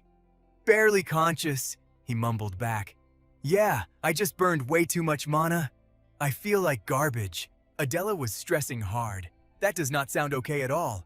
But then her instincts flared up and she went on guard. Hold up! I hear footsteps approaching. Kasan and Riven came sprinting out of nowhere. Hey guys! The whole area was a total disaster zone, Kasan yelled as he ran up pretending to be shocked. What the heck happened here? Siha glared. Oh, look who finally decided to show up. I bet you've got a lot of explaining to do, right? Kasan started stuttering, looking guilty as hell. He put his hands together, shaking like a leaf. My bad. Okay, I literally didn't think it would go down like this. I wasn't trying to steal the stone. I swear I was just looking for you guys. Kasan kept yapping. But why is there a whole golem spawning in the Aden outskirts anyway? Han Siha hit him with a massive side-eye. Lord, give me the strength not to punch this dude in the jaw. He sighed heavily. A supervillain smirk crept onto Sia's face as he pointed straight at the dirt. Why don't you get on your knees? Honestly, watching you grovel might just cure my migraine. Siha was 1 second away from snapping. I said kneel. He wasn't gonna let this slide without making Kasan eat dirt first. Yeah, that is definitely gonna fix my mood. Kasan's jaw dropped, totally shook. He couldn't process the sudden disrespect. Wait, bro, what? What did you just say? Siha stared him down with pure, unfiltered, murderous intent, looking ready to end his whole career right then and there. What are you doing? Kasan was standing face to face with Siha's terrifying rage. The tension was suffocating. Kasan was quaking in his boots, eyes wide open, sweating buckets. Hurry up and kneel! For a split second, Kasan tried to act tough and refuse. But his survival instincts kicked in, and he flopped to the ground like an absolute coward. He folded faster than a cheap lawn chair. Kasan clenched his fists, bending his back in total defeat. His brain was completely short-circuiting, his whole body violently shivering as he glued his eyes to the floor. Even while eating dirt, his massive ego was fighting back. He just couldn't bring himself to take the L and admit he messed up. But Siha's overwhelming aura forced him into submission anyway. I was wrong, he choked out. He was just a pathetic weakling who couldn't back up his talk. Cringe behavior, honestly. Because of the sudden raid boss spawning, the Academy smashed the panic button. Way before the 1-week deadline was up, an emergency evac order dropped. The gorgeous ceiling magic trapping the golem was insane. It lit up the entire night sky like a neon sign. A massive pillar of light shot straight into the atmosphere with blue bands spiraling around it. Crackling lightning bolts made the spell look like a straight-up masterpiece. Everyone was totally mind-blown by the caster's insane power level. The golem's seal was so ridiculously flashy that every single student in the forest and back at the academy saw it. Since the chaos was finally over, nobody wanted to overthink the details. Everyone made it out alive, so the admins would probably just slap someone with a penalty and move on. The higher-ups dropped their official orders to sweep this whole mess under the rug as quietly as possible. They claimed they'd investigate the random boars and the glitched golem spawn. But let's be real, they are probably gonna half-step the whole investigation. Our main character had no clue how the administration was actually handling things. Regardless, Han Siha was currently holding a mysterious cube, glowing with an eerie blood-red light. I secured one of the cubes, he announced. Li Han nodded quickly. Yeah, I got the debrief. Han Siha, you literally hard-carried us today. The main character handed over the glowing item gears, turning in his head. According to the main storyline, the third cube wasn't supposed to spawn in this zone. It should still be in the hands of the dark mages. He went into deep thought. If this cube was meant for the dark mages and they secretly stashed it inside the forest, Li Han was busy inspecting the loot. Our main character, armed with his meta-knowledge, instantly connected the dots. If we triggered this by taking the cube, then the illusion magic, the barriers, the boars, and that insane golem, it all makes perfect sense. Suddenly, Li Han turned to Adela, wanting her take on the glitch. By the way, about that illusion magic, did you catch any weird vibes while we were wandering the forest, hearing that it finally clicked for her? Oh, actually, yeah. It is super hard to explain. But I totally felt an unnatural mana wave that felt super familiar to me. Li Han immediately jumped on that clue, laying out his theory. Based on what I know, that specific type of spell can't be cast from long range. The realization hit the squad like a truck. Han Siha went dead, silent. Adela spoke up, a heavy dread in her voice. Does that mean the caster was actually hiding somewhere in the forest with us? With his sharp instincts, the main character could feel the danger creeping closer than ever. The dark mages. I can literally feel them breathing down our necks. Siha scowled, his mind racing. If things kept going south like this, both the cube and his own life were totally cooked. Suddenly, his frown vanished. A wicked smirk crept onto Siha's face, his eyes flashing with deadly realization. Oh, the timing couldn't be more iconic. Whatever crazy scheme was brewing in his head, the puzzle pieces were finally snapping together. Wait, is this the 6th arc? The main storyline hit him like a truck. Chapter 96. The Aiden Holy Order defends the cube from the Dark Mage Graydon, the system's recommended raid party size 6 players. He was practically buzzing with hype. The Aiden Holy Order. I've been waiting forever for this drop. He dug through his knowledge of the original plot. Canonically, this was the ultimate squad Li Han was supposed to put together.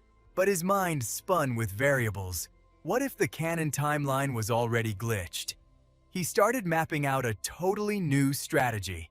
Time to make a move right now while we hold the majority of the cubes. He braced himself for the upcoming boss fight. There was zero chance of dodging this aggro. He had to face an insanely overpowered enemy straight out of his past memories. The target's name flashed in his mind. The infamous Dark Mage Graydon. Know your enemy to win the game right. He was about to exploit that cheat code to the max. This guy was a massive deal, basically. A mid-boss tier threat with maxed out stealth and thievery stats. Graydon wasn't just a fighter. He was a literal masterclass in stealing loot. Meaning no matter how many cubes we grinded for, his crew could just swoop in and ninja loot them all. Siha clenched his fists, running the risk-reward math in his head. Throwing this surprise cube into the inventory, our side had actually built a way bigger stash than expected. His gamer instincts were tingling. It was finally time to bait the enemy into making a move. Siha smoothly wrapped up the briefing. All right, squad, let's call it a day right here. He knew they needed to recharge their HP after that insane grind. Dismissed, go get some rest. But his own brain was still running at max capacity. If we actually follow the system's prompt, who gets drafted into the raid party? The question kept looping in his mind, on repeat. That was the ultimate flex. Striding down the endless corridor, Siha crunched the numbers. The system recommended a 6-player party, so that meant 5 slots left, not counting himself. Scrolling through the original canon roster, character profiles popped up in his mental HUD. First off, Adela and Solia were absolute must-haves. Now he just needed to fill the empty DPS and support slots. With 2 open spots remaining, he agonized over the missing puzzle pieces. Then there was Natalia, the actual big brain of the original story and Lihan's most broken support unit. But a different player randomly hijacked his thoughts. For some weird reason, the very first person that came to mind was Yunha. They'd survived enough hardcore dungeons together for him to vibe with her playstyle. In the original timeline, Yunha didn't even unlock the cube lore until way later, like next year or even the year after. Right? He secretly analyzed her stats based on her recent carry potential. But honestly, after grinding through those hellish dungeons and tournament arcs with her, he had to respect the raw stats. Yunha wasn't just good, she was an absolute prodigy. Her OP talent always stole the spotlight, and even our main guy couldn't ignore it. She had literally never dropped from rank 1 in the theology department, and every single professor was totally simping over her potential. Then there was the final draft pick. As for that last slot, Simon. The dude was a walking red flag with a chaotic neutral vibe and an undefined class role.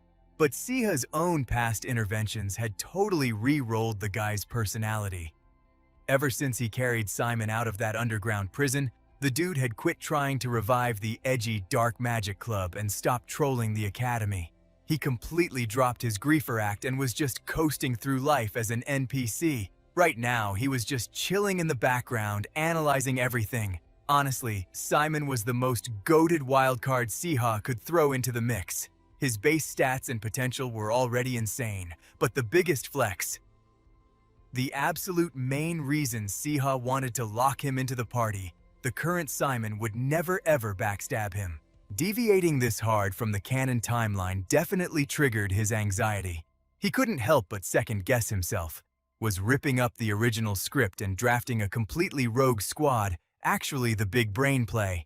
But honestly, playing it safe was gonna pull aggro anyway, and sticking strictly to canon was basically a guaranteed death flag. Instead of being a slave to the original plot, he decided to forge his own overpowered meta. To survive this brutal survival game, he had to min-max his preparations to the absolute limit. Siha was banking on the raw, unhinged talent of these prodigies to completely rewrite the story's bad ending. Spotting these S-rank rookies way ahead of schedule would speed-running the plot totally break the universe. What happens when you drag them into the endgame content this early? This single move was a massive timeline-shattering pivot. It was guaranteed to trigger a butterfly effect totally alien to the canon, but Siha locked in his choice with absolute zero hesitation. Alright, bet. I'm trusting my own gameplay. Phase 1 was officially cleared. The party roster was locked and loaded. So what was the next quest? Harsh sunlight blasted down across the rugged mountain peaks. Time to run a little beta test. He pulled up to the entrance of a massive cavern. Hold up, what is this setup? He had already smoothly handled the previous chaotic events. I literally assigned Lihan to guard all the cubes we farmed so far. Inside the cave was an absolutely goated, hyper-complex magic array. The cubes were locked down inside an unbreakable barrier, glowing chains linking multiple defense formations together like a firewall. Out here in the absolute dead zones of the desert where literally not even a bug could spawn. Siha couldn't help but fanboy a little over the protagonist's insane work ethic. Like, when did he even have time to build a whole secret base? Rigged with max-level magic traps and isolation barriers. Typical main character energy. Exactly as expected. He stared down the cube, hovering silently inside the energy field. Found you, you little cheat item. You've been putting in the work, haven't you? Cube. He examined it intensely, a calculating glint in his eyes.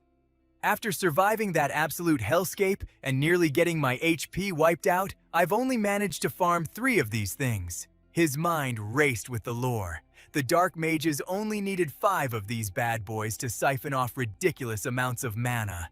With just 5 cubes, those villains had basically unlocked infinite god-tier power. I only know this glitch because I read the canon source material, but every single cube was a total game changer. This thing wasn't just some basic mana-draining battery. To unlock its true buffs, you had to pay an equally devastating penalty. It was a high-risk cursed item, offering the exact overpowered abilities you needed, but demanding a brutal toll in exchange. Even the actual protagonist of the story had to trade his freaking eyesight to wield this power. In the original run, Li Han literally sacrificed his own eyes just to harness the cube's true potential. That insane trade-off gave Li Han the exact stats to carry the team to the final victory. Thanks to that hardcore sacrifice, humanity managed to clear the ultimate endgame raid. Siha let out a heavy sigh staring at the floating artifact. He had zero intention of equipping this cursed item. Seriously, there was no way he was going to sacrifice his own body for a power-up later on. He wanted to glitch the system, find a way to exploit the cube's buffs without tanking the massive debuffs. Honestly, it couldn't hurt to experiment and see if there was a hidden safe usage for this thing. The literal core of the entire storyline. With a flick of his wrist, he manipulated the cube's trajectory. This was the ultimate drop. The legendary item that every major faction and guild was foaming at the mouth to steal. What if it could link to something way beyond just being a glorified mana tank? A wild galaxy brain idea struck Siha. Right here, right now, I'm going to literally tame this cube. The artifact flared with blinding brilliance in midair, sparking an idea that fully locked in his decision. He initiated the taming sequence on the legendary item. Yo, quit spazzing out and just chill for a second. Rule number 1 of taming any rogue entity: establish a comms link. Siha crossed his fingers, praying this insane strategy wouldn't backfire. Better cast an isolation barrier first. He cleared his throat and awkwardly called out, "Yo!" Cube absolute. Dead silence. Zero response. Siha dropped to his knees in absolute defeat. Sulking wasn't going to fix this. The stupid cube just floated there, literally mocking him.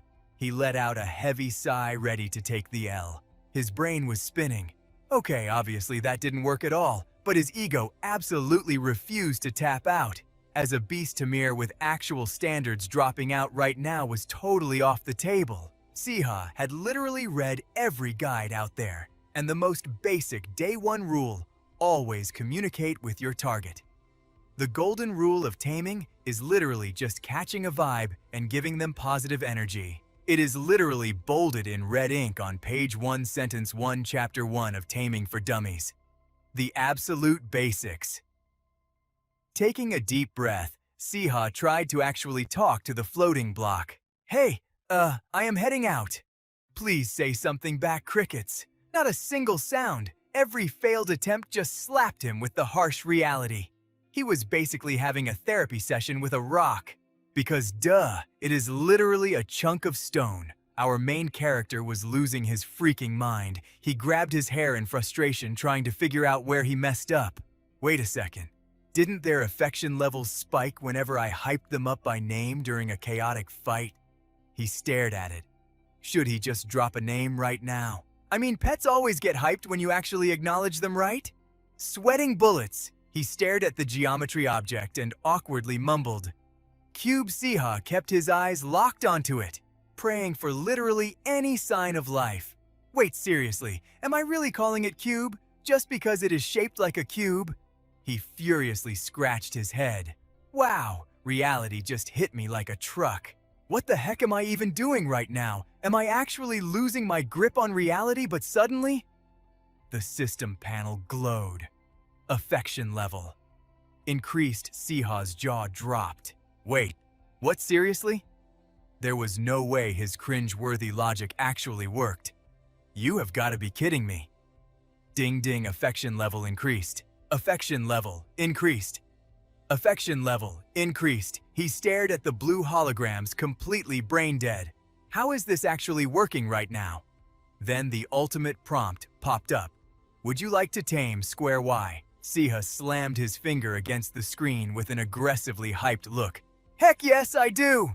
He smashed the accept button like a madman. The system immediately flooded him with stats. Square Y possesses 0 intelligence. It is literally a brain-dead rank F entity.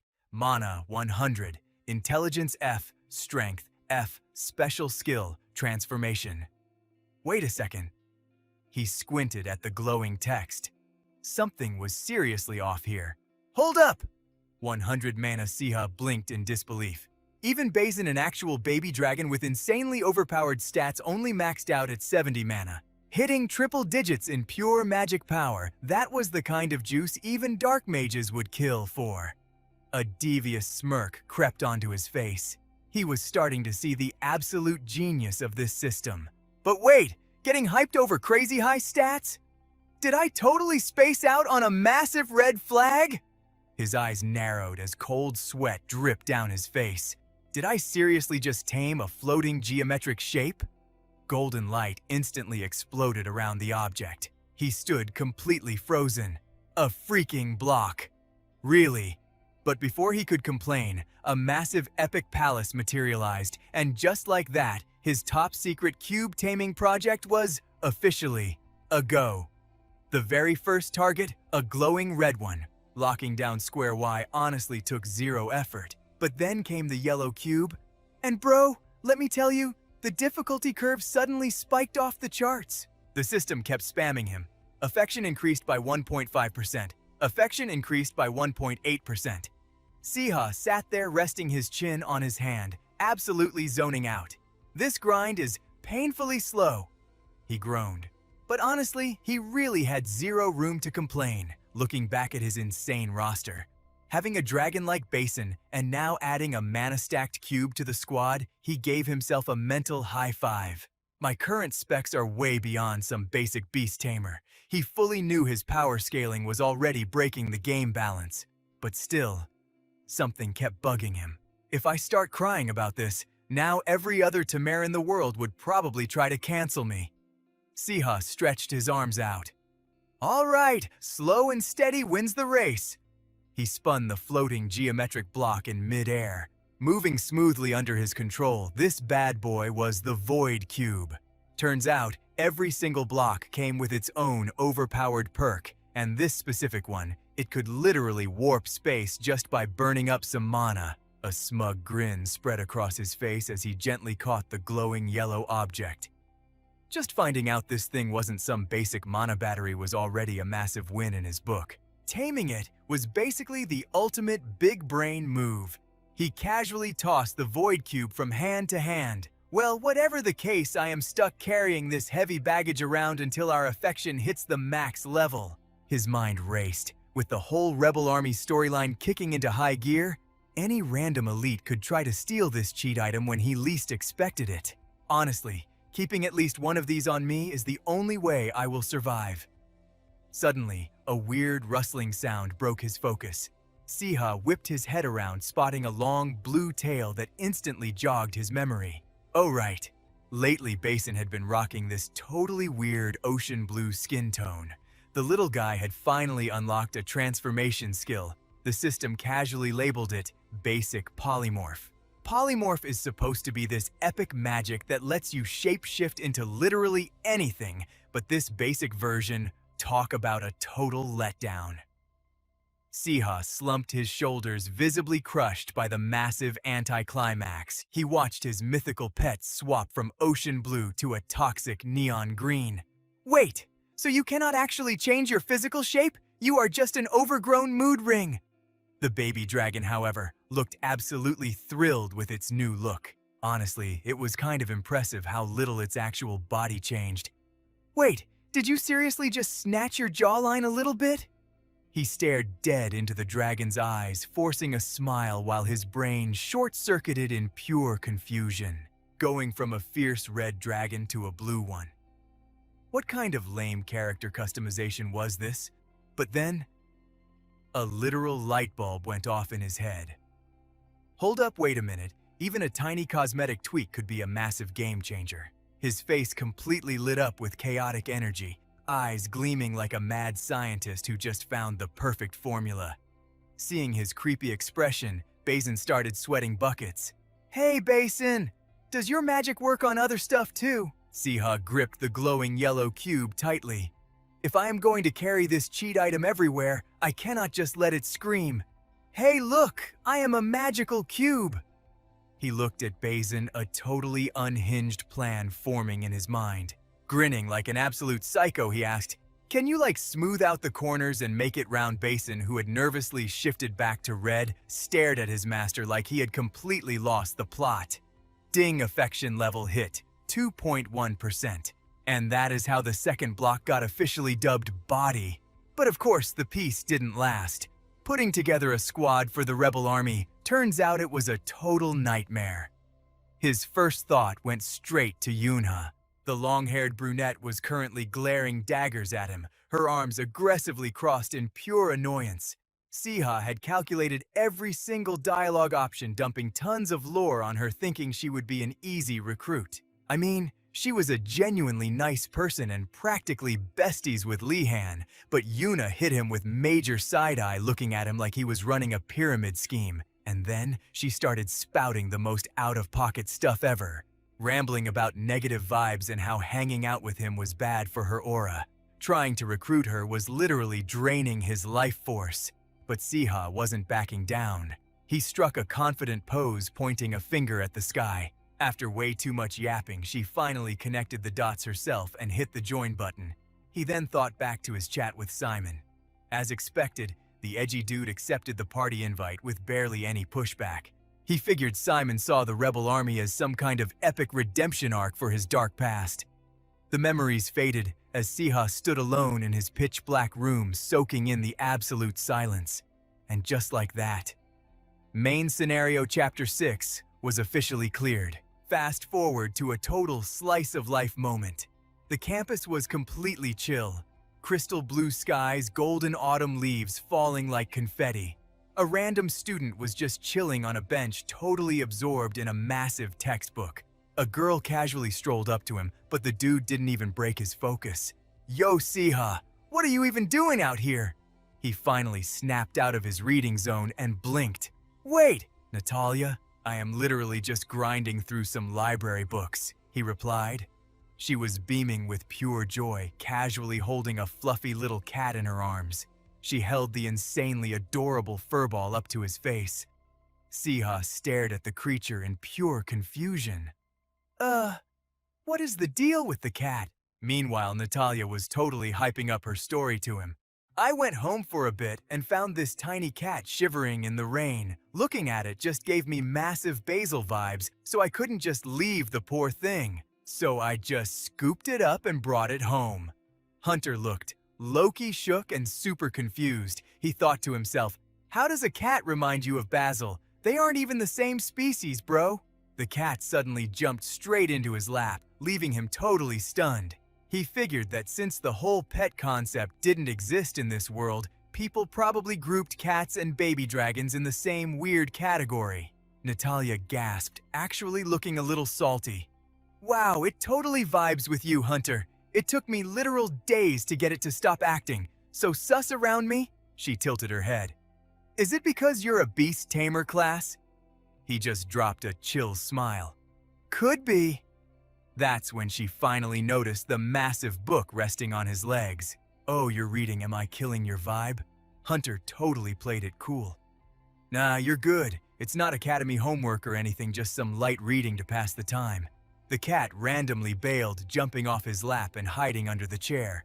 Hunter thought back to his master plan. "I only checked this out because to master the cubes, I seriously need to grind my knowledge on this world's artifacts." Honestly though, the library's artifact section was pure trash. The few books they actually had were way too overpowered for a total noob to understand. "This is a massive L," he thought. Natalia plopped down next to him, peeking over. "You actually into this stuff? Looks crazy complicated." He sighed, keeping his voice low. "You're not wrong. It's so confusing, my brain is literally melting. She leaned in closer, totally locked in on the pages. Let me carry you then. Like right here, this is the broom tier list. Natalia went off on a massive info dump breaking down how a broom's crafting specs decide its class. Long ones are for basic chores, while short ones are strictly for sports. Hunter just sat there totally mind blown by her sudden nerd out. Bro, you know an insane amount about this. Her cheeks instantly lit up with a super shy blush. Duh, my dad totally carried me through crafting one back in the day. Hunter was genuinely shook by her hidden stats. Wait, you actually crafted an artifact! He internally screamed. No shot. I've had a literal top-tier expert sitting right next to me this whole time. Natalia kept dropping massive lore bombs explaining every tiny detail. The starter gear in the early chapters is super easy to craft. They're just basic tier artifacts. Hunter was totally zoned in, tracking her finger as it tapped across the page. She pointed out the specs to Hunter. This one buffs your magic staff, and that one is a dagger with a special debuff effect. Oh, and see this crazy-looking flask. That's a super premium potion. Hunter was literally speechless. He couldn't believe she was this cracked at artifact lore. Natalia just kept speed-running the explanations. Also, if you check the next page, and there it was, a massive illustration of a cube. It had a whole wall of text underneath, and even though it was marked as untitled object, this was 100% a data page on the cubes. Hunter thought to himself, no matter how goated Natalia is at artifacts, there is zero chance she knows about this. But her eyes totally sparkled when she saw the page. Oh, this section is all about the cubes. Hunter's brain just about short-circuited. Panic spiked through his veins as his expression totally dropped. Wait, what you actually know about the cubes? The second the words left his mouth, he knew he messed up. He should have played dumb. The cubes were supposed to be top-secret classified intel, and random academy students definitely shouldn't know they existed. Crap! I totally fumbled that in my panic. He internally raged, but Natalia just gave Hunter a chill nod. Yeah, of course I know about them. The vibe in the room instantly shifted to high tension. She narrowed her eyes, suddenly looking super sus. But hold up! How do you know about the cubes? Literally nobody knows about them. He stuttered hard. Wait, how do you know about them? Her grip tightened on the edge of the book. She hit Hunter with a look that was equal parts heavy and completely innocent. Because my grandpa is literally the guy who created them. Hunter's jaw practically hit the floor. He totally lost his chill. Your grandpa? She stared at him, not dropping her guard for a second. Yeah, now stop dodging the question. Spill it, how do you know about the cube? His mind was racing a mile a minute. Do I actually drop the truth bomb right now? He remembered her character specs from the Auden Academy lore. Natalia was always hard-coded as a completely pure-hearted NPC. In the original web novel, she was just a basic side character. She'd toss the main character a buff every now and then, but she was never tied to the main scenario. That meant there was zero chance she'd abuse the cube's power, but even still, his brain was totally glitching out. Yo, snap out of it, this isn't the time to overthink. She was staring at him, waiting for his answer. He needed those cube strats right now, and the only way to unlock her lore was to stop capping and be honest. I absolutely cannot fumble this chance, he resolved. His eyes hardened with pure determination as he pointed a thumb right at his own chest. I know about them, because I literally own one. She looked like she just took a critical hit. What you have, a cube. They just stared at each other for a second before finally dropping their guards and sharing their intel. I heard about it from my grandpa, she explained, dropping the deep lore on the cube's origins. He told me the original cube got snatched and that some shady group was using it out there. He warned me to keep it totally low-key, so I've been super paranoid about it. Her grandpa had been this massive, totally mysterious legend of a dude. Hunter hit her with a suspicious glare. But how did a mythic item like that end up in your hands? At this point, he knew hiding his own system knowledge from Natalia was a massive waste of time. His eyes were heavy with the weight of the incoming boss fights. Even if it meant breaking the recommended party limit, the system flashed a new alert. Clear main scenario.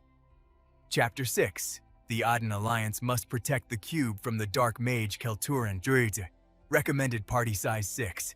Hunter looked her dead in the eye and finally dropped his proposal. Look, Natalia, I have a massive favor to ask. I desperately need your brain on this. He prayed this wouldn't trigger a bad ending flag. The system window updated, recommended party size 6. New member added to party Juakyu. He laid it all out for her. The totally cracked dark mages were gunning straight for the cube. After giving her the complete rundown of the insane danger they were in, the two of them relocated to an empty classroom. Exactly as he planned, Natalia didn't even hesitate to click accept on his party invite, ready to hard carry him with all the hidden lore she had memorized. He grabbed a piece of chalk and sketched the cube's user interface on the blackboard. The cube was originally designed to be a massive mana battery, Natalia explained, finally revealing the secret origins of the ultimate artifact. My grandpa wanted to flex by building a mana-powered train instead of your basic steam engine. A magic train. Honestly, the tech tree in this world is completely chaotic. It all comes down to the hard limits of what magic can actually pull off. She sketched a whole simulation of the magic train on the chalkboard to prove her point. Turns out a magic train hits a massive paywall. It is basically impossible with raw mana alone. She broke it down perfectly. Moving a massive train requires an insane amount of magical juice. It was totally unplayable. My grandpa grinded for ages trying to fix it. Then it hit him. What if he crafted a core-tier artifact that could spit out infinite mana? The goal was to compress an overpowered energy source into a pocket-sized battery. Her grandpa was an absolute grinder. He tanked through cursed forests just to chase this crazy dream. My VL clan has been spawning legendary artifact crafters for literally generations. Grandpa backpacked across the entire continent hunting for the ultimate energy source drops. He scavenged every corner of the map for ultra-rare loot.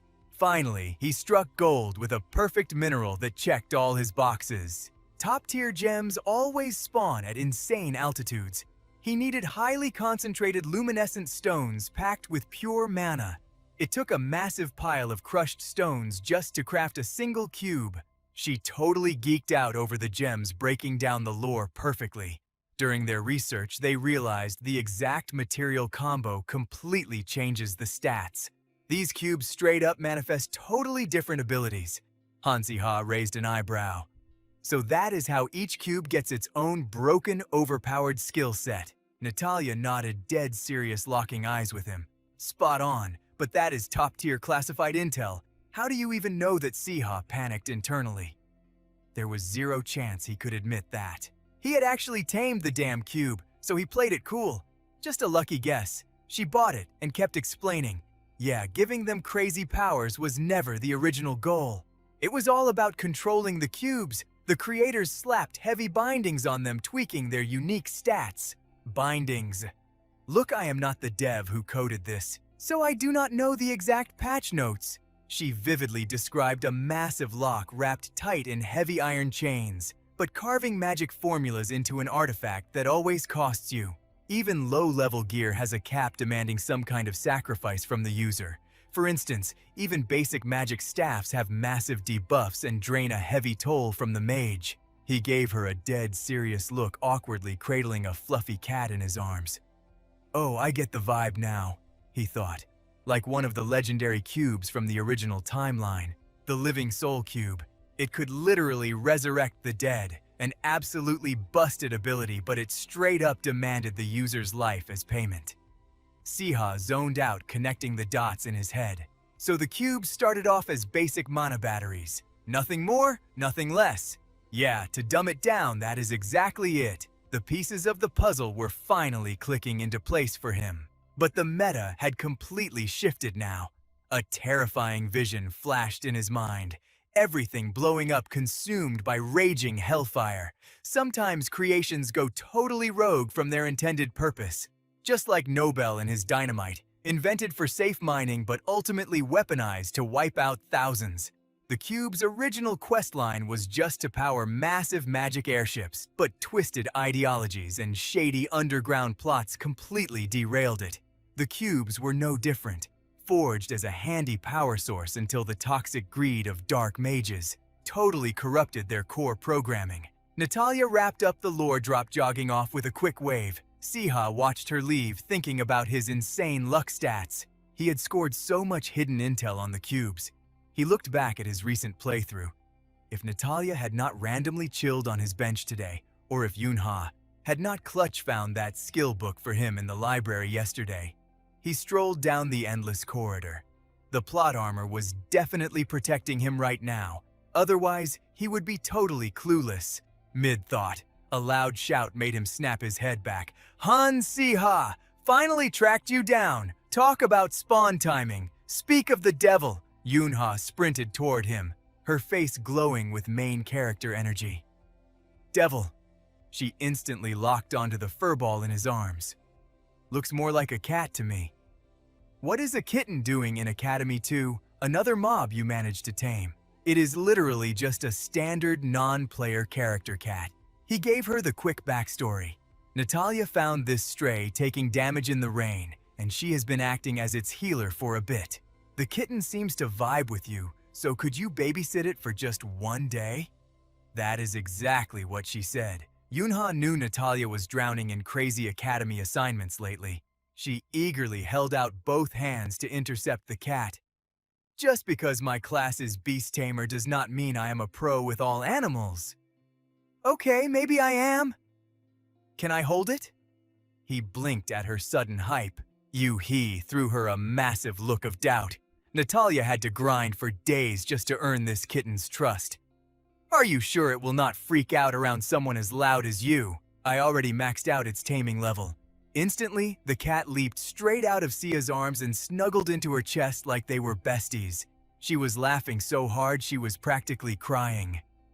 Sorry, what were you saying? Maxed out Taming. He stood there looking low-key dumbfounded. Stop flexing.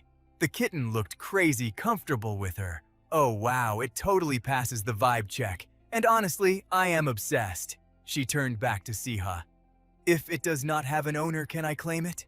He hesitated for a split second. As a hero, flashing back through all his deadly encounters, the cat's survival rate was definitely higher with Yunha. A top-tier seer was way safer than hanging around his aggro-pulling self or the rest of their danger-prone squad. He nodded at Yunha.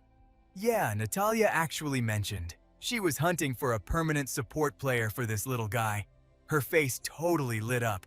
Unable to contain the hype, she hugged the kitten super tight. Heck yes! It is just you and me now, little dude. Her hyped energy was high-key contagious. Natalia already locked in a name for it. The kitten stared at her with massive, adorable eyes. Her name is Joy. Joy. That is straight up adorable. She lifted the cat like Simba. What is up, Joy? Welcome to the party? He smirked to himself.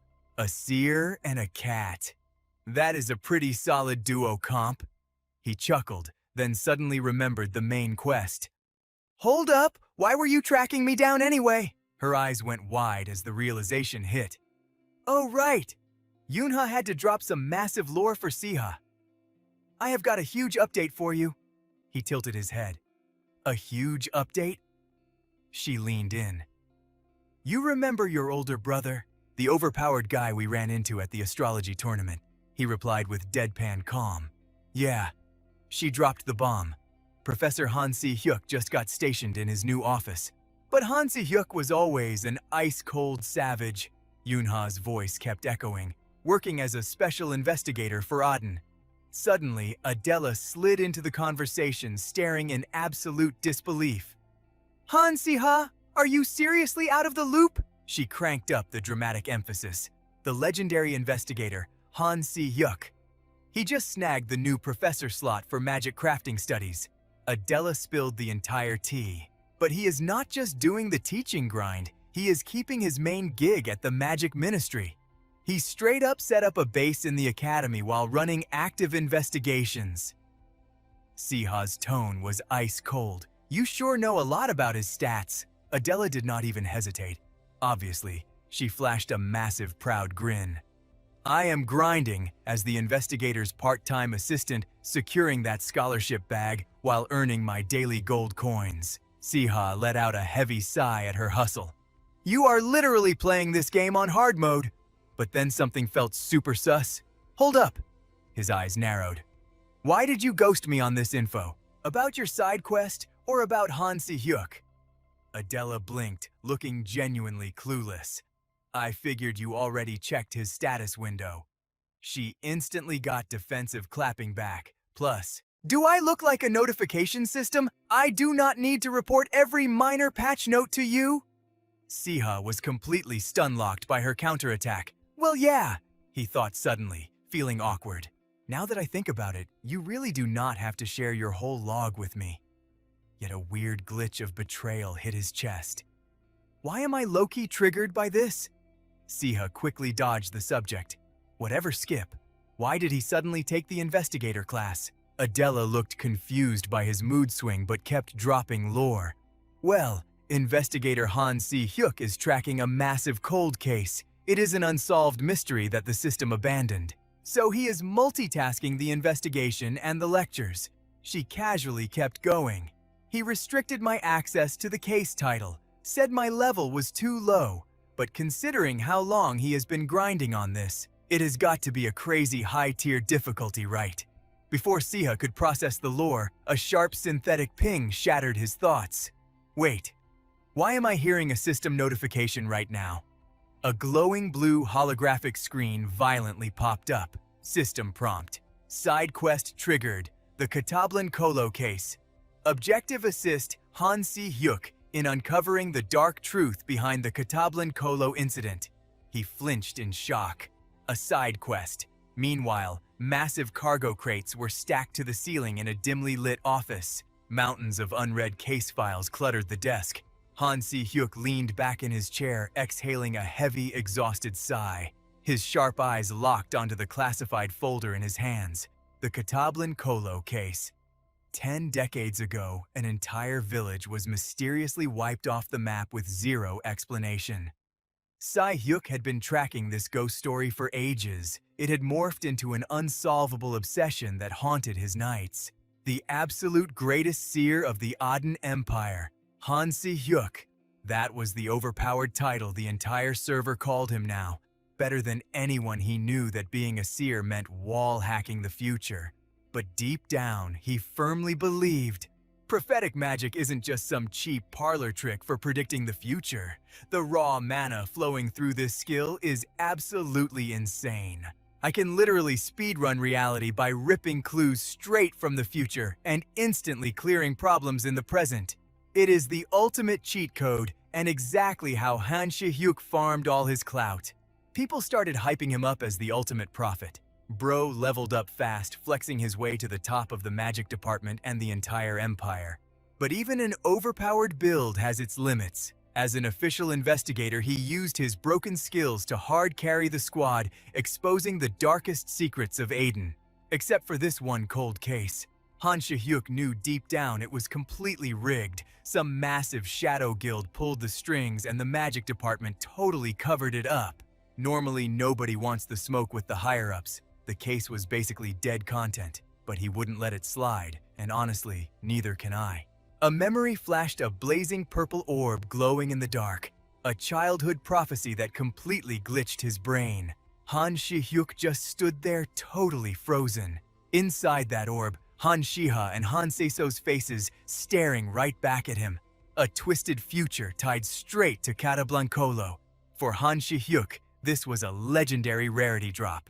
Scoring a teaching gig at the academy was the perfect alibi. No more Holy Order of Aden breathing down his neck. Han Siha was dead set on exposing the massive lie buried at Katablan Kolo. It went down 15 years ago, but the vibes were still incredibly suspicious. Even after digging up the facts, this gnawing paranoia just wouldn't quit. Could I actually survive this timeline? Han Siha chilled in the corner, hardcore overthinking his whole existence. Wait, a side quest. In the original run, the main academy questline was straight up dark magic, massive risks for massive loot. But the system was acting up. dropping a random side episode out of nowhere, and it was linked to Casablancolo. Siha instantly recognized the name, the exact same cursed village Adela trauma dumped about back in the cave. Siha did the math.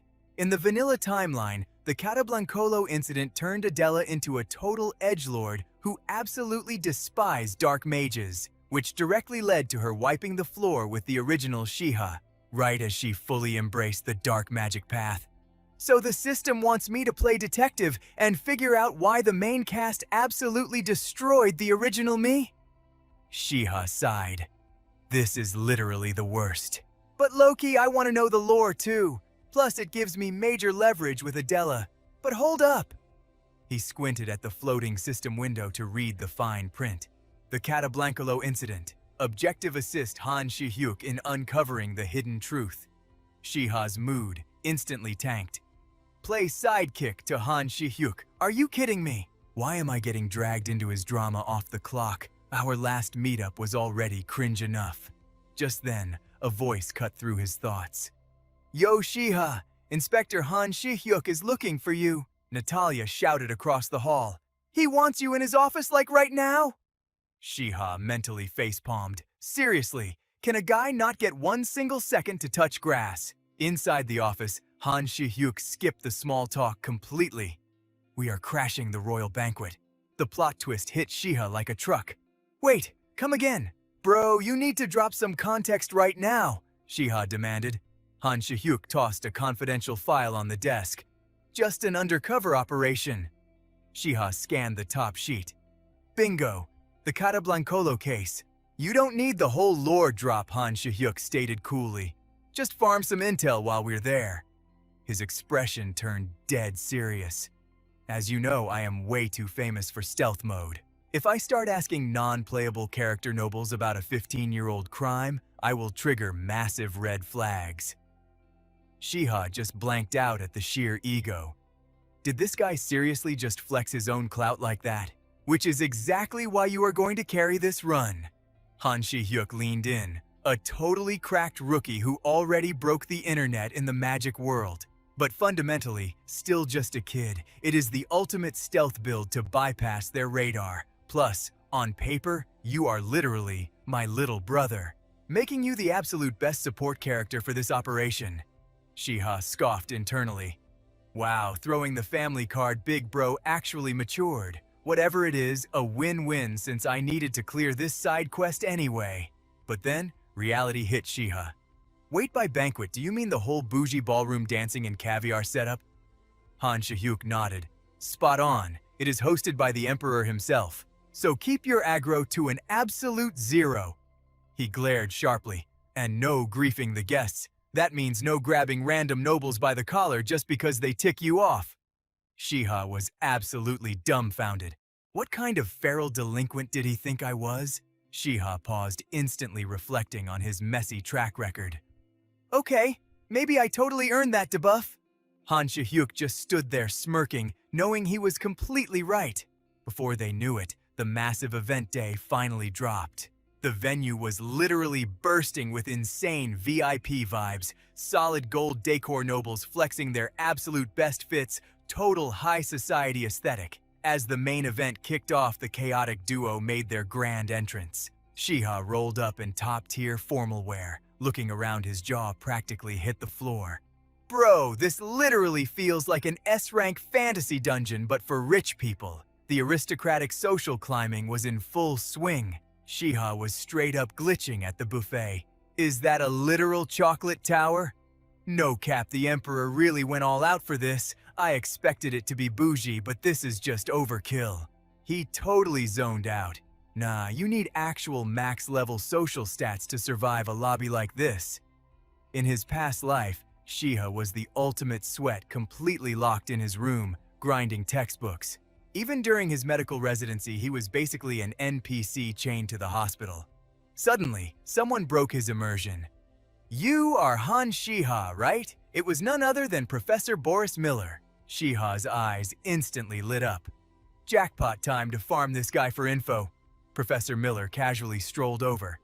I definitely didn't expect to see you in this server. This lobby is totally soft-locked for basic academy students. How did you get an invite? Siha dropped a perfectly polite bow. I am riding shotgun as Inspector Han Siha's support class today, just grinding some field experience. The professor looked visibly shook. An investigation. You are seriously multi-classing Siha. What is the quest line? Siha didn't hesitate. The unsolved Catablancolo case. Do you have any hidden intel on it? Professor Miller rubbed his chin, playing dumb.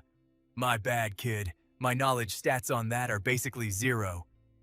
Siha narrowed his eyes, scanning him for tells. But the guy seemed completely clueless. Then the tone suddenly shifted. By the way, Miller asked, are you and Inspector Han Siha close? Siha mentally paused.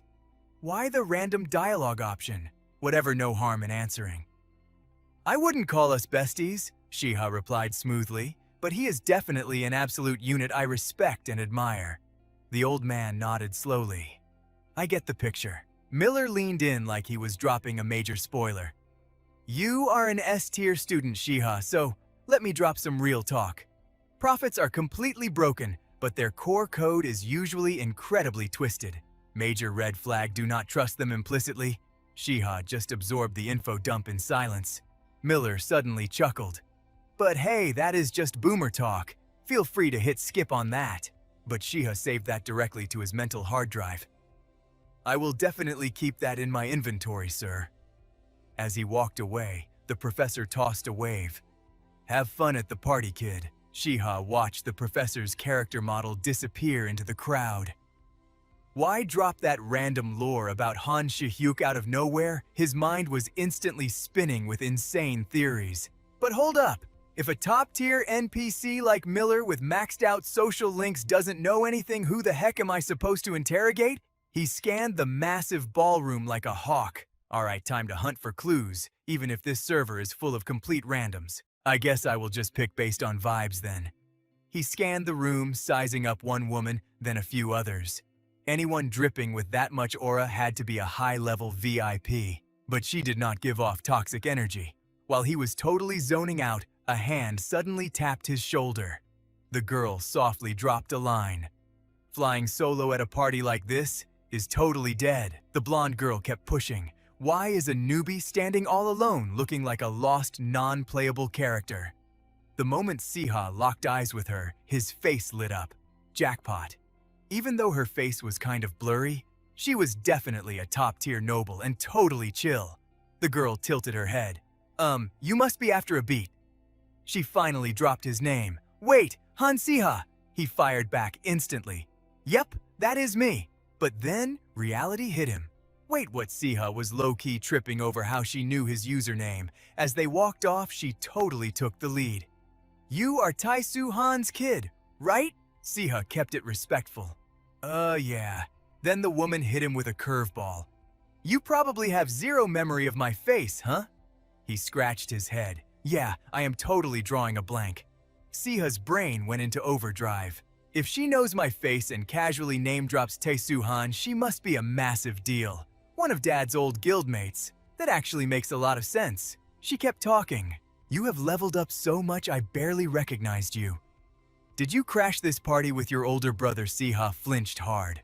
Almost nobody knew Han Sihyuk. Han was his actual bro. Okay, this lady has crazy intel. But if she had been tracking him since the tutorial days, it actually checked out. Siha just nodded. Yeah, I tagged along as his backup investigator to help him grind for clues. Before he could even finish, she completely shut him down. Isn't it a massive waste to grind boring quests at a hype party like this? So what exactly are you snooping around for? He kept it 100% real. I am digging into the unsolved Catablancolo case. Instant shift. Siha felt the whole vibe of the room turn ice cold. He did not hesitate to push her buttons. Do you have some insider lore on that case? The woman paused, looking deep in thought. Then she smirked. Funny that you are the one asking about it. Siha was officially lost in the sauce, but he bounced back instantly. True, I am not some overpowered psychic like Han Sihyuk Han or Yoonha, but my gut feeling is totally broken. He watched her body language like a hawk. That look, that exact tone. You do not act like that unless you are hiding major spoilers. Siha went straight for the throat. Are you secretly tied to this quest? She just smiled.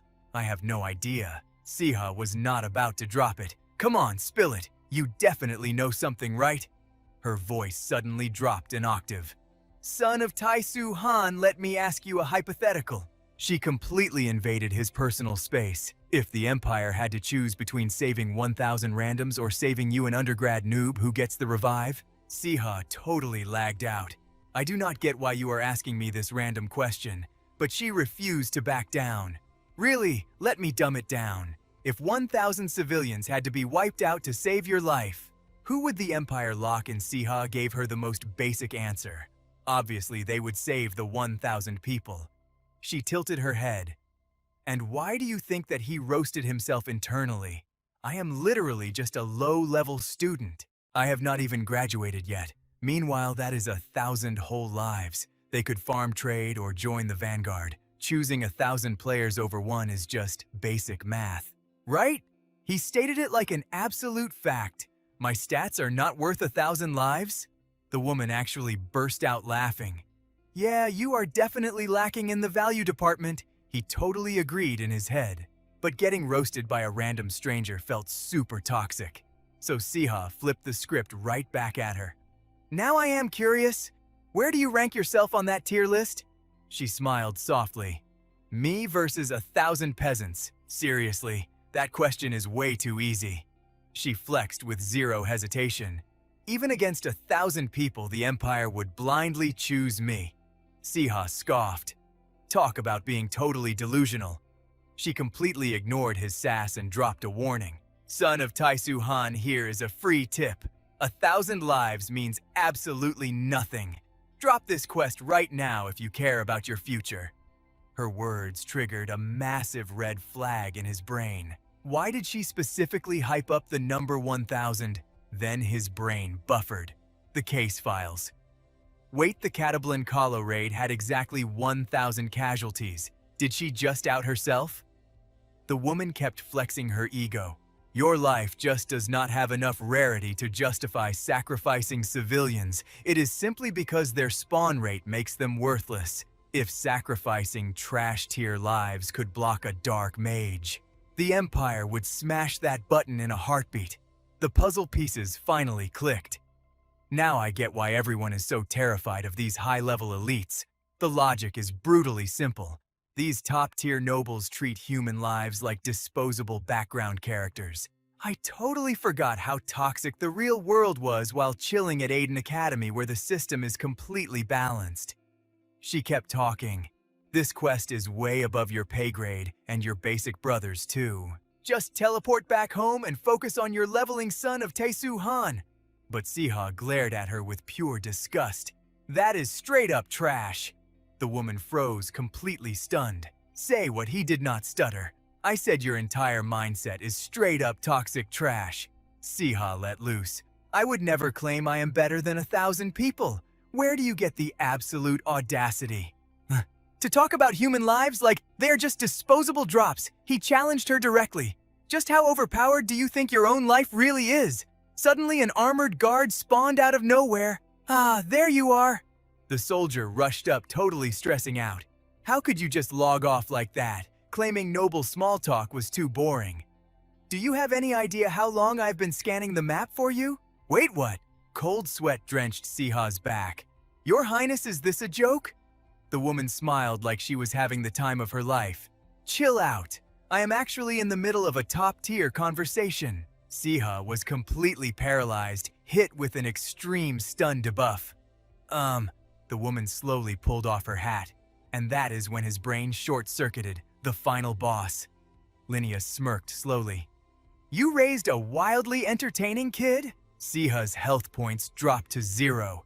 The Emperor. It finally hit him like a freight train. The most broken, overpowered player in the entire Empire was standing right in front of him.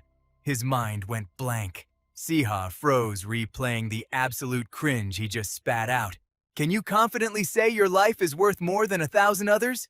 Talk about an epic fail of a dialogue choice. Pure panic hijacked his system. What in the world did I just say to the literal Emperor? Meanwhile, Linnea just stared right through him, a dangerously toxic smirk curled on her lips. "Let me ask you one more time." She chuckled, absolutely owning him. 1,000 Empire citizens, or just you, who actually deserves to live.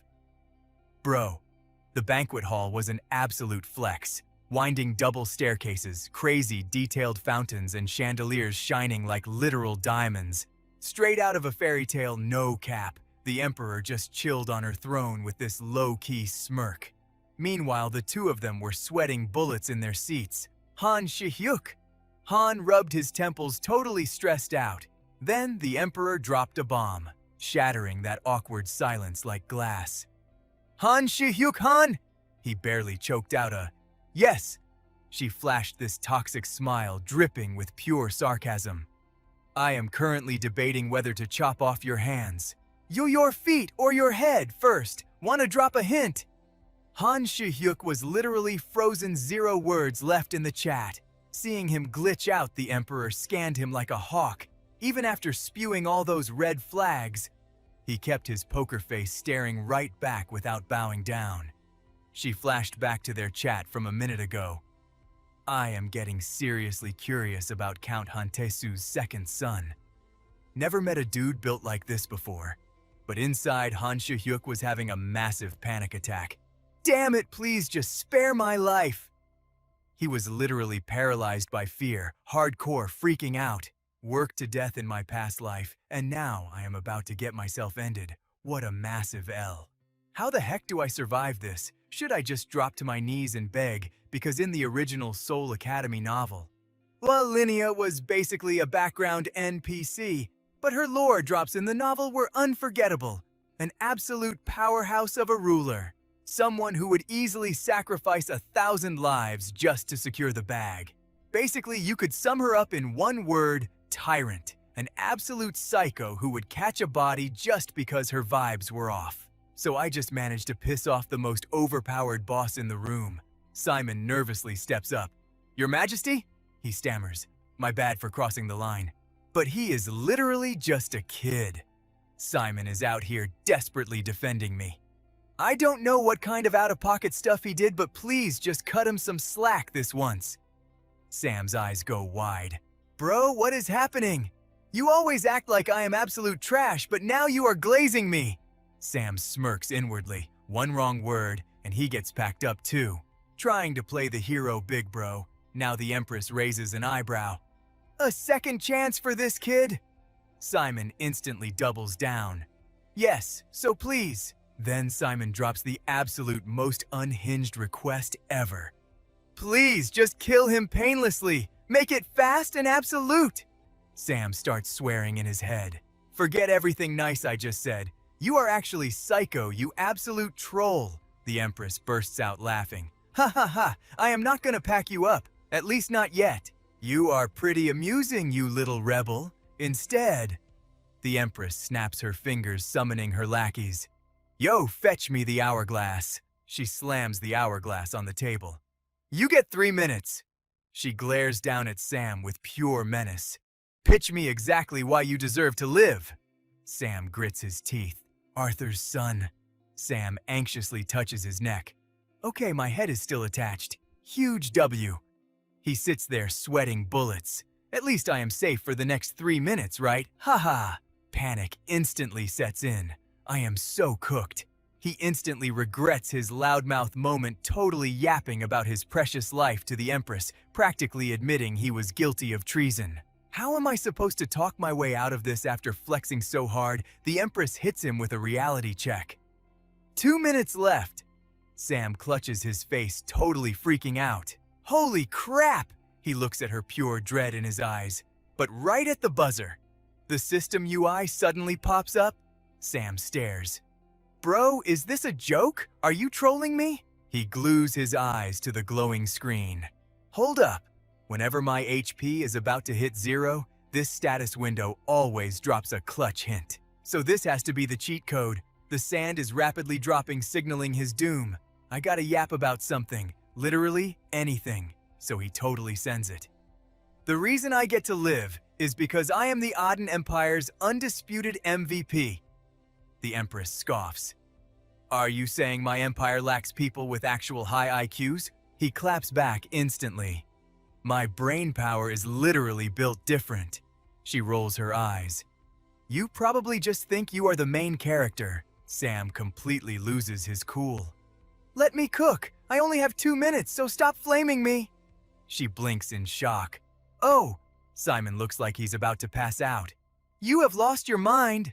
Sam is sweating buckets. Bro, I am about to get wiped out in 2 minutes. Do they expect me to stay chill? I am dumping all the lore before I die. He skips the tutorial and gets straight to the boss mechanics. Based on our quick chat, Your Majesty. He pauses for dramatic effect.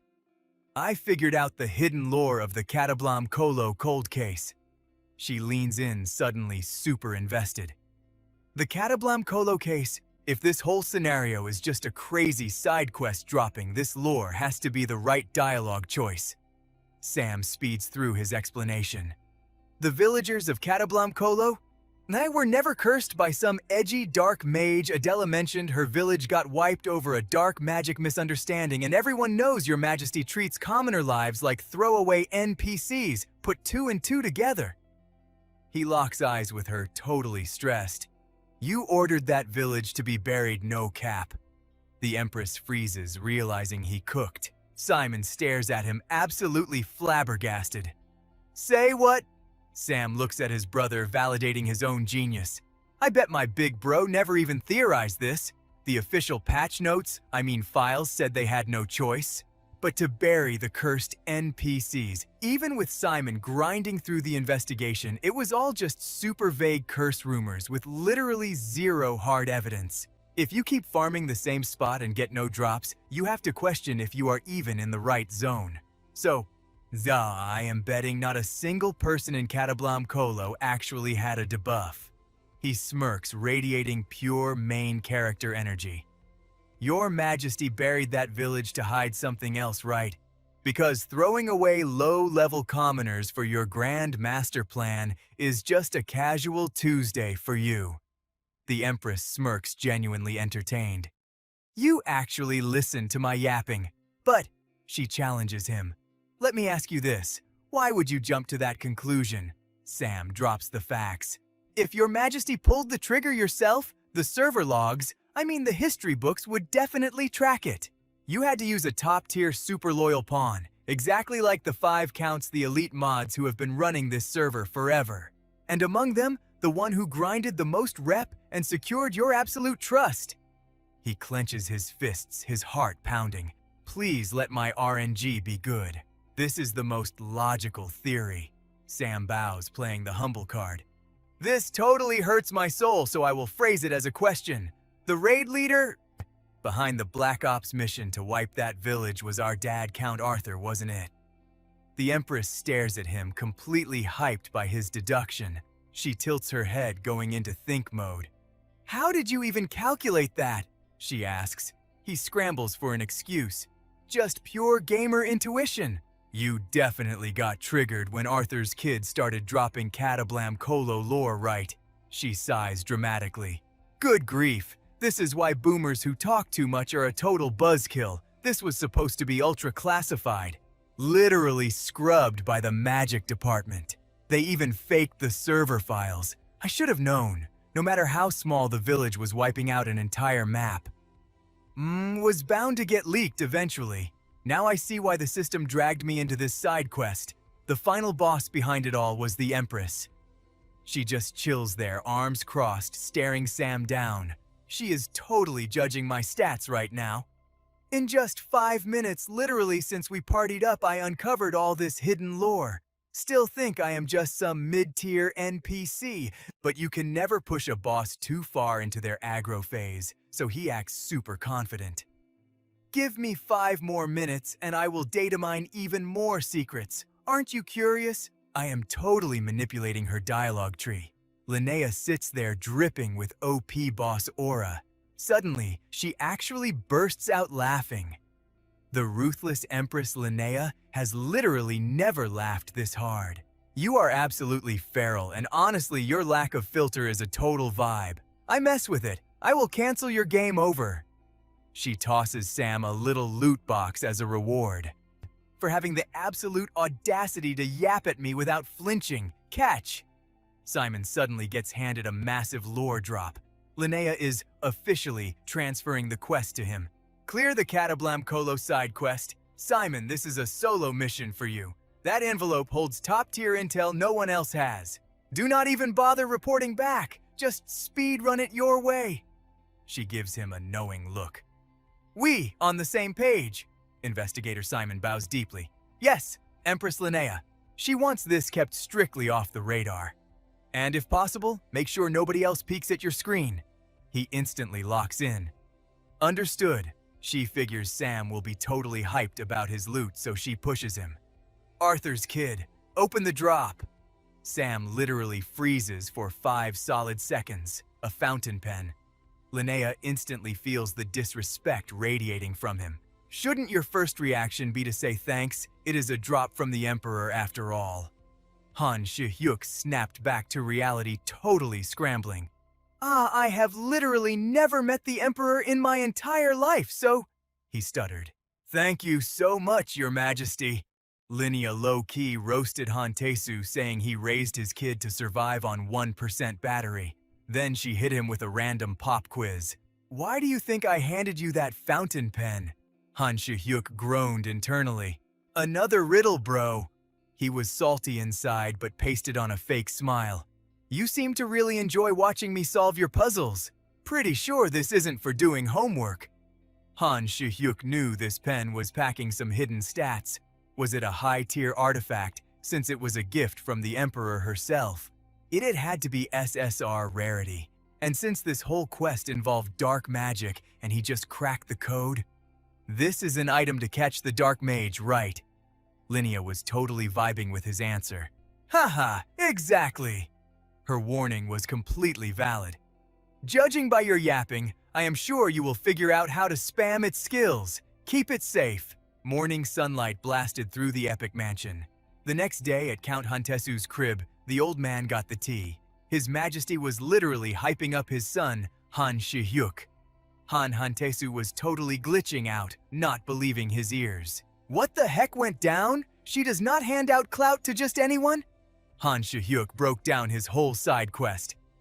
I crashed the banquet to help my brother investigate. The Count was shook, seeing Han Siha spill the tea so calmly. But I didn't recognize Her Majesty and kinda trash-talked by mistake. Hantesu was this close to losing his mind, fighting the urge to scream. Honestly, the old man was just hardcore stressing over his boy. And your head is still attached to your neck. Han Siha, as chill as ever, just shrugged. I pulled off a clutch survival somehow. Then the Count narrowed his eyes. Wait, investigate what exactly? Han Siha didn't even try to hide the unsolved Catablam Colo case, but Hantesu was definitely not vibing with his son walking straight into boss rooms. But your stubborn self is still holding on to that quest, huh? He slammed his cane into the ground like an absolute boss. Hantesu instantly saw through the script. If you got an exclusive one-on-one with Her Majesty, she definitely dropped some major intel. Han Siha was only like 50% sure himself. The old man didn't push it. I get it. We cannot gatekeep this forever. But Han Siha couldn't just touch grass and let it go. 1,000 innocent NPCs were literally deleted on the Emperor's orders. That is why the case files were totally nerfed and left unsolved. But wait, the plot thickens. He locked his eyes onto the quest log. Something way more insane was bugging him. Only the Emperor and I know about these secret files she dropped. His brain was working in overdrive. She said there was an Easter egg in here I needed to find. Han Siha speed read through every single page. This was the ultra-rare Catablam Colo Dark Mage file kept exclusively in the Emperor's vault. Lore from over a decade ago that literally nobody else had access to. The tension was absolutely wild. He was sweating buckets by the time he finished. Right from page 1, the stats completely contradicted the public records. Han Siha's hands were literally shaking. A dark mage infiltrated the Catablam Colo district. Emergency lockdown triggered at Catablam Colo. Dark Mage Nox maxed out his stealth stats and blended in with the villagers. Identifying him was literally impossible. A strike team led by Arkanen was deployed. The entire squad got wiped out. Another raid team led by Kastika went in taking over 100 casualties. Turns out, Nox was planning to use the whole village as a sacrifice. For a massive area of effect spell, if they didn't cancel his cast, it would be game over. Han Siha's mind was completely blown by the Empire's official lore. A brutal choice: let 1,000 villagers get sacrificed or secure the safety of the entire server. Han Siha fell down a massive rabbit hole thinking about this crazy dilemma. Now it all made sense. They couldn't counter a high-level dark mage camping in the village, so they just rage quit and deleted all 1,000 people. His feelings were totally clashing with his logic. I really thought finding out the truth would cure my anxiety. But why Han Siha was 1 second away from totally losing his chill? This is so disgusting, the ick is literally off the charts. He had to ground himself and figure out a strategy. Hold up, let me cook. I need to think rationally. Gotta finish checking these patch notes, there might be hidden lore. The entire village got buried alive, 0 survivors. Fact-checking this was going to be an absolute nightmare, but Han Siha's eagle eyes caught something. A massive clue for the quest. Wait a minute, hold the phone. The screenshot was blurry as heck, but it pumped his adrenaline to the max. How could someone survive an entire village getting buried? This kid? It took 0 effort for Han Siha to realize it was Adela. Even he couldn't believe this crazy glitch in the Matrix. That girl was literally his office assistant, an absolute cracked earth magic prodigy, and a top-tier recruit at Aiden Academy. Han Siha finally connected the dots. I get it now. This must have been the exact moment she awakened her magic stats, but this just made the plot way more toxic. Adela had no spawn point to return to. She lost her parents and her whole clan. Yet, Han Siha was hardcore stressing about the Empire's future right now. Because if she ever found out the final bosses behind her tragic backstory were Count Hantesu and the Emperor, with her overpowered abilities, would she really just sit back and chill? She could literally obliterate Kastika and go full revenge mode. Han Siha locked in, ready to grind this quest to the end. I absolutely cannot let that happen. Now I see why this case had to be permanently vaulted. I need to verify the second survivor's ID, then burn these files to ash. Suddenly, Han Siha jumped out of his skin, dropping the secret files straight onto the floor. It was Hantesu ready to drop the ultimate lore bomb on Han Siha. When the raid order for Katablam Kolo was issued, I totally planned to skip it.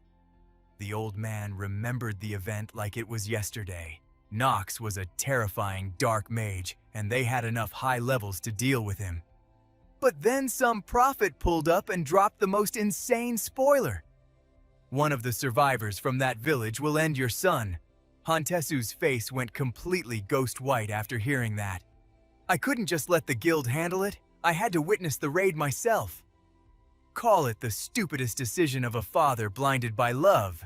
He looked down at Han Siha, who was just chilling alone. But then I saw it. Hantesu literally couldn't believe his eyes. Even after the massacre ended, his heart shattered for his son's doomed fate. There was still one surviving kid crying their eyes out. Hantesu pulled his son into a massive hug. In that exact moment I knew that kid would level up and fulfill the prophecy, the one destined to catch a body and end my son. At first it was straight up fear. I was terrified that the prophecy was not just Cap, and this kid would actually slide on us for revenge. So I wiped the kid's memory clean. Highly illegal, but honestly, I did not give a damn.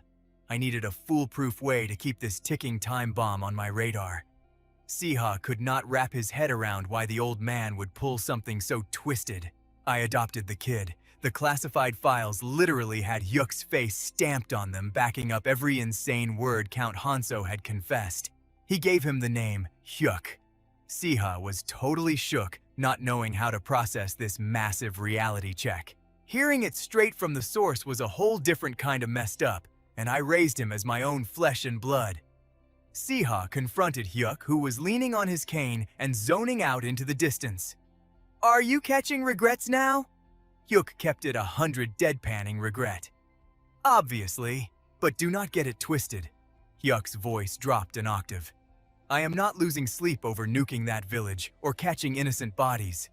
His eyes flashed with cold-blooded annoyance. "My only regret is not wiping the slate completely clean, leaving 2 survivors who might actually pack you up in the future."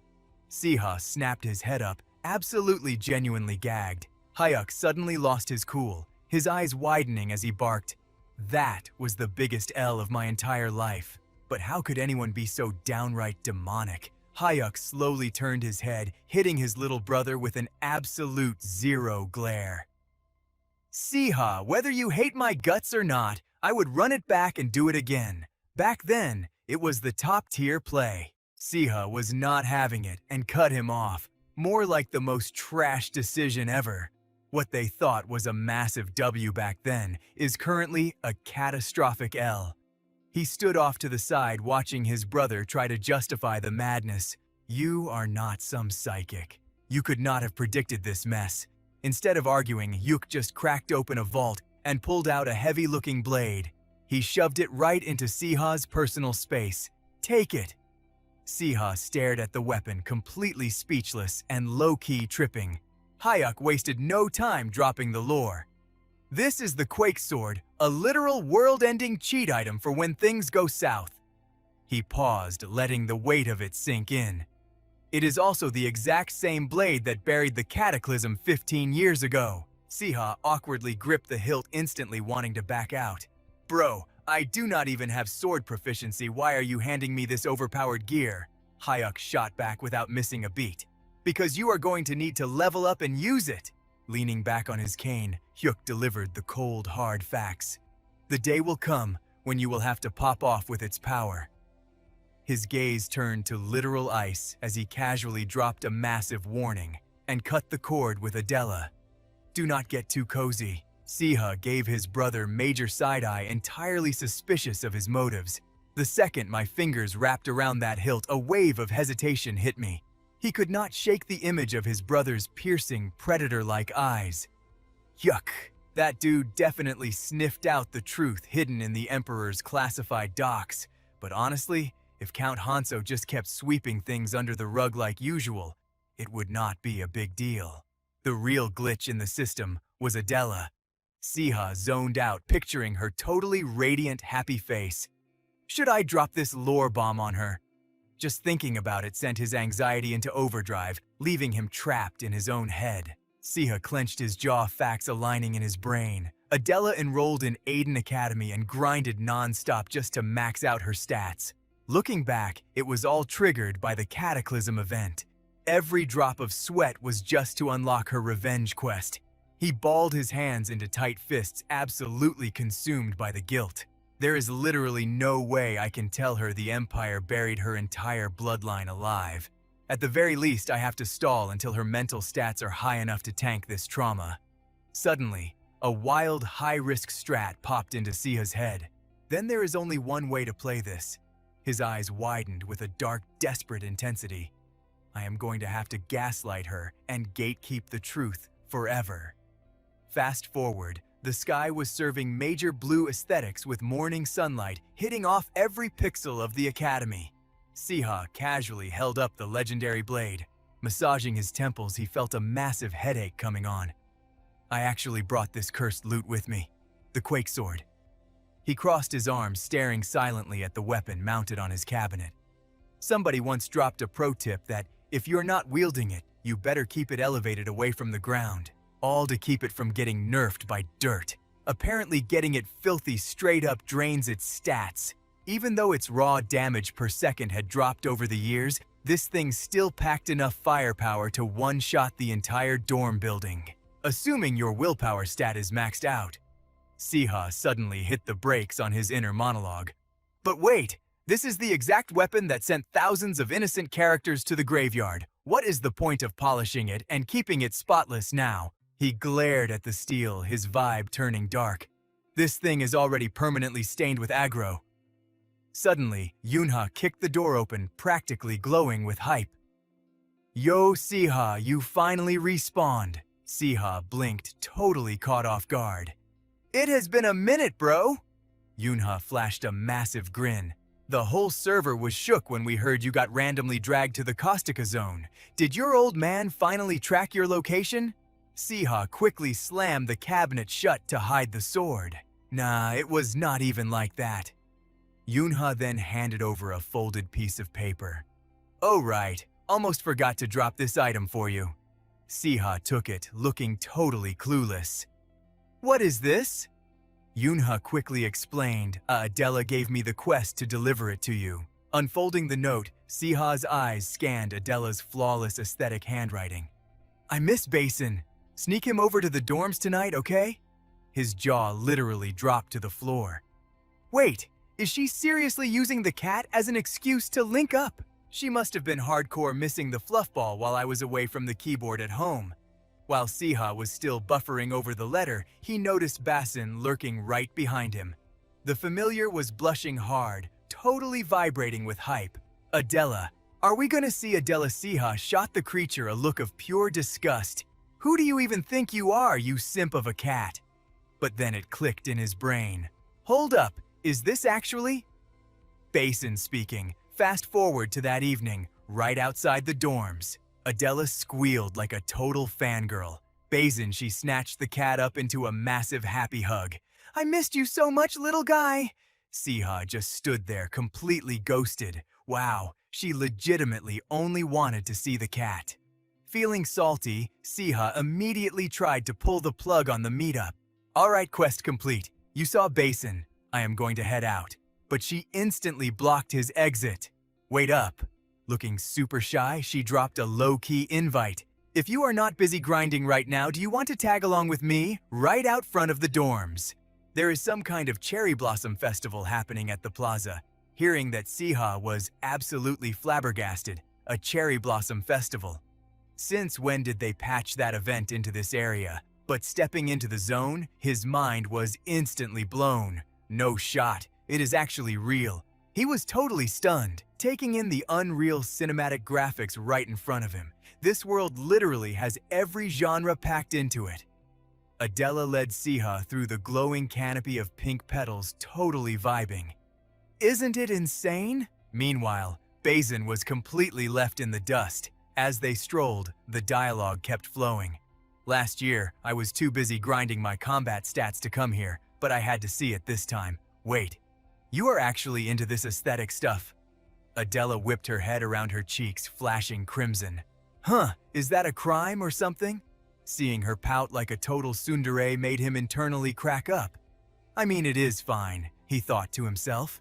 I just pegged her as the type to punch trees to level up and not admire them. Siha suddenly found himself staring. Locking eyes onto her flustered face, he could not stop the simp thoughts from creeping in. Actually, it really suits her vibe. It is kinda cute. Wait, pause.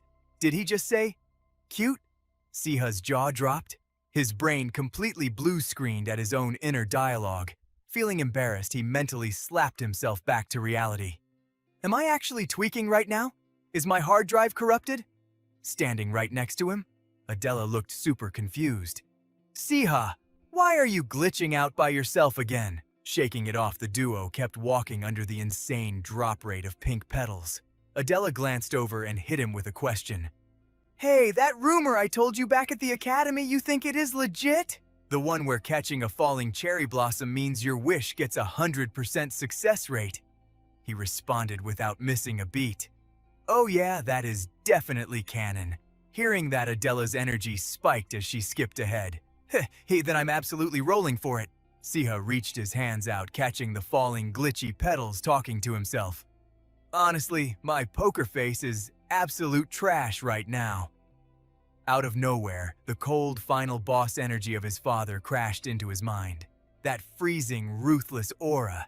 Imagine being a girl who spent her whole life thinking her spawn point was wiped out by a random curse.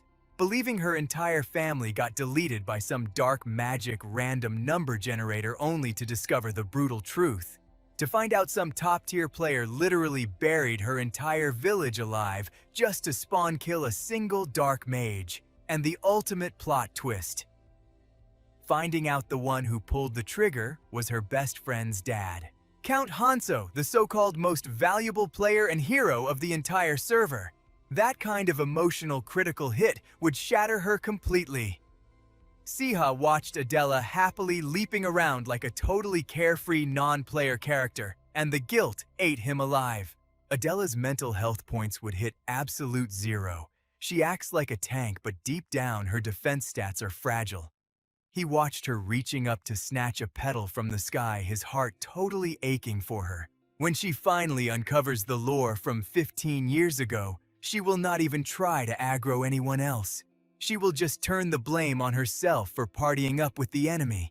This whole wholesome dynamic I built just to survive is literally acting like a debuff suffocating both of us. If Siha was just some random mob, it would be way easier for Adela. She could just speedrun her revenge, execute the culprit, and roll the credits. But we are way too deep into this questline now. Adela's bright voice suddenly shattered his dark thoughts. Siha, look! I secured the drop! I caught a petal! Siha looked at her, his eyes softening with an overwhelming, gentle warmth. So what's your ultimate wish?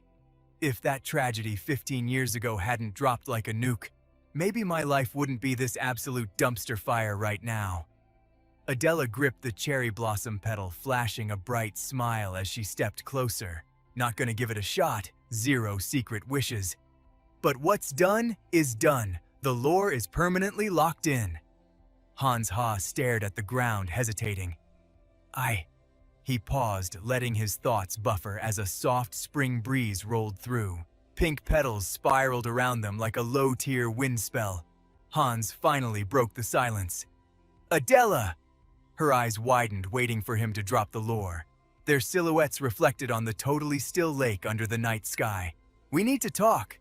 Cut to Hans resting his chin in the library, total lone wolf vibes. While the background NPCs were busy chatting and goofing off, he just stared out the window looking completely over it.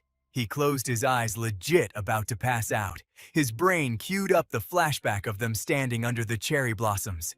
Adela's voice echoed.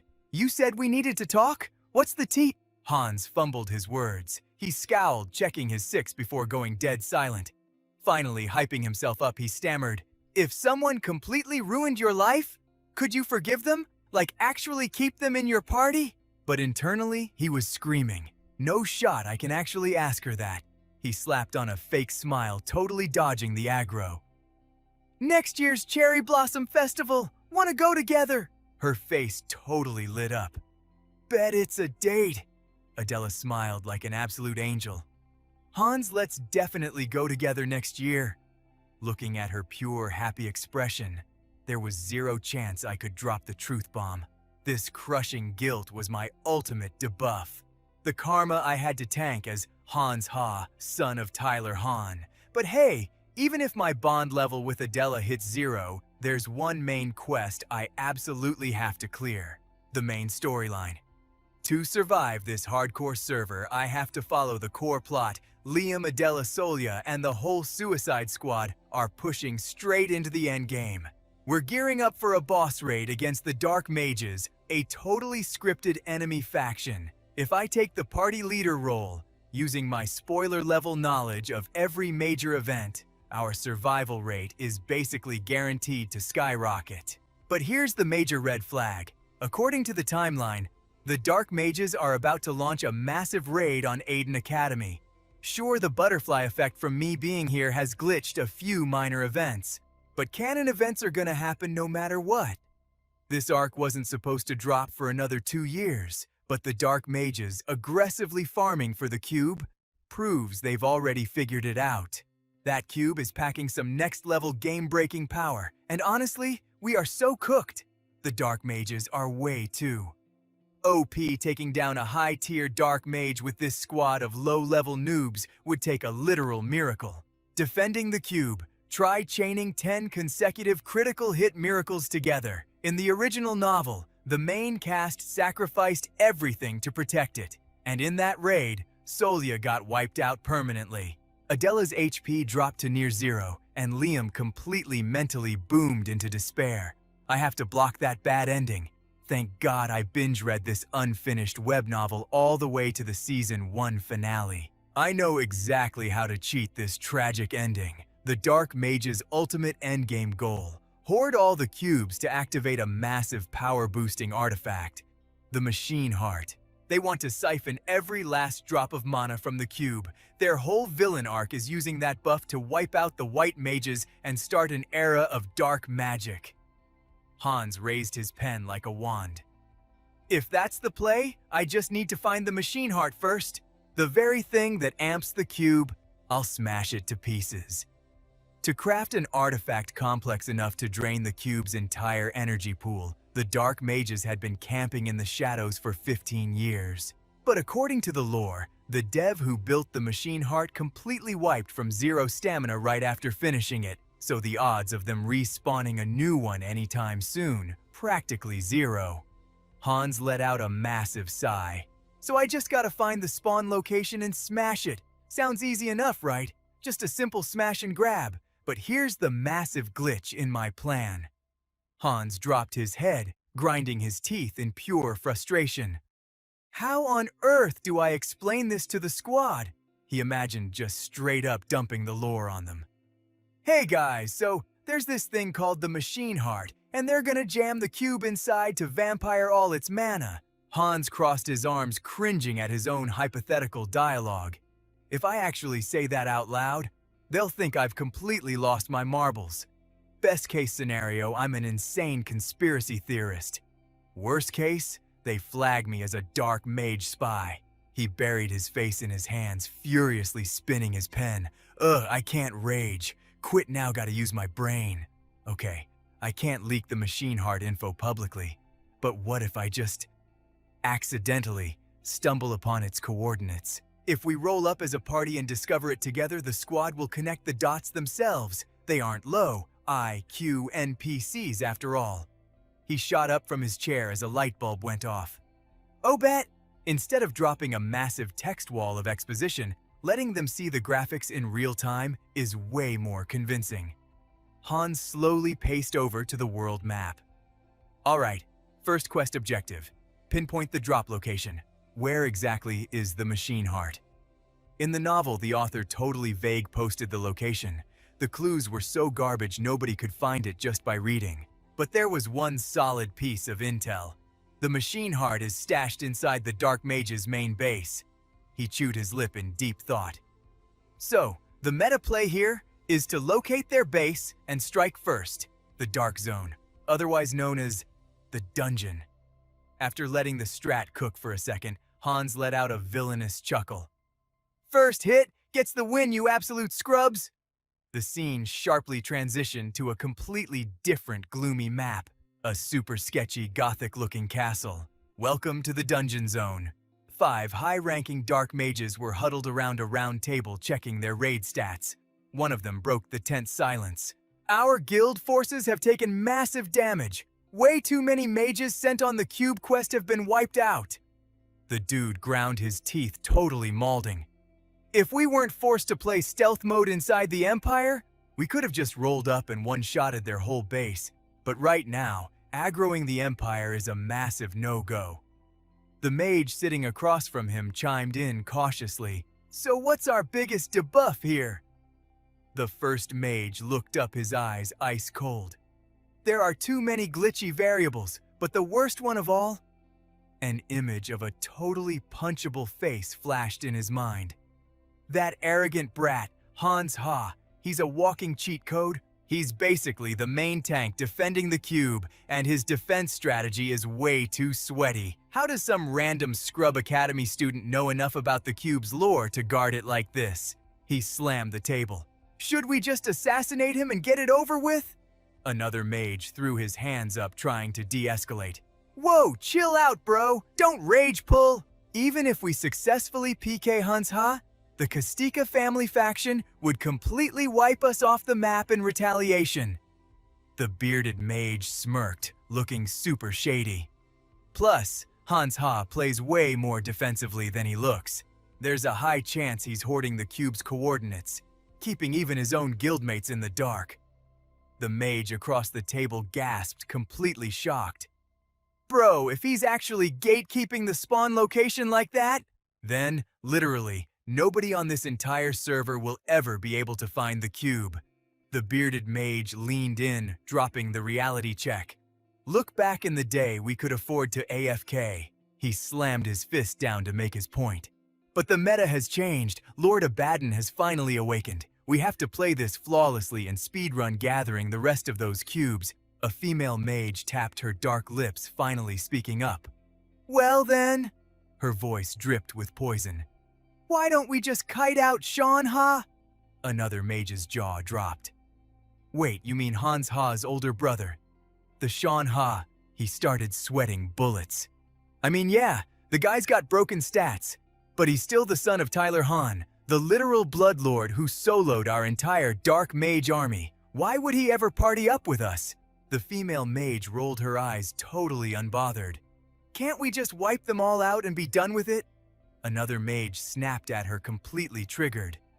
Just because everything that doesn't go your way, are you an absolute psycho? She slowly paced around the room, totally ignoring his tantrum. Lord Abaddon made us a promise. He swore to patch this broken world, to create a server where we aren't treated like total garbage anymore. Her voice dropped to a freezing whisper. So shouldn't we match his energy? Shouldn't we lay down the new meta for how this future world is gonna run? The other mages exchanged nervous glances. The new meta we should run? Sepia tipped her witch's hat, flashing a lethally toxic smile. Exactly. She pushed her hat back, revealing her dangerously stunning face. She let the words drip out slowly. Our grand ideal, this absolute revolution of ours. Sepia turned to face the window, staring out into the pitch-black night. There's zero need to spill unnecessary blood, whether it's our guildmates or the enemy. She crossed her arms, turning her back to the squad with a dead serious vibe. I have made my call, Sepia announced. She flashed a totally twisted smirk. I am going to capture Han Siha alive and team up with Han Siha. Meanwhile, Han Siha was deep in thought about Han Siha. That guy was Count Hantesu's son and the ultimate thorn in his family's side. His eyes went totally blank, looking like a player who just disconnected. Staring at the glowing mana pulsing from his own hand, Siha muttered. Still, thanks to his broken magic stats and that ultra-rare foresight skill, that dude has become an absolute prodigy. The magic ministry treats him like a VIP. But Siha's eyes stayed glued to his glowing aura as he questioned the logic. How does an illegitimate kid get heavily buffed with that much raw power? Haven't you ever thought that is incredibly Right then, a totally cloaked NPC-looking dude stepped into the room. Lady Sepia! He called out. Wait, don't tell me! Sepia's voice echoed back, dripping with major foreshadowing. With a villainous smirk, she dropped the lore. An OP buff always comes with a heavy debuff. Once the nightmare sequence triggers, Han Siha is definitely going to pull aggro on us. She arrogantly continued. Han Siha! I planted that power inside him a long time ago. A giant shadowy hand manifested right in front of him. It was a cursed ability destined to be his ultimate game over. Sepia's massive spectral hand loomed large. Channeling her dark energy, she casually stated that whether Han Siha wanted to or not, he was locked in. Sepia's face twisted into a devious grin as she declared, He is still going to have to join Feta. No skipping this quest. Cut to a cramped room packed with crafting gear.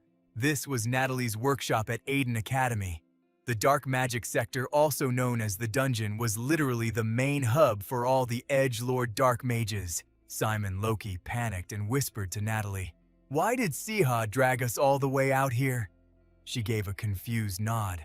For real though, because this spot was supposed to be the final boss stage for the main characters. It got dropped a few times in the original lore, but honestly, total villain lair vibes. The exact coordinates of the NGC zone were never actually leaked. Siha paused to process the intel. The system lore was super vague, just saying it was somewhere in the Aden Empire's boondocks, like some cursed wasteland or whatever. Basically, I do not know where the NGC zone actually is, and I literally read the entire original novel. After racking his brain, he figured out the meta. The big brain play was to just follow the original quest line, step by painful step. When he dropped the plan, the whole squad lost it. We are raiding the NGC zone out of nowhere. Bro, are you tripping? But while the rest of the party was freaking out, Natalie was actually hyped. Hold up, we cannot just waltz right into a high-level dungeon. Right, Siha winced a little. Spot on. Their reactions were exactly what he predicted. He tried to calm the group chat down. Look at our track record with these dark mages. We are way better off gearing up and ambushing them first. Letting them get the drop on us is a massive loss. Plus, we already secured the cube. A boss fight is literally unavoidable. Yuna hesitated, totally sweating the details. But still, doing a frontal raid is wild. Then her eyes literally sparkled. Oh my gosh, you are so badass. Total main character energy. Adela cringed so hard. What the heck? She grabbed Yuna in a chokehold and glared. You are being way too extra right now. Yuna squeaked, totally taking damage. Ouch, my hit points. What is your damage? Adela, with the duo acting like complete menaces? Siha just sighed. He whipped out a holographic map. Okay, time out. He spread the map across the table and started dropping lore. Remember what Natalie just asked? About whether we could just speedrun into the NGC zone, valid question. Honestly, because that place is literally the Dark Mage's main server. It is hard-locked for newbies. Simon flipped through his grimoire, totally geeking out. Fact check. A regular civilian cannot even step foot inside. I actually brought this super sketchy book. It is like an underground forum thread for dark mages, a literal beginner's guide to summoning demons. According to the patch notes, you need a specific dark energy buff to enter. Stuff you can only get from dark arts. Adela tilted her head, super suspicious. Dark energy. Simon nodded like a total nerd. Exactly. It is an exclusive stat that only dark mages can sense and control. They call it magi. Siha stroked his chin, running the calculations. So basically, we need to bypass this magi firewall first. Simon suddenly busted out laughing.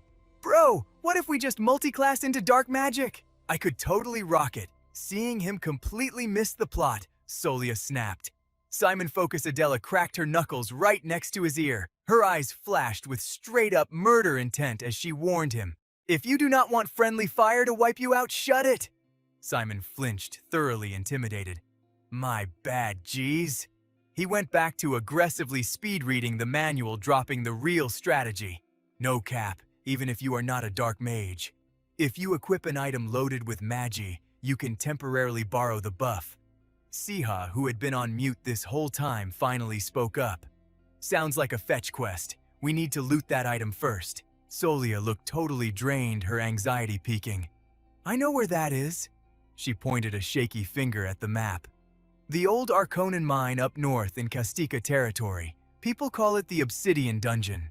Word on the street is that it is absolutely overflowing with magi.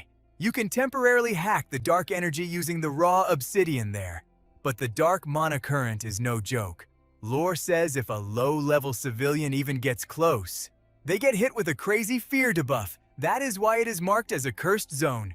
Siha processed the drop info. Wait, Solia, did that obsidian mine not get completely wiped off the server ages ago? You got any insider tea on this? Solia hesitated, shifting awkwardly. I am not 100% sure, but since it is in Arconan, my dad probably has the full intel. Simon gave a massive thumbs up. Absolute god-tier strategy. We just have to stealth our way through the Arconan zone, better than actually grinding that toxic dark magic skill tree ourselves. Solia nodded, totally on board. For real, this sounds like a super long cutscene. We should just log off and meet him in person. Siha pulled up his system calendar interface.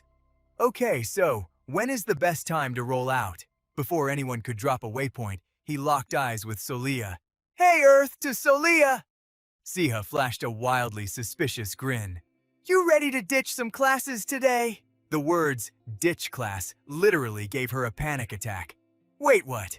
Solia clenched her fists, her lips pressed into a tight line. Bro, I have literally never skipped a lecture in my life. Seeing her absolutely stress out, Siha tried to carry the vibe. Skip. Who said skip? It is just some basic dance elective. Solia just let out a massive soul-crushing sigh. What kind of student logs into the academy just to hide out catching that major side-eye? Siha internally facepalmed. I totally called it. Miss Valedictorian over here is actually terrified of playing hooky. Skipping one class is not a server wipe. I literally ghosted an entire semester and my stats are fine. He turned to her, trying to drop her aggro. Chill. They do not even check attendance in the massive lecture halls. Plus, ditching early meant we snagged a premium carriage. Big win, right? Solia was still low-key freaking out, gripping her skirt. That is literally zero comfort, Siha. And with that, the carriage rolled out, grinding through the long map transition toward the fallen Arconan estate. Once they crossed the zone boundary, Solia finally dropped her guard. We made it. She took in the scenery, totally vibing with the nostalgia. This is my old spawn point. I grew up here as a kid. Seeing it all again, it is honestly giving me all the feels. Siha hit her with a soft, understanding smile. He felt bad for her, honestly. Her guild might have gone totally bankrupt and lost all their assets, but House Arconan used to be the absolute top tier of this entire region. Her entire aura just leveled up coming back here. Siha kept his voice chill. So where is your dad camping out? Solia pointed toward the high ground. Over there, just a bit further up the trail. He followed her finger, and his jaw practically hit the floor. Wait, Solia's dad is living in that absolutely trash tent on the mountain. Siha stared at the rundown shack for a solid minute, his brain short-circuiting. Even for a ruined noble house, this is a massive downgrade. It is totally messed up having to slum it in a tiny corner of the territory you literally used to rule. Right. Catching Siha's major glitch in the Matrix expression, Solia just gave a super awkward laugh. Yeah, it is totally weird. I was low-key shook too. Once I enrolled in the academy, I had zero reasons to visit this map. So I only just found out he was roughing it up there. She kept dropping lore as they hiked. My dad normally does not chill here, but ever since he allied with the Kastika faction, he set this up as a temporary base. Siha nodded, completely getting the struggle. Makes total sense. Getting your entire territory nerfed has got to be a brutal reality check for a former count. They were making good time when Solia suddenly hit the brakes. She looked up at the ridge and pointed. Oh, do you guys want to hit up this side quest real quick? Her hype was contagious. This is the main bazaar right outside the Arconan gates. The farming stats here are trash, so the locals completely maxed out their merchant skills instead. Siha's gamer senses were instantly tingling. He looked around, genuinely hyped. Oh snap, if the merchant guild is popping off, there has got to be a massive crafting district, right? Solia nodded, smiling bright. You read my mind. Siha, yep. This map is legendary for its crafting guilds. For example, she started dumping lore on the local economy. Natalie's family actually owns a massive forge here. They pump out top-tier magic artifacts. Super cliche, I know, but it is a small server. But then her voice suddenly glitched out. She choked on her words, freezing up. They are definitely supposed to be right around here. Wait, what? Mid-sentence, Solia just straight up bolted down the street. I swear the main factory was right over there. Seeing her completely panic, Siha sprinted after her. Solia, why are you pulling aggro and running off? She finally slammed to a halt at the end of the block. Solia was gasping for breath, her eyes wide. This is way too sketchy. Siha caught up, totally clueless about what just dropped. Bro, what is going on? Solia stuttered, trying to process the visual bug in front of her. She forced herself to chill out and pointed. There used to be a massive potion shop right on this corner. Siha scanned the empty lot, completely baffled. Literally nothing is there now. You probably just got the map coordinates mixed up. It has been a minute since you logged in here. Solia violently shook her head. No freaking way. Every single shop that was lined up here? They just vanished. This used to be the most stacked merchant hub in all of Arconan. Han scanned the area. The biggest market, he scoffed. Bro, this place is literally a ghost town. Spotting a local nearby, Han nudged Solia. Instead of just guessing, why not ask an NPC? She hurried over to the passerby. Excuse me, ma'am, got a quick second? The woman frowned. Huh, what's up, kid? Solia looked totally stressed. Wasn't there a medicine street around here? Like the merchant guild and the herb shops? The woman's face darkened with disgust. Medicine Street? Haven't heard that name drop in ages. You haven't been in this zone for a hot minute, huh? Solia blinked, totally confused. Wait, what do you mean? The woman spilled the tea. All the merchants and shop owners. They realized surviving in this wasteland was literally impossible, so they packed up and dipped. Han and Solia were shook. Say what everyone just bounced! Solia gasped in disbelief. They all left. What the heck actually happened? The local sighed heavily. It's obviously the new Count's fault, duh. He basically made life totally toxic for anyone trying to hustle here. She scowled with pure rage.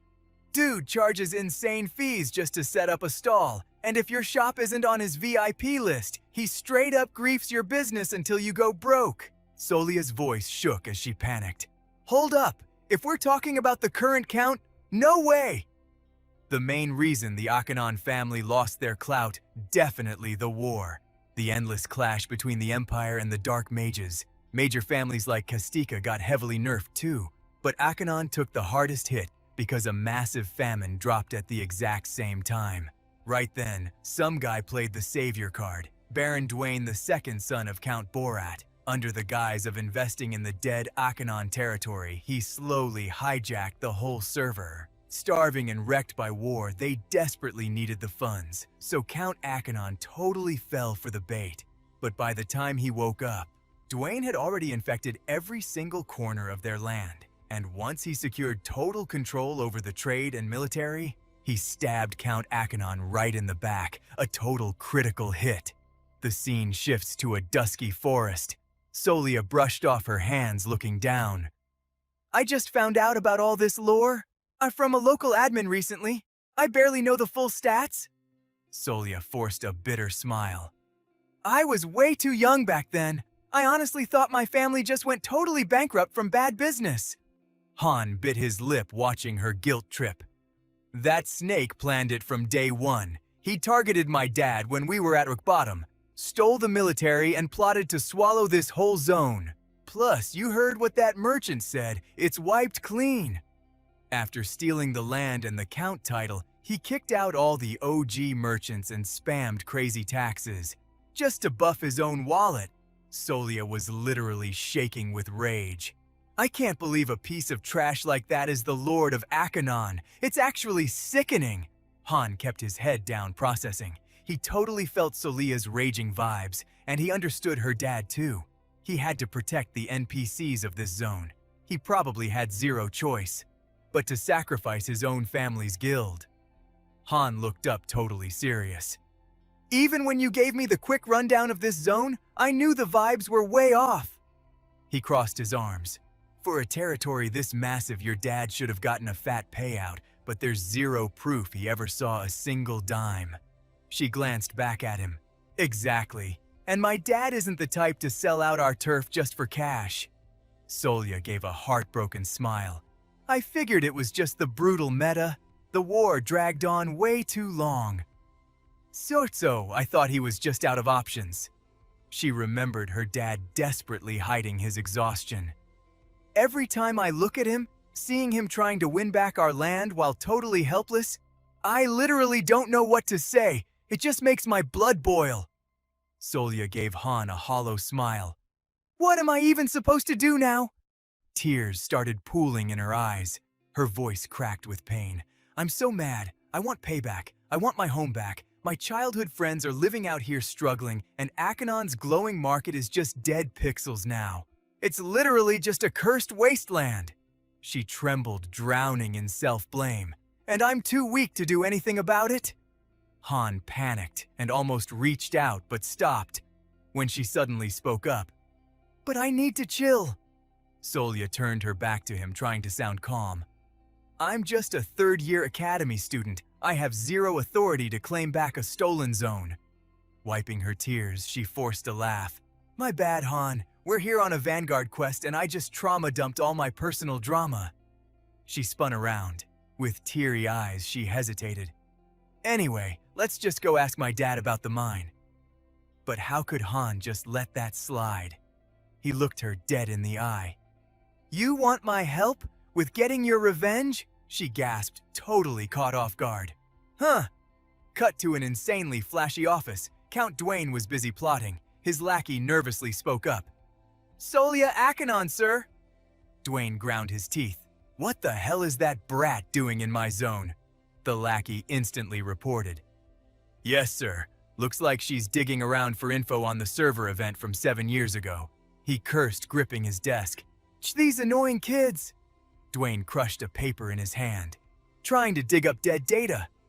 The lackey nervously asked, Should we take care of her, boss? Dwayne snapped. Idiot! Just ignore her. What's the point of a growing an academy student?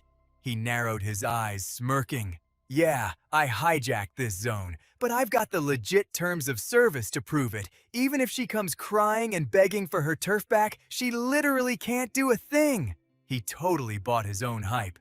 Solya Akanon, heard her name dropping lately. She's going viral in the Empire right now. Top-tier stats, tons of sponsors lining up. Yet she comes crawling back to this dead server? A girl with that much clout abandoning the easy route. Whatever, not my problem right now. I've got bigger boss fights to worry about. Brushing it off, he gave the order. Just jump scare her a bit and kick her out. The lackey bowed. Understood, boss. But exactly 1 hour later, blood-curdling screams echoed through the castle. Count, count! Dwayne shot up from his chair, totally triggered.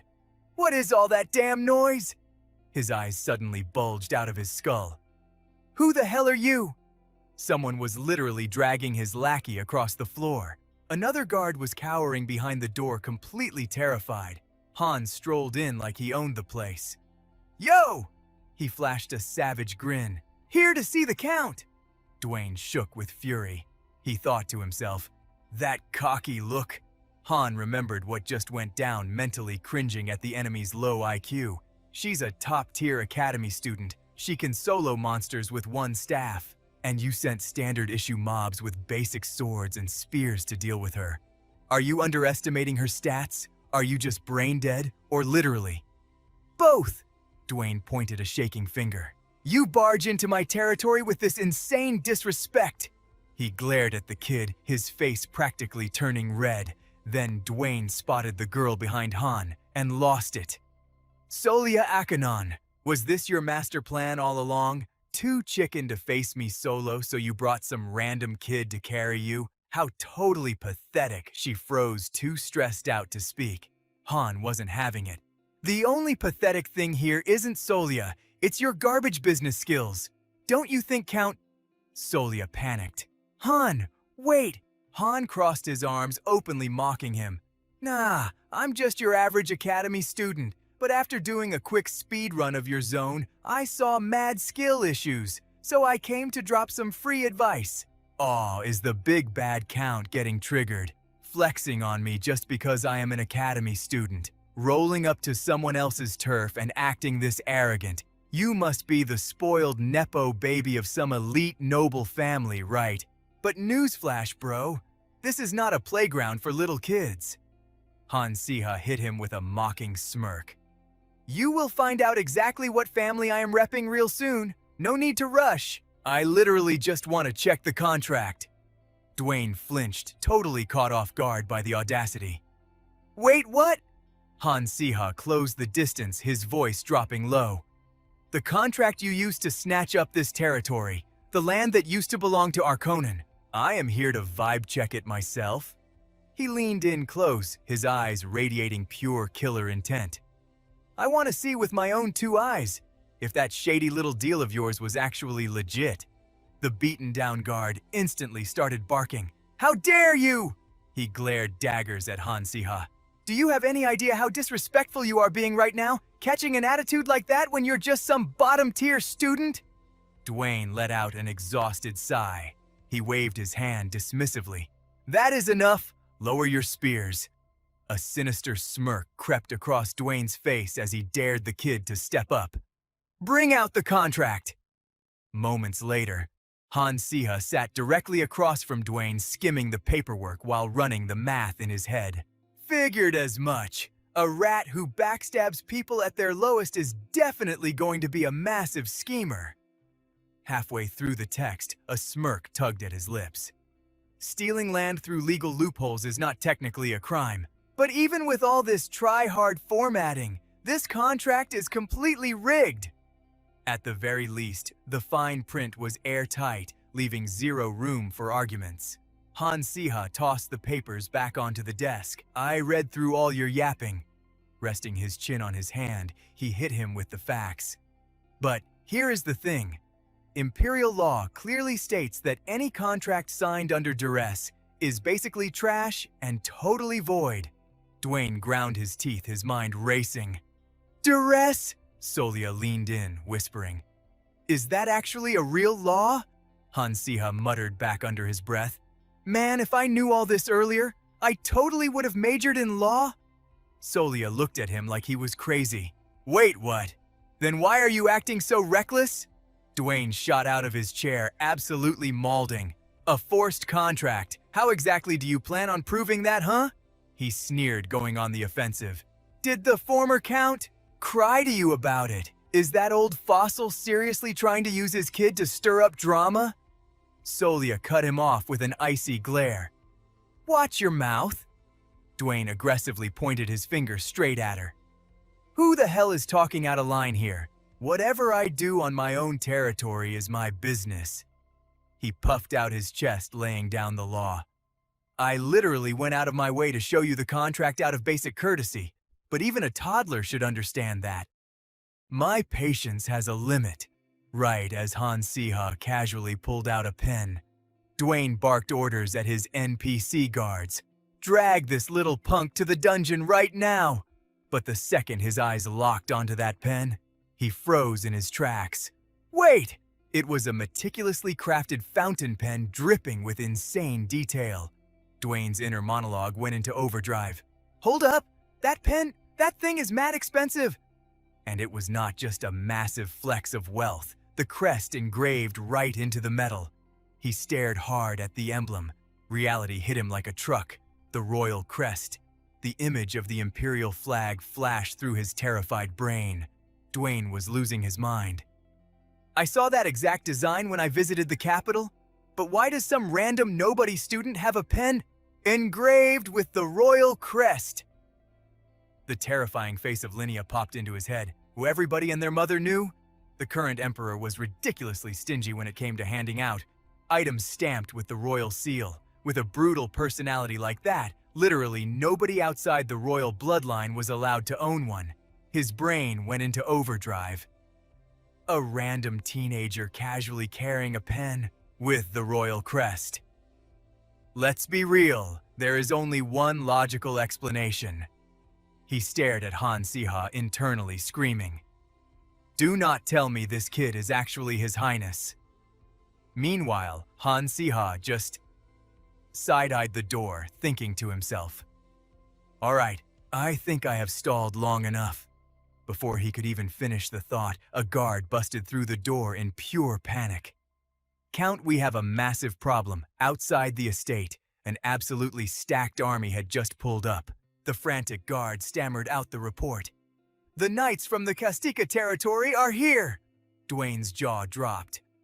"The Kastika territory?" The guard nodded furiously. "Yes, sir, and they brought a ridiculous amount of troops. They said if we do not open the gates, they are tearing them down by force." Dwayne felt his soul leave his body. What kind of clown show is this? Why the hell is Kastika mobilizing their army here out of nowhere? The face of the army's commander flashed in his mind. The bloodshed. Marquis himself, Hantes, a totally unhinged warlord notorious for his brutal blood-soaked expansions. But I have never heard of that psycho starting a war without a valid reason. For a guy like him to roll up with his whole squad. Dwayne's eyes darted back to Han Siha, putting the pieces together. He is definitely here to protect the prince.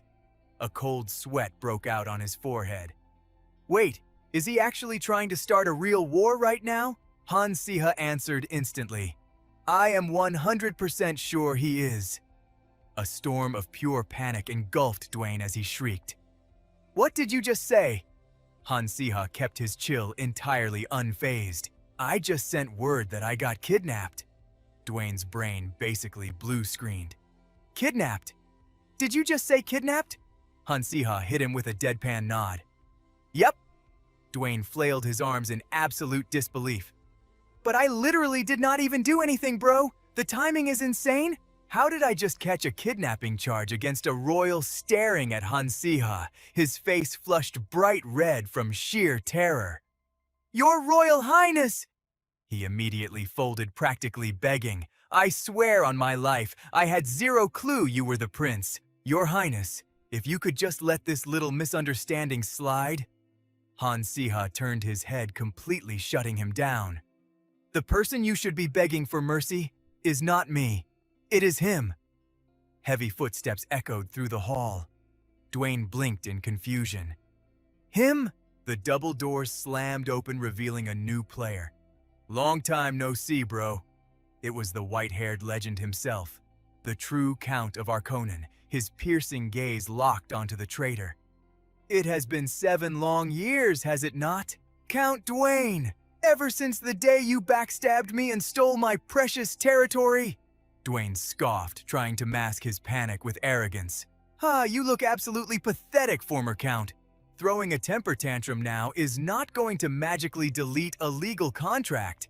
Count Arconin actually nodded in agreement. You are totally right. But then his eyes snapped open, radiating intense aura. But who cares about some piece of paper? What if I told you I am taking my land back by force? You might want to reevaluate your current situation. Hearing that specific phrase, Dwayne was instantly hit with a violent flashback. The day he stole Arconin's territory, he cursed internally. Damn it, he is throwing the exact same lines I used 7 years ago right back in my face. Back in the day, he had gloated with zero shame. If I say I am taking this land by force, what exactly are you going to do about it? Arconin continued his savage takedown in the present. The trap has been set for a long time. You have been camping in a spot way above your pay grade for 7 years. It is time to log off. Dwayne looked utterly offended. Above my pay grade? I literally carried this territory and made it thrive. Arconin roared, shutting him up. Absolute cap. The suffering of his people flashed before his eyes as he stated the brutal facts. More than half the population has rage-quit this territory under your rule. Our economy is in the gutter, worse than during the Six War era. The markets are literal ghost towns. If you had even a single shred of conscience, would you not be dying of embarrassment? Struck by reality, Dwayne completely lost the plot. He lunged forward, screeching, "Stop talking trash!" Ripping out a dagger, he lost his mind. I built this place from the ground up. You think I am just going to hand it over without a fight? Is that so? In a desperate move, he snatched Solya into a chokehold. The other two shouted in alarm. Solya! Dwayne pressed the cold steel right against her throat. Take one more step, and this brat gets packed up. But wildly, Arconin and Han Siha did not even flinch. Thinking he had the upper hand, Dwayne laughed like a maniac. Finally shut you guys up, huh, Perfect? If you just act like good little NPCs and stay still? Solya's voice dropped to a terrifying whisper. Lightning! Boom! A devastating blast of lightning erupted, blinding the entire room in a flash of pure energy. Dwayne was violently yeeted across the room, smashing into the wall. Looking at the absolute wreckage, Han Siha just sighed. You total idiot! Did you seriously think a cheap hostage trick was going to work? She is not some helpless 10-year-old girl. She is literally ranked 3rd in the magic department. Solya calmly walked toward his broken body. Coughing up blood, Dwayne croaked. How the hell does a brat like you have that kind of overpowered magic? She stared down at him with zero pity in her eyes. No wonder you always treated me like trash. I was always keeping my head down, taking the disrespect and playing the obedient little girl. But then, the image of Han Siha's confidence sparked in her mind. But Han Siha showed me the truth. Just taking the L and staying quiet is never the solution. Her voice echoed with absolute authority. Cough up the territory. You are not worthy of ruling it. Standing in the back, Han Siha gave a massive smug grin. He casually strolled up to the duo and dropped his final card. My bad for interrupting the main character moment, but I actually brought a brand new contract to override the old one. Want to take a peek? Dwayne groaned, staring at him in pure defeat. Han Siha! Han Siha shoved the crisp new paperwork right in his bruised face. It is a sweet little deal where you refund all the land, forfeit your rights, and then get the hell out of my sight. How does that sound? Dwayne immediately snapped, practically foaming at the mouth. What, keep dreaming, you little punk? Han snapped his fingers. Oh right. He flashed a totally unhinged grin. What were we literally just talking about? Contracts signed under duress are straight up garbage, right? So what is the play here? Oh, I got it. Han's vibe shifted completely. Yo, smile for the camera, he mocked. Han stared at Wave's forced smile and scoffed. Damn, what a pretty smile, and your handwriting is low-key aesthetic too. Wave was left totally speechless, absolutely raging but unable to say a word. Wave grinded his teeth, fuming internally. Damn it! If I had not used the prince as a meat shield? Han clapped his hands cheerfully. All right, now be a good boy and get the heck out of my territory, right now. We will get your carriage ready. While Wave scurried away like a rat, Arkonin caught on to something. Count Arkonin, Han called out. He gave a respectful nod. Big congrats on becoming the legit owner of this turf, once again. Hearing that the old man totally froze, Arkonin looked down, his mind spinning. The land that got snatched from him 7 years ago, it was finally his again. He stared at the scene, realizing something crazy. His past self would have never pulled the trigger on a decision this huge. He flashed back to the library. A magic orb had popped up out of nowhere. Count Arkonin! It is Han. Arkonin was hella confused. Why are you hitting my line out of nowhere? Han did not waste a single breath. Solia filled me in on the tea. Use my kidnapping as your ultimate excuse. Roll up with Kastika's backup and take your land back. Do it right now. The Count was shook. What? He thought this wild pitch was way too sudden, but Han just scoffed. Sudden? I seriously doubt that. Solia said you have been secretly hoarding cash and troops to take this turf back. Is this not literally the perfect time to strike? If you have got the excuse and the firepower, there is zero reason to hesitate. Arkonin's jaw was practically on the floor. Han dropped the mic. When you're dealing with a coward, you gotta play dirty right back. Han was chilling with Solia during that magical call to Arkonin. He smirked. That is only fair, right? The flashback ended. Arkonin let out a massive sigh, shaking his head. Just thinking about it gives me the chills. But in the end, everything went exactly according to Han's master plan. That kind of ruthless decision-making, it is definitely not our family's style. He turned his gaze. Hey, Solia! Arkonin raised an eyebrow. What is the actual deal between you and that kid? Solia looked clueless. We are literally just classmates. That is it, Arkonin chuckled. Kids these days are so totally shy. Solia zoned out, remembering the old days. Back then, she and Count Hantes, her lifelong bestie, had seriously talked about an arranged marriage between their families. But when the turf war went south, that engagement totally fizzled out. She glanced at her smug dad, convincing him to deploy troops for another family's sake. Nobody would dare try something that crazy. You cannot just pull that off on a random whim. Arkonin looked down at her, proud as hell. My daughter is not someone you can just sleep on. Solia blinked, totally lost. Dad, what are you even talking about? He smirked. I am saying you are way too much of a catch to let go. His voice boomed. "You have my blessing, Solia." But she was still utterly clueless. "What on earth is he yapping about?" she groaned. A bit later, Solia was standing right behind Han. Han reminisced. He literally skipped class just to find some loot. He looked at Arcanine and smirked. Who would have guessed it would end with him saving the Arconin clan? But hey, it all worked out flawlessly, earning a top-tier informant who is 100% on his side. It literally does not get better than this. Arconin slammed his hands on the desk and stood up. "The boring paperwork for the land transfer can wait. Almost forgot the most important part. Thank you." He bowed deeply toward the young awakener.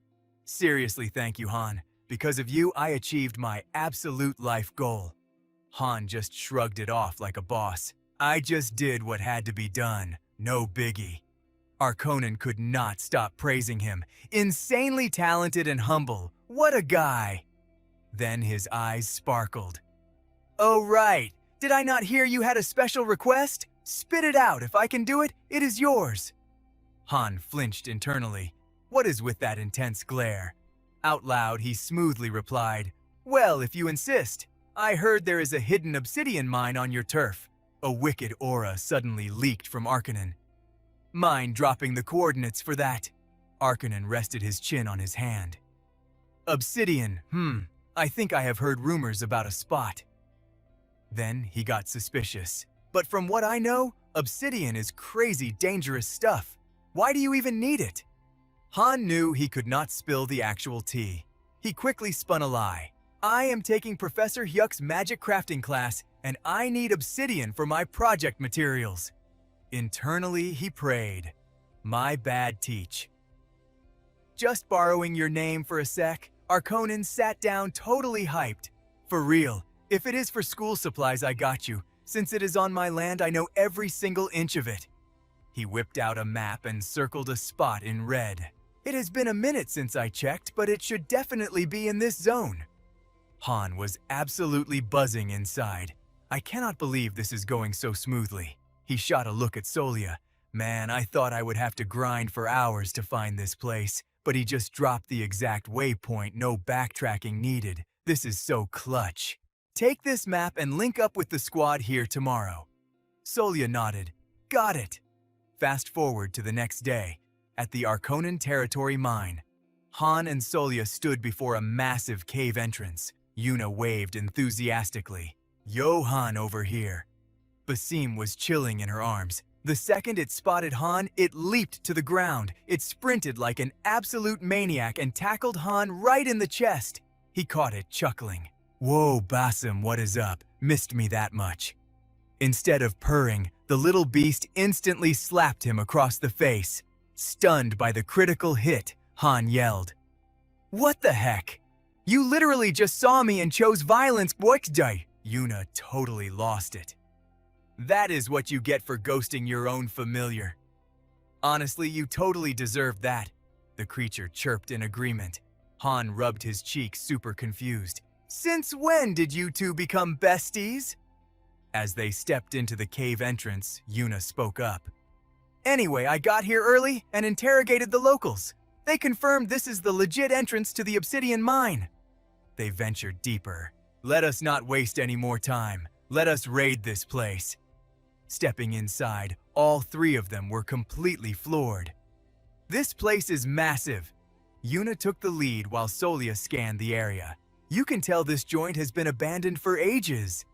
Dark mana was something only dark mages could vibe with or control. Solia turned to Yuna. "Is your scanner picking up any signals?" Yuna gripped a gadget that looked like a sci-fi metal detector. "It is super weird." She shook the device in frustration. "This thing is literally dead. Zero reaction." The other two blinked. "Wait, what?" Yuna frowned. "It is almost like there is not a single scrap of obsidian buried here." The vibe in the cave instantly dropped to freezing. Meanwhile, back at Aiden Academy, it was the dead of night. Adela tossed and turned in her bed, trapped in a brutal nightmare. In her dreamscape, she stood in a desolate wasteland. "Mom, Dad, where did everybody go?" Out of the void, an eerie voice echoed. Adela, we are right here! Panicked, she spun around. Where I literally cannot see you. The next sight made her blood run absolutely cold. Two mangled corpses clawed their way out of the dirt. We are all right here? She jolted awake, gasping for air in pure panic. Cold sweat drenched her. Not again. Another nightmare about the Catablan Colo massacre. How many nights had it been? She wondered if the dead kept haunting her dreams because they refused to let her rest in peace. Adela thought back to her grueling training sessions. She had been grinding relentlessly, totally blinded by vengeance.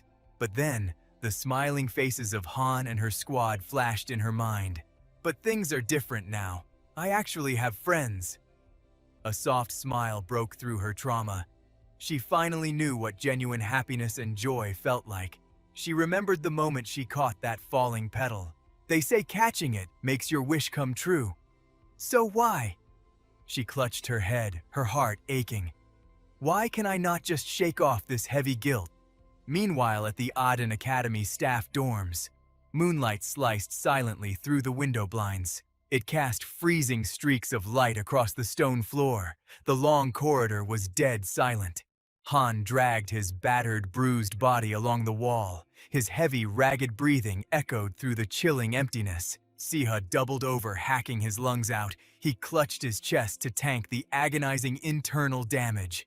Sweat dripped down his temples. His face scrunched up as he struggled to catch his breath. He grabbed the freezing stone wall just to keep his HP bar from hitting zero. His shoulders shook with every gasping breath. Eyes clouded by the relentless debuff, he thought to himself. Why the hell am I taking tick damage every single night? His chest felt like it was getting crushed by a boss mob. He subconsciously gripped his shirt, panting heavily while his eyes screamed pure confusion. I haven't taken any hits, and I don't have any permanent status ailments? A weak sigh escaped his lips. Yeah, whether it was pure rage, zero stamina, or just feeling hard stuck, he hung his head low. He kept his hand clamped over his chest, terrified the pain would literally shatter his hitbox. What was actually causing this days-long lag spike of agony? Right at that moment, a critical hit of pain pierced straight through his heart. His pupils shrank, and the very air seemed to glitch and freeze. Right before his eyes, the familiar stone corridor warped into an entirely different dimension. A blood-red hallway. He whispered, his throat completely parched. The spatial rendering shuddered slightly, making him flinch as he looked up. Blood dripped down the walls. It seeped from the cracks and deep within the stone, leaving thick crimson trails like a horror game map. He choked out a cough, his whole body freezing as his hand covered his mouth. The glowing red visuals got insanely sharp, covering his entire POV in crimson. A wild theory suddenly popped into his head. This isn't reality. It is an illusion skill. No, it is a sneak peek at future events. His breath plumed into thin white clouds against the oppressive red atmosphere. In the dead of night, the only sound was the exhausted, heavy panting tearing from his throat. The red tint expanded silently without a single tutorial pop-up or explanation. It left only a massive wave of anxiety crashing through his chest. Seriously, what kind of catastrophic event was about to drop? Inside a cozy wooden cabin, a crackling fireplace lit up the room's chill vibe. A clay pot boiled over the brick stove, sending steam everywhere. A deep voice resonated through the firelight. Just like we promised, we completely wiped the entire zone. The glow from the crystal mirror sparkled like thousands of tiny dancing stars. It was a massive stash of dark crystals. Yuna, Natalie, and Simon were totally shook. Their jaws dropped at the sight of a mirror overflowing with elite-tier dark crystals. Simon crossed his arms, looking skeptical. But that cave wasn't even a dark crystal spawn point, right? So where did all this loot come from? Han Siha kept his eyes on the glittering stash as he began dropping the lore. Flashback to the aftermath. Two figures stood facing each other in the dark. Yuna leaned in close, her eyes locked onto Han Siha with urgent intensity. Dark crystals don't just spawn and walk out on their own right. So how is a cursed dungeon that literally nobody dares to enter completely wiped clean? Siha froze, looking genuinely stumped. Wait, don't tell me. A heavy silence hung in the air before he frowned. Someone speed ran the dungeon and yoinked all the loot before us. The moment he said it, panic hit her face. She subconsciously gripped her hands together and asked, "So what is our play here?" He immediately stepped up to calm her down. "Chill, it has been 7 years." He stood sideways, his eyes deep in thought. Touching his chin like he was calculating his next move, he slowly spoke. "There was one guy desperate enough to gotcha his life away in that place. Remember him?" She paused for a second before her eyes lit up. "Oh, right! Solia!" In the flashback, Baron Dewey was practically vibrating with fear. His eyes darted around in pure panic when he spotted their party. Siha's voice narrated evenly over the scene. And so Baron Dewey, who was literally mid-rage, quit trying to flee the Akanon territory. Or, I guess he's just Mr. Dewey now. Snapping back to reality, Siha said, "Anyway, we stun-locked him and made the arrest." He continued. "We did some persuading and tracked down the Dark Crystal black market." Dewey's face had gone totally pale. Rubbing his trembling hands together, he bowed his head and begged, "I will leak everything! Please just don't delete my account!" Simon laughed, totally trolling him. He replied, "Bro, that doesn't sound like persuasion at all."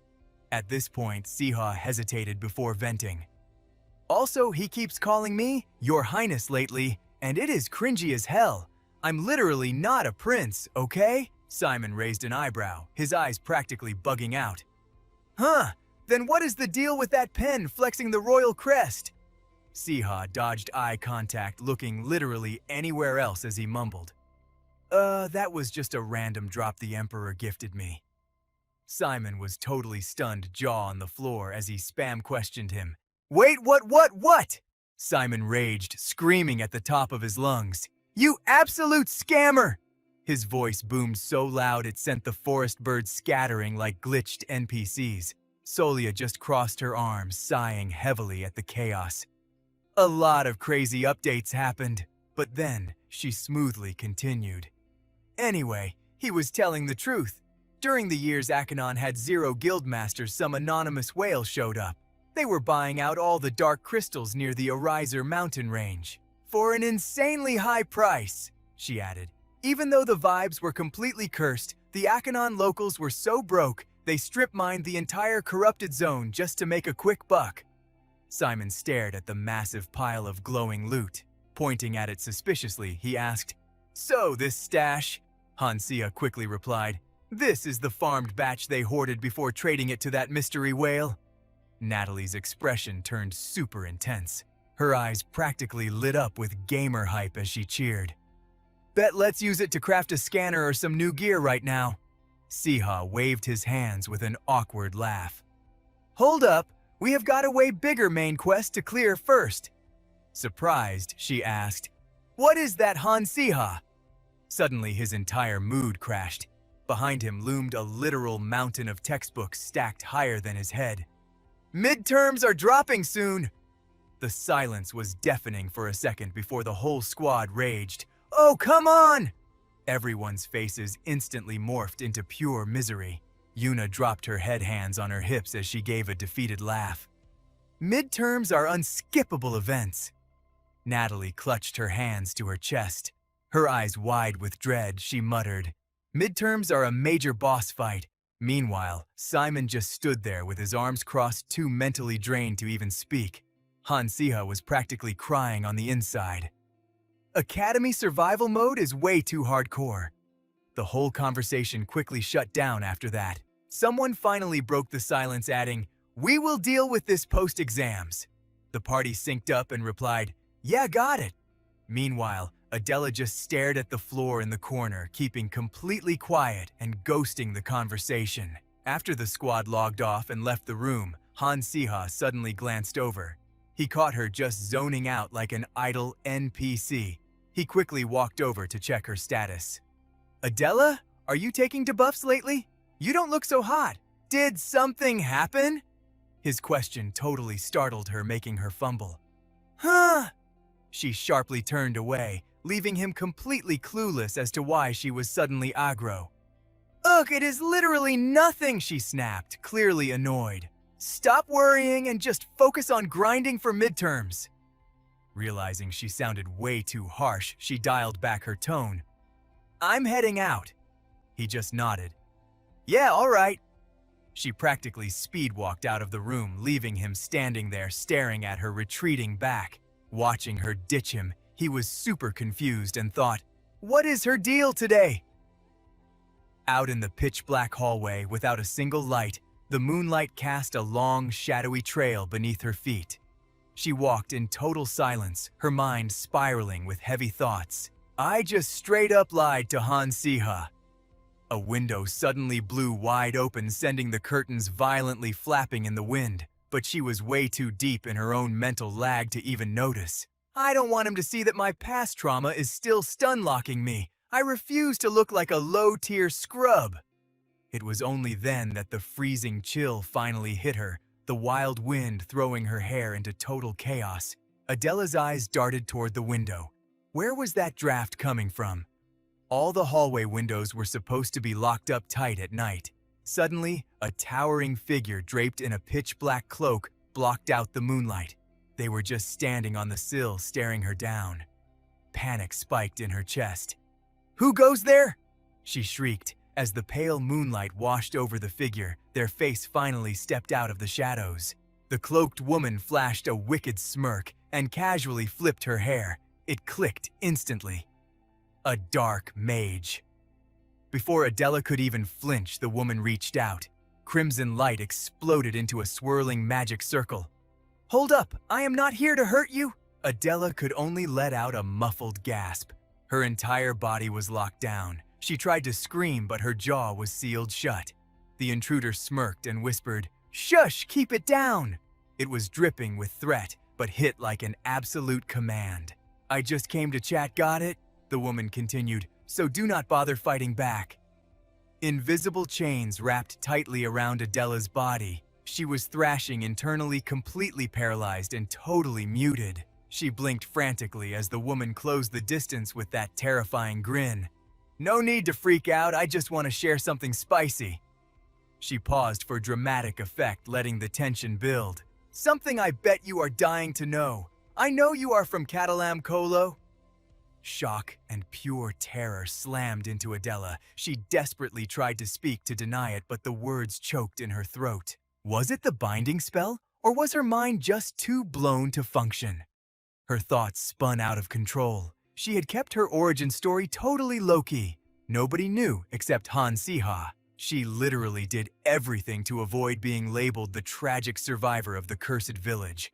How on earth did this psycho find out? The woman casually waved her hand, canceling the spell, but Adela's brain was already short-circuiting. Adela just stood there, completely frozen. The hooded woman didn't miss a beat. "Don't you want to know who wiped your entire village off the map?" Adela finally snapped out of it, her voice shaking like crazy. "Who the hell are you? How do you know about my hometown? Wait, was it you?" The woman tipped her head down her hood, casting shadows over a wicked smirk. "Nah, not me, but I can drop the lore if you want. Aren't you dying to know?" 15 years of repressed rage absolutely exploded. She clutched her chest, screaming, 15 freaking years I've been grinding for a decade and a half to hunt down a ghost." The stranger cut her off right there. "Believe it or not, this is the reality check you need." She faked a sympathetic tone, totally feeding off Adela's massive aggro. Her voice dialed up sharp and commanding. "A whole clan wiped off the server, erased from existence. You need to make them pay for that trauma."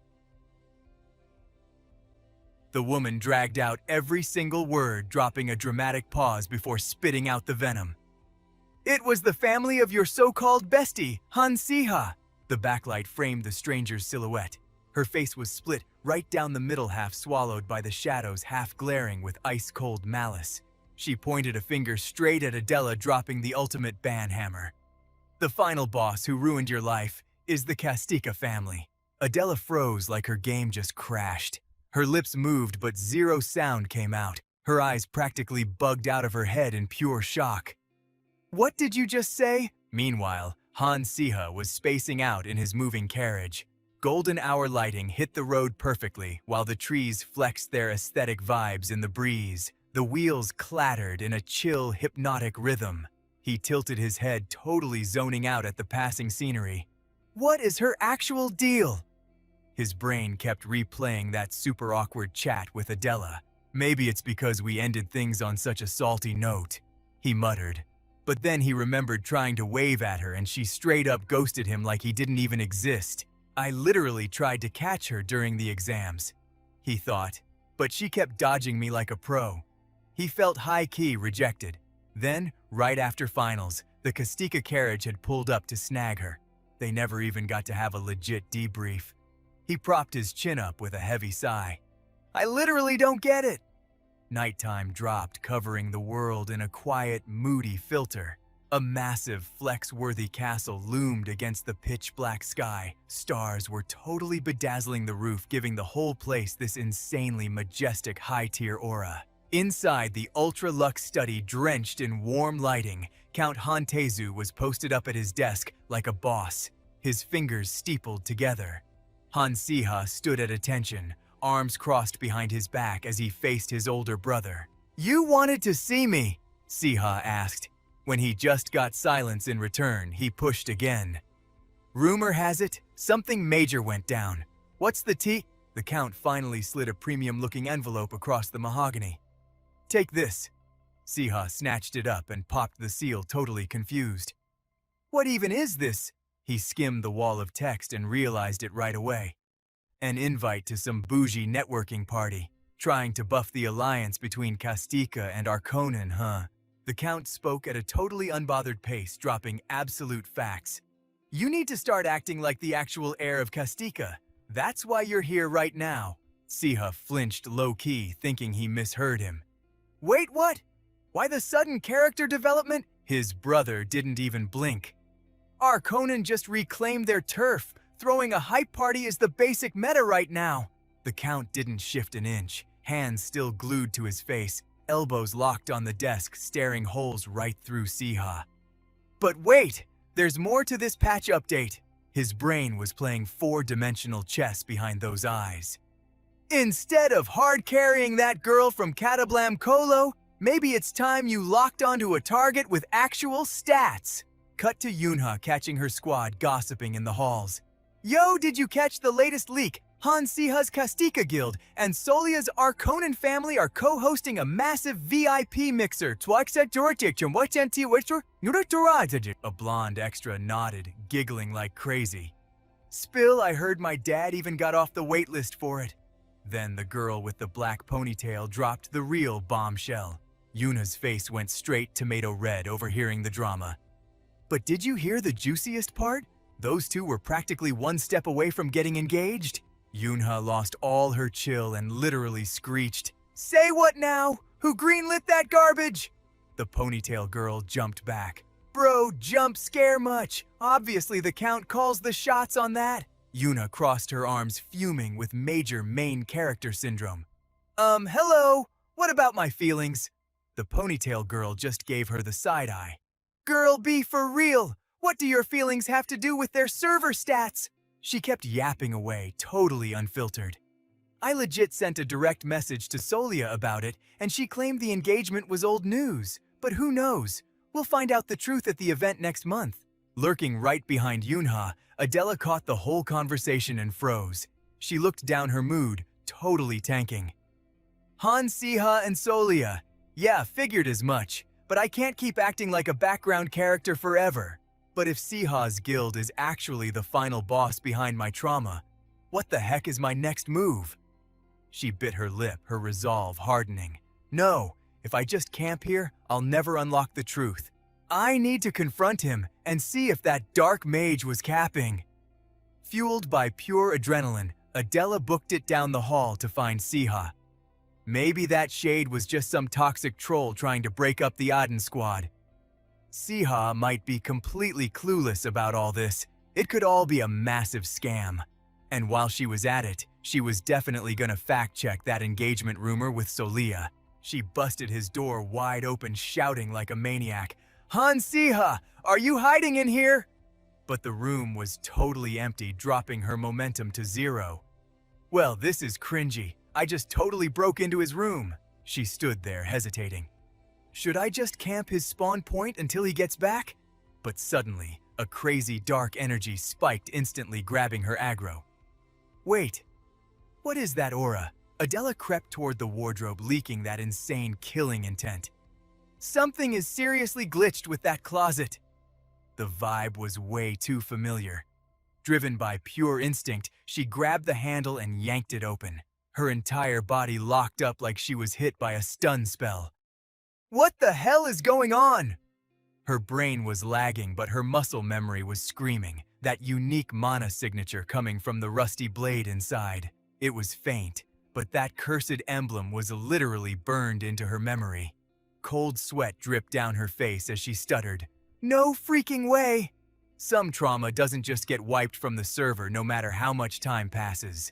Flashbacks of a literal living hell spammed her vision, the endless screams of agony, the nightmares that literally dragged her down by the ankles every single night.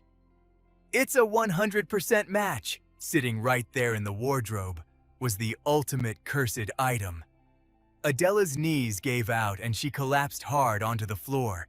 It was the exact sword that speedran the destruction of Katablum.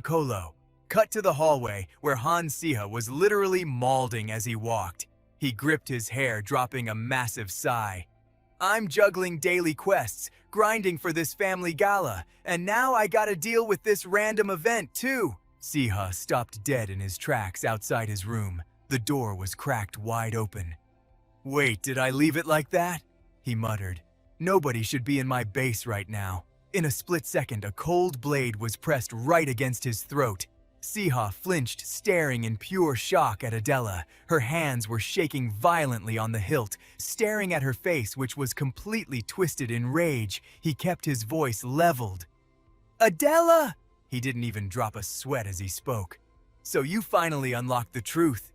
Her grip on the hilt tightened, her emotional meter completely maxed out. But why?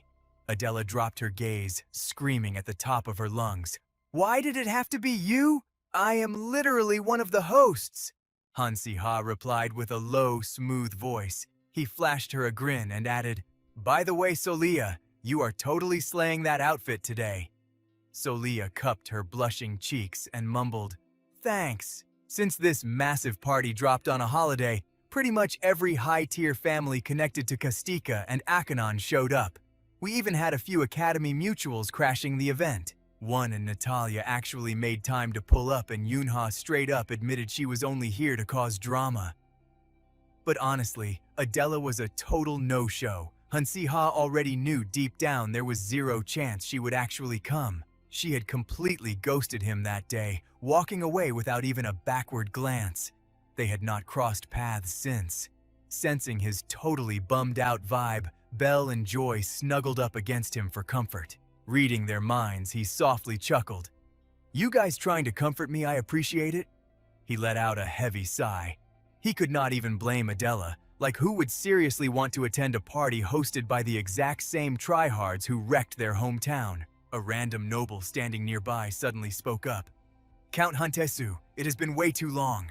Who knew the Akanon family would buddy up with you so fast? Was this whole thing planned from the start? Huntesu let out a fake corporate laugh. Not exactly. The two kids just totally vibe with each other. So I figured we should just lock it in and tie the knot as soon as possible. Han Siha, who was busy chatting up Solia, completely froze. Wait, what the actual heck? He whipped his head around, absolutely fuming. Did that boomer seriously just say that out loud? Suddenly, a blood-curdling scream shattered the vibe. The white-haired dude blinked in shock. What is going on? A squad of knights busted into the room, totally panicking. Forgive the intrusion. We are under attack. The white-haired guy lost it. Say what now? A dark mage smirked, flexing his edgy aura. Those guards outside were absolutely mid. One of the knights spat out the report. They literally just spawned inside the perimeter. Oh, they rolled in with this crazy fog. The sudden ambush left Han Siha totally shook. Like, why the heck are dark mages crashing a high society event? This makes zero sense. Whatever time to lock in. He quickly scanned the room to assess the threat level. We have got Count Hantesu the Blood Count and Count Akanon, veterans who literally carried the war, plus 2 generals who have clapped countless dark mages. We do not need to sweat this. The crowd was freaking out, but the real problem was all the squishy NPCs trapped in here. Things could go south real fast. One totally clueless dude pointed a finger at the intruders and yelled, "Who do you think you are? Do you have any idea whose turf you just stepped on?" No, he did not even get to finish his sentence before the dark mages straight up one-shotted him. Collateral damage from the blast had people screaming in agony. The head dark mage then pointed straight at Han Siha. "Found you, you little cube-stealing rat." He kept talking, his voice dripping with malice. "Lady Sepia ordered us not to pack you up, but honestly, this is way faster." Han Siha clenched his jaw tight. He gritted his teeth as the psycho continued. "Do not trip! I will wipe out everyone else, so you will not be lonely!" A massive explosion ripped through the hall. Raging flames swallowed the room as pitch-black smoke filled the air. The mages synced up to drop a massive spell. Han Siha gritted his teeth, throwing his arm up to cast an invisible shield just in time. He immediately yelled out, "Base and Krusty, sweep these absolute losers!" Hearing their master's command, Basin instantly unleashed a massive flamethrower attack. Krusty let out a chaotic laugh as it styled on the mages, doing a full barrel roll before blasting them with razor-sharp ice spears. Panting heavily, Han Siha hyped them up. That is what I am talking about. But internally, he was freaking out. Are these bozos actually insane? I get that losing the cube would make anyone salty, but full sending an attack like this. Not to mention, this is Kastika turf. The whole VIP lobby of nobles is right here. They have got hardcore dark mage hunters like Count Hantesu in the room, yet these guys give zero hoots. Pulling up in broad daylight right in the heart of enemy territory, he stared in shock as another mage charged up an attack, and they brought an entire army to back it up. What kind of messed up plot are they cooking? Solia stood off against 2 mages, coldly dropping her lightning skills on them. Suddenly, her eyes narrowed, a chill running down her spine. This is super sus. I have clapped so many of them, but their numbers are not dropping at all. Could this be? Solia called out, low-key panicking. Han Siha, it is not just that they brought a huge squad. He shot back with ice in his voice. Yeah, I already caught on. He glared at the endless horde of mages analyzing the ridiculous spawn rate. They did not just roll deep, they are literally copy-pasting themselves. It was a continuous cloning spell, a high-tier cheat code that was insanely hard to pull off. Even for dark magic standards, this was busted. Han Siha gasped for air, his mind racing. Damn it, if we drag this out, we are so cooked. His gaze shifted to the terrified crowd cowering on the floor. The worst part, half the room had not even evacuated yet. If this boss fight keeps going, they are 100% becoming collateral damage. Han Siha ground his teeth mentally, raging. Screw this! What the heck am I supposed to do right now? Suddenly, a translucent blue system window popped up in his vision. He blinked, totally caught off guard. Huh!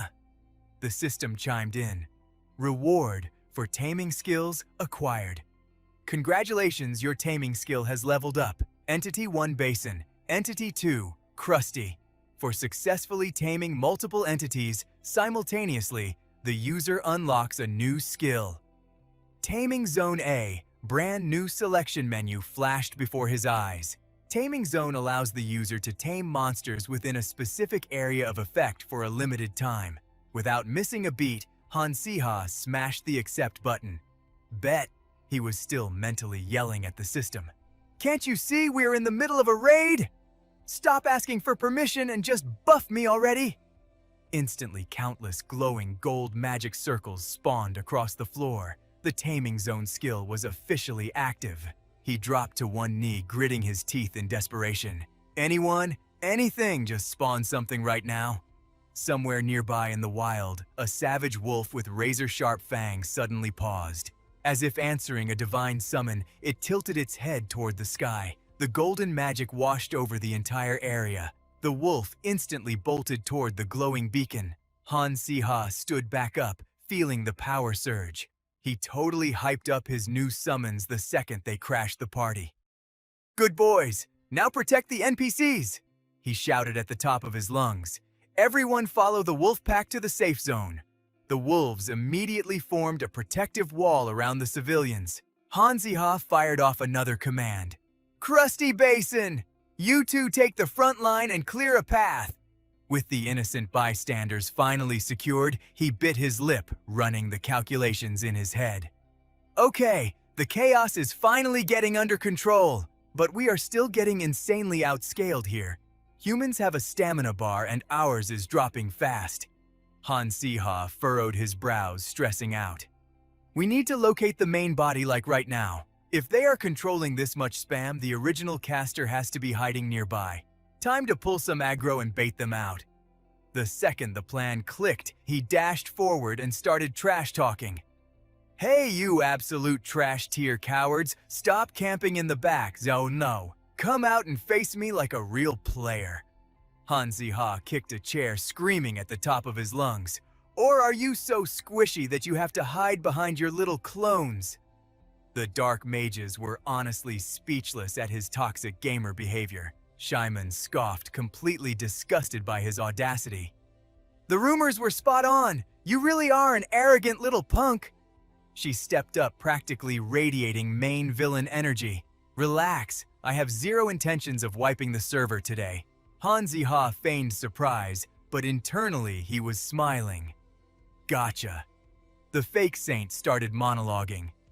"For the glorious future promised by Lord Abaddon, some sacrifices are just part of the process, exactly like we discussed before." She reached out a hand, shamelessly throwing down her ultimatum.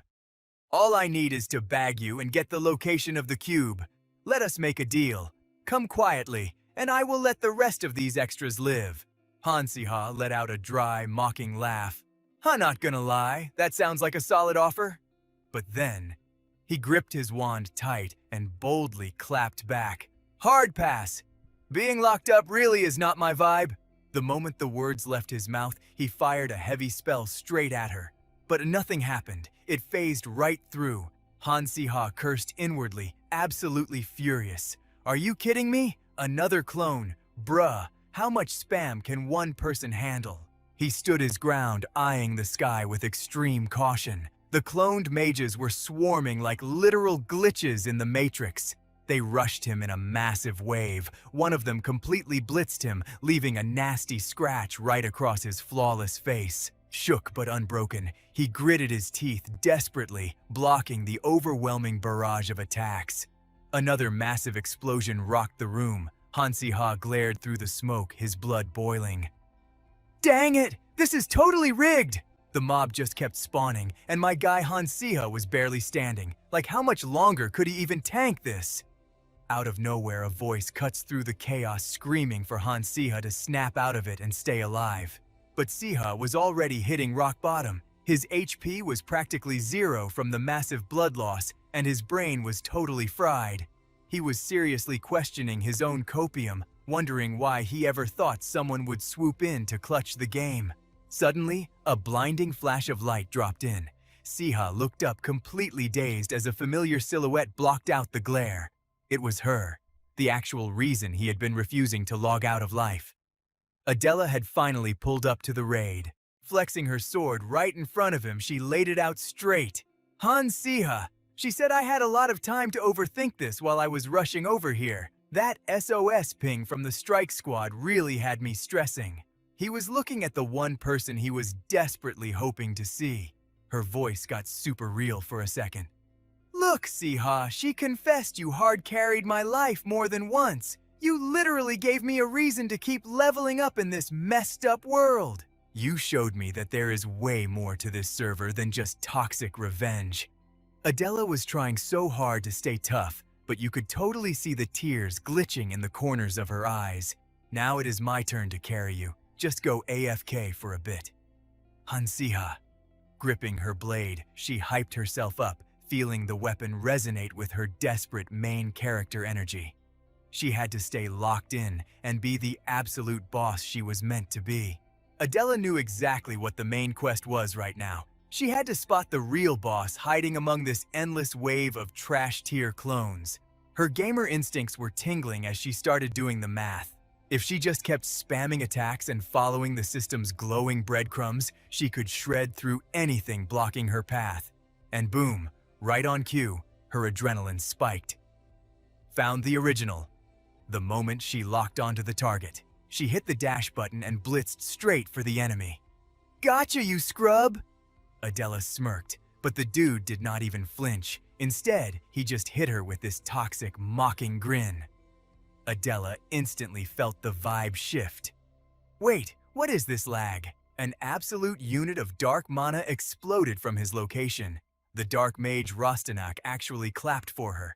"Not bad," he taunted, "but did you seriously think I spawned in without a backup strat?" Then she spotted the item he was flexing in his hand. It was a glowing cube. Rostanak did not miss the chance to monologue. "Behold the emotion cube," he bragged.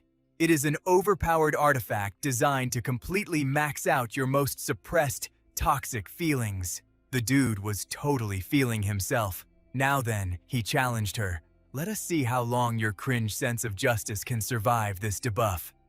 As the corrupted mana washed over her, the light in Adela's eyes completely flatlined. Her expression glitched into pure panic mode. "Why am I even playing defense for these NPCs?" she started questioning herself.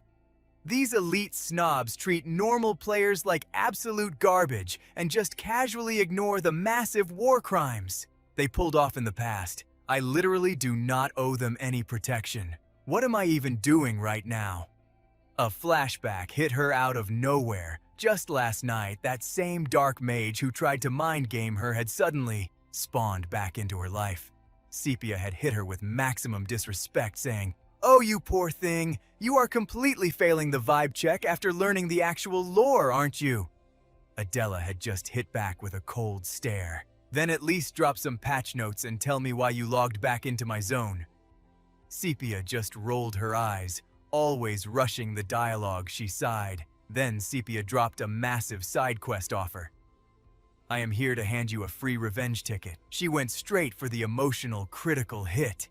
"It is so disgusting, right?" Sepia whispered. "Those top tiers literally wiped an entire beginner village off the map, and they are still out here flexing with zero ban warnings." Sepia kept twisting the knife. "Just like you do not remember some random bug you squashed 15 years ago." She hissed, "These noble classes treat the whole Catablam Colo massacre like a literal trash-tier side story." But Adela instantly clapped back. "Not every noble is built like that," she argued. Sepia just gave her a freezing look. "If you are actually dropping facts right now," Sepia challenged, "then tell me this. Why exactly has Han Siha been gatekeeping all this lore when he knows exactly what went down?" Adela totally blue-screened. "That is just," she stammered. Sepia cut her off. "Like I said, I am gifting you the ultimate payback run." Sepia leaked the intel. "Tomorrow, one of my low IQ minions is going to try a solo raid on the House Kastika banquet. Normally, I would hit them with a hard ban for feeding, but the guest list is absolutely stacked with other elite factions." She made it crystal clear. "If you want to settle your personal beef, be my guest." Sepia even threw in a bonus. "I am going AFK on this one. She promised I only spawned here to leak some exclusive data." Then she dropped the actual bomb, revealing their true endgame. "Honestly, our main target is Han Siha, not his boomer dad." Adela raised an eyebrow. "Are you for real?" Before logging off, Sepia left her with a sick proposal. "If you are down, I will let you solo the entire House Kastika. Just blame the player, kill on the dark mages during the raid chaos. Pretty flawless cover story, right?" Adela tried to pause the cutscene. "Hold up!" But Sepia just smirked. "The controller is in your hands, Adela. No cap, I actually feel bad for your whole situation." As she vanished, she left one last warning. "I just hope we do not end up in a PvP match later on." Snapping back to the present, Adela realized That conversation had literally ruined her sleep schedule. She had been overthinking every single stat and variable. Letting the cube take over, Adela stared down Rostanak. Honestly, I want Count Huntesu to get his entire account wiped and get buried in the dirt just like those starter village NPCs. If that boomer buried them alive, he deserves the exact same debuff. Her voice dripped with pure venom. Both him and his precious son. I want them to tank every single point of damage I had to live through. And it does not stop there. I want them to rage quit over every toxic choice they made in their past playthroughs. Adela kept spilling her dark lore, admitting she had literally been grinding for 15 straight years just to get revenge. That vendetta was the only buff keeping her HP above 0. Rostanak was practically throwing a party in his head. Yes, he cheered. The mind control stats of the cube are hitting exactly like the patch notes said. Thank the devs, I smuggled this overpowered item into my inventory. Rostanak barked his command like a raid leader. Now get up and use your ultimate on the people you hate. She started to move, but then hit a massive plot twist. Actually hard pass, she stated coldly. Adela's high-tier gamer sense kicked in. She knew that if she actually griefed Count Huntesu in this exact moment, her alignment would permanently lock into villain mode. Gripping her sword again, she locked eyes with the enemy. If I do that, my account is completely doomed. Rostanak started glitching out. Yo, wait, what? The cube is literally supposed to have a 100% success rate, but Adela was immune to the debuff. Running purely on main character energy, she stepped forward with her weapon drawn. Deep down, she knew the math was super dumb. No matter how badly she wanted to zero out Huntesu's HP, she still wanted to clutch the save for Han Siha before getting game overed. Rostanak completely lost his mind. Bro, there is literally no way, he screamed, but with just a few god-tier combo strikes, she snatched the artifact right out of his hands. Adela crushed the cube in her grip, muted the chat, and just smoothly walked away from the zone. Spotting her approaching, Huntesu looked totally shook. Adela! He yelled out, but keeping it completely icy. She practically ghosted him, blowing past the old man without a second glance. She dropped down right next to Han Siha. Look, Han Siha, she muttered, handing over the cracked cube. I have absolutely not forgiven you for your toxic secrets. Tears were fully threatening to spill now. You are going to have to pay me back double for this. Carry, you get me? Siha weakly grabbed the cube, clutching her hand against his chest as he gave a soft nod. Fast forward 3 days later, inside some ridiculously high-budget ancient castle. Han Siha was chilling on a chair, giving out some low-key warnings. The scene then shifted to the academy, straight into Professor Han Siha's office. Since the server is still running classes and you two are technically still low-level students, the professor sighed. I heard the medical bay healers completely carried your recovery after that boss raid. Do not forget to send a literal thank you to the school nurse. Adela, rocking a face full of bandages, totally killed the vibe. You should probably be thanking me for not wiping out your entire squad back there, she deadpanned. The professor just massaged his temples, looking like he was completely out of stamina. Actually, kid, you should be thanking me for not banning you from life on the spot, he shot back. Adela practically jumped out of her skin. Wait, what, she snapped. Care to repeat that dialogue? Huntesu finally opened his eyes, glaring right at her. Chill out and listen to the lore drop, he warned. My original strat was to permanently eliminate you, Adela. Then the old man started spilling the backstory from over 15 years ago. The Emperor gave me a direct quest to wipe Catablum Kolo off the map. While I was raiding the zone, some random oracle dropped a massive prophecy on me. They said a survivor from that village would eventually speedrun my son's demise. Huntesu totally doubled down on the grimdark plot. You probably think I am just making up some toxic excuse, and honestly, fair enough. But before my family hit a bad ending, I wanted to spawn kill the threat myself. Turns out, only 2 players survived the Catablam Kolo purge. Adela actually looked spooked, her confident aura totally glitching. What if the game's code was wrong? What if the prophecy was a total scam? She stammered. But the Count completely shut her down. That oracle was not some low-level scammer, he stated as absolute fact. Han Siha made sure she understood every single detail of the nightmare before swallowing his pride to beg. They were born with God-tier stats literally chosen by the stars themselves. They hear the whispers of destiny and pull the strings of fate. Their prophecies never miss. "So, Adela, please do not betray my boy!" She stepped out of the room, totally spaced out, and let the door click shut. She dragged her feet down the hall, her brain still buffering over what just dropped. A literal prophecy that was not even on her bingo card. Suddenly, she stopped dead in her tracks. Hold up, did he just say there were 2 survivors? The pieces finally started clicking together, and just like that, Adela realized exactly who player number 2 was, the other survivor. Flashback to the voice desperately trying to save Han Siha. "Run! Get out of here and survive. Just go! Do not dare look back! Run until you are off the grid! Get so far away that this hellhole can never touch you again!" She kept begging, crying out, "Please!" Adela's hands were literally dripping with blood, but she clung to that one hope. "Please, just stay alive." Meanwhile, Han Siha delivered his own ice-cold reality check. "Live like you are already a ghost!" He dropped the command without a single ounce of chill. "I have funded your existence enough. Get out of this clan, and do not ever let me catch you looking my way again!" Those desperate cries and toxic curses lived rent-free in Han Siha's head. "Avenge me, please. It hurts. This is complete garbage, totally rigged. Why do you get to be the only one breathing?" He snapped awake in his bed, gasping for air like he had just been drowning. Han Siha white-knuckled his bedsheets, absolutely losing his mind. "Make it stop, please!"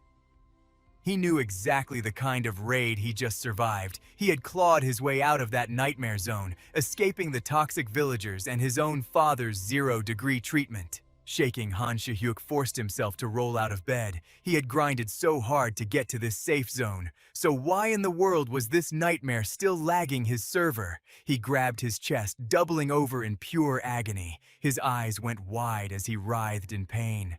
What even is this debuff? It felt like someone was literally draining his mana pool down to 0. His heart was taking massive critical hits. Then the system prompt in his brain finally clicked. "No cap! This has to be the flex of dark magic!" He fought against the pain, trying to drag his totally depleted body out of there.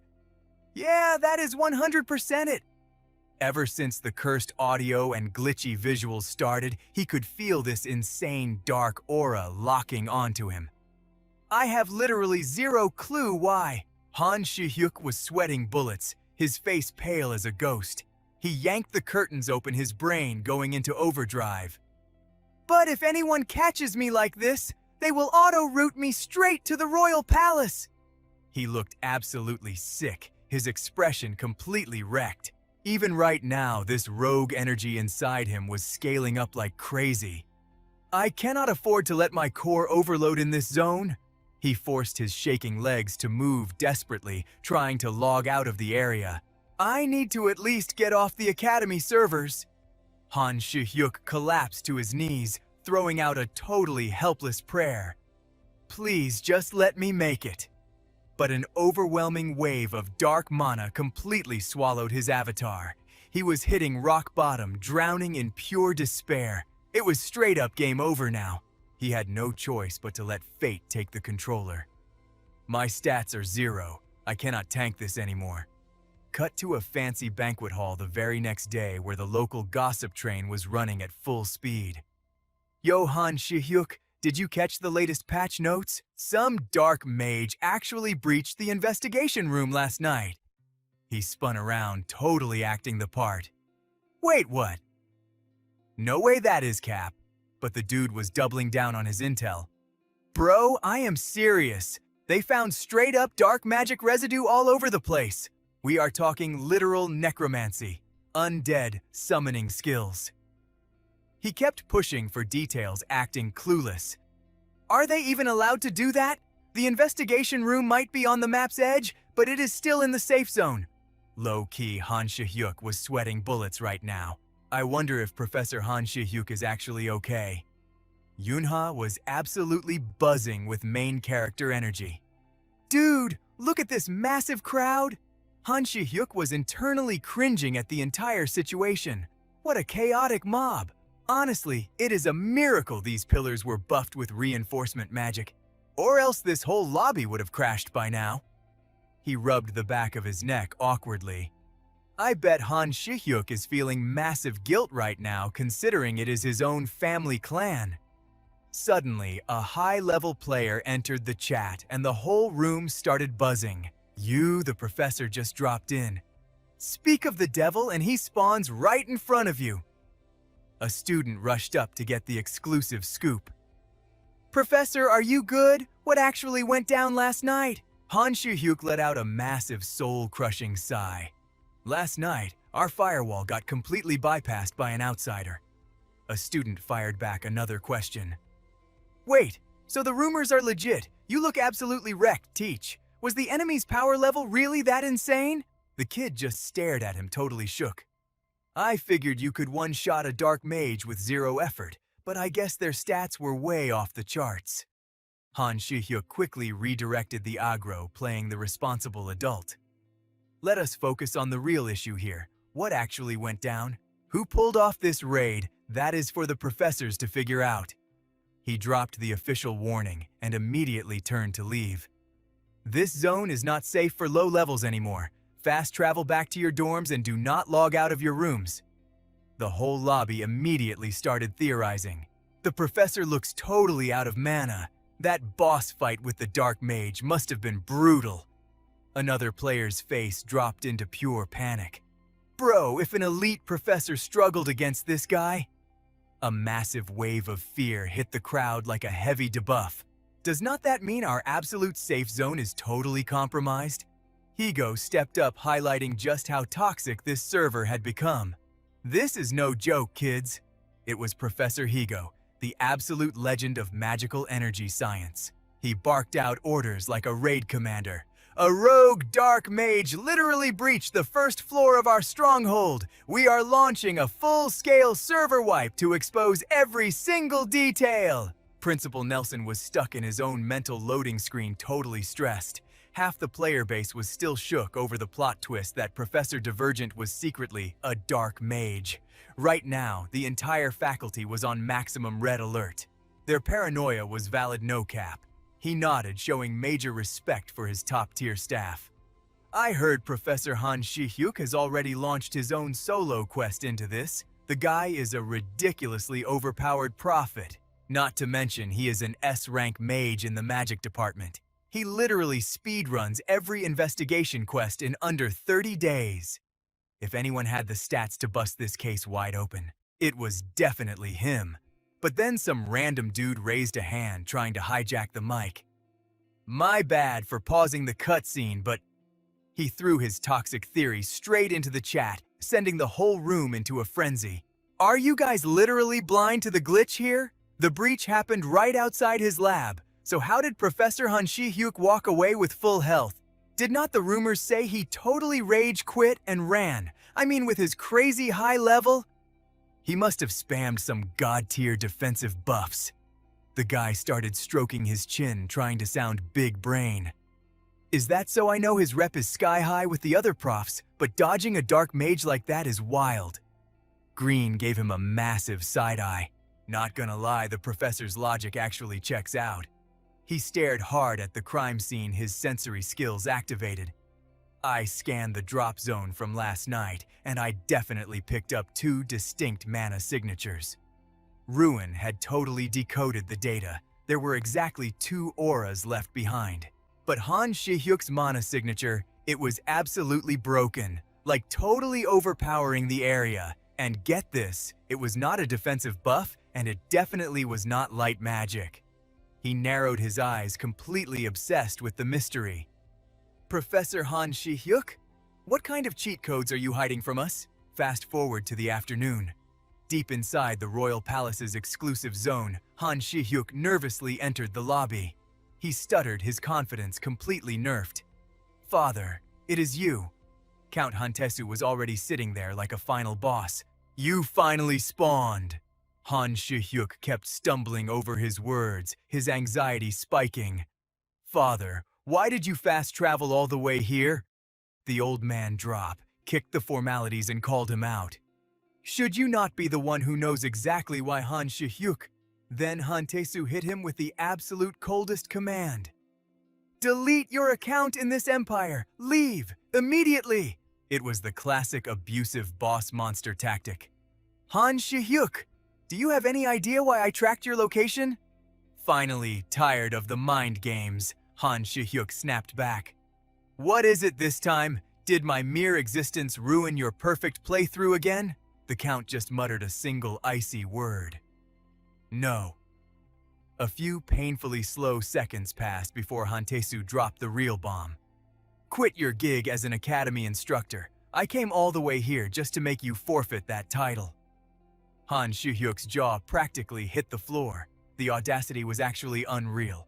He hung his head, his internal monologue going dark. Back when he first got adopted into the Kastika clan, he used to grind 24/7. He had been so desperate just to unlock a single drop of affection from this toxic father. But then, reality slapped him in the face. No matter how many achievements he unlocked, he would never be good enough for this guy. Han Siha's mind flashed back to the ultimate humiliation.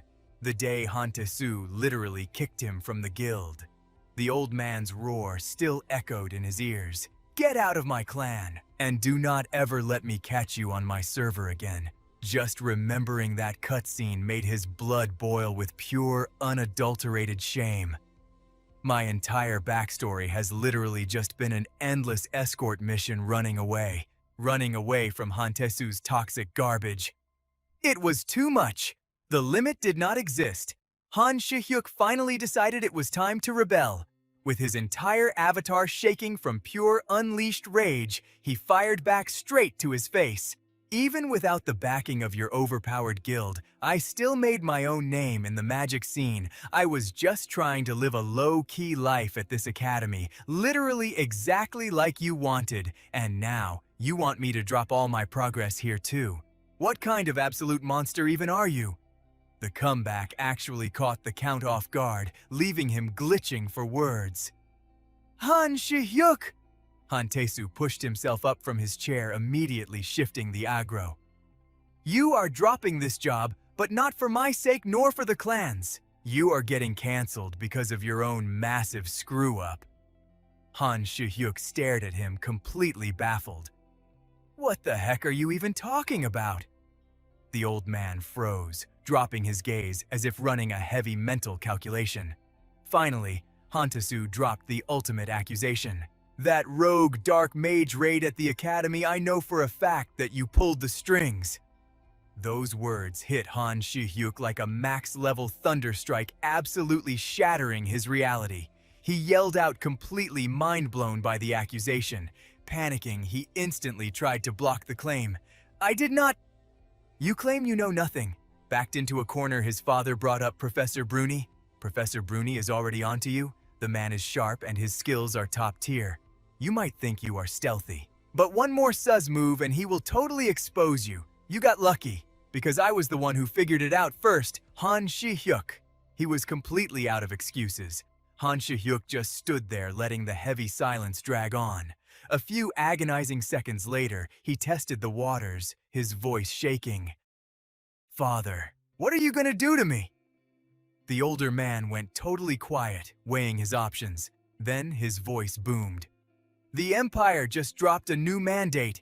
Any noble family caught hiding a dark mage will face a 3-generation execution. To protect our house, I will report you myself. Today is the absolute last time we meet." Han Siha clutched his head, letting out a bitter, broken laugh. "So this is how my game ends." But deep down, his mind was screaming. He could not even explain how he got this cursed power in the first place. It felt so unfair. He was just burning with frustrated rage. Even the man who was supposedly his father was tossing him aside. As Han Siha spiraled into despair, Han Siha suddenly called out, "Hey, Han Siha!" He stepped up, grabbing his son's shoulder with surprising gentleness. "Get out of the Empire!" The unexpected plot twist left him totally stunned. Wait, what? Han Siha finally laid all his cards on the table before their final goodbye. "I have raised you for over 15 years. That is not a short amount of time, even for me. I never truly saw you as my own flesh and blood, but maybe for a moment you were. I am a trash father, but I refuse to be the kind of monster who actually kills his own kid." Right before walking out the door, he dropped one last truth bomb. "If you get what I'm saying, dip right now. From this moment on, act like we never even crossed paths." Cut to the academy next morning. The rumor mill was already working.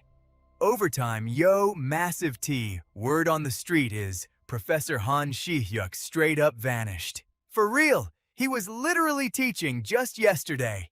Wait, what about our grades? We only had one class left this semester. Heard he had an emergency and bailed. Adela aggressively yanked Han Siha aside and demanded, "What is going on? Did something crazy happen?" He played totally dumb. "Bro, I have zero clue," but she was not letting him off the hook that easy. Did he at least drop a return date? Boxton Siha had to pull a lie out of thin air. "Yeah, I tried calling him. Sounded like he got dispatched on some insane quest far away." Meanwhile, inside his head, he was totally flaming the guy. Han Siha really just dropped a nuke and ghosted. Honestly, my spidey senses were tingling way before this. No way a random dark mage just casually strolls into the academy. The security here is absolutely busted. Plus, this place is crawling with light mages. Walking in here as a dark mage is straight up suicide. If it was not an outside raid, the only dude who went missing was Han Siha himself. And get this, the only spot trashed was the investigation room, not the dorms, not the classrooms with all the squishy newbies. They zeroed in on the Empire's top oracle. You would have to be unhinged to pull that aggro. So that leaves exactly two options. 1. Han Siha is actually wielding dark magic. 2. His power system totally bugged out. Caused this disaster, and now he's trying to cover his tracks. That absolute zombie mode he was in the other day, that was not just burnout. That was straight up guilt and regret from using forbidden arts. I have no idea where he respawned, but I hope the guy is at least surviving. Time fast-forwarded, and the holiday break kicked off. During the time off, Juan slid into Han Siha's DMs and vented. "Anyone caught associating with a dark mage gets their entire bloodline wiped. It is a savage decree from the Emperor, and it is spreading like wildfire. I mean, is that not straight-up toxic dictator energy? But honestly, the Emperor has always been on a major power trip. I am actually shook. You have not been completely cancelled or beheaded yet." Siha just shrugged and fired back. "Bro, my HP really almost hit 0. Hearing that, Yunha instantly roasted him. "You are an absolute lunatic." The vacation flew by in a blur, and the new semester dropped. On day 1, while Han Siha was still totally knocked out, his alarm started screaming. A few seconds later, he groggily cracked his eyes open to face the grind. Siha sat up, stretched his arms, and hyped himself up. That sleep was god tier. Internally, he was muttering, "Have not logged off that deeply in ages." But then his brain booted up and reality hit. He grabbed his clock. "Hold up, I am in my dorm bed. I just woke up in the morning. Why do my energy levels feel at 100%? There is only one logical explanation. Panic setting in. He reached for the clock, his voice trembling. "Time! What time is it?"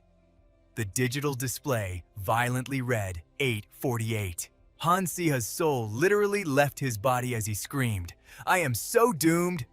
His absolute meltdown startled one in the next bed. He jolted awake, blinking in confusion.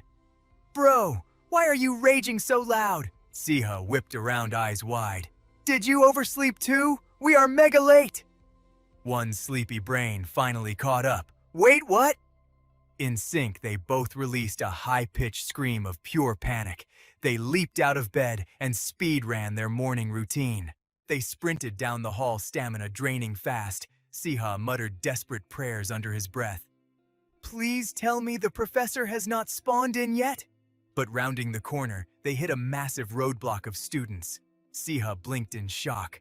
Why is the entire server camped out in the hallway? Did everyone just ditch class to stare at a wall? Curiosity overriding his panic, he pushed through the mob, his eyes locked onto the giant bulletin board. Professor Han Siha is an illegitimate child of House Kastika and a confirmed dark mage. Spotting Siha, the mob instantly swarmed him. What is going on? Did you know about this? Spill the tea, bro? Siha was sweating bullets. What am I even supposed to say? With zero backup, Han Siha had to rely on his maxed-out bluffing skills to survive. Alright, let me fact-check this for you. Line 1 is legit. Professor Han Siha is the hidden son of Kastika. The crowd collectively lost their minds. Say what? He kept the momentum going. As for line 2, the dark mage stuff, you will have to take that up with the final boss himself. So who wants to volunteer as tribute and go ask him? Absolute dead silence, he pointed randomly at a student. You want the quest. The kid started sweating nervously. Before he could finish, Han Siha immediately cut him off. I have his home coordinates from the academy files. If you want the nav point, just say the word. Still dying to know. If not, the bell is about to ring, so scatter. The mob instantly disbanded, bolting like scared NPCs. Yuna walked up, eyeing him carefully. Bro, are you actually okay? He did not say a word out loud, but his brain was just looping one single thought. Who the hell actually griefed him by posting this? And the chaos was far from over, as the entire campus kept aggressively gossiping about the dark mage all day long.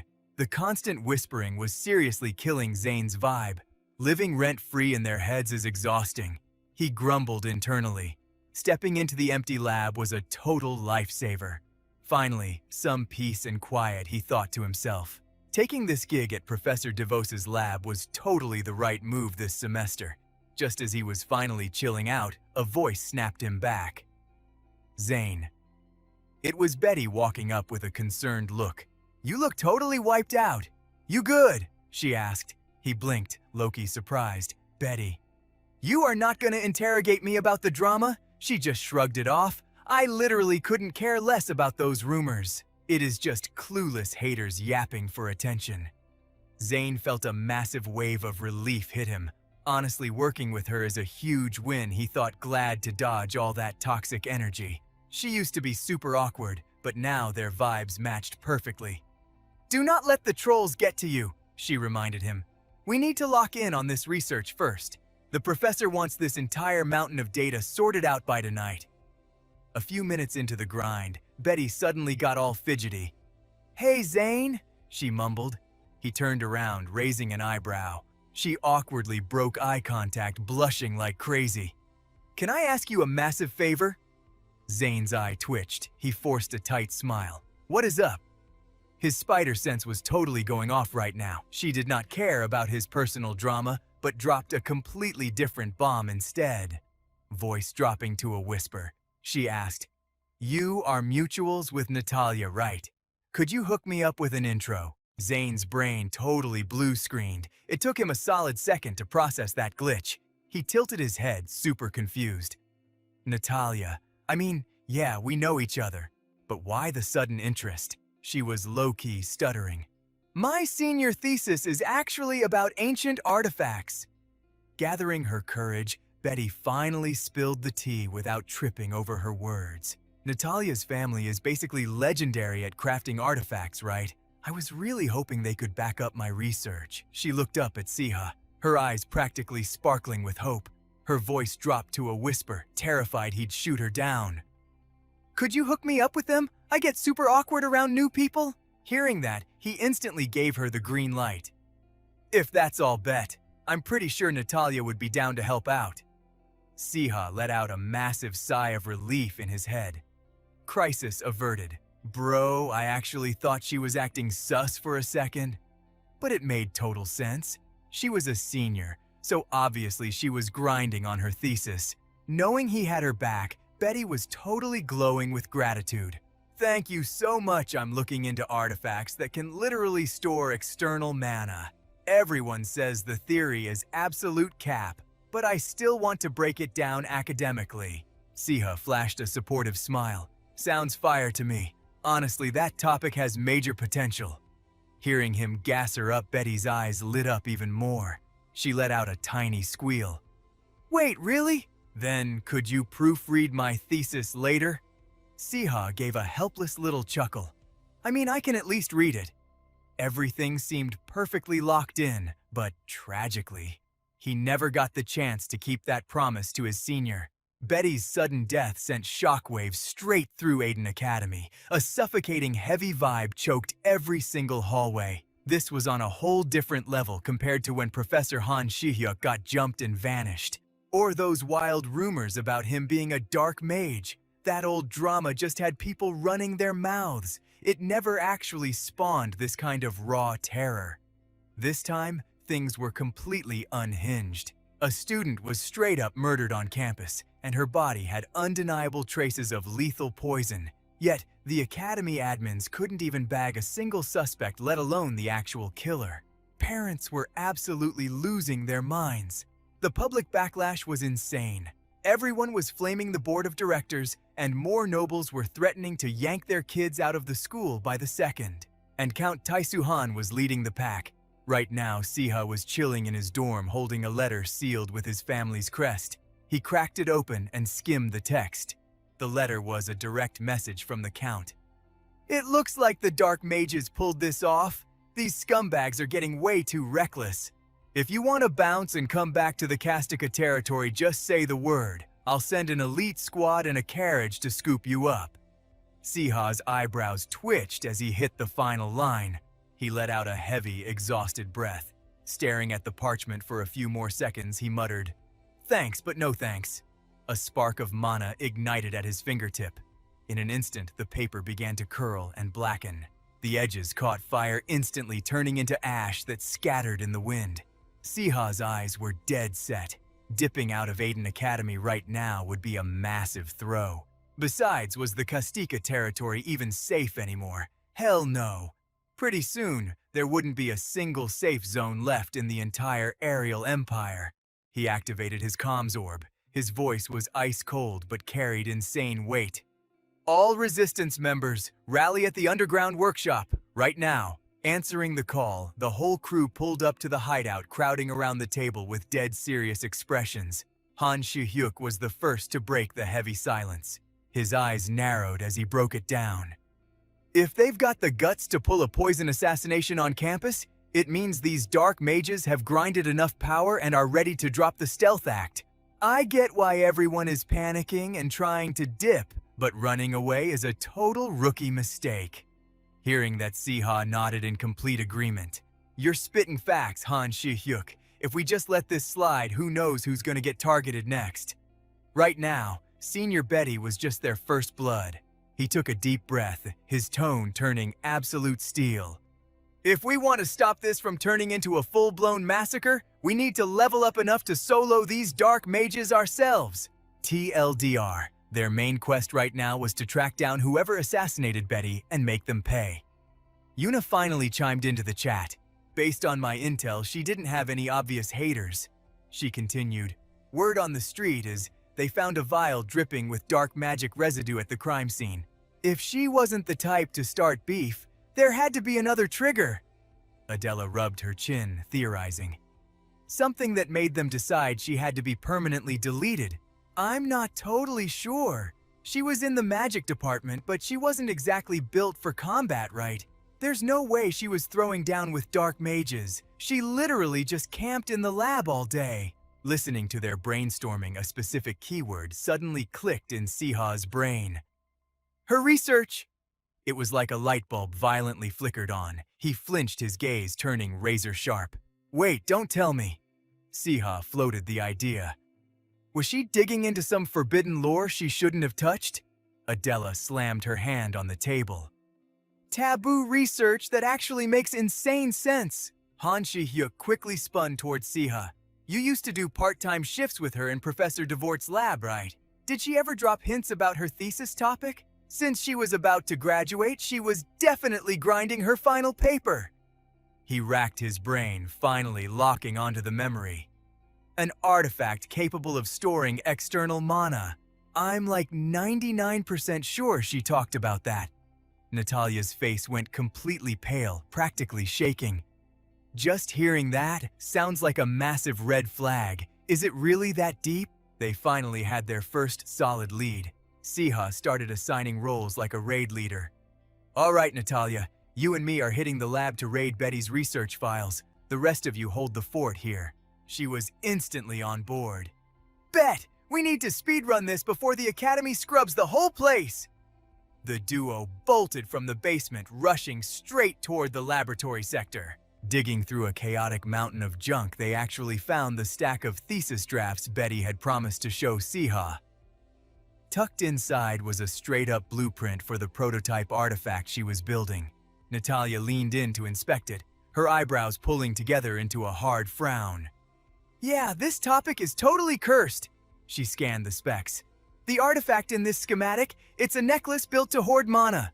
It's also designed to siphon mana from its surroundings. Siha froze, swallowing hard. Wait, does that mean? Natalia locked eyes with him, practically confirming his worst fear. Exactly. This necklace is basically a bootleg version of the cube's core concept, but she quickly clarified, though the specs are way worse than an actual cube. But what if the dark mages are getting utterly desperate?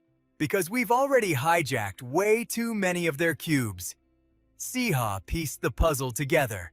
According to her logbook, Betty had actually managed to craft the physical artifact. To find this thesis, the two of them had practically turned the entire room upside down. So it was absolute facts. That necklace wasn't stashed here, and it definitely wasn't at the crime scene, which meant someone had straight up looted it. Having figured out the main quest objective, Siha immediately turned to Natalia. Leak this intel to the Resistance. She hesitated. What about you? Siha didn't miss a beat. I'm gonna go confront Professor Runui. Dropping those words, he spun around and left the room, his footsteps fast and totally locked in. As he walked, his mind was racing. Professor Runui wasn't the type to buy into random cap, but that was exactly why he was the GOAT. He had insane intuition, and he was the only top-tier ally they could trust with this kind of heavily classified intel. Ever since Betty's poisoning incident, the entire campus was ghosting the necromancy department. They treated it like totally cursed ground. Bam! A fist slammed onto a desk, radiating pure, unadulterated rage. Brody, a senior in the dark arts track, ground his teeth in fury. How long are we gonna let them trash our reputation? He practically spit out. I know the history. Okay, we all do. The dark mages from our department started a massive war back in the day, and this whole empire was built only after wiping them off the map. Another student chimed in, equally salty. Yeah, our major has garbage public relations, but this level of bullying is just wild. We cannot keep taking these losses. The rest of the crew nodded in angry agreement. Brody's expression turned terrifyingly dark.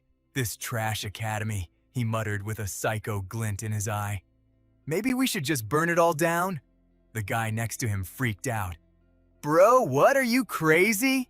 Brody just smirked cold-bloodedly. I am talking about dark magic. Some of us are already hacking the system anyway. His friend started sweating bullets. Are you dead serious about using the forbidden arts? Brody just shrugged it off like it was absolutely nothing. Our curriculum is literally one step away from the dark side. It is not even that deep. Plus, the dark web has a million ways to contact a dark mage. He leaned in closer. If the rumors are not cap, and Betty really got taken out by one, then there is a legit dark mage camping right here on campus. And who knows, maybe they would be totally down to help us out. The group exchanged terrified glances, totally shook. Brody suddenly let out a twisted, villainous laugh. Why didn't we think of this cheat code sooner? His eyes glowed with pure chaos as he scanned his terrified classmates. Gather around, squad. I have got an insanely epic plan. Meanwhile, inside the royal office, Empress Linia was speed reading through a mountain of reports. The heavy doors slowly clicked open. A ridiculously poised figure stepped in, stopping right in front of her massive desk. Count Hantes kept his poker face locked in. "You summoned me!" Your Majesty Marcel stood right next to him, looking stressed out of his mind but keeping his mouth shut. Linia flashed a calculating smirk. "About time you showed up. Grab a seat, both of you."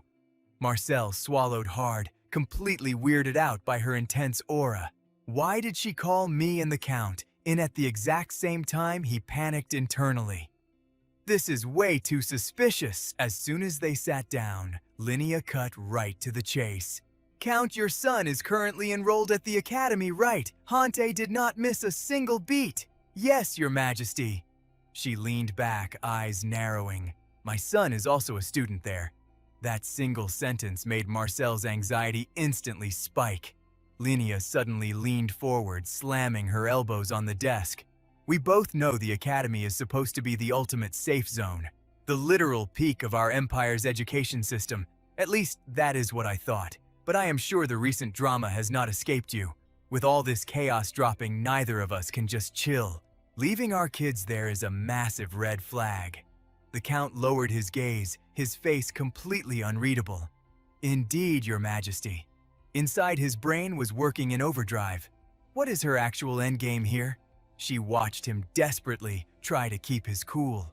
A smug sense of victory washed over her. "You are stressing out right now, aren't you? A student literally got taken out in what is supposed to be the most secure place on the server.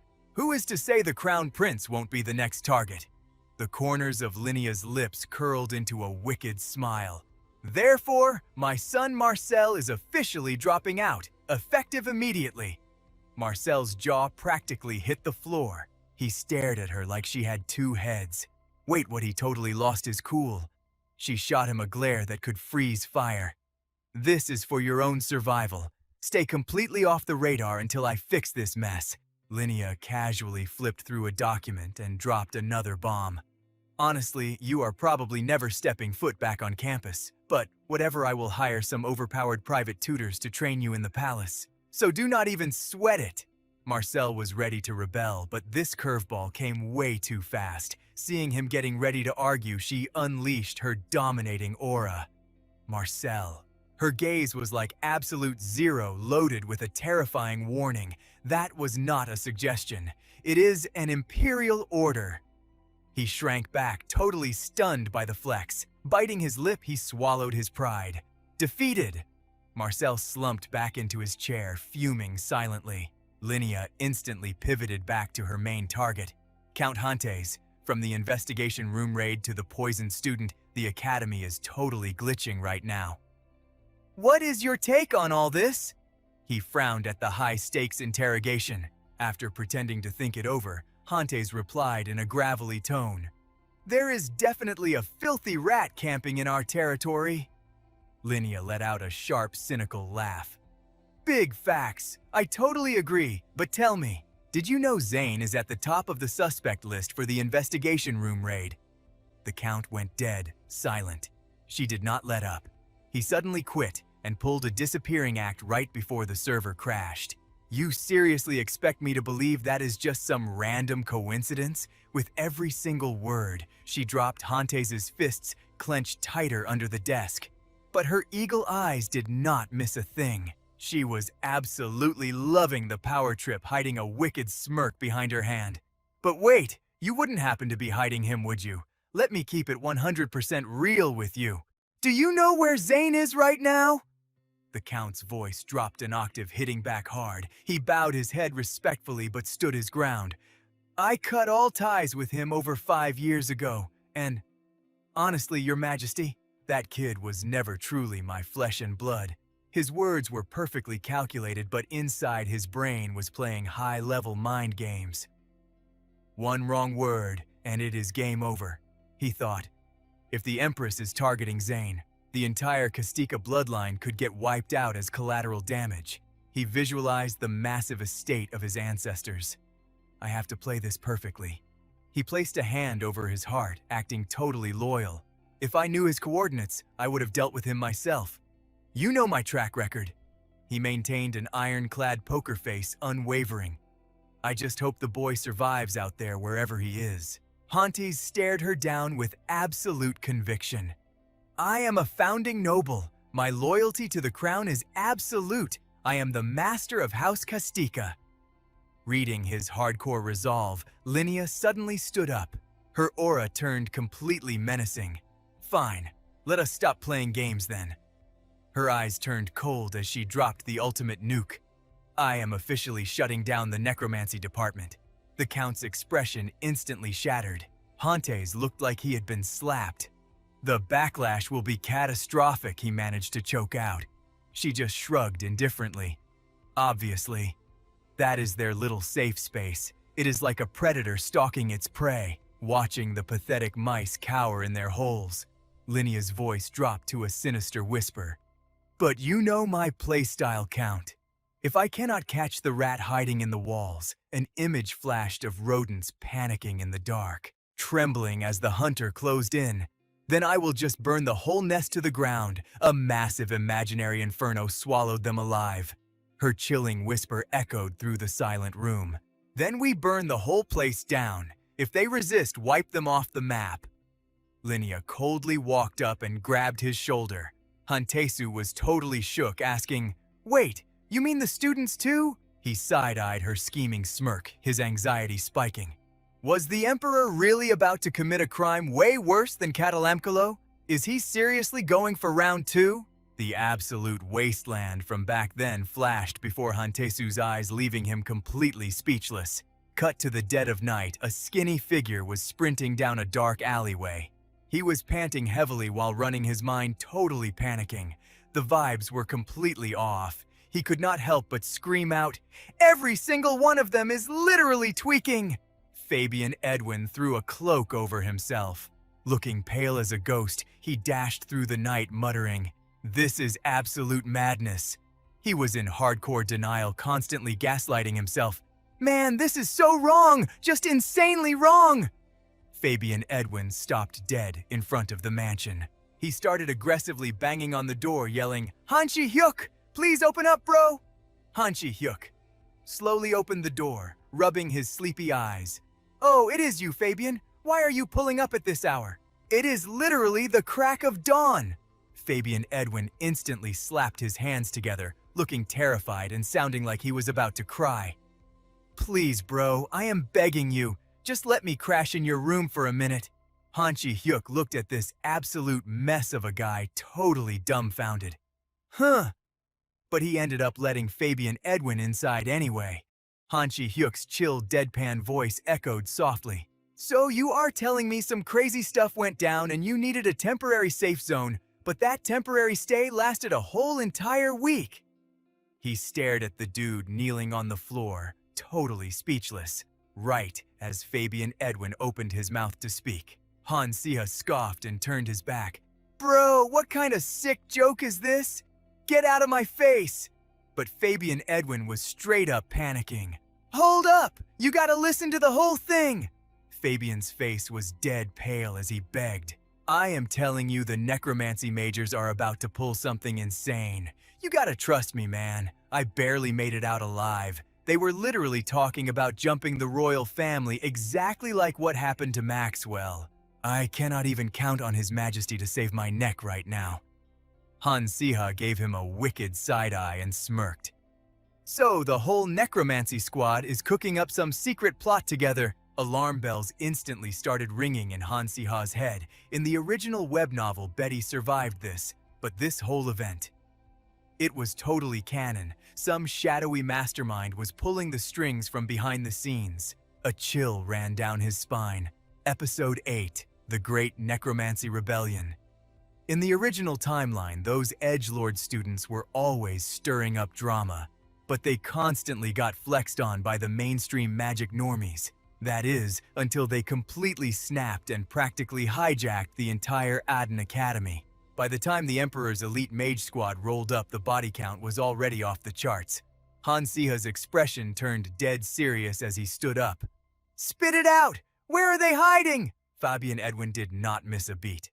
They are all crowding up in the second floor conference room. Han Siha's eyes went wide with pure shock. This is a total train wreck.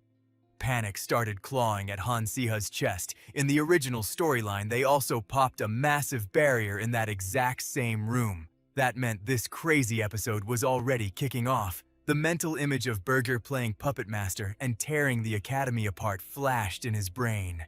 He locked in on his theory. The guy calling the shots has to be Burger, right?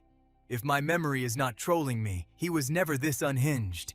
Well, at least not until he got corrupted. Once he became a host for dark magic, he completely lost his freaking mind.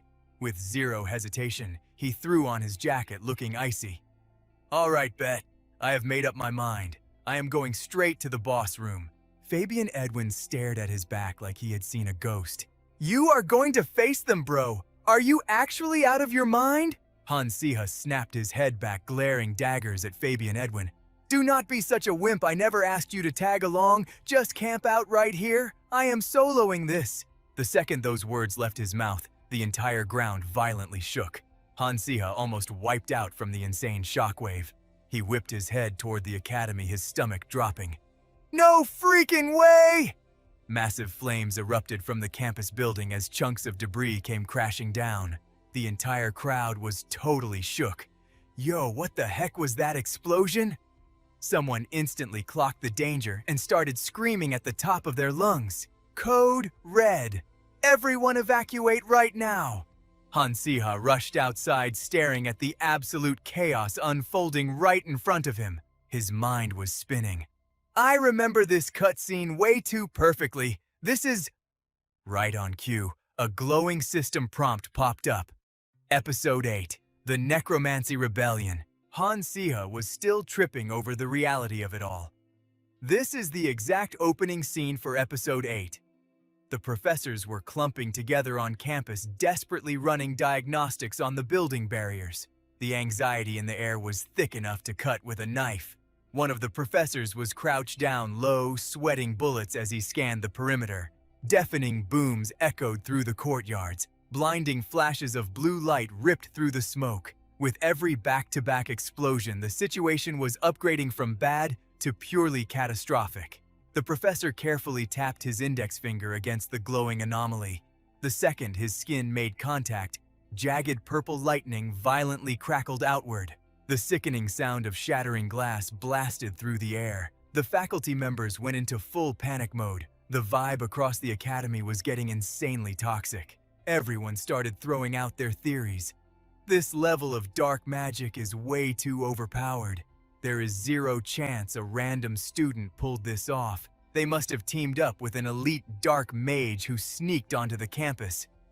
From across the courtyard, someone threw their hand up and started yelling, Professor, we just hardlocked Building A and Building B with heavy barriers, broadcast an emergency alert to the students. Nobody leaves the dorms under any circumstances. We need an emergency faculty meeting right freaking now to figure out a counterplay. One guy threw a hand up, aiming a heavy question at the necromancy professor. Can the necromancy department even dispel this magic circle? The professor gripped his spellbook frantically, flipping through the pages. Pure, unfiltered dread was plastered all over his face. This is a volatile, explosive type, dark magic, and we are talking about S-tier destruction levels here. The professor was absolutely shook to his core. Jaw-dropped eyes bulging out of his skull. He could barely choke out the words. This spell? It is completely unblockable. The other mage stuttered, totally losing his cool. Wait, what do you mean unblockable? The professor nodded, dead serious. Exactly what it sounds like. Standard magic cannot dispel this trash. The other guy looked like he was about to puke from the stress. Then what the heck is our game plan? The necromancy professor spoke in a totally defeated whisper. The only way to stop this is... His eyes went dangerously wide as actual tears started pricking the corners of his eyes. He gritted his teeth super hard, fighting like crazy to keep his emotions in check. The entire campus was currently sealed inside a massive defensive ward. It glowed with a sick, mystical purple aura. The professor finally dropped the grim reality of their situation. We have to breach the zone and straight up execute the dark magic caster. There is literally no other option. Han Siha stared up at the system window, rolling his eyes hard. Episode 8, The Necromancy Rebellion. This stupid question mark is seriously getting on my nerves. Fast forward to nighttime. He was chilling on the balcony, leaning over the railing, looking depressed as hell. It has been a minute since I got slapped with such a trash tier episode. Han Siha straightened up, glaring out at the academy grounds. The staff had thrown up force fields just in case another bomb went off. But let us be real here. Calling this protection is major cap. We are basically prisoners. Han Siha dragged his feet back inside, completely lost in his own thoughts. Our food supply is practically non-existent. Rumor has it the first floor cafeteria is already looted dry. Some idiots are even trying to sneak past the perimeter. Talking about going on loot runs for snacks. Just then, Juan burst into the room, waving his arms like a madman. "Yo, Han Siha, did you hear the tea? Chris completely vanished." He shot him a super confused look. "Wait, Chris!" Standing nearby, Yuna closed her eyes and let out the most exhausted sigh ever. Dude was throwing a massive tantrum about hitting up the convenience store. Then the necromancy squad caught him lacking and dragged him off. Han Siha cringed hard. No freaking way, Yunha is way too pure for that kind of drama. Hearing that, Juan's jaw hit the floor in pure terror. He instantly pictured that girl's lethal death glare. Her rage literally felt like being roasted alive in a raging inferno. If you even breathed wrong around her, she would snipe you with the sharp corner of her heavy library book from across the room. Now it was Han Siha's turn to be completely shook, because in his head, Yunha was a literal cinnamon roll as delicate as a flower. "Bro, she has never pulled anything like that on me? Like, not even once!" He yelled out, completely refusing to believe the facts. One gripped his head, absolutely losing his mind. "So, she goes goblin mode on me but acts like a total softie in front of you." He grabbed his neck, groaning. "This is so toxic. Now my neck is cramping up." Suddenly, aggressive banging echoed on their door. Han Siha rolled his eyes. "Great! Who is trying to crash the party now?" Hunter narrowed his eyes. He watched the guy walking in. The dude was aggressively fixing his white collar. He looked mad salty. Wait, wasn't this clown supposed to be locked up? First, Fabian pulled his toxic stunt. Now it's your turn. Hunter let out a lazy, mocking scoff. "What, you want me to hide you for another week too? Cut the cap and tell me what you want before you get wrecked." A super sus villainous smirk crept onto the dude's face. "Well, actually..." Chris stood dead center in front of Hunter.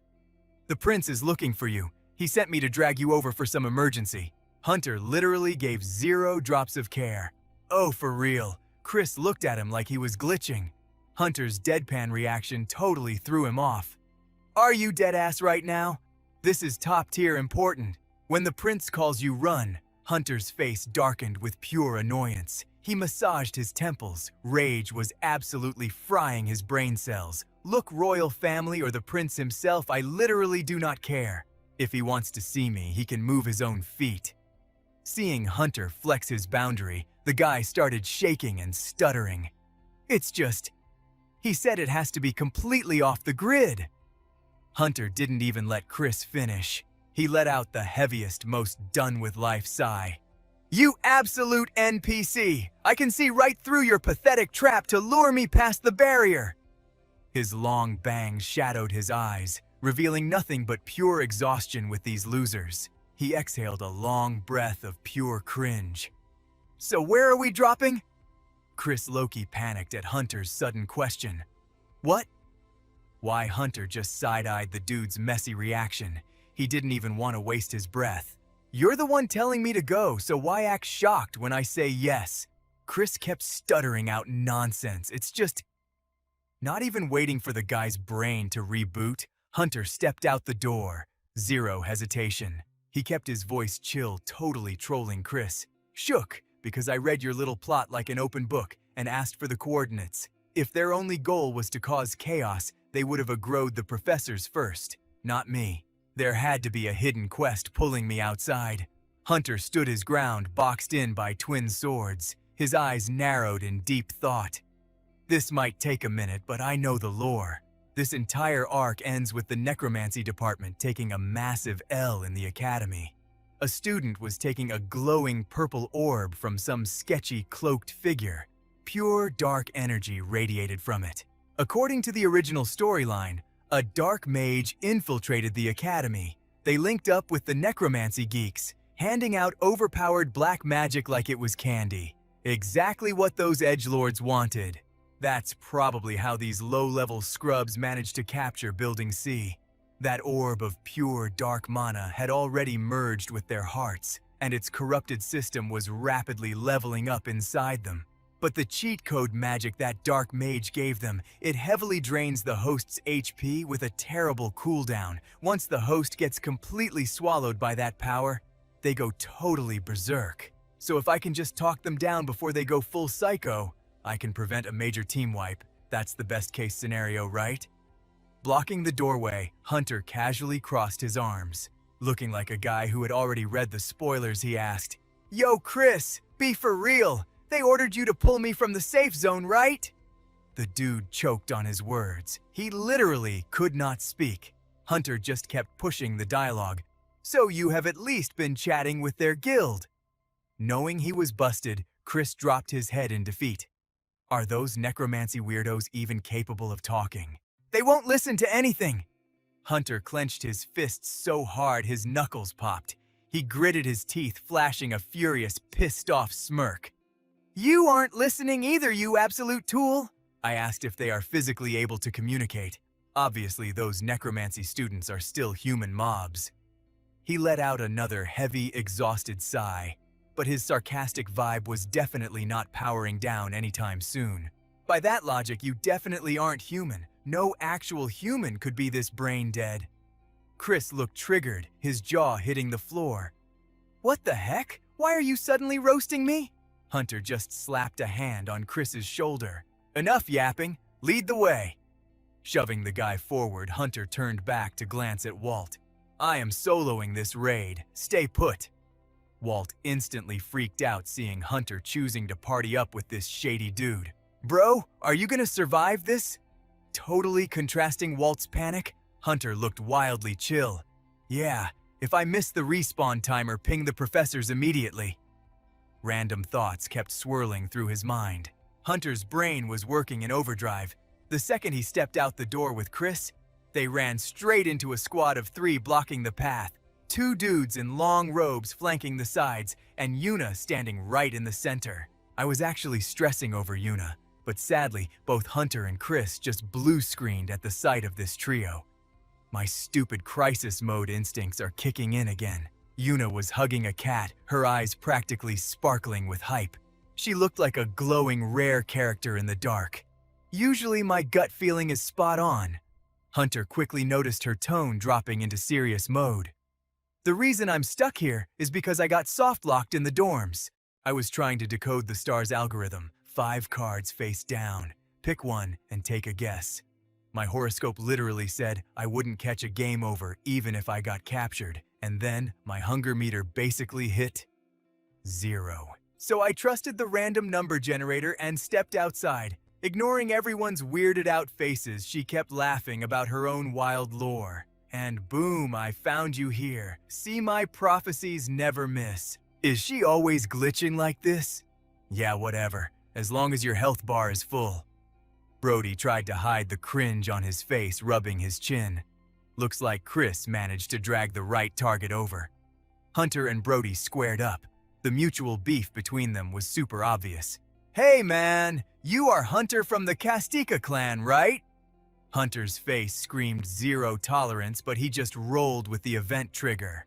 Fine, if I can't skip this cutscene, might as well speedrun it. I was planning to track down Brody and Yuna anyway, so this is basically killing 2 mobs with 1 hit. Exactly, now spill it. "Why did you summon me here?" Brody looked deep in thought before dropping his dialogue. "Because you belong to a top-tier noble guild. You definitely have admin-level connections with the royal family. I want a meeting with the prince. Heck, if the Emperor Linus wants to pull up, he can come too." A piece of paper was loaded with demands. "Sounds like you have got some heavy lore to drop." Our quest demands have been the same since day one. Expose the truth behind Betty getting poisoned. Prove the necromancy class was totally innocent. Give us equal server rights like the other departments. And unban all restricted dark magic skills. If we are talking about Emperor Linus, I doubt he would agree to even a single patch note. Especially unbanning dark magic. That would only buff the current necromancy players way too much. The Academy is supposed to be protected by a magic shield. But right now, it is surrounded by a totally cursed demonic red aura. If negotiations fail, they will totally use you as bait to force the Kastika clan's hand. So to clear all those insane requirements, you legit covered all of Building C in this blood-soaked magic circle. Brody's pupils shrank in absolute shock. How did you... I bet the dark mage who gave you this hack left out the most toxic part of the skill description. Images of mind-controlled puppets tearing their own bodies apart flashed in his mind. In the end, this corrupt spell will totally consume the players casting it. The higher the level, the more friendly fire gets turned on. You won't even recognize your own guildmates before you tear each other to shreds. Hunter casually held out a folded piece of paper to him. Want to know why I willingly walked into this aggro zone? Handing the note over to Brody, Hunter radiated pure, unbothered main character energy. Because I have the exact cheat code to break this spell. It is the ultimate counter to the garbage you guys are running. I came here just to drop this loot for you. Hunter's voice dropped, laced with pure toxic rage. The surrounding atmosphere felt like a literal dark zone. Brody looked shook heavily, doubting the flex. Cancel that cursed magic circle right now, or else. As he spoke, Hunter's mana surged, ready to cast. His eyes were locked on, showing zero hesitation. We can all just get buried in this server together. The dead silence of the night suddenly felt ice cold. Yeah, he knew the real lore. The actual reason behind the massive death toll was not just because the necromancy players started player-killing everyone else. On the freezing ground, a random dude was lying face down. He was swimming in a massive pool of his own blood. It was the ultimate recoil damage from their own twisted magic circle. Keeping his totally chill vibe, Hunter threw his hands up in a massive told-you-so gesture. Trying to block it at that point is useless. The only ending waiting for you is total self-destruction. Brody stared at Hunter's smug attitude, completely lost on what this dude was plotting. But he slowly reached out, taking the paper Hunter offered. Sweat was literally dripping down his face, exposing his massive panic and confusion. What kind of sketchy plan are you cooking up? You realize I am not capping about this, right? Han Siha and Burger were locked in like two chess pieces, facing off, one purple, one red, both holding on to their own toxic strategies. To keep it 100 with you, the necromancy students are just getting played. They are using you guys as meat shields to aggro the aerial empire, and then they plan to just ghost. He casually handed a piece of paper to him. Han Siha said smoothly, I have been hearing some spicy leaks. Burger unfolded the note and read it, his face dropping with pure stress as sweat kept rolling down his cheeks. Right behind him, a massive dude was still gripping Yunha by the shoulders. Even without all this drama, the Emperor's faction was going to offer you a deal anyway. Sure, it is not the ideal setup Burger wanted, but taking it is way better than getting completely wiped. You started this whole mess just because every single necromancy student is precious to you, right? Han Siha raised his voice, but his eyes stayed ice cold and unbothered. The Emperor himself stepped in, but the requirement is dismantling the magic array first, because who in their right mind negotiates with a guy taking students hostage? Suddenly, someone stepped out from the shadows, revealing a massive silhouette in their eyes. Long bangs covering his forehead, his voice dripping with pure sarcasm. A deal, you say? A super toxic smirk crept onto his lips, giving off hardcore villain energy. Honestly, it was straight up mocking them. Yeah, I am kind of curious to see how that plays out. His black leather boots clicked heavily against the tiles. But if what you are saying is true, then that is a massive letdown. From deep inside the academy, a tall guy in full black drip slowly walked out from behind Han Siha and Chris. It was Count Han Siha. Han Siha heard the footsteps and immediately felt a crazy chill run down his spine, breaking out in a cold sweat. His hand froze mid-air. Han Siha gripped the hilt of his sword, his face deadpan with zero emotion. His glare was sharp enough to slice through them. Wait, Han Siha is already here? Oh, we are so cooked. Why is the timing this terrible? Han Siha was practically radiating pure aggro, his eyes blazing with rage as he growled out every word. Cut the crap right now, students. I highly suggest you do not test my patience. He flashed back to the sick sight of a necromancy major choking out a freshman theology student pointing a wand right at their head, with a twisted psychotic grin. On my way here, I saw way too much garbage going down in Building C. I literally watched a necromancy student grab a freshman theology major and use them as a hostage to torture. They were stomping on their face, totally getting high on their new ruined power while others were bleeding out. Count Han Siha looked absolutely disgusted, traumatized by the sheer brutality he had witnessed. Just because the professors logged off for a hot minute, you all turn into this? Can humans really be this evil? Staring at the massive bloodstains painted across the floor, some pooling into actual puddles, he was seriously questioning everything. And why did I declare myself an even bigger villain right inside that abyss of evil? It seemed like Count Han Siha had completely zoned out into his own dark thoughts. His face turned super intense, his icy eyes glaring wide. I have zeroed countless people in the name of justice. Today's choice is no different. I came here on the Emperor's orders, but this whole situation just makes me want to throw up. He had already unsheathed his sword, holding it ready to strike, standing off against Burger like an absolute boss, not flinching at all.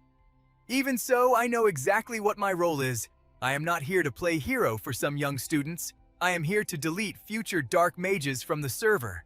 Cold and totally unbothered, Count Han Siha's strict face showed his patience hitting absolute zero. You kids took this little game way too far? Despite getting a bit spooked right after that, Burger immediately caught his vibe back. He confidently waved his hand, signaling his goon who was holding Yunha to drag her backwards. So the Empire delayed everything until now just because they could not handle a tiny little game? Are you kidding me? You kids are dead wrong! Staring down his enemy with absolute disgust, he pointed at the two of them, his voice dripping with mockery and fake pity. Do you seriously think the Empire let you run wild just because they could not handle a few low-level NPCs? Letting you necromancy nerds flex for 3 days was literally just standard procedure. Every single issue had to be weighed out. The students, the justice system, the academy. They had to calculate the safety of the theology majors, figure out the ban penalty for you, necromancy kids, and ultimately decide the survival of this entire school during that grace period. Throwing his hand out toward the squad, he roared, "You guys need to stop right now!" Count Han Siha was completely raging, launching himself at Burger to grab him, but it was already way too late. A super toxic smirk flashed across Burger's lips, a single drop of sweat sliding down his cheek. Boom! A massive explosion shattered the area. Blinding flames lit up the entire scene, choking the whole space with heavy dust. The blast damage was so insane, it literally knocked Count Han Siha backward. He was blown away, crashing to his knees on the floor, barely holding on with his hands and knees to stay upright. Out of the pitch-black darkness, right inside the Academy's purple shield, a gigantic black silhouette spawned. It was dripping with insanely dark aura. You could only make out the shape of a boss monster, but could not actually tell who it was. Burger had basically transformed into a whole different beast. His eyes completely lost their humanity, looking absolutely psychotic. Han Siha grabbed Yunha and pulled her in, tanking the front line to protect her as they both stared at the monster in front of them, totally confused and low-key freaking out. What on earth is that? His massive, heavily buffed body literally ripped his clothes to shreds, It looked like a completely different entity had hijacked his physical form. Inside the Academy Zone, the purple protection shield was getting corrupted by creepy black smoke, creating a super cursed vibe. Han Siha was totally stun-locked, seeing this just blankly staring at him like an NPC. Wait, that color! Seeing Han Siha just standing there, frozen, Hantesu had to scream at the top of his lungs. Run away right now! Towering right in front of him and Hantesu was the colossal awakened form of Burger surrounded by a glowing purple aura. That made the whole zone feel super dark and freezing cold. No doubt about it, this is a full-on rampage state. That absolute scumbag Burger, did he really just suicide trigger the magic array the second his HP got threatened? Han Siha raised his hand, feeling the toxic black energy swirling through the air and brushing against his palm. The mana density here is way more insane than before. The atmosphere is completely overflowing with demonic energy. Every single attack aiming for Hantesu is heavily buffed with a curse. Someone screamed out in pure panic and stress, right as Burger went completely berserk. The necromancy students just got a massive buff. But are we really gonna let Count Hantes solo this boss raid? No shot. Gripping his blade tightly, the Count locked into his battle stance. He was ready to throw down. Forget about me. Get the rest of these kids out of the aggro zone. Siha and Yuna were sweating bullets, staring at him in pure panic. Bet! Siha yelled back at the top of his lungs. They dipped instantly, leaving Count Hantes to face the enraged behemoth all by himself. Yuna, Chris! We gotta bounce! Move! Move! Move! The trio completely booked it, finally hitting the safe zone. Back at the dorms. Bro, we actually made it! Siha tried to chill Yuna out. We are in the clear. The professors popped their defensive barriers here, so we are practically untouchable. Adela's room is right over there. Crash with her for the time being. I will be kicking it with Yuna on the second floor. If things go south, holler at me immediately. Siha looked totally stressed and surprisingly emotional. They were not even family. So why was Count Hantes living rent-free in his head right now? I should probably head back to Building C? Yuna frantically blocked his path. Do not even think about it. He will be fine. Siha hesitated, completely torn. You for real? Yes. The Count has massive plot armor. He will survive. Yuna locked eyes with Siha, dead serious. No cap, I mean it. She was not just trying to comfort him, and she definitely was not sweating over the Count's survival. It was pure, absolute facts. Siha was totally stunned by her vibe. Wait, could it be?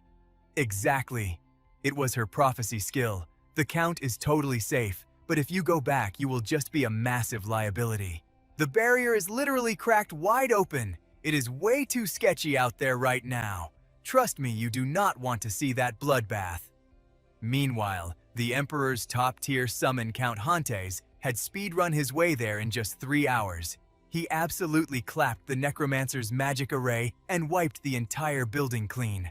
While that legendary flex was happening, a few clueless students wandered into the post-battle ruins, completely shook by the absolute mess. When the barrier finally dropped, the squad hiding out in Adela's room got a front-row seat to the chaos outside. Students who had been camping indoors finally touched grass, but nobody was vibing with the apocalyptic wasteland. Adela carefully navigated the shattered rubble, her mind racing. Aside from a few innocent necromancy mains, basically the entire student body got wiped out. But honestly, there is one thing that is low-key bugging me. Yo, Siha, back in the room, you said the necromancy kids went rogue, but the dark mages actually forced them to cast a literal self-destruct spell. The dark mages are literally playing everyone like a cheap video game. So what is the actual point? I know it sounds crazy, but is that not a massive loss for their side long-term? Those necromancer rookies would have been perfect minions, yet they just griefed their own team. Siha locked eyes with her, the gears in his head finally clicking into place. You are spitting facts, Adela! That makes total sense. The Count is literally chaotic evil, but as the final boss, he would not troll his own strategy. A phantom image suddenly flashed in his mind. A hauntingly overpowered figure with long white hair flowing through a glitchy, corrupted magical aura. He would never make a rookie mistake with such heavy losses. Something is super suspicious here. Wait, Siha, those legendary cubes we relocated to the secret vault. When was the last time you checked their status? Bro, now that you mention it, ever since the necromancer mob went crazy, I have been stuck in the dorms. I have not checked at all. Siha furiously racked his brain.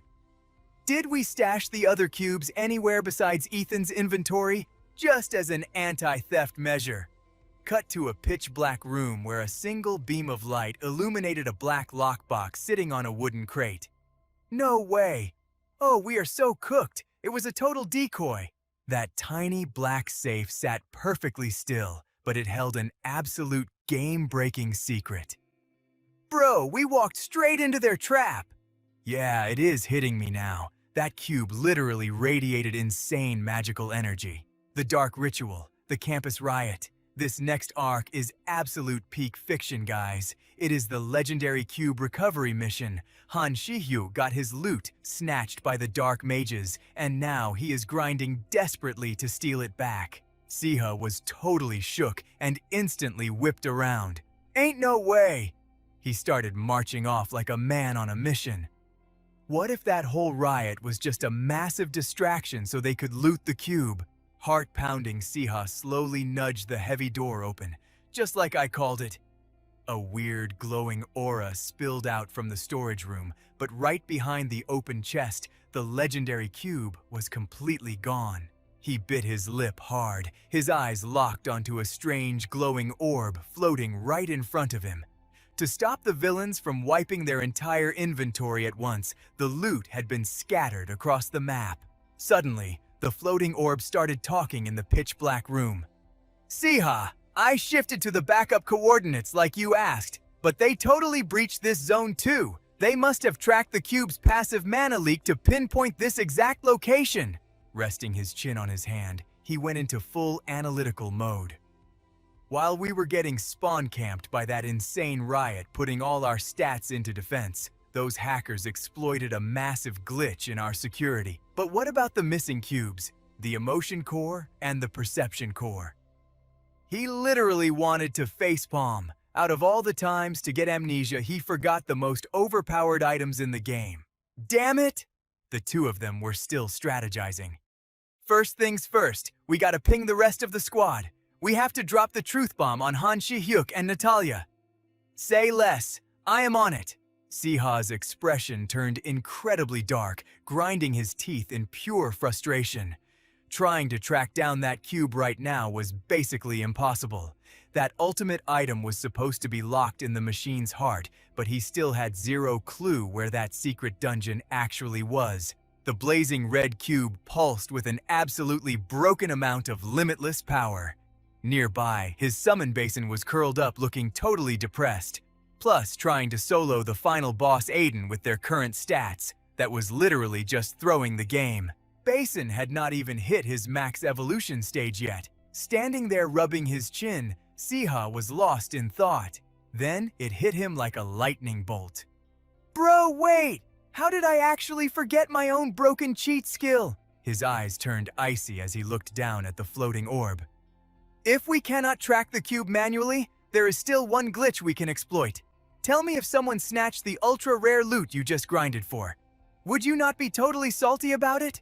The glowing orb zipped over, snuggling right against his chest. Tamed beasts instantly teleport to their master when called. Even Basin got summoned straight out of the spirit forest using that exact mechanic. The orb's eyes literally sparkled with hype. Deep inside his mental domain, the Void Room, a crazy realization started to override his panic. He blinked, the pieces finally falling into place. Wait, that actually means... Siha's gaze turned dangerously cold.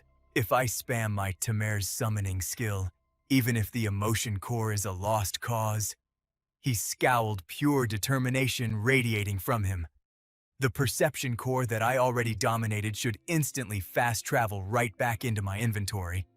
Flash. A brilliant red light nuked the room, materializing right beneath the luxurious ceiling. The blazing red cube dropped perfectly, resting like an obedient pet in his hand. No freaking way, are you serious right now? Adela's jaw literally hit the floor. She was absolutely mind-blown seeing the ultimate item back in his grip. Are you telling me that an inanimate object you tamed actually answered a summoning prompt like a monster? Yup, you are literally looking at the impossible, and you still think I am capping? Siha casually flopped into a chair, balancing the legendary artifact in one hand with the smuggest grin imaginable. I was dead-ass terrified we got robbed forever. Talk about insane random number generator luck. I can feel the mana pulsing off it. This is definitely the real deal. It probably got yanked straight out of Aiden's personal vault. He flashed a villainous smirk, cooking up an absolutely toxic strategy in his head. Chuckling like an absolute menace, he flexed his prize. Those tryhards put on a whole dramatic show to steal this, but now it just fast-traveled right back to my hand. That boss must be raging so hard right now. Who would ever predict a player could literally tame a cube? Huge loss for him. He let out a long, satisfied sigh. His expression dropped back to serious as he stared into the glowing relic. But honestly, that is just me coping. So many lower-level students got completely wiped out all because of this one stupid item. A massive howling gust of wind rattled the windows, the absolute carnage caused by their toxic greed. Reading about a massacre in the patch notes was one thing, but seeing the dead bodies in real life was completely traumatizing. Inside the dimly lit room, the squad stood in silence watching him cook. Honestly, finding out this cube had the tammable tag was a total accident. A flashback showed the glowing relic floating in a pitch-black void with him reaching out to claim the mythical loot. It has 0 health points or life force, but its mana signature was so high, I just threw a tame skill at it for fun. Siha's voice grew incredibly intense. And in this system, absolutely anything soulbound to a tamer can be summoned instantly.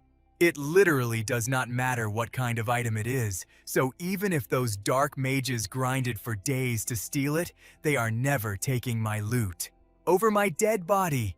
Dripping with absolute protagonist aura, he stood up, gripping the legendary cube tight. Adon's entire endgame is collecting all the cubes to power up the machine heart. If that dude finds out even one is missing, his master plan is completely cooked. Those scumbags are probably raging right now. Silas Han stood in front of the crew and dropped the facts.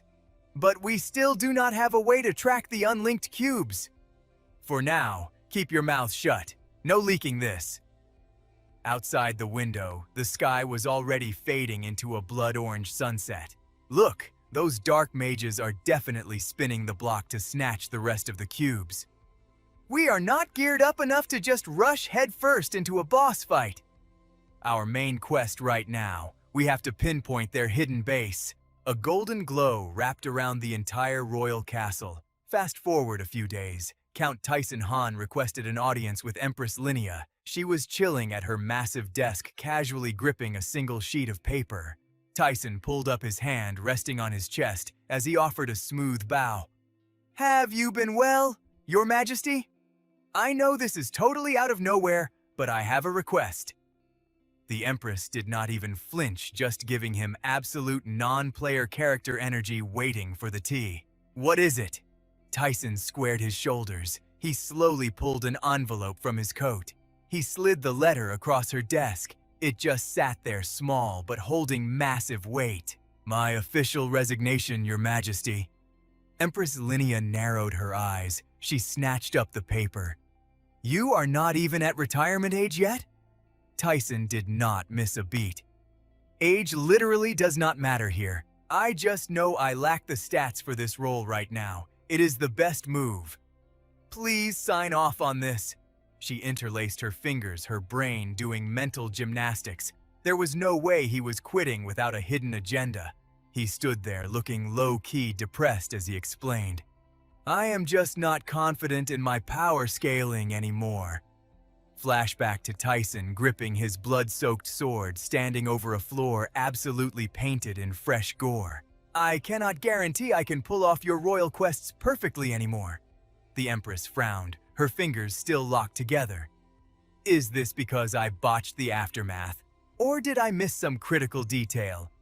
The tension was insane as they faced off in that stupidly fancy room. Look, whatever your reason is, I will make sure your retirement fund is stacked. You will not lack a single thing. So do not make a move you will regret. Just rethink this. But then she dropped a plot twist that left him sweating. But more importantly, I already summoned someone else here. Why do you not see who it is? Tyson was visibly shook. Like right now, Silas Han was standing right behind those giant doors. Wait, huh? Silas walked in, looking totally lost. Dad, why are you here? Empress Linnea just flashed a toxic, knowing smile. I heard Cadet Silas Han totally carried my son Fabian during that riot. I wanted a quick chat, so I summoned you both. Fabian was looking pale as a ghost, absolutely terrified. Fabian, I bet you leveled up a lot from this little disaster.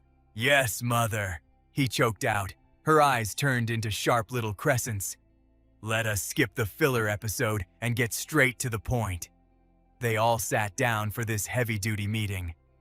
We need to talk about the fallout from the riot. The royal family cannot just ghost this issue, so I have to make a call regarding the ritual and the cadets involved. Silas looked thrown off, cautiously speaking up. The Academy group chat is already blowing up with rumors about canceling the ritual. But scrapping it entirely is not just something you can swipe left on. Empress Linnea's voice dropped an octave, radiating pure boss monster energy. We are doing a total server wipe on this. How dare those roaches cause lag in my territory? We are using this chance to ban them permanently. Silas and Tyson were straight up glitching at her next words. To pull that off, I am permanently exiling the entire ritual faction from the Empire. Wait, Your Majesty. You are doing what? However, I expect absolute radio silence on this moving forward. She gave this fake friendly squint. It would be super annoying if people started saying the Empress is playing favorites. Especially just because some cadets have royal blood. Silas lost all his color and whipped his head around. No freaking way! Fabian was standing there facing Empress Linnea. The realization hit Fabian like a critical strike, leaving him totally horrified. Cold sweat was literally dripping down his face. I plan to execute you as a warning to the server. Her icy declaration echoed through the room like a literal death knell. Execution. Just to send a message, Silas lost it and started objecting hard. Your son literally cannot survive outside of Aiden. He desperately tried to plead with his own dad. Please, Dad, have a heart and let Maxwell stay. Empress Linnea just smirked, zero chill detected. Well then, maybe I should ask the guy who saved your life? She rested her hand on her throne, absolutely deadpan. She stared right into his soul. So, Silas Han, are you rejecting my direct orders? Silas kept his head bowed, grinding his teeth, but internally he was raging. The pure disgust bubbling inside him was honestly nauseating.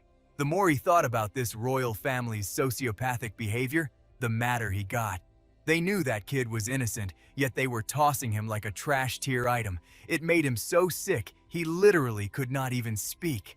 It was the exact same garbage with Catablam. This whole riot was no different. Tons of innocent players got wiped by those dark mages. But was it really just their fault? Silas slowly raised his head, a rebellious smirk forming on his lips. What kind of insolence is this? Empress Linnea's composed facade shattered, her eyes flashing with pure aggro. Excuse me? What did you just say? Silas did not back down, letting his disrespect fly. If the system is this corrupted, it is a miracle this empire has not crashed yet. Her rage meter hit max capacity as she screamed, Are you out of your damn mind? Silas just dropped the mic. The only thing crazy here is this entire empire. Maxwell is not a direct royal, so his stats are trash to you right now. You are just throwing him in the garbage bin. Tyson watched his son going absolutely feral on the monarch. His dad's face darkened, but Silas was totally locked in. His voice echoed off the grand walls. And you call this serving the server? Serving the country? An empire running on these filthy rigged rules should have been wiped out ages ago. Tyson could not hold back anymore and lunged forward to body block him. Silas Han, shut up, you are done. But Silas was way too stubborn, his tone totally unyielding. But where is the lie, Dad? I am spitting straight facts.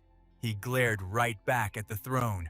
Your Majesty, you know I am right. Empress Linnea glared at him with murderous intent, ready to rip him to shreds. Is that so? She raised a hand, flashing a smile that was straight up villainous. A literal rookie who is barely out of the tutorial thinks he can talk back. You really think you can lecture the ruler of this empire? That lethal tone finally snapped Silas out of his rage trance. His jaw dropped as he processed his own dialogue. Oh crap, why did I just go full Justice Warrior mode? He let out a dark, self-mocking laugh. Did I just push the aggro way too far?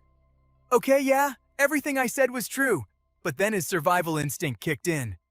Doing rapid mental math. Wait, I hold the cube. Those dark mages are dying for. Plus, I am the literal heir too. Kastika, there is no way they would actually execute me over some trash talk, right? Empress Linnea slowly stood up, her voice dripping with venom. In my entire life, no one has ever dared to speak such garbage to me. Tyson practically folded himself in half, desperately apologizing for his son. I sincerely apologize, Your Majesty. Please forgive him. The Empress's voice cut through the room like a blade. Count Tyson Han.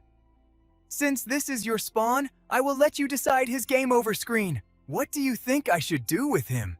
Silas felt a tiny spark of hope. His dad would clutch this. Tyson kept his head bowed, but his next words were a brutal, critical hit. What he just spouted is completely unacceptable. It is absolute treason, a literal death penalty offense. Silas was screaming internally. Bro, Dad, what are you doing? Tyson kept his cool and continued. But considering his low level and the fact that he is my son, I beg Your Majesty for a shred of mercy. Hearing that Silas was silently hyping him up. Massive win. Dad, keep going. But then Tyson slapped a heavy hand onto Silas's shoulder. He stared the Empress dead in the eye with zero hesitation. Throw him in the dungeon. Silas twitched, letting out a glitchy, nervous chuckle. Huh, wait, what? Empress Linnea did not miss a beat. Did you guards hear the man? She pointed a commanding finger. Drag him out!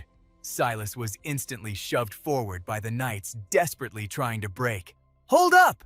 The next second, he was literally getting manhandled out the door. Fuming mad, he screamed into the void, Dad, are you serious? And just like that, his little outburst triggered massive consequences. His elite academy life instantly downgraded to a prison arc. The academy group chats were absolute chaos by that same afternoon. Yo, did you hear about Silas Han? Word on the street is he got locked up in the royal dungeon for mouthing off to the Empress. The whole campus was buzzing. Wait, so he actually committed treason for real? Adela caught wind of the rumors, her brain buffering in pure shock. Treason, Silas Han. No way. She marched right up to a random cadet demanding answers. What did you just say? Is that actually true?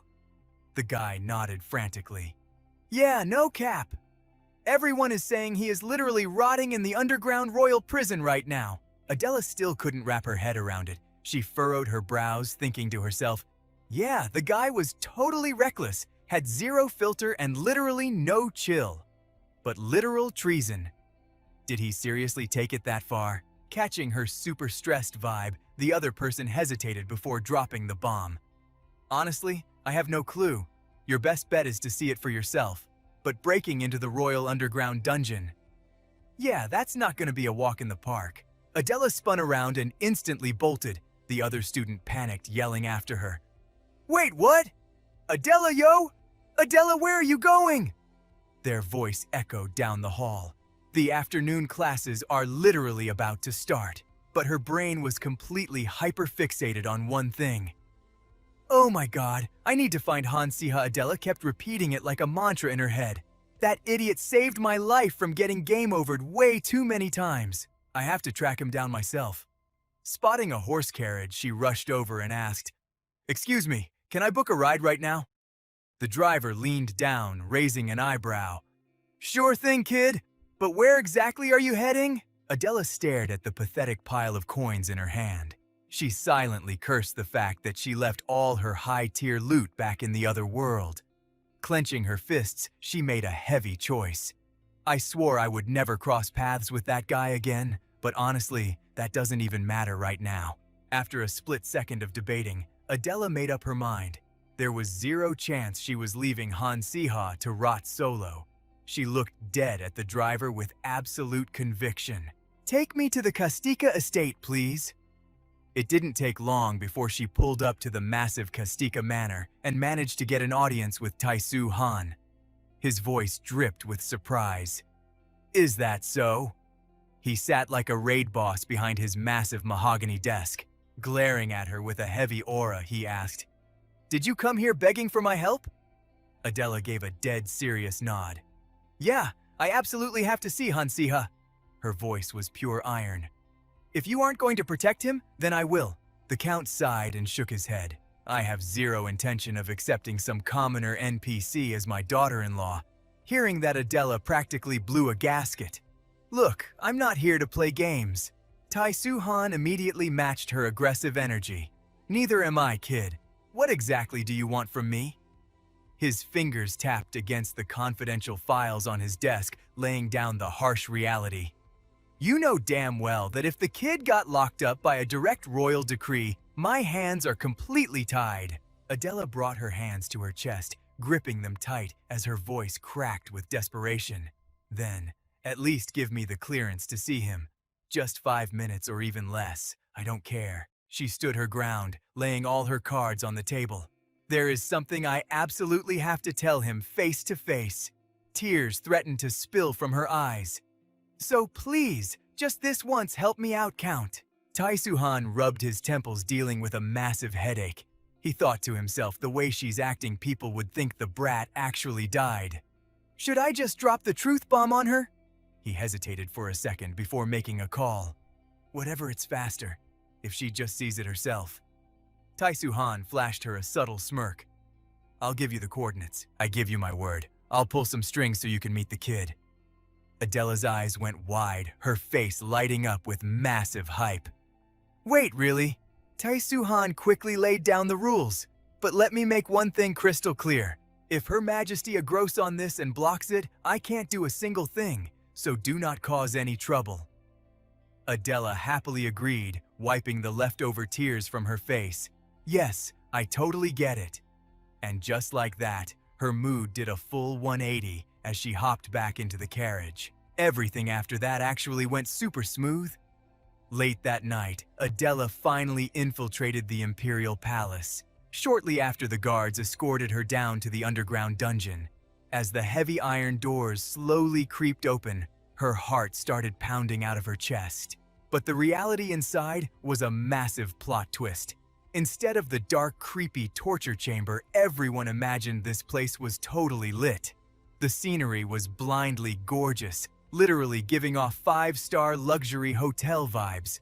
When Adela rolled up to his cell, she caught Han Siha chilling on a plush bed. He was casually snacking on some premium cake, looking insanely relaxed. It was the complete opposite of the tragic angst she had imagined. Han Siha blinked in total confusion. Huh, Adela? What the heck are you doing here? Adela was so stunned, she squeezed her eyes shut and screamed, Why do you look so freaking cozy? Her voice hit peak frustration. You literally defied the Emperor while holding a noble status. You're locked up in a place like this. Isn't this supposed to be high treason? How is this even allowed? Han Siha just deadpanned. Obviously it's not allowed. I'm literally in jail. Adela scowled and let out a massive sigh. She looked up at the ceiling, clutching her head in absolute defeat. What the heck was I even doing, stressing over this guy? Meanwhile, Han Siha was still totally clueless, wondering to himself, what is her deal right now? He couldn't read her emotional stats at all. Hit by a delayed wave of massive cringe, Adela was too embarrassed to even speak. Just a few hours ago, she was internally crying about her tragic fate. Why do I have to suffer through all this emotional damage? Now standing in front of Han Siha, she was completely out of words. But to get her up to speed, he flashed back to the image of Linnea. All right, let me drop the lore. It's not like I'm just going AFK in here. Linnea locked me up to force me to find a bug to nerf the cube. During that whole mess, Linnea's subordinates were constantly sweating bullets walking on eggshells around her. Even bringing up Fabian's execution was just her way of pulling my aggro. At least I wasn't actually getting the death penalty. Breaking down the whole strategy, I teamed up with Count Taisu Han. We've had a solid alliance for years. We synced up with just one look, squeezing the red cloth in our hands. Adela raised an eyebrow. But why do you need to nerf the cube anyway? Hearing her question, it suddenly clicked for him. Ah, right. I totally forgot to give you the patch notes. Adela pictured Natalia intensely focusing as she spawned a cube glowing with mystic blue energy. Han Siha continued.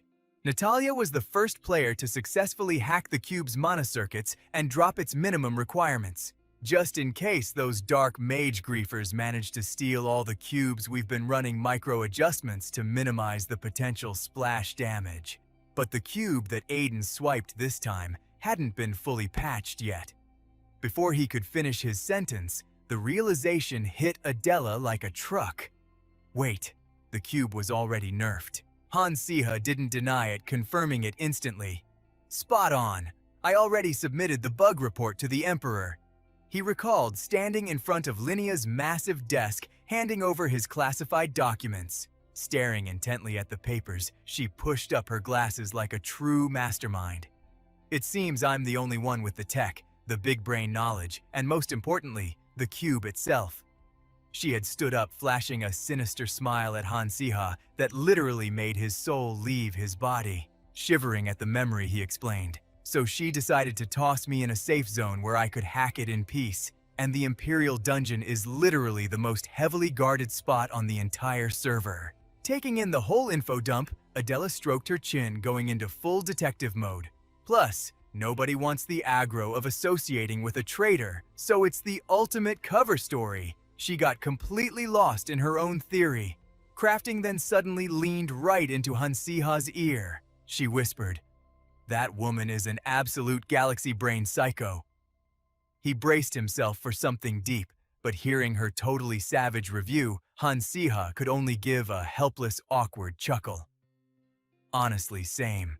But then he locked eyes with her, shifting the vibe entirely.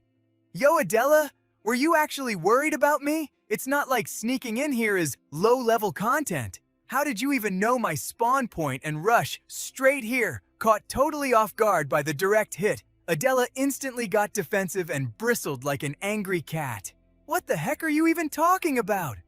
Don't flatter yourself, I literally didn't care about you at all, got it. But Han Siha wasn't letting her off the hook. That easy. He let out a dramatically fake sigh of disappointment. Then why did you crash my private VIP cell? Desperate to hide her total panic, she spouted the lamest excuse ever. I was literally just passing by, reading her like an open book. He kept poking the bear with fake praise. Wow, you must be seriously loaded then. Just casually taking a stroll through the ultra-secure Imperial Palace, embarrassed to the point of rage, she snapped and put Han Siha in a brutal chokehold. Shut up and stop trolling me, you absolute idiot, making him panic and scream for his life. Bro, I was just kidding. Meanwhile, across the map, hidden inside a pitch-black cave, lay an underground secret base buried deep within the Olympus Mountains. In a dark corner of the hideout, Han Siha stood over a wooden desk, his eyes locked in intense focus. He thought to himself, "Thank God, this zone is still off the radar." A massive map was laid out on the table, glowing with red markers on key objective points, forcing him to calculate his next move perfectly. Constantly shifting our safe house was a big brain play just in case those Imperial bloodhounds tracked our IP. Still zero updates from the Aden Empire. Looks like I might actually have to rely on that guy and camp out here for a bit longer. While he was lost in his own strategy, crafting, a loud voice echoed from the corridor, breaking his focus. Han Siha casually strolled into the room from the shadows. "How are your HP stats holding up today?" He threw her a quick glance and gave a bare minimum response. "I'm literally fine like always." Knowing his stubborn personality perfectly, she waved off his bluff. "Fine, my foot. When we first partied up, you couldn't even control your own massive debuffs, but I guess your power surges have chilled out lately." Hearing that, he finally turned around, a faint smirk crossing his face. "Yeah, you're not wrong." He low-key thought his health bar would stay at 0 forever. But looking at the girl in front of him, she was glowing with this insane high-tier healing aura that was just straight-up aesthetic. He was actually super grateful. Talk about pulling a legendary healer out of a lucky drop. She was grinding non-stop to keep his stats up. But wait. He caught her reflection in the water. There was no way that premium treatment came for free. The chick was actually leaking some heavy S-rank dark magic. Dropping the nice girl act, her voice took a creepy dive. "You brought up having a little bro before. I am just a bit nosy. What is his vibe like?" The second she dropped the word brother, his whole system froze. He stared at the ground, his brain buffering hard. Out of nowhere, he fired back, "Is the kid seriously a must-have for whatever twisted raid you dark mages are plotting?" She was shook. "Wait, huh?" Before she could even process the aggro, he kept going. "They just want his health bar permanently empty." Her brain finally caught up to the chat, realizing he was totally misreading her intentions. She rushed to fix the glitch. "Whoa, chill out. That is definitely not what I meant. I just wanted to know his personality." His brother's face popped up in his mind like a saved file. He used to be totally toxic and arrogant jerk flexing on everyone, but then he completely flipped the script. He got big brain energy, became legit kind, and actually started carrying his own guild. The flashbacks hit him hard, bringing a massive debuff headache. He clutched his skull, tanking the pain. A kid like that, and the prophecy says, "I am the boss destined to take him out." For years, I have been hard-locked to this questline, not even knowing if the prophecy was cap or real. Now, after tossing my reputation and ghosting my home server, I am totally done surviving as a runaway. He practically begged. "I'm so done being chained by that curse, I refuse to let it ruin my life again, so back the hell off and stop trying to use me to zero out that kid." His voice was dripping with pure agony and exhaustion. Meanwhile, under the cover of night inside a stupidly massive castle, Han Siha was totally slumped over his desk. His eyes were totally glazed over, looking like his soul just straight up left his body. Gritting his teeth, he slammed his fist against the wood. "Damn it all! My brain is literally about to explode!" It had been 3 whole days since he broke out of that cell and locked himself in this lab. The desk was an absolute disaster zone of scattered papers and heavy spellbooks. He let out a massive groan. "I'm legit gonna die right here. Thank God this vessel is only 16. If I pulled an all-nighter in my actual body, I'd be in the ICU by now." But his gaze suddenly sharpened. "No time to pass out, though. Adon is totally out in the open now, making his big moves. And if this follows the original storyline, we're speeding straight toward the final boss fight of Season 1. He pushed himself up, his joints popping. "I've got to prep some serious countermeasures for the bloodbath that's coming." A master plan started clicking together in his head. Phase 1 nerfed the cube. After racking my brain in that dungeon, I managed to drop its mana output down to 1/8. But that's just a backup strat. The real goal: snatch back the stolen cube and completely shut it down. Phase 2, build a cube tracker. He grabbed a blueprint, double-checking his genius ideas. But a second later, he crushed the paper into a ball and sighed. "Yeah, right. I have zero clue how to build a GPS in this world. Scratch that idea. If I could actually pull that off, I'd be a tech billionaire, not some broke vet." Not ready to give up, his brain kept spinning. "Okay, what about a handheld mana cannon? It would be insanely overpowered if I armed all the non-magic knights with their own heavy artillery. Learn. But the crafting cost would be astronomical. Yeah, hard pass on that too." As he kept mumbling through random ideas, he suddenly grabbed his face. "Wait, what the hell, am I getting a nosebleed?" He quickly snatched up the magic wand resting on his desk. "This gnawing anxiety has been eating at me for days. I literally haven't slept a wink." He pointed the wand at his own face and a soft healing light sparked up. I've been pulling insane all-nighters, forcing myself to grind and prep for the worst. A moment later, he grabbed a clean cloth and wiped away the blood. His mind was still racing. But seriously, why do I feel this overwhelming sense of dread? Is it because I've been hoarding that sentient cube for way too long? Suddenly, someone pounded on his door. Lord Han Siha, are you in there? We need you out here right now. It's an absolute emergency. He threw the door open, super annoyed. Bro, what's with all the yelling? The guy looked panicked and quickly bowed. I am Vaughn, the prince's royal knight. Are you Han Siha of the Kastika family? Siha blinked, totally caught off guard. Yeah, that's me. Hearing that, Vaughn didn't waste a second.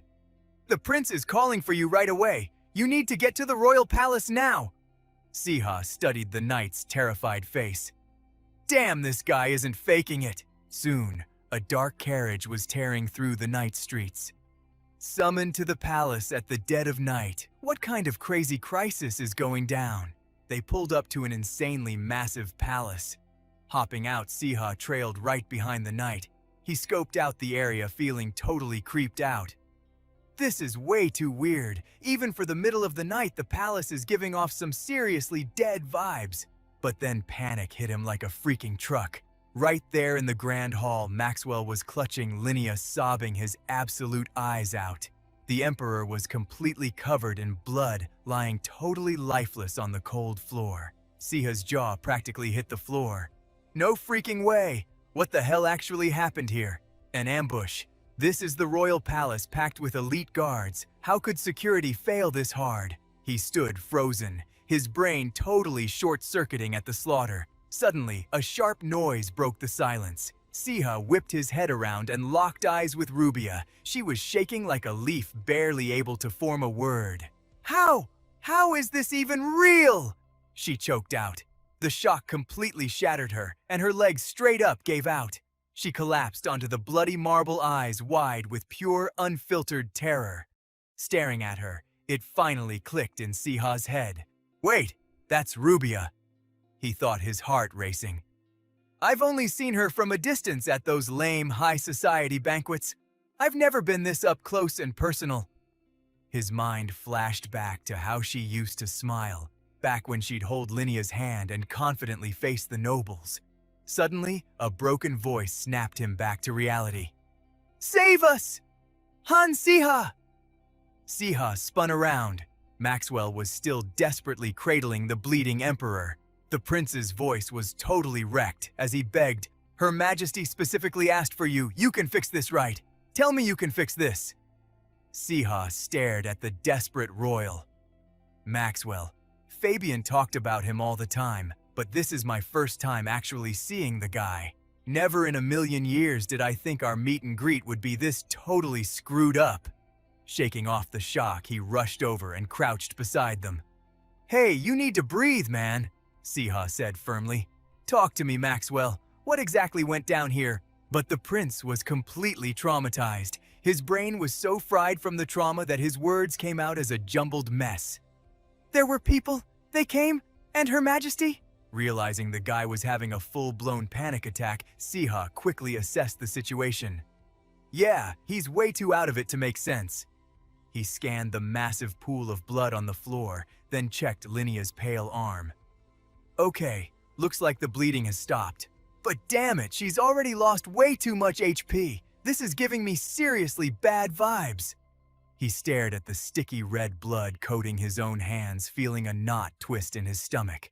Suddenly, Vaughn stepped out from the shadows and gave a grim bow. His voice was heavy with pure defeat. Allow me to explain the situation. The veteran knight then laid out the entire brutal play-by-play. The attackers pulled a dirty trick and spiked the royal guard's rations with poison. Not everyone ate it, but it threw our defenses into absolute chaos. That's when they ambushed the palace. The grand doors had been blasted wide open, leaving dry, crusty blood splattered across the royal carpet. Vaughn's voice totally cracked. He looked away, bowing his head in total shame. We let those scumbags get to Her Majesty. This epic failure is entirely on us. Siha's mind was spinning a million miles an hour.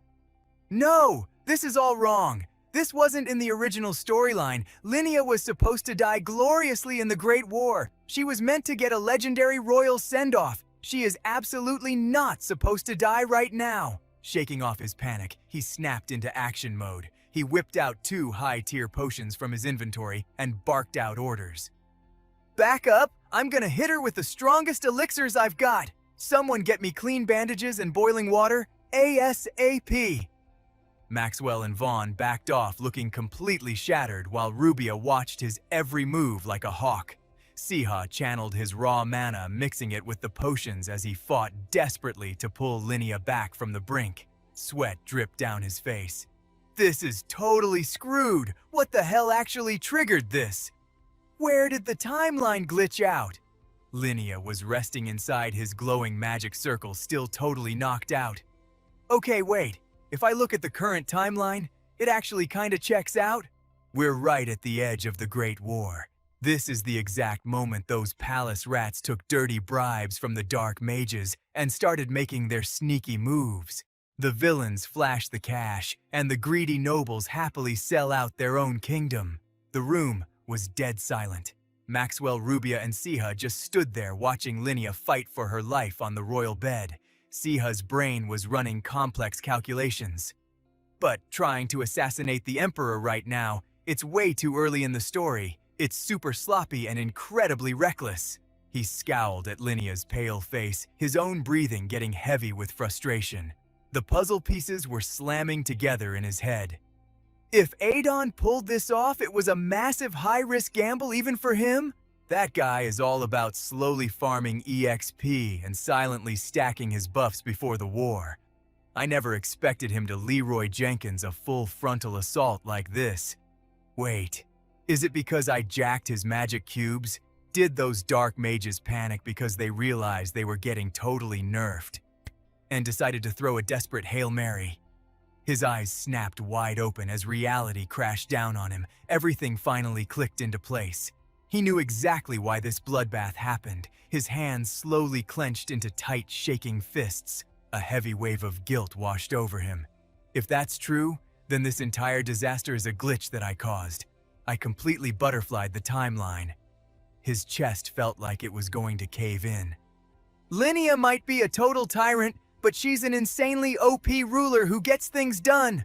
If she gets taken off the board now, the entire server is going to crash during the war. Suddenly, a weak groan broke the silence. Linnea's eyelids fluttered open, looking totally dazed. Hearing the noise, Rubia literally threw herself at the bedside.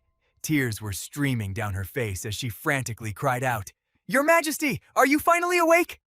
Linnea still looked like a ghost, but she slowly turned her head, scanning the room with heavy eyes. Siha let out a deep breath and spoke with pure, unscripted honesty.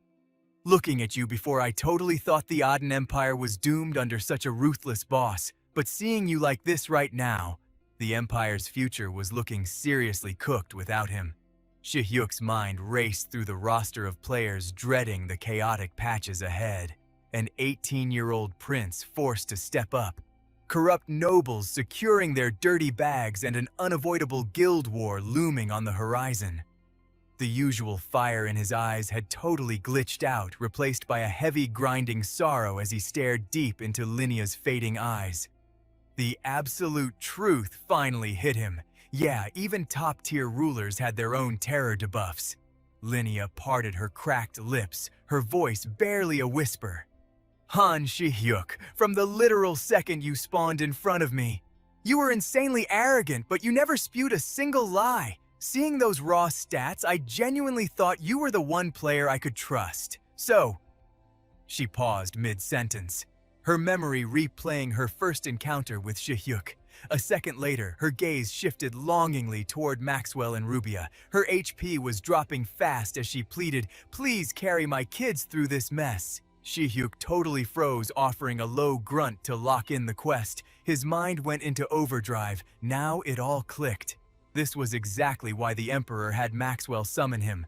If the palace was officially a danger zone, the ultimate safe zone had to be.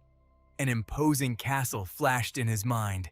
The Kastika territory, an absolutely impenetrable fortress owned by a hardcore royalist, commanding an insanely OP army. That dying wish was basically a hidden quest to stash the royal heirs away from the aggro. They were the primary targets now. Reading the room, Shi-hyuk dropped a quick understood leave them to me. Hearing that quest acceptance, Linnea finally shed her anxiety debuff. She pushed through the pain to drop her final dialogue. My HP is at 0. Don't waste your cooldowns watching me log out. Get the hell out of here before this zone gets swarmed by enemies. The massive palace doors locked shut behind them. Under the cover of total darkness, their carriage hauled out.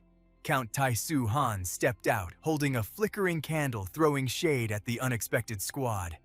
I gotta ask, who's spam clicking my mansion gates at this ungodly hour? Oh, so you dragged them all the way here. Maxwell, Rubia, and Shi-hyuk sat stiffly on standby. Maxwell tried to play it cool. His Majesty ordered us to fast travel to a safe zone. So we plan on crashing here for a bit. Prep some rooms for us. Shi-hyuk side-eyed the kid, betting he assumed the Emperor was dead, and he was the new admin. Taisu had 0 reasons to reject the incoming royals. But the old man's response hit like a critical strike. He ice-cold dropped a single word. No. Maxwell was completely blindsided by the rejection, clutching a trembling Rubia to shield her. He stuttered out, "Are you capping right now? You want us to turn back to the palace?" Taisu didn't even flinch. Bingo! Feeling Rubia literally shaking in his arms? Maxwell tried to argue the logic. It's a total death trap. The entire royal guard got wiped and you want me to drag my little sister back into the spawn point. Yet Taisu stood his ground. Exactly. He slammed the candle onto the table, dropping to one knee before the royal siblings. His vibe turned dead serious. "But I will be joining your party. The Emperor told you to log off and hide. Because he valued your HP bars. But strategically, that's a total trash tier move. Leaving the server empty is exactly what the enemy wants. We need to flex on those traitors and show them the royal family's absolute iron will. Even when the server is crashing, the logic was flawlessly OP. Maxwell just stared at him, totally shook. Taisu locked eyes with the young prince. His gaze was radiating pure, unyielding aura. He spoke with 0 hesitation. "They need a reminder of who the true server admins are. Gear up, your highness. We are respawning at the palace ASAP. Flash forward 1 week. Deep in the mountain wilderness, Sibia and Shi-hyuk stood side by side. Sibia casually brushed her windblown hair, shooting Shi-hyuk a deadpan look. Even in this nowhere glitch of a village, the rumors are spreading like a virus. The Emperor is offline, and Kastika is backing the Royal Guild. Guess that was the inevitable meta. Shi-hyuk spaced out, staring at the valley below, dropping a totally cryptic line. The whole server is shaking. He was internally spiraling, wondering where this chaotic world event would drag him next. Sibia caught his vibe, noticing him drowning in his thoughts, and called out, "Yo, Shi-hyuk!" She started dropping heavy lore. Aiden is about to trigger a massive server war, and to capture a high-level threat like you, they will absolutely try to exploit your mechanics. She stared at his back, dropping her voice to a serious register. "I won't cap. I originally partied up with you for the exact same reason, but I want you to have the controller now. So what's your next move?" The question completely stunned him. His dialogue box was empty for a solid minute. He finally muttered a single word. "I..." Cut to a pitch-black room. Shi-hyuk stood, frozen, an old grimoire in his hands. His fingers were locked on a specific page, refusing to turn to the next chapter. The NPC's warning echoed in his brain, telling him to log out while he still had the chance. He slowly snapped the book shut, his inner monologue going hard. "But I locked in my choice a long time ago. If I'm gonna get dragged into this twisted storyline anyway..." Shi-hyuk's dark eyes narrowed with intense focus.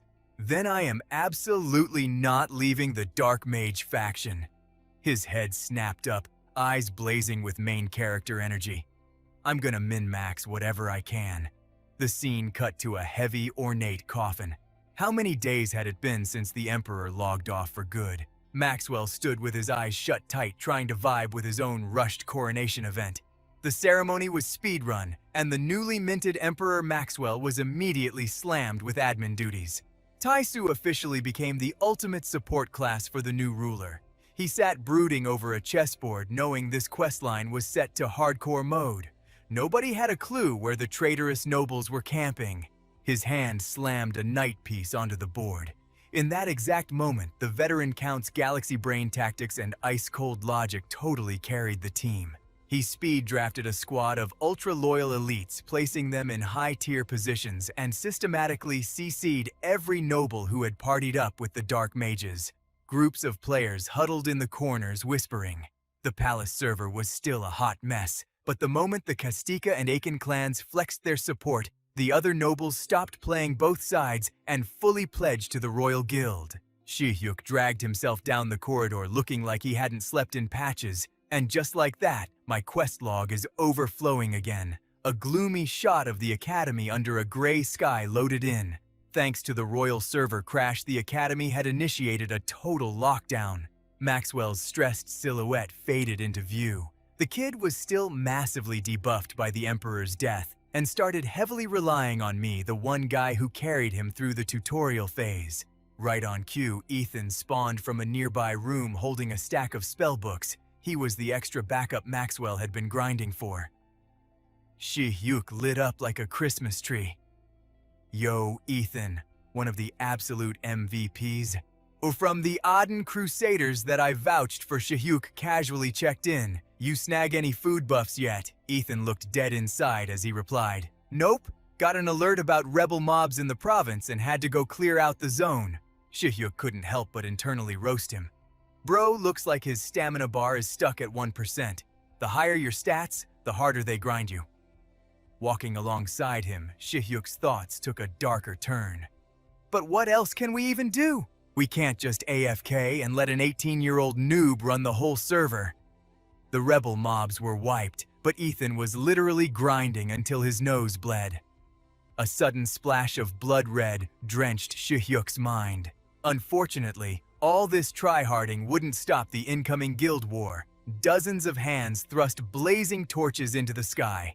It wasn't that Maxwell had trash stats. This was an unavoidable canon event. The royal authority had been nerfed to the ground. Random mob uprisings were triggering across every map. A sketchy cloaked figure loomed behind the rioting NPCs. Most of this chaos was orchestrated by dark mages infiltrating the regional servers. Even with hardcore crackdowns, our side was bound to take massive damage. But at least we could delay the main event until the Imperial forces were fully buffed and ready. Just before they split paths, Ethan threw Shihyuk a solid warning. Bro, stop burning through your stamina! You've got that quest with Adela tomorrow, right? Go log off and touch grass. Shihyuk nodded, throwing up a peace sign. You too, man! Go hit a save point! Ethan dropped one last line before fading out. Alright, keep your HP up. Shihyuk's eyes darkened as his brain went back to plotting. After this raid, my schedule is totally clear until tomorrow's escort mission. Right, my blade. The image of my sword flashed through my mind. I need to speedrun back to the academy dorms and grab the gear I left behind during that chaotic evacuation. Leaving my main weapon behind has been driving me totally crazy. Ever since Adela borrowed it, she handed it back to me right under the academy's sunset skyline. The campus might be officially locked down, but I can easily sneak in. Gotta grab my stuff and dip. Walking down the empty hallways, Han Siha couldn't help but sigh. It was dead silent, way quieter than the dark magic riot. He raided his locker, finding his sword and inventory completely untouched. Time to bounce, he thought, but the second he stepped outside, a familiar silhouette glitched in and out of the pale moonlight. With a million quests still on his plate, Siha froze in his tracks. Who goes there? Han Shihyuk stood there exuding pure menace, that terrifying heavy aura. No shot! Is that really Han Shihyuk? Panic spiking Siha snapped at him. Bro, have you actually lost your mind? How did you even bypass security? You are literally a wanted criminal right now. Han Shihyuk just tilted his head, deadpan. Does that even matter? Are you kidding me? Of course it matters. Siha took a deep breath, trying to chill out. Let us take this somewhere else, Siha demanded. Deep in a secluded alley, the two stood face to face. So what is the massive emergency? He watched Han Siha stand there with his eyes casually closed. Siha's mind was racing. Who knows what kind of sketchy stuff he has been doing offline? There is a solid chance he got fully corrupted by those dark mages, following a high-level threat into a blind spot without backup. Yeah, that was a massive rookie mistake, but deep down, Siha desperately wanted to trust him. He is not the type to pull a dirty trick on his own brother. Just then, Han Siha broke the silence. Pick up your staff. The next words dropped like a bomb. We are throwing hands. Siha physically buffered for a second. Wait, what? He screamed internally, totally regretting his earlier trust.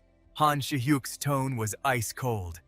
There is one last tutorial I need to force into your head. Siha scoffed, flexing his attitude. Bro, you literally got fired from your professor gig. Why are you acting like my teacher? Before he could even finish, Han Siha's staff slammed brutally into his left ribs. Siha hit the dirt, coughing up a lung. What the hell was that? Han Siha stared down with zero empathy. I gave you a 3-second window to equip your weapon. His eyes were absolute voids. Siha, I am not playing around. Come at me with your max stats. Siha grimaced, his brain scrambling to process this insane aggro. Still, he gritted his teeth and flicked his wand, sparking a flare of mana. Siha instantly popped a shield as Han Siha blitzed forward. The older brother's eyes widened in brief shock. Peeking through his barrier, Siha realized the horrifying truth. This was no sparring match. This was a literal death match. A devastating spell crashed into his defenses while Siha did the math. If I tank even one of these hits wrong, it is straight to the respawn screen. Gasping for air on the ground, he yelled out, At least tell me why you're doing this! You ghosted everyone just to pull up and jump me! Han Siha ignored the question, delivering a brutal reality check instead. Han Siha, your power level is trash. He kept spitting toxic facts. How is someone with your insane potential getting totally wrecked by a low-tier prophet like me? Then the atmosphere cracked. Siha's eyes widened as Han Siha's body was engulfed in an absolutely monstrous aura. This mana pressure, it is off the charts. Are you seriously trying to wipe me out right now? But Han Siha just kept walking forward. Siha, this is your final warning. Siha squeezed his eyes shut in pure frustration. Damn it, I am not getting game overed here. His eyes snapped open as Han Siha's voice dropped an octave. Memorize this attack pattern. Wait, what did you just say? Han Siha lunged forward, closing the gap instantly. Speaking as your former professor, and speaking as your brother. Han Siha slammed him brutally into the dirt. Consider this the ultimate cheat code. He pushed down harder, crushing Siha's chest. Stop leaving your hitboxes wide open. I always heavily rely on my left arm. If we ever fight again, target my left side. Han Siha looked totally exhausted but kept info dumping.